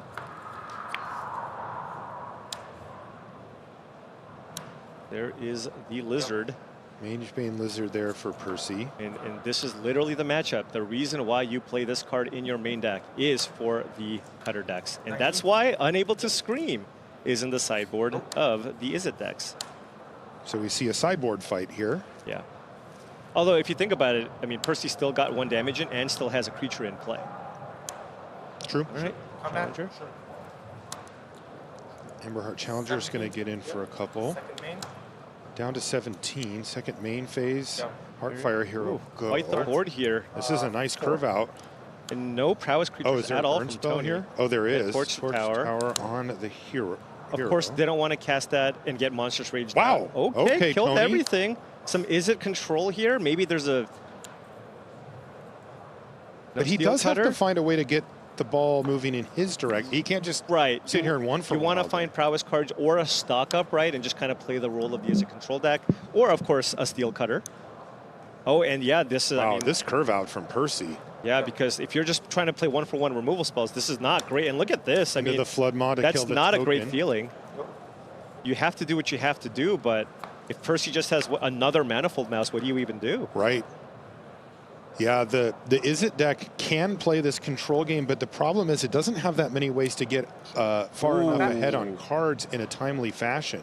So he let combat happen, so we are getting a trigger here, which means Tony probably doesn't have a removal spell. Yeah, he's probably out after Torch.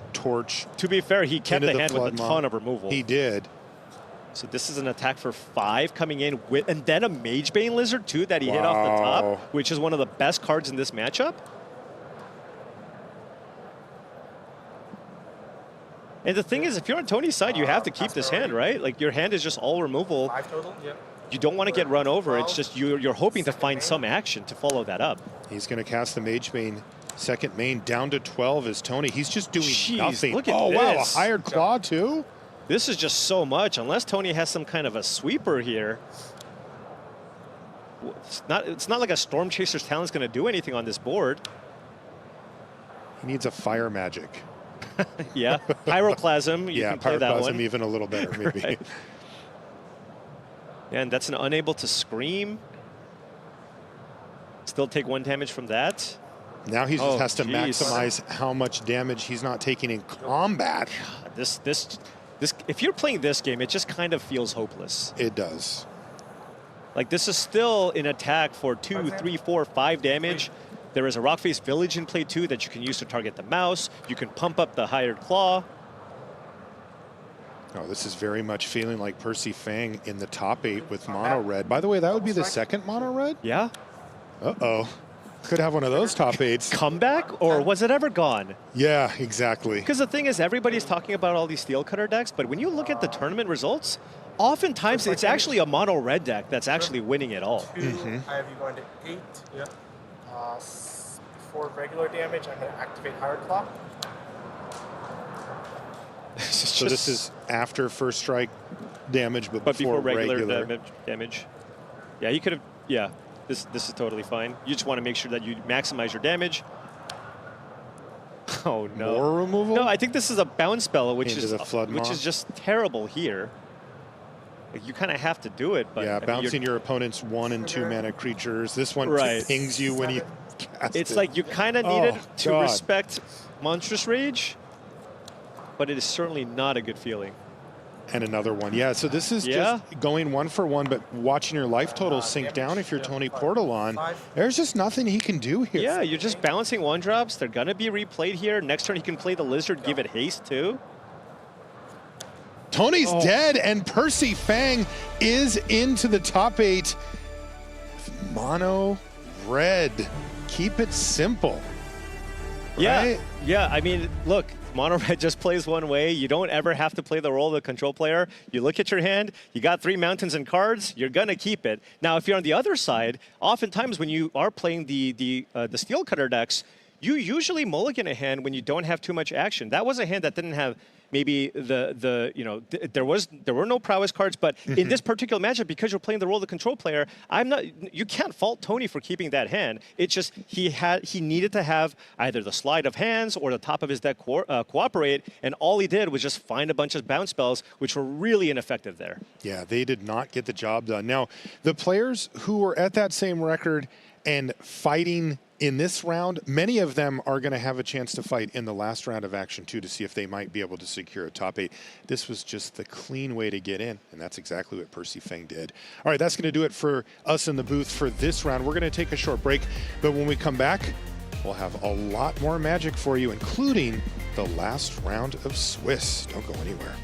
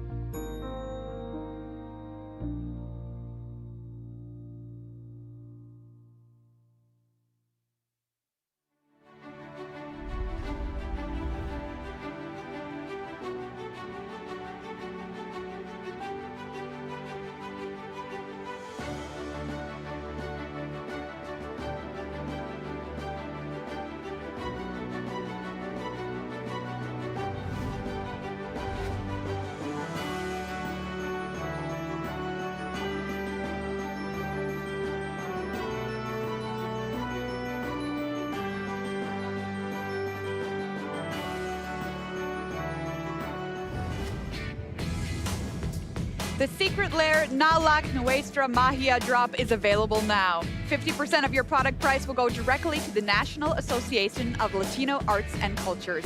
Show your support and grab these special cards today on secretlair.wizards.com. Available for a limited time through July 13th, 2025. Welcome back to coverage of Pro Tour Final Fantasy here, live from fabulous Las Vegas, Nevada. We have a fun time here at the Pro Tour, and so do these people.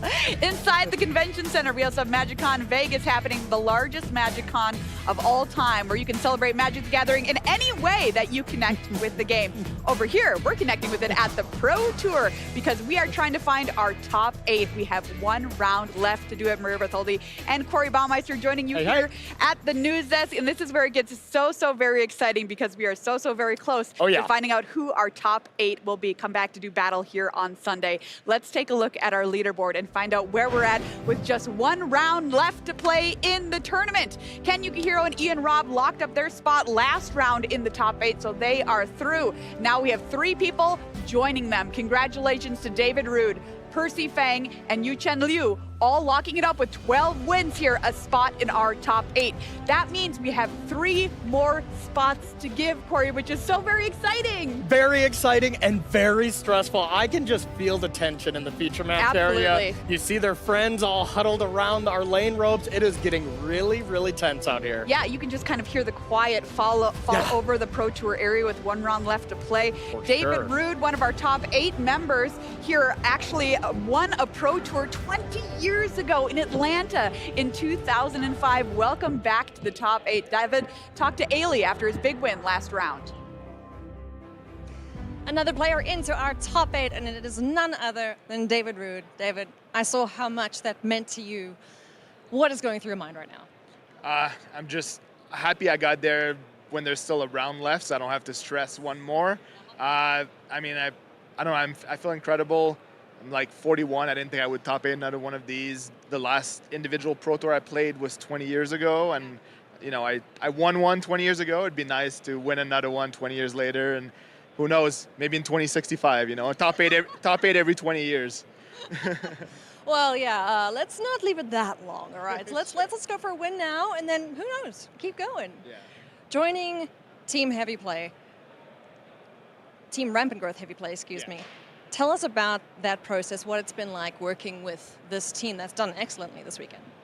Yeah, I mean, I posted on Twitter that I didn't have a team. I'm qualified for the next 2 Pro Tours, so a friend of mine, Daniel Gochel, who basically is the head of the team, invited me. You know, he knows I'm very good with limited, so I kind of spearheaded the limited part of our team. I did the limited meeting, and yeah, I basically played a lot of standard before the RC in Montreal, and I played no games of standard almost this time, and I basically trusted my teammates to work on the constructed part of it, while I basically did like 80 drafts, studied the stats for all the limited. So, you know, I followed their sideboard guide for most matchups, and I really appreciate the work that we did together. So yeah, looking forward to more in the future. Yeah, for sure. Well, David, congratulations. Go enjoy your round off. Go and relax, celebrate, whatever it is you want to do, and we'll see you in the top 8. Congratulations. Thank you. Win a top 8 every 20 years. I love it. Not bad. That's a good plan. Yeah, that's a good retirement plan, I must say. Absolutely. Let's check out our leaderboard one more time, everybody, because like I mentioned, one round left to play here, and we have 3 spots left to give into our top 8. Check it out. This is where everybody is at after 15 rounds of play. And now what we're going to do is break down some of the matchups that are coming up and talk about what's going to be happening in those, what is on the line in those specifically. Some big matchups ahead here in round number 16, kicking things off with William Arujo versus Tony Portolan. Yeah, so looking at this, we got Mono Red versus Izzet Prowess, and this is really going to be the one true win-in. William, with that record of 11-3-1, straight in no matter what. It's going to have an extra point on everyone, and then Tony's breakers are very good as well. So this is the one when I can confidently say winner is in no matter what. Okay, so that's going to be a very exciting match. Up next, we want to talk about Christian Baker versus Theodore Young. And Christian was our overnight leader at 8-0 and has battled here today, a current record of 11-4. Is it Prowess mirror, Corey? Yeah, absolutely. So this one, very confident a little less confident, of course, than our first match, but looking really good, especially for Theo.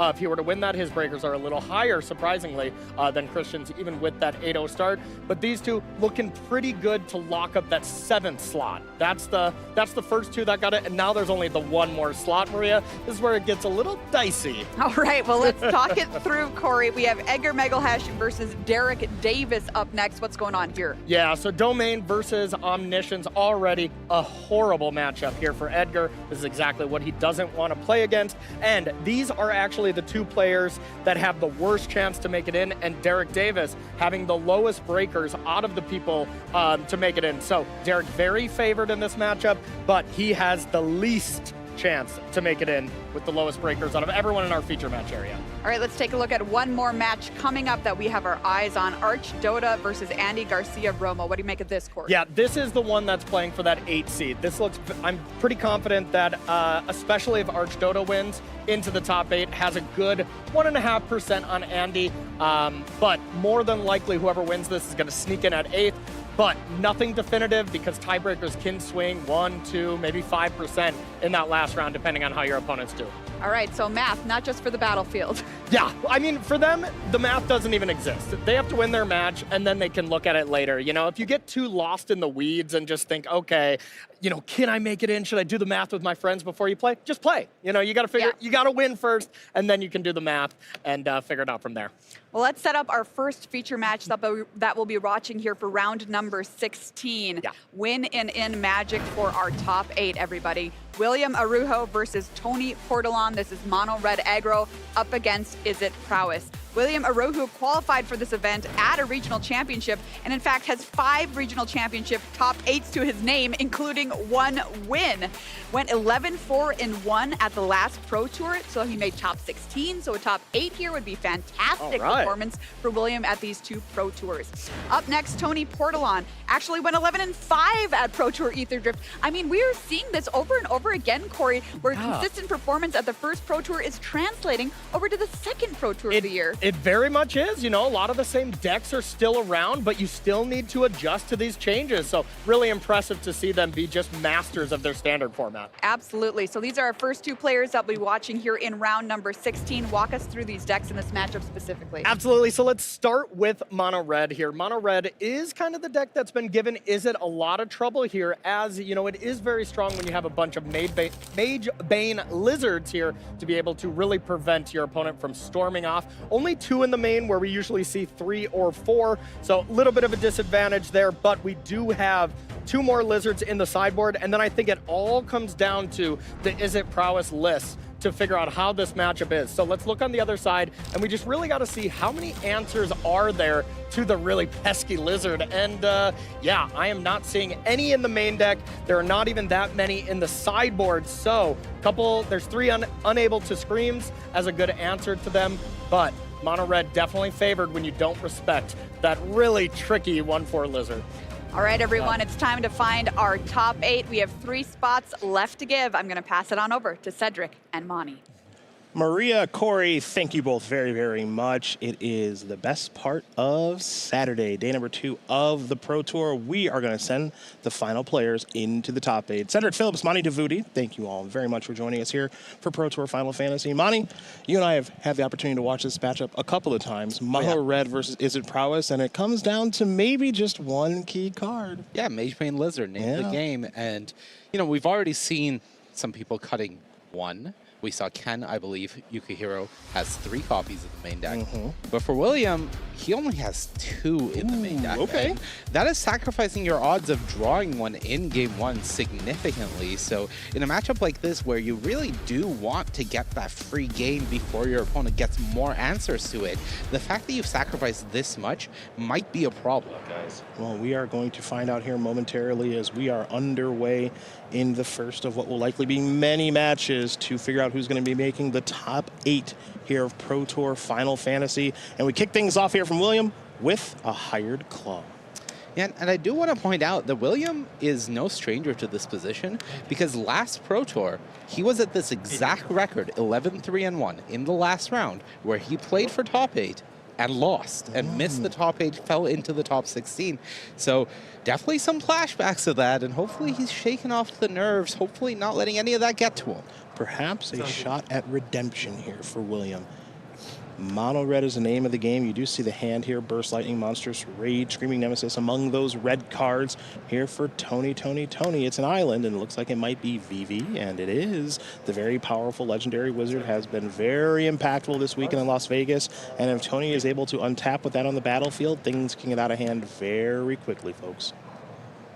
Yeah, taking a look at William's hand, there is no answer right now. Burst Lightning, of course, only dealing 2 damage, so won't be able to deal with Vivi right away. So I think the only play available to William is to just get aggressive and hope that he can just push as much damage as possible without giving Tony an opportunity to punish him with this Vivi. And you see there with the Manifold Mouse targeting the Emberheart Challenger. There's the Valiant Trigger revealing a Monastery Swift Spear. That's not a 3rd land, so all William can do, unfortunately, is pass the turn back. Yeah, and I believe William is about to be in a lot of trouble. His stock up will start the turn, and then Torch the Tower can clear off the only really problematic permanent on this board, which is the Emberheart Challenger. Manifold Mouse not really representing that much just by itself. Of course, it's something that Tony does have to respect, considering with Double Strike, if there's a couple of Monstrous Rages that come out of the hand, that could be a problem. But as things stand, Tony, feels very firmly in the driver's seat. Well, the stock up is done resolving, and Vivi has grown a little bit larger, and now Sleight of Hand will resolve, and Vivi will grow up even more. Monastery Swift Spear has 2 prowess triggers, so that's what the blue die is for, so we can keep track of that, both for the players in the feature match area and for you at home, as now Sleight of Hand will resolve. And the options are between Sleight of Hand and Shivan Reef, so it looks like Shivan Reef is headed to the bottom, and Sleight of Hand is headed to the hand. Remember, Vivi has not been activated just yet this turn. Yeah, I would expect that we are going to see Vivi activated, of course, now, before combat happens. We'll be able to fire off, one of these draw spells, either the Sleight of Hand or the Opt, and then still fire off the removal spell as well, putting William down to just 1 creature. Probably, again, the Manifold Mouse, but there is a chance that if Tony thinks the Double Strike is the issue, the scarier part, the only way he loses this game, he leaves the Emberheart Challenger without a way to trigger the Valiant easily in the Manifold Mouse, saying you're stuck on lands, you can try to mess around with this. And for Tony, you do have to think about what happens if my opponent does draw a 3rd land and what is going on over there. You know, of course, Screaming Nemesis is in the main deck of these sort of strategies, so it could be a handful of those. It could be a handful of 1-drops like we do see here in Heartfire Hero, Burst Lightning, Hired Claw, and Monstrous Rage. So a lot to think about here for Tony. One, because there's a lot going on the other side of the battlefield, but also, you're playing for top 8 of a Pro Tour, and you don't want to mess this up. So, Sleight of Hand is where things are going to begin. Vivi's going to trigger once again, and as will Monastery Swift Spear's prowess. And now, the blue can tripper shows you a Wild Ride and an Opt. I think I want the Wild Ride here if I'm in Tony's seat. Just a way to ensure that you're closing out the game the next turn. Basically, regardless of what happens, it is a little awkward to only have 1 draw spell left, but this is a position where you're going to need much more than the tools that you already have on the board. So I think the Wild Ride seems like the answer. Of course, here Tony has to do the math of whether this Wild Ride just ends the game right here and now. Through a blocker, I don't believe it does. You don't have the option of casting both the Wild Ride and the Torch the Tower, as you have already activated Vivi and played land for the turn. And Tony is thinking it through, and the selection has been almost made. Thinking about making it, and now the selection has been made. So, Sleight of Hand is done resolving, and that card will go to the bottom. And one of these Sleight of Hands will go into the graveyard here in just a moment. There is the Torch the Tower. Vivi gets a little bit larger. 13. Yeah, and now an attack for 9 can come through, putting William down to 4 if Tony chooses. It would be interesting if Tony was going to play this defensively, but I don't think you're worried about dying from 13 when your opponent has 2 lands and just an Emberheart Challenger in play. Oh, we'll see how that goes. Stranger things have happened. Let's see if a land is here.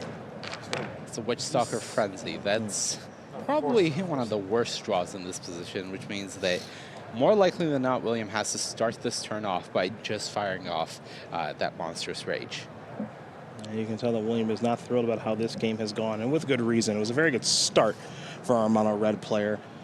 Don't need a lot of lands to operate with this deck, but 3 is kind of the sweet spot where you can, of course, play your 3-mana spells like Screaming Nemesis, but also a lot of 1-mana spells in one turn. So this will be a Monstrous Rage that is going to target the Emberheart Challenger. And the top card now is another copy of Monstrous Rage. Yeah, and that's not enough. I think William needed more help than this, and just short on lands. Here comes the attack. And that damage is going to come on through. And now maybe the plan is perhaps a blocker. Yep, it's just going to be a Heartfire Hero and hope for the best, but I think we all know the best is not coming here, unfortunately, for William. Maybe a mistake will be made, but you know, at this stage of things, there's no reason to concede the game. It's to play it out, and play it out indeed. So Tony is 1 game away from top 8 here, it looks like, at Pro Tour Las Vegas. Pro Tour Final Fantasy. And look, William, he has to be getting some flashbacks of being in this exact position 5 months ago, 4 months ago. And, you know, you just have to shake it off. Once again, no Magebane Lizard in the hand. That is the first big issue. He has not found a single copy of this card in between the 2 games that he's played so far. And more often than not, it really does come down to whether you just find that or not. Yeah, these have been some pretty difficult draws, and now just a passing the turn. 2 copies of Screaming Nemesis here for William, alongside 2 copies of Monstrous Rage and that Twin Maw Stormbrood. And now the Quarry Steelcutters are here, folks. We haven't seen a lot of draws like this over the course of the weekend, with just Steelcutter on 2, Steelcutter on 3, and an additional spell to really get this busted equipment going. Yeah, I think William is more or less on draw a card. If it's a land, play a Screaming Nemesis and hope. Otherwise, I think it might just be a concession and we might be all done just like that. There's no real way for Mono Red to come back from this sort of position if you've already fallen behind like this and stumbled on lands. Yeah, these red strategies, it's going to require a land right now, and I don't think that was which Soccer Frenzy again? Yeah, that's going to be that removal spell, that dragon that does shuffle back into the deck here, and that will get shuffled back in here momentarily. But you can see William is a little bit frustrated, not thinking things through briefly, because I would be frustrated too, right? Playing for the top 8 here, and your deck is not cooperating as much as you would like. Yeah, it's definitely, this is, you know, there's no good time for this to happen. Never in the game is. of Magic, Yep. but I think you can definitively say this is the worst time I think I for agree it with to that. happen. And for William, who has literally been here before, it's tough that this is happening again. And given that he's been here before, and this is an additional time of that, I have every reason to believe that he will likely be here again. Yeah, absolutely. I think players that are showing this level of consistency at this level of play, it is not easy to be in this position here. It's not easy to be 11-3-1 playing for top 8 of a Pro Tour. It is darn near impossible to be doing it 2 times in a row. The number of people that we've seen that do that, incredibly small. So there's that 3rd land finally, and here comes Screaming Nemesis. And I think it might just try to play a little bit of defense, because attacking and may be ill-advised. But this is kind of a rock and a hard place here, partner, because I'm not sure either decision is a good one. Yeah, I think you have to just get aggressive because of the nature of the game. But unfortunately, in both ways, William has a good read that there's an almost 100% chance that Tony's hand contains one of those Into the Flood Maws, or at least a way to deal with this Screaming Nemesis. If it's going to be a removal spell, he can just deal with the creature, deal some damage to it. If it's going to be Into the Flood Maw, well, he's losing it anyway, so he might as well push that damage through. But again, he knows that 98% of the time, he's dead here. It's just a matter of how is Tony going to kill him, and 3 Quarry Steelcutters seems about right. That might be the way to get the job done. Yeah, and that is going to do it. Tony Portolan is going to win this game and match 2-0. Top 8 on the horizon. It looks to be the case. As another copy of Is It Prowess is headed to the elimination rounds onto the Sunday stage. Congratulations to Tony. Yeah, of course, nothing is a guarantee. Of Here course. we are in the last round. There are a lot of players that are going to be at the same record. It is quite likely Exactly. that Tony is in. That's what we believe to be true. And I do want to give props to William one more time. I think that was a really rough spot to be in. I think he's played fantastically for 2 events in a row, and we're definitely going to be seeing more of him. And that was a lot of sportsmanship to stay stoic in the face of that. But again, Tony Portolan, really just navigating his build a little more aggressive with the Monastery Source Spears. Yeah, there's a little to celebration. top 8 There we position. go. There we go. There's a good hug. Again, we'll see how the tiebreakers do shake out, but I think Tony is one of those players who's pretty confident that if I just get that match win, I'm going to be onto the Sunday stage. But we will find out soon enough. All in all, congratulations to Tony on a fantastic tournament. Going 12-4 in a Pro Tour, that's pretty tough to do. Oh, absolutely. Massive congratulations to him. Of course, a name that we've seen play in the World Magic Cup before, representing Croatia many years ago. And to see him still competing at this top level, very impressive to see. And again, into the top 8, most likely. Probably. Yep. And that means another copy of Prowess into the top 8. I believe currently we have 1 Prowess and 3 Mono Red. Something like that. Yeah. There's a couple. You know what? There's mountains. There's red spells. So I hope Yeah. you do like those. Hope you like more Magic too, because we got more. We got more coming to you after a short little break. We got to figure out who the rest of the top 8 players are going to be. Christian Baker, Theodore Young. We'll find out in just a moment. See you soon.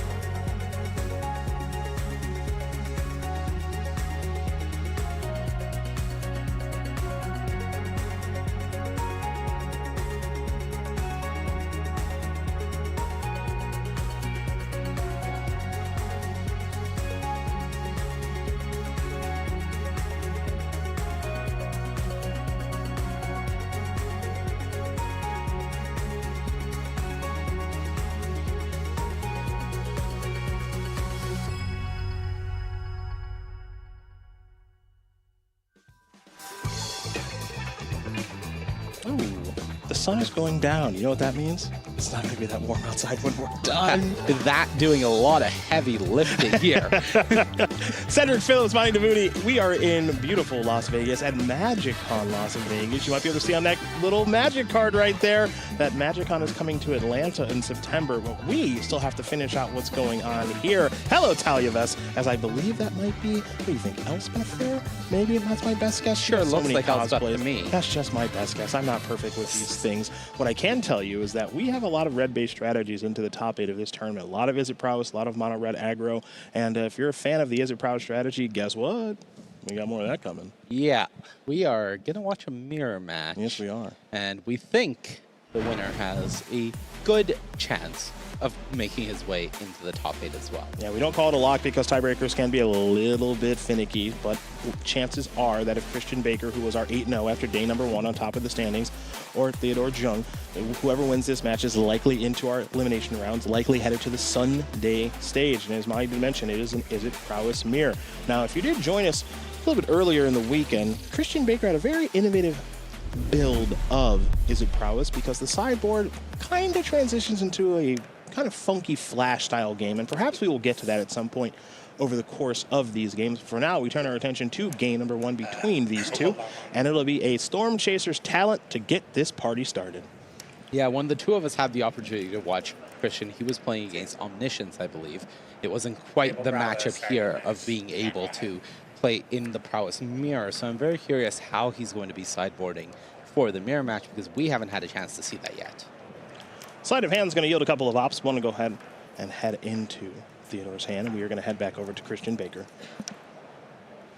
Yeah, I think in this Prowess mirror, for game 1, one of the things that Theo's build has done, alongside some of the other members of Team Channel Fireball, is go very aggressive. They have 4 copies of Monastery Source Spear, as well as 3 copies of Drake-Hatcher, only 1 copy of Vivi in the main deck, so really going closer to the ground here with it. There's another sleight of hand, and now here's the Verge. And is there a follow-up to be had right now? You see a copy of Into the Flood Maw, and just going to pass the turn back, Will Jung. We're going to head back over to Baker now, who again was our 8-0 after day number 1 of competition. When you're sitting at 8-0 after day 1 of a Pro Tour, you got to be feeling pretty good. But also that second day, well, things get harder because you start playing against the other players that are doing really well. And so you see a 3-4 start here for Christian Baker. But with a win here, it would probably be that Sunday stage and thinking to yourself, whew, I'm glad I didn't blow that 8-0. But again, the tournament gets harder the further that you go. Yeah, one of those things is he's really pushing the limits of starting with an 8-0 start and what you still need to do to make top 8. So hasn't had the smoothest day 2, but couldn't negate all of that by just winning 1 match of Magic. Just takes 1 match win to not have to think about that anymore. That end of the Flood Maw took care of that Prowess token. So that very powerful unsummon effect that we've seen all weekend long from this Prowess strategy. Going to take care of that Otter. But there is still a Quarry Steelcutter and a Monk attached to it. I believe Theo does have a Drake-Hatcher, so can just deploy that here. Does have a copy of Torch the Tower that I saw in hand as well. I believe the rest of the cards are Monstrous Rage and Opt, a copy of Stock Up, and maybe 1 card that I'm not seeing. No, just the 4. Yep. So Theo's hand, okay. Would have liked to have one of these threats down already, if possible, but definitely not too late yet. We haven't seen one of the cards that snowballs the game out of control, like Vivi hit the board from Christian. Yeah. And Vivi is in Christian Baker's hand right now, and so the question, of course, is this a good time to deploy it? It looks like the answer is no thus far, as there's a copy of Storm Chasers talent. The follow-up is going to be Into the Flood Maw on the Drake-Hatcher, which means there's going to be a Quarry Steelcutter trigger. There's also a Prowess trigger on the stack, so that's something that Theo has to be thinking about as well with that Torch the Tower in hand, is are you going to try to respond to a Prowess trigger of some kind here before it resolves? Looks like there's going to be no blocks and no instant speed effects here from Jung. So Theo's going to fall down to 11. 3 cards. Let's see what this is going to be on the end stab. Looks like it might be an Opt.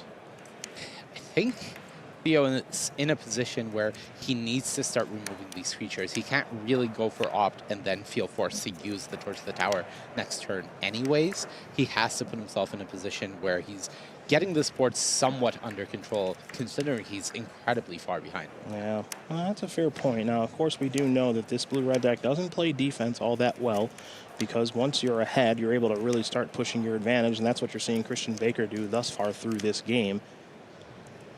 Yeah, Jung is trying to catch back up, but it's really hard to do. Yeah, maybe the worst pickup possible for him in this exact spot. He picked up another copy of Stock Up. If he had the time to deploy one, it would be excellent. It would be up on resources. But the fact that he's stuck on 3 lands and he is just playing every turn in an attempt to survive means that doesn't really have the luxury of firing off one of these stock-ups. And this is maybe a little bit of an interesting decision here from Christian Baker, who does have multiple copies of Vivi in hand, electing to go to level 2 on the Storm Chasers talent to get back This Town Ain't Big Enough. So we have seen plenty of that combo over the past calendar year of This Town Ain't Big Enough alongside Chapter 2 of Storm Chasers talent. By including a couple copies of the powerful uncommon, it does allow you to kind of build in this little bit of a weird loop that is hard for some decks to beat. Yeah, and I think the reason he did that is, if I saw his hand correctly, it was 2 Vivis and land, so he wasn't able to double spell in any way to trigger the Corey Steelcutter, and he wasn't really able to make use of Vivi in any way. And this gave Theo a big window now to get an attack in with this Drakehatcher, and we've seen this Monstrous Rage on Drakehatcher break points so many times already in this tournament. 6 is the magic number for incubation counters, because with it, you're able to create 2 Drake tokens immediately, and that means Theo now has a board. We've said so many times the way to beat Is It Prowess is to go wide. That's what the green decks are trying to do, but that's also what this Drakehatcher does. So this game has taken a major turn. If you think back, I don't know, roughly 5 minutes ago, was Corey Steelcutter this, Corey Steelcutter that. Bunch of Monk tokens on the battlefield. Storm Chasers talent had been played a second time, and all of a sudden this game is starting to get pretty difficult here for Christian Baker, and not having the opportunity to really get Vivi deployed in any meaningful way, and that still appears to be the case right now. Yeah, I do think a copy of Abrade was drawn here from Christian, so could take the opportunity to go Vivi into Abrade, deal with the Drakehatcher, say, okay, you make some Drakes, that's fine. I'll have to deal with the board, but at least the Drakehatcher would be off and you would have Vivi down. You would also be triggering Corey Steelcutter in that position, may be able to still push some damage through. It looks like it's going to go towards This Town Ain't Big Enough, because do remember that the 5th land that entered the battlefield for Christian Baker was a Spirebluff Canal that enters the battlefield tapped, so it doesn't have access to 5 mana on this particular turn, has access to 4. It's going to be 5 mana next turn, most likely, at least on the minimum. And now the question is, do we go with that Abrade that you had mentioned, and the Abrade is going to get cast on the Drake. So, Corey Steelcutter will yield another Monk, and now into the red zone comes Christian Baker. Yeah, I definitely thought Christian had tapped a land for mana there when he was thinking about that, so doesn't have access to the Vivi line or anything good to do with Vivi, considering he could only play it and only have 1 mana available. So is forced to go for this line, but now Theo does get to untap with resources again. It'll be stock up, 1 prowess trigger there on the Monastery Swiftspear that's on the battlefield, so currently a 2-3. Well, let's pay attention to what the stock up is going to yield here for Jung. There's a couple of lands in there. I can't imagine terribly interested in those, but we will find out soon enough. As Theo's going to put those 3 cards to the bottom, found the 2 cards that he is happy with, and now there's a Swiftspear, and they're going to continue to play a little bit of defense. So we're going to head back over to Baker, who again has those multiple copies of Vivi in hand, and now might be the time to finally get them onto the battlefield. At least one of them.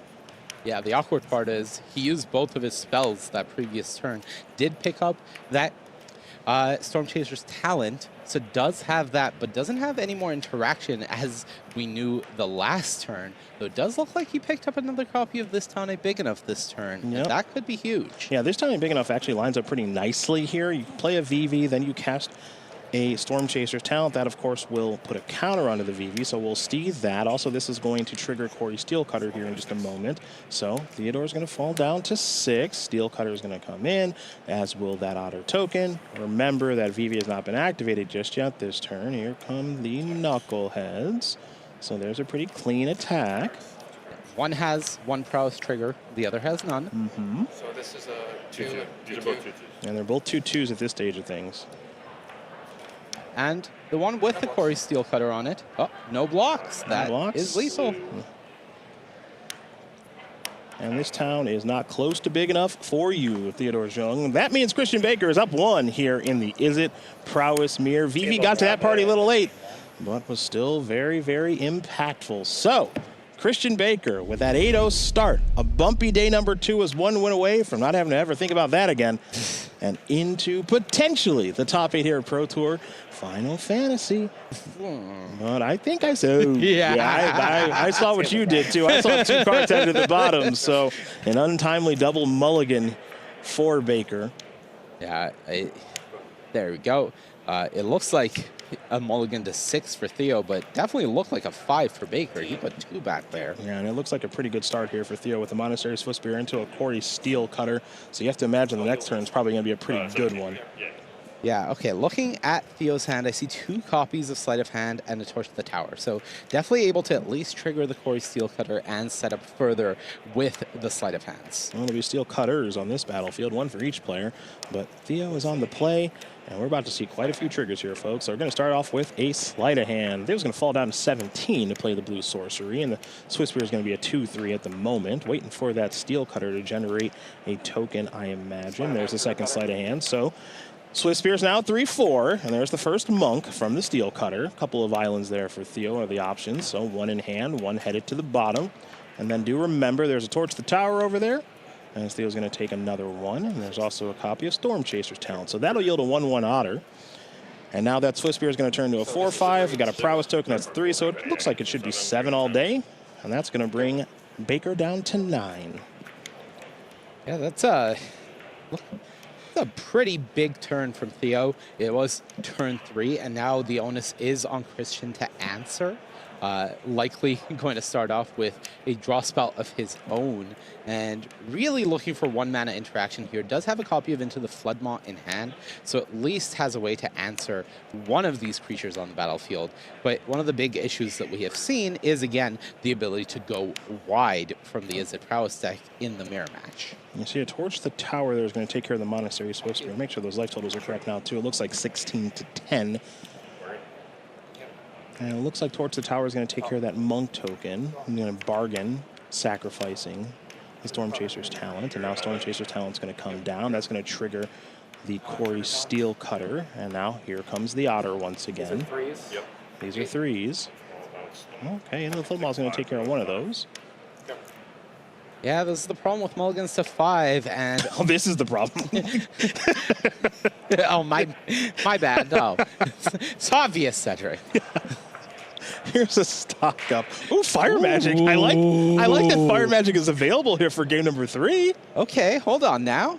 All right, so Fire Magic Mountain. That was more or less what Christian needed in this spot, and I don't think Theo has anything like a spell pierce here. Yeah, that's actually a really good call. This could be sick. This could be good. Now, hold on. Yep. Bang. Now, I will say that Monk is surviving. Yes. So we haven't cleared off the board by any. But also, Baker has a Monk of his own. Yeah. That's actually kind of an interesting question if you're supposed to attack with this Monk. I mean, the chance of you going to block effectively, strike me, as extremely low. It's true, but it is a matter of, can you block to survive lethal? Sure. Right? If you can block and make sure that Theo is only pushing 2 damage through, that is a chance to untap when you have cards in hand. Oh me, oh my. Okay, Storm Chaser's Talent level 2. All right. Getting back. Sleight of Hand. Okay. Okay. 1, 2. That was an Into the Floodmaw, so that's the new card in hand. That's an attack for 3 because of Prowess triggers. Do you chump? Nope, gonna go down to 2.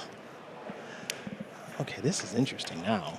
Yeah, I do believe there's a copy of this town big enough, as well as a braid in the hand to start things off. So in theory, Christian is able to braid the Corey Steel Cutter. Get that out of the way. Problem 1 done. Use this town big enough, bounce your Steel Cutter and the Monk. While that's happening, you get your token anyways. Yep. So you have a blocker and you're pushing some damage through. The board is clear and Theo has 1 card in hand. Oh, Christian Baker. Christian Baker is building a little bit of momentum right now. That's 2 Into the Floodmaws. That Fire Magic was really good. That was really good. 2 Into the Floodmaws. All those will do is keep the board in control, but they won't push Theo any further ahead. Sleight of Hand. There's this town ain't big. Oh, excuse me. There's a Storm Chaser's Talent in there. Yeah.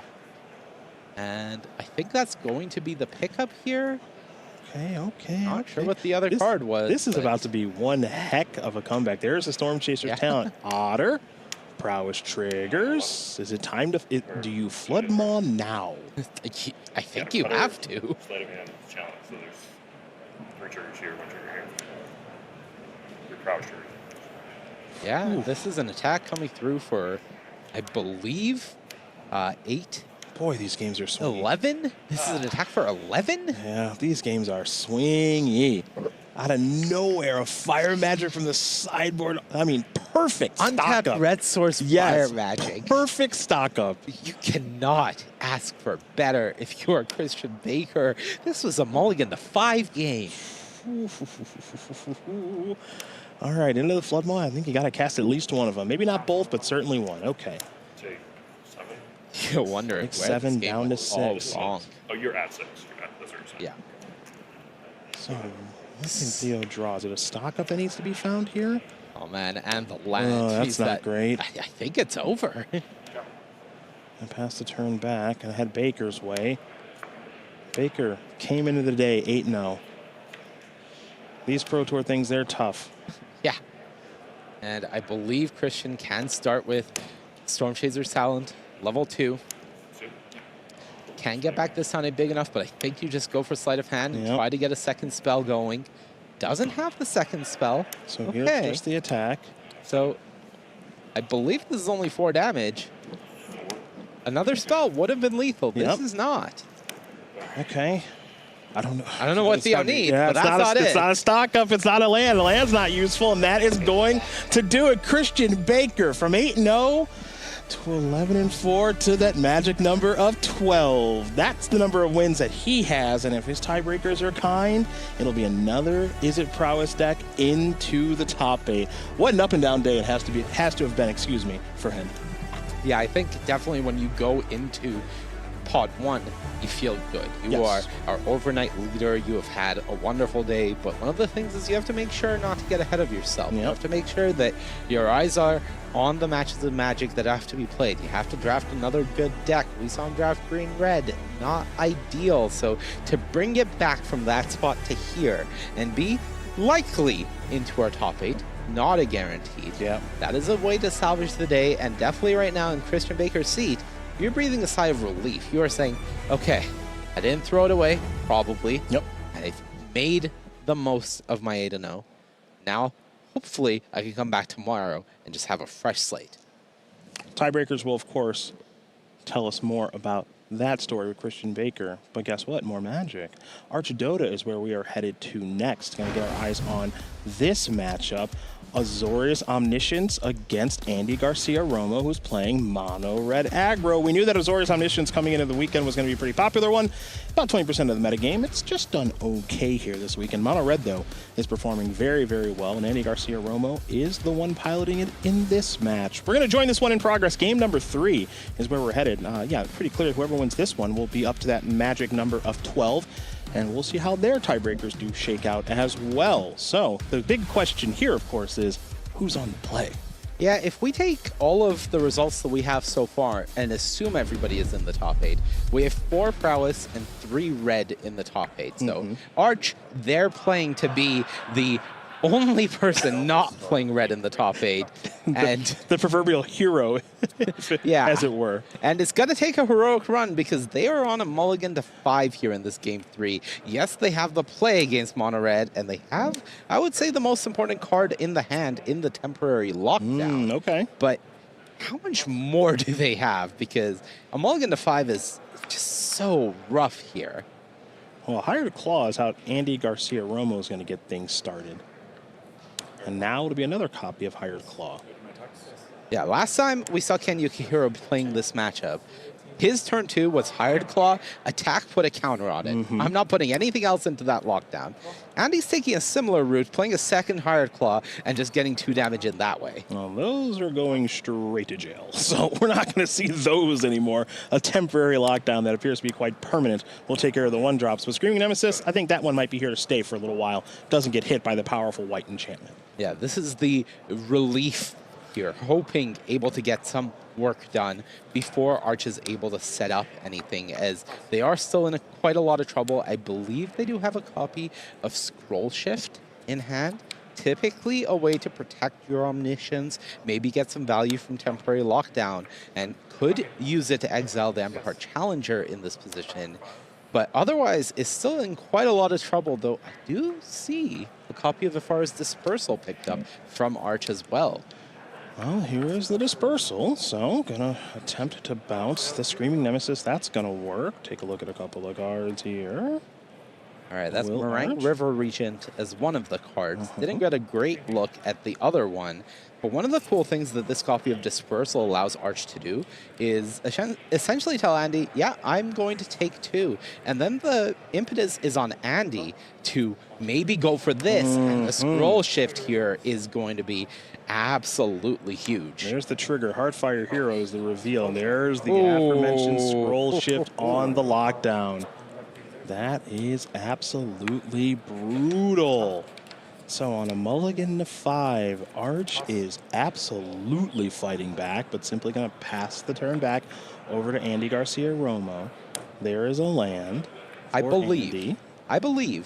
Arch has Omniscience in hand, and I also believe Arch has Meringue River Region. So has the ability to go for Coil and Catch on the end step and discard that Omniscience, pick up some new cards, not under any pressure, and I don't see a Soul Guide Lantern.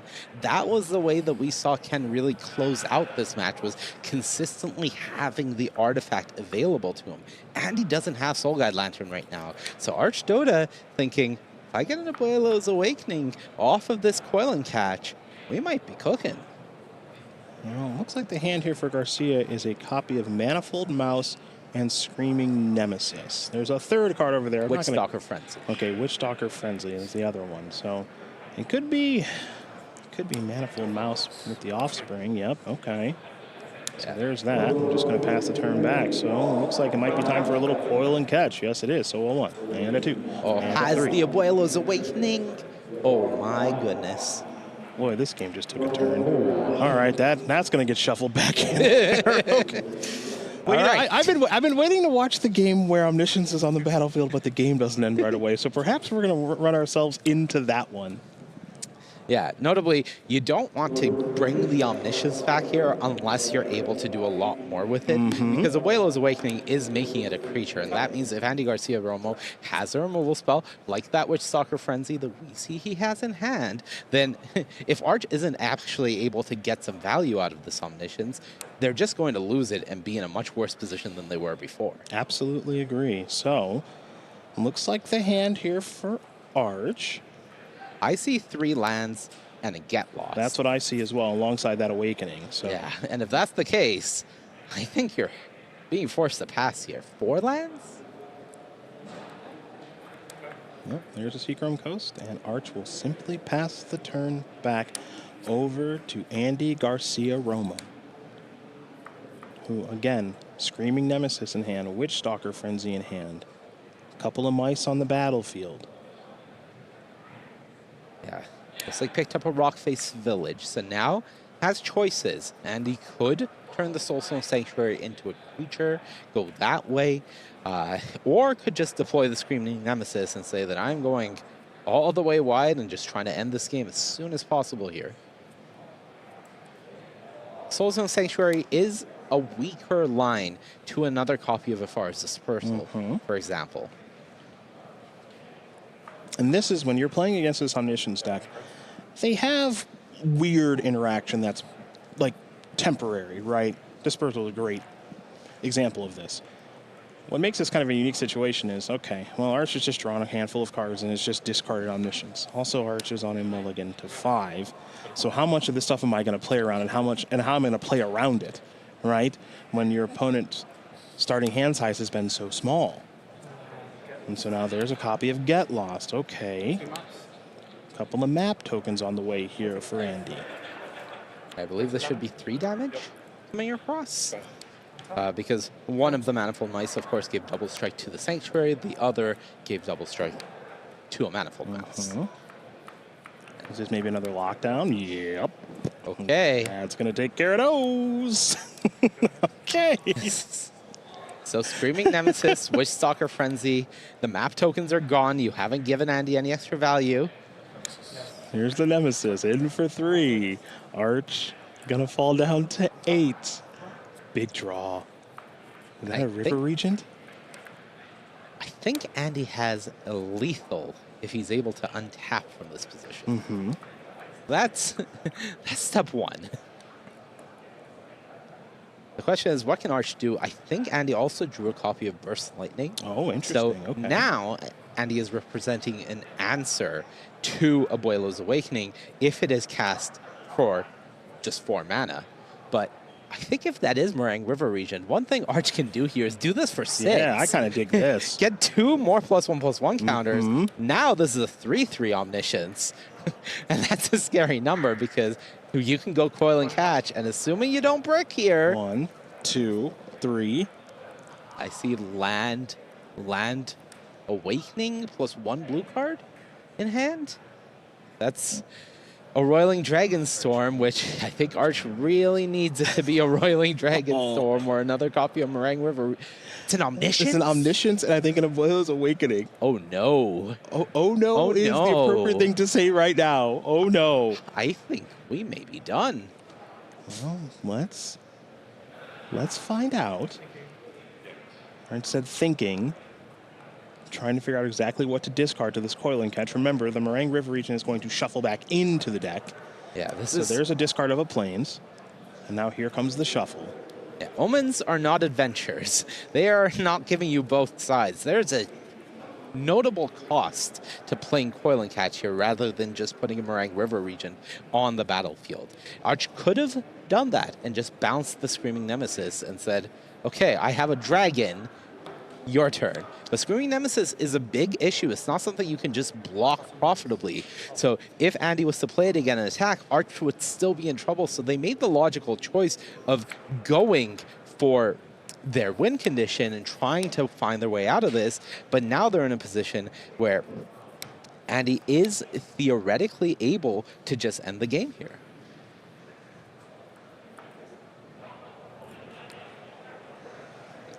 Arch will need to block the Screaming Nemesis with the 3/3 Omniscience. Yep.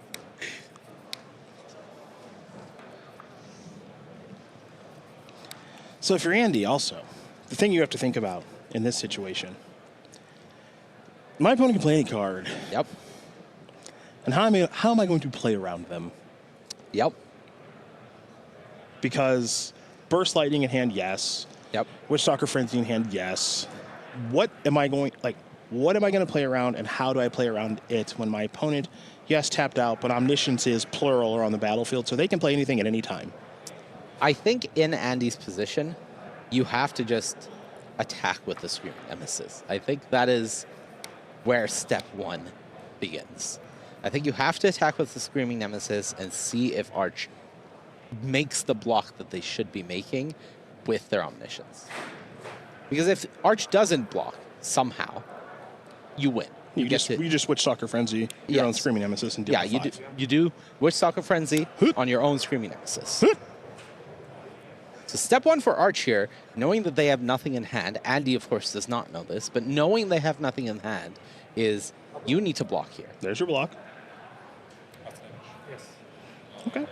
Yes. Okay, Arch down to 5, but still with Omniscience on the battlefield, which means the draw steps that they have available are really good. Oh, baby, here we go. Arch is also unable to gain life. There's a Burst Lightning that can be kicked for 4. Oh, hold on. Okay, 1, 2, 3. Moment of truth. Okay. 1, 2, 3. As far as dispersal? Is that anything? Is that return your Archaeologist? Can we do that? You could. It's a little risky, but I think you get to Surveil too, I believe, first. Okay. So this is a point where Andy may have to just kill the Archaeologist. Sure. There's the Frenzy. Oh, I see. So this is Frenzy to attempt to kill that. Yep. Burst Lightning. And step Burst puts you to 3, untap, activate Soul creature Sanctuary, land. and hope you have stone. Hope you have nothing. Now, I believe, this is ridiculous to say, I believe Arch has another Abuelo's Awakening that they could cast to make an Omniscience blocker. Oh, it's gonna form more Omniscience as a Let's blocker. get dirty. Yes. Okay, go ahead. All right, best draw for Andy here, I believe, would be another copy of Screaming Nemesis. Okay, that would sure, close out sure. the game guaranteed. Sure. And I believe Arch is hellbent right now. Yep. So Andy has full information. There are no cards from Arch, and that means if Andy can find a Nemesis, that would do it. That's an Emberhard Challenger. That would not. That does not do no, it. that would not do it. Andy could burst lightning his own Emberhard Challenger. I wouldn't recommend it. Yeah, I don't but- think there's anything there. Yeah, that would be a little too risky. So I think this may have to be a pass from Andy, and hope Arch draws nothing in this one draw step, allowing you to turn the Screaming Nemesis, the Soulstone Sanctuary, into a creature, and then try to do something with your Emberhard Challenger, Rockface Village, and Soulstone Sanctuary. Sure. So Andy's plan may be to fade for One turn. draw step. Yeah. Because you can go 4 mana, make the Sanctuary a creature, burst lightning you. That's 3. Yep. Right? Play the Emberhard Challenger, Rockface Village it, and that's lethal with 2 creatures, assuming Arch has nothing. Looks like Andy's plan is going to be Emberhard Challenger, Rockface Villages, Valiant Trigger, take a look ski. This is. Ooh. How big is this thing now? Oh, there's a block. It's 3 currently. That's 6. 3. So 3. I believe so Arch is 7. going to 1. 7 minus 4. Oh, sorry. Yeah. Arch is going to 2. That is 3 counters on the Omniscience. So I take 3. And Yep, take 3. So I go to 2. Go down to 2. Okay, burst lightning in hand. Yep. So fade. Can't gain life. So You just need fade. to not die. And you need to not die, but also Arch needs to not draw their whole deck because there are counter spells in this deck, Yeah. in theory. I didn't get a good look at the card. I didn't get a good look at the card either, but is that River Regent? Draw. Land. This frees up the activate the creature. Yeah. Battle. That's it. Not River Regent. Fade is the draw. Andy Garcia Romo with mono red is going to win this match here over Arch Dota playing Azorius Omniscience. And perhaps we have another mono red deck into our elimination rounds on Sunday. We may be looking at the 4-4 split, Cedric. All red, all the time. 4 prowess, 4 mono red aggro. We'll see. Still some things to be decided. It's true. Still some tiebreakers. We've seen tiebreakers shift dramatically in the last rounds. We have. In Nothing tournaments- is a given. Yeah, in tournaments of this size, that's why we, of course, say in this final round that we're not entirely sure exactly what's going to happen. We think we have a pretty good idea of it, but it is up to the tiebreakers out there. Monty, to say the least, Red Dead Redemption, dude, mountains and red spells are everywhere. Yeah, I think it is one of the things that we maybe expected to be the metagame for the weekend. But even so, with this big target on Is It Prowess with mono red aggro, a lot of people expecting it to be the most played, second most played deck in the room, excuse me. I don't think anybody expected potentially an entire top 8 of them when they were the targeted deck. Yeah, you know, players, they brought Azorius Omniscience and tried their very hardest to figure out ways to beat Is It Prowess in mono red. We saw plenty of green-based strategies with a lot of fun things going on there with Insidious Roots and Diamond Weapons and a bunch of other fun things there. But at the end of the day, it's Corey Steelcutter, it's Monstrous Rage, and it's Heartfire Hero that are really having an impact on the day. It sure is. I think one of the things that we can definitely say is the games have been entertaining. They There have. have been a lot of comebacks. There have been a lot of close ones. One of the things that Is It Prowess continues to do to impress me is just how much it can shift the tide of a game within the span of a turn or two.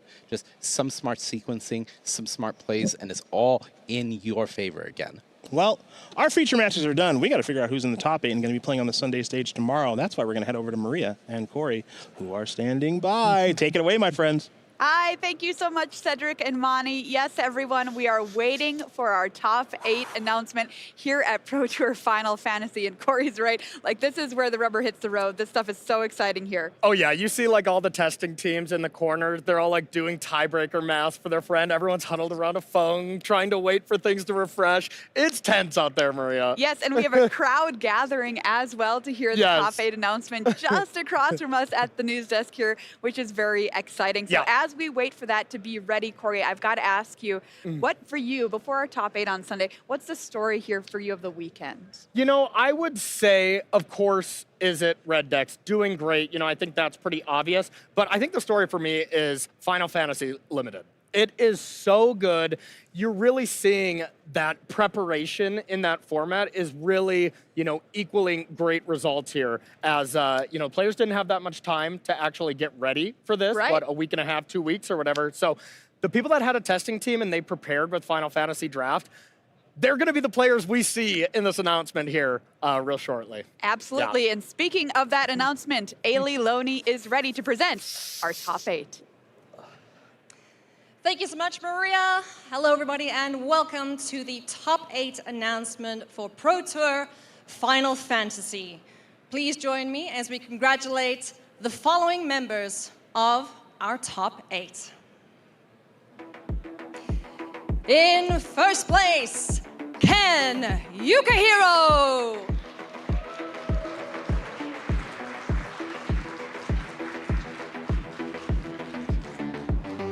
In second place, Ian Robb.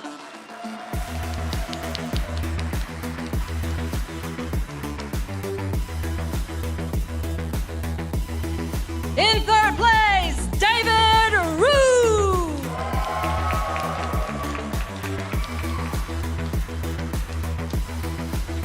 In fourth place, Percy Fang.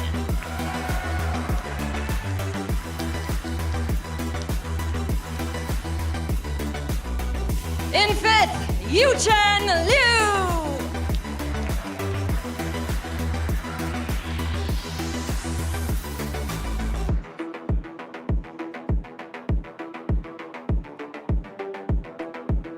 In sixth place, we've got Tony Portland.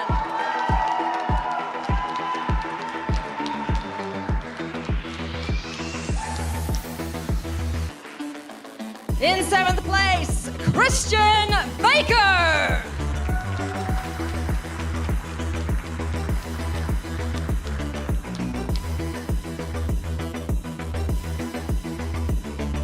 And in eighth place, Andy Garcia Romo.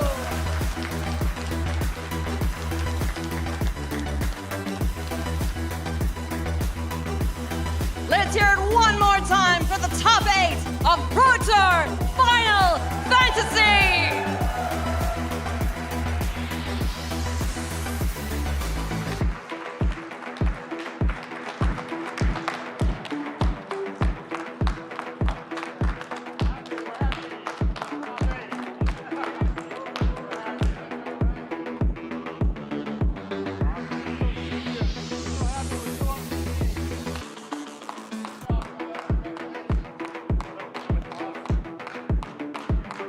Congratulations to the top 8 of Pro Tour Magic the Gathering Final Fantasy. They'll be back to do battle tomorrow in single elimination standard, and you won't want to miss a minute.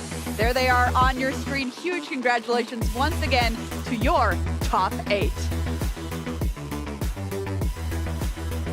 Hey everybody, welcome back to the News Desk. Maria Bartholdi and Corey Baumeister here to round out the first 2 days of competition. What is your deck of the day, Corey? I mean, it's definitely going to be a red deck, that's for sure, but I gotta give it to Mono Red, you know? I mean, we have a split of Izzet and Mono Red, but Mono Red was way less represented, so it's a lot more impressive here, and gotta especially give it to Percy Fang. He has been on fire with this red deck, taking second in Arena Championships, winning an RC, and now the top 8 of a Pro Tour. That's just incredible. Is that 3 World Championship qualifications? That is 3. People work their entire lives to get to the World Championship once. Percy did it 3 times in 1 season. What the heck? Very cool. Mono Red aggro in the hands of Percy Fang. That is our deck of the day. What an accomplishment for him as well. What about our player of the day? That is going to go to none other than Ian Robb. Congratulations congratulations. You are our player of the day. Back-to-back Pro Tour top 8s for Ian Robb as well, So which impressive. is so very cool. Top 8 at Pro Tour Etherdrift, and now here for Pro Tour Final Fantasy. And he did sneak in an 8th on the last Pro Tour, so I bet he feels better, Yeah. just getting right in now. Right in now, so doing even better this time Exactly. around. Taking a look here at his path to the top 8. 6-0 drafter, too, by the way. Woo! We're talking about Final Fantasy draft being so important. Guess what? It ends you up here in our top 8 if you manage to 6-0 draft and get a lot of wins in Standard, which he did as well. Yeah. What about our match of the day, Corey? Yeah, let's check our match of the day. It was a sweet one. Let's pull this one up on screen and do a little watching here. This one was intense. It was Jody Keith battling this one out up against Jan here in match of the day, round 10. Go back and watch this. Of course, Final Fantasy Limited was so great, and Jody Keith's mono black deck was incredible, but Jan's deck was also just full of bombs. Win to 3 games there was absolutely incredible. Really rewatch all the Final Fantasy Limited. It was so good. very, very cool. And having It that, was. Jody Keith having that mono black deck too in draft. Yeah, they both had Awesome. Jet too, one of my favorite Yeah. cards in the format. Yeah, it was some good stuff. Very good limited rounds today and yesterday, so go check them out if you missed them, like Corey said. Once again, let's say congratulations to our top 8 and take a look at our top 8 one more time before we say goodbye tomorrow, because we're going to be seeing them tomorrow. Excuse me, say goodbye today. We're going to see them tomorrow on the stage for single elimination Standard. Huge congratulations. What an accomplishment for all of these players, our top 8. So come back tomorrow to watch our top 8 in action, everybody. You can hear the cheers from the crowd out there as we celebrate our top 8. Once again, we're starting an hour earlier, starting at 10 a.m. Pacific time tomorrow will be our top 8. $50,000 going to our first place finisher, $30,000 going to second place, then $15K, and then $9K. Tune in 10 a.m. Pacific time for the top 8 tomorrow. You don't want to miss a minute of that single elimination action. Well, as day 2 of Pro Tour Final Fantasy kicked off just off the Las Vegas Strip, 209 players returned to do battle, down from 331 when the weekend began. And now we are down to just 8. But before we found our top 8, we had 3 more rounds of Final Fantasy Booster Draft, an exciting format with a wide diversity of deck archetypes and scintillating gameplay. As soon as the Standard rounds hit, it was clear that prowess had come to win. And win it did again and again and again in both Mono Red and Izzet varieties. Some players brought decks poised to beat it, but in the end, lizards and otters and mice proved to be very persistent pests, making all of our top 8. Join us tomorrow to find out who takes home the trophy, the title, and $50,000.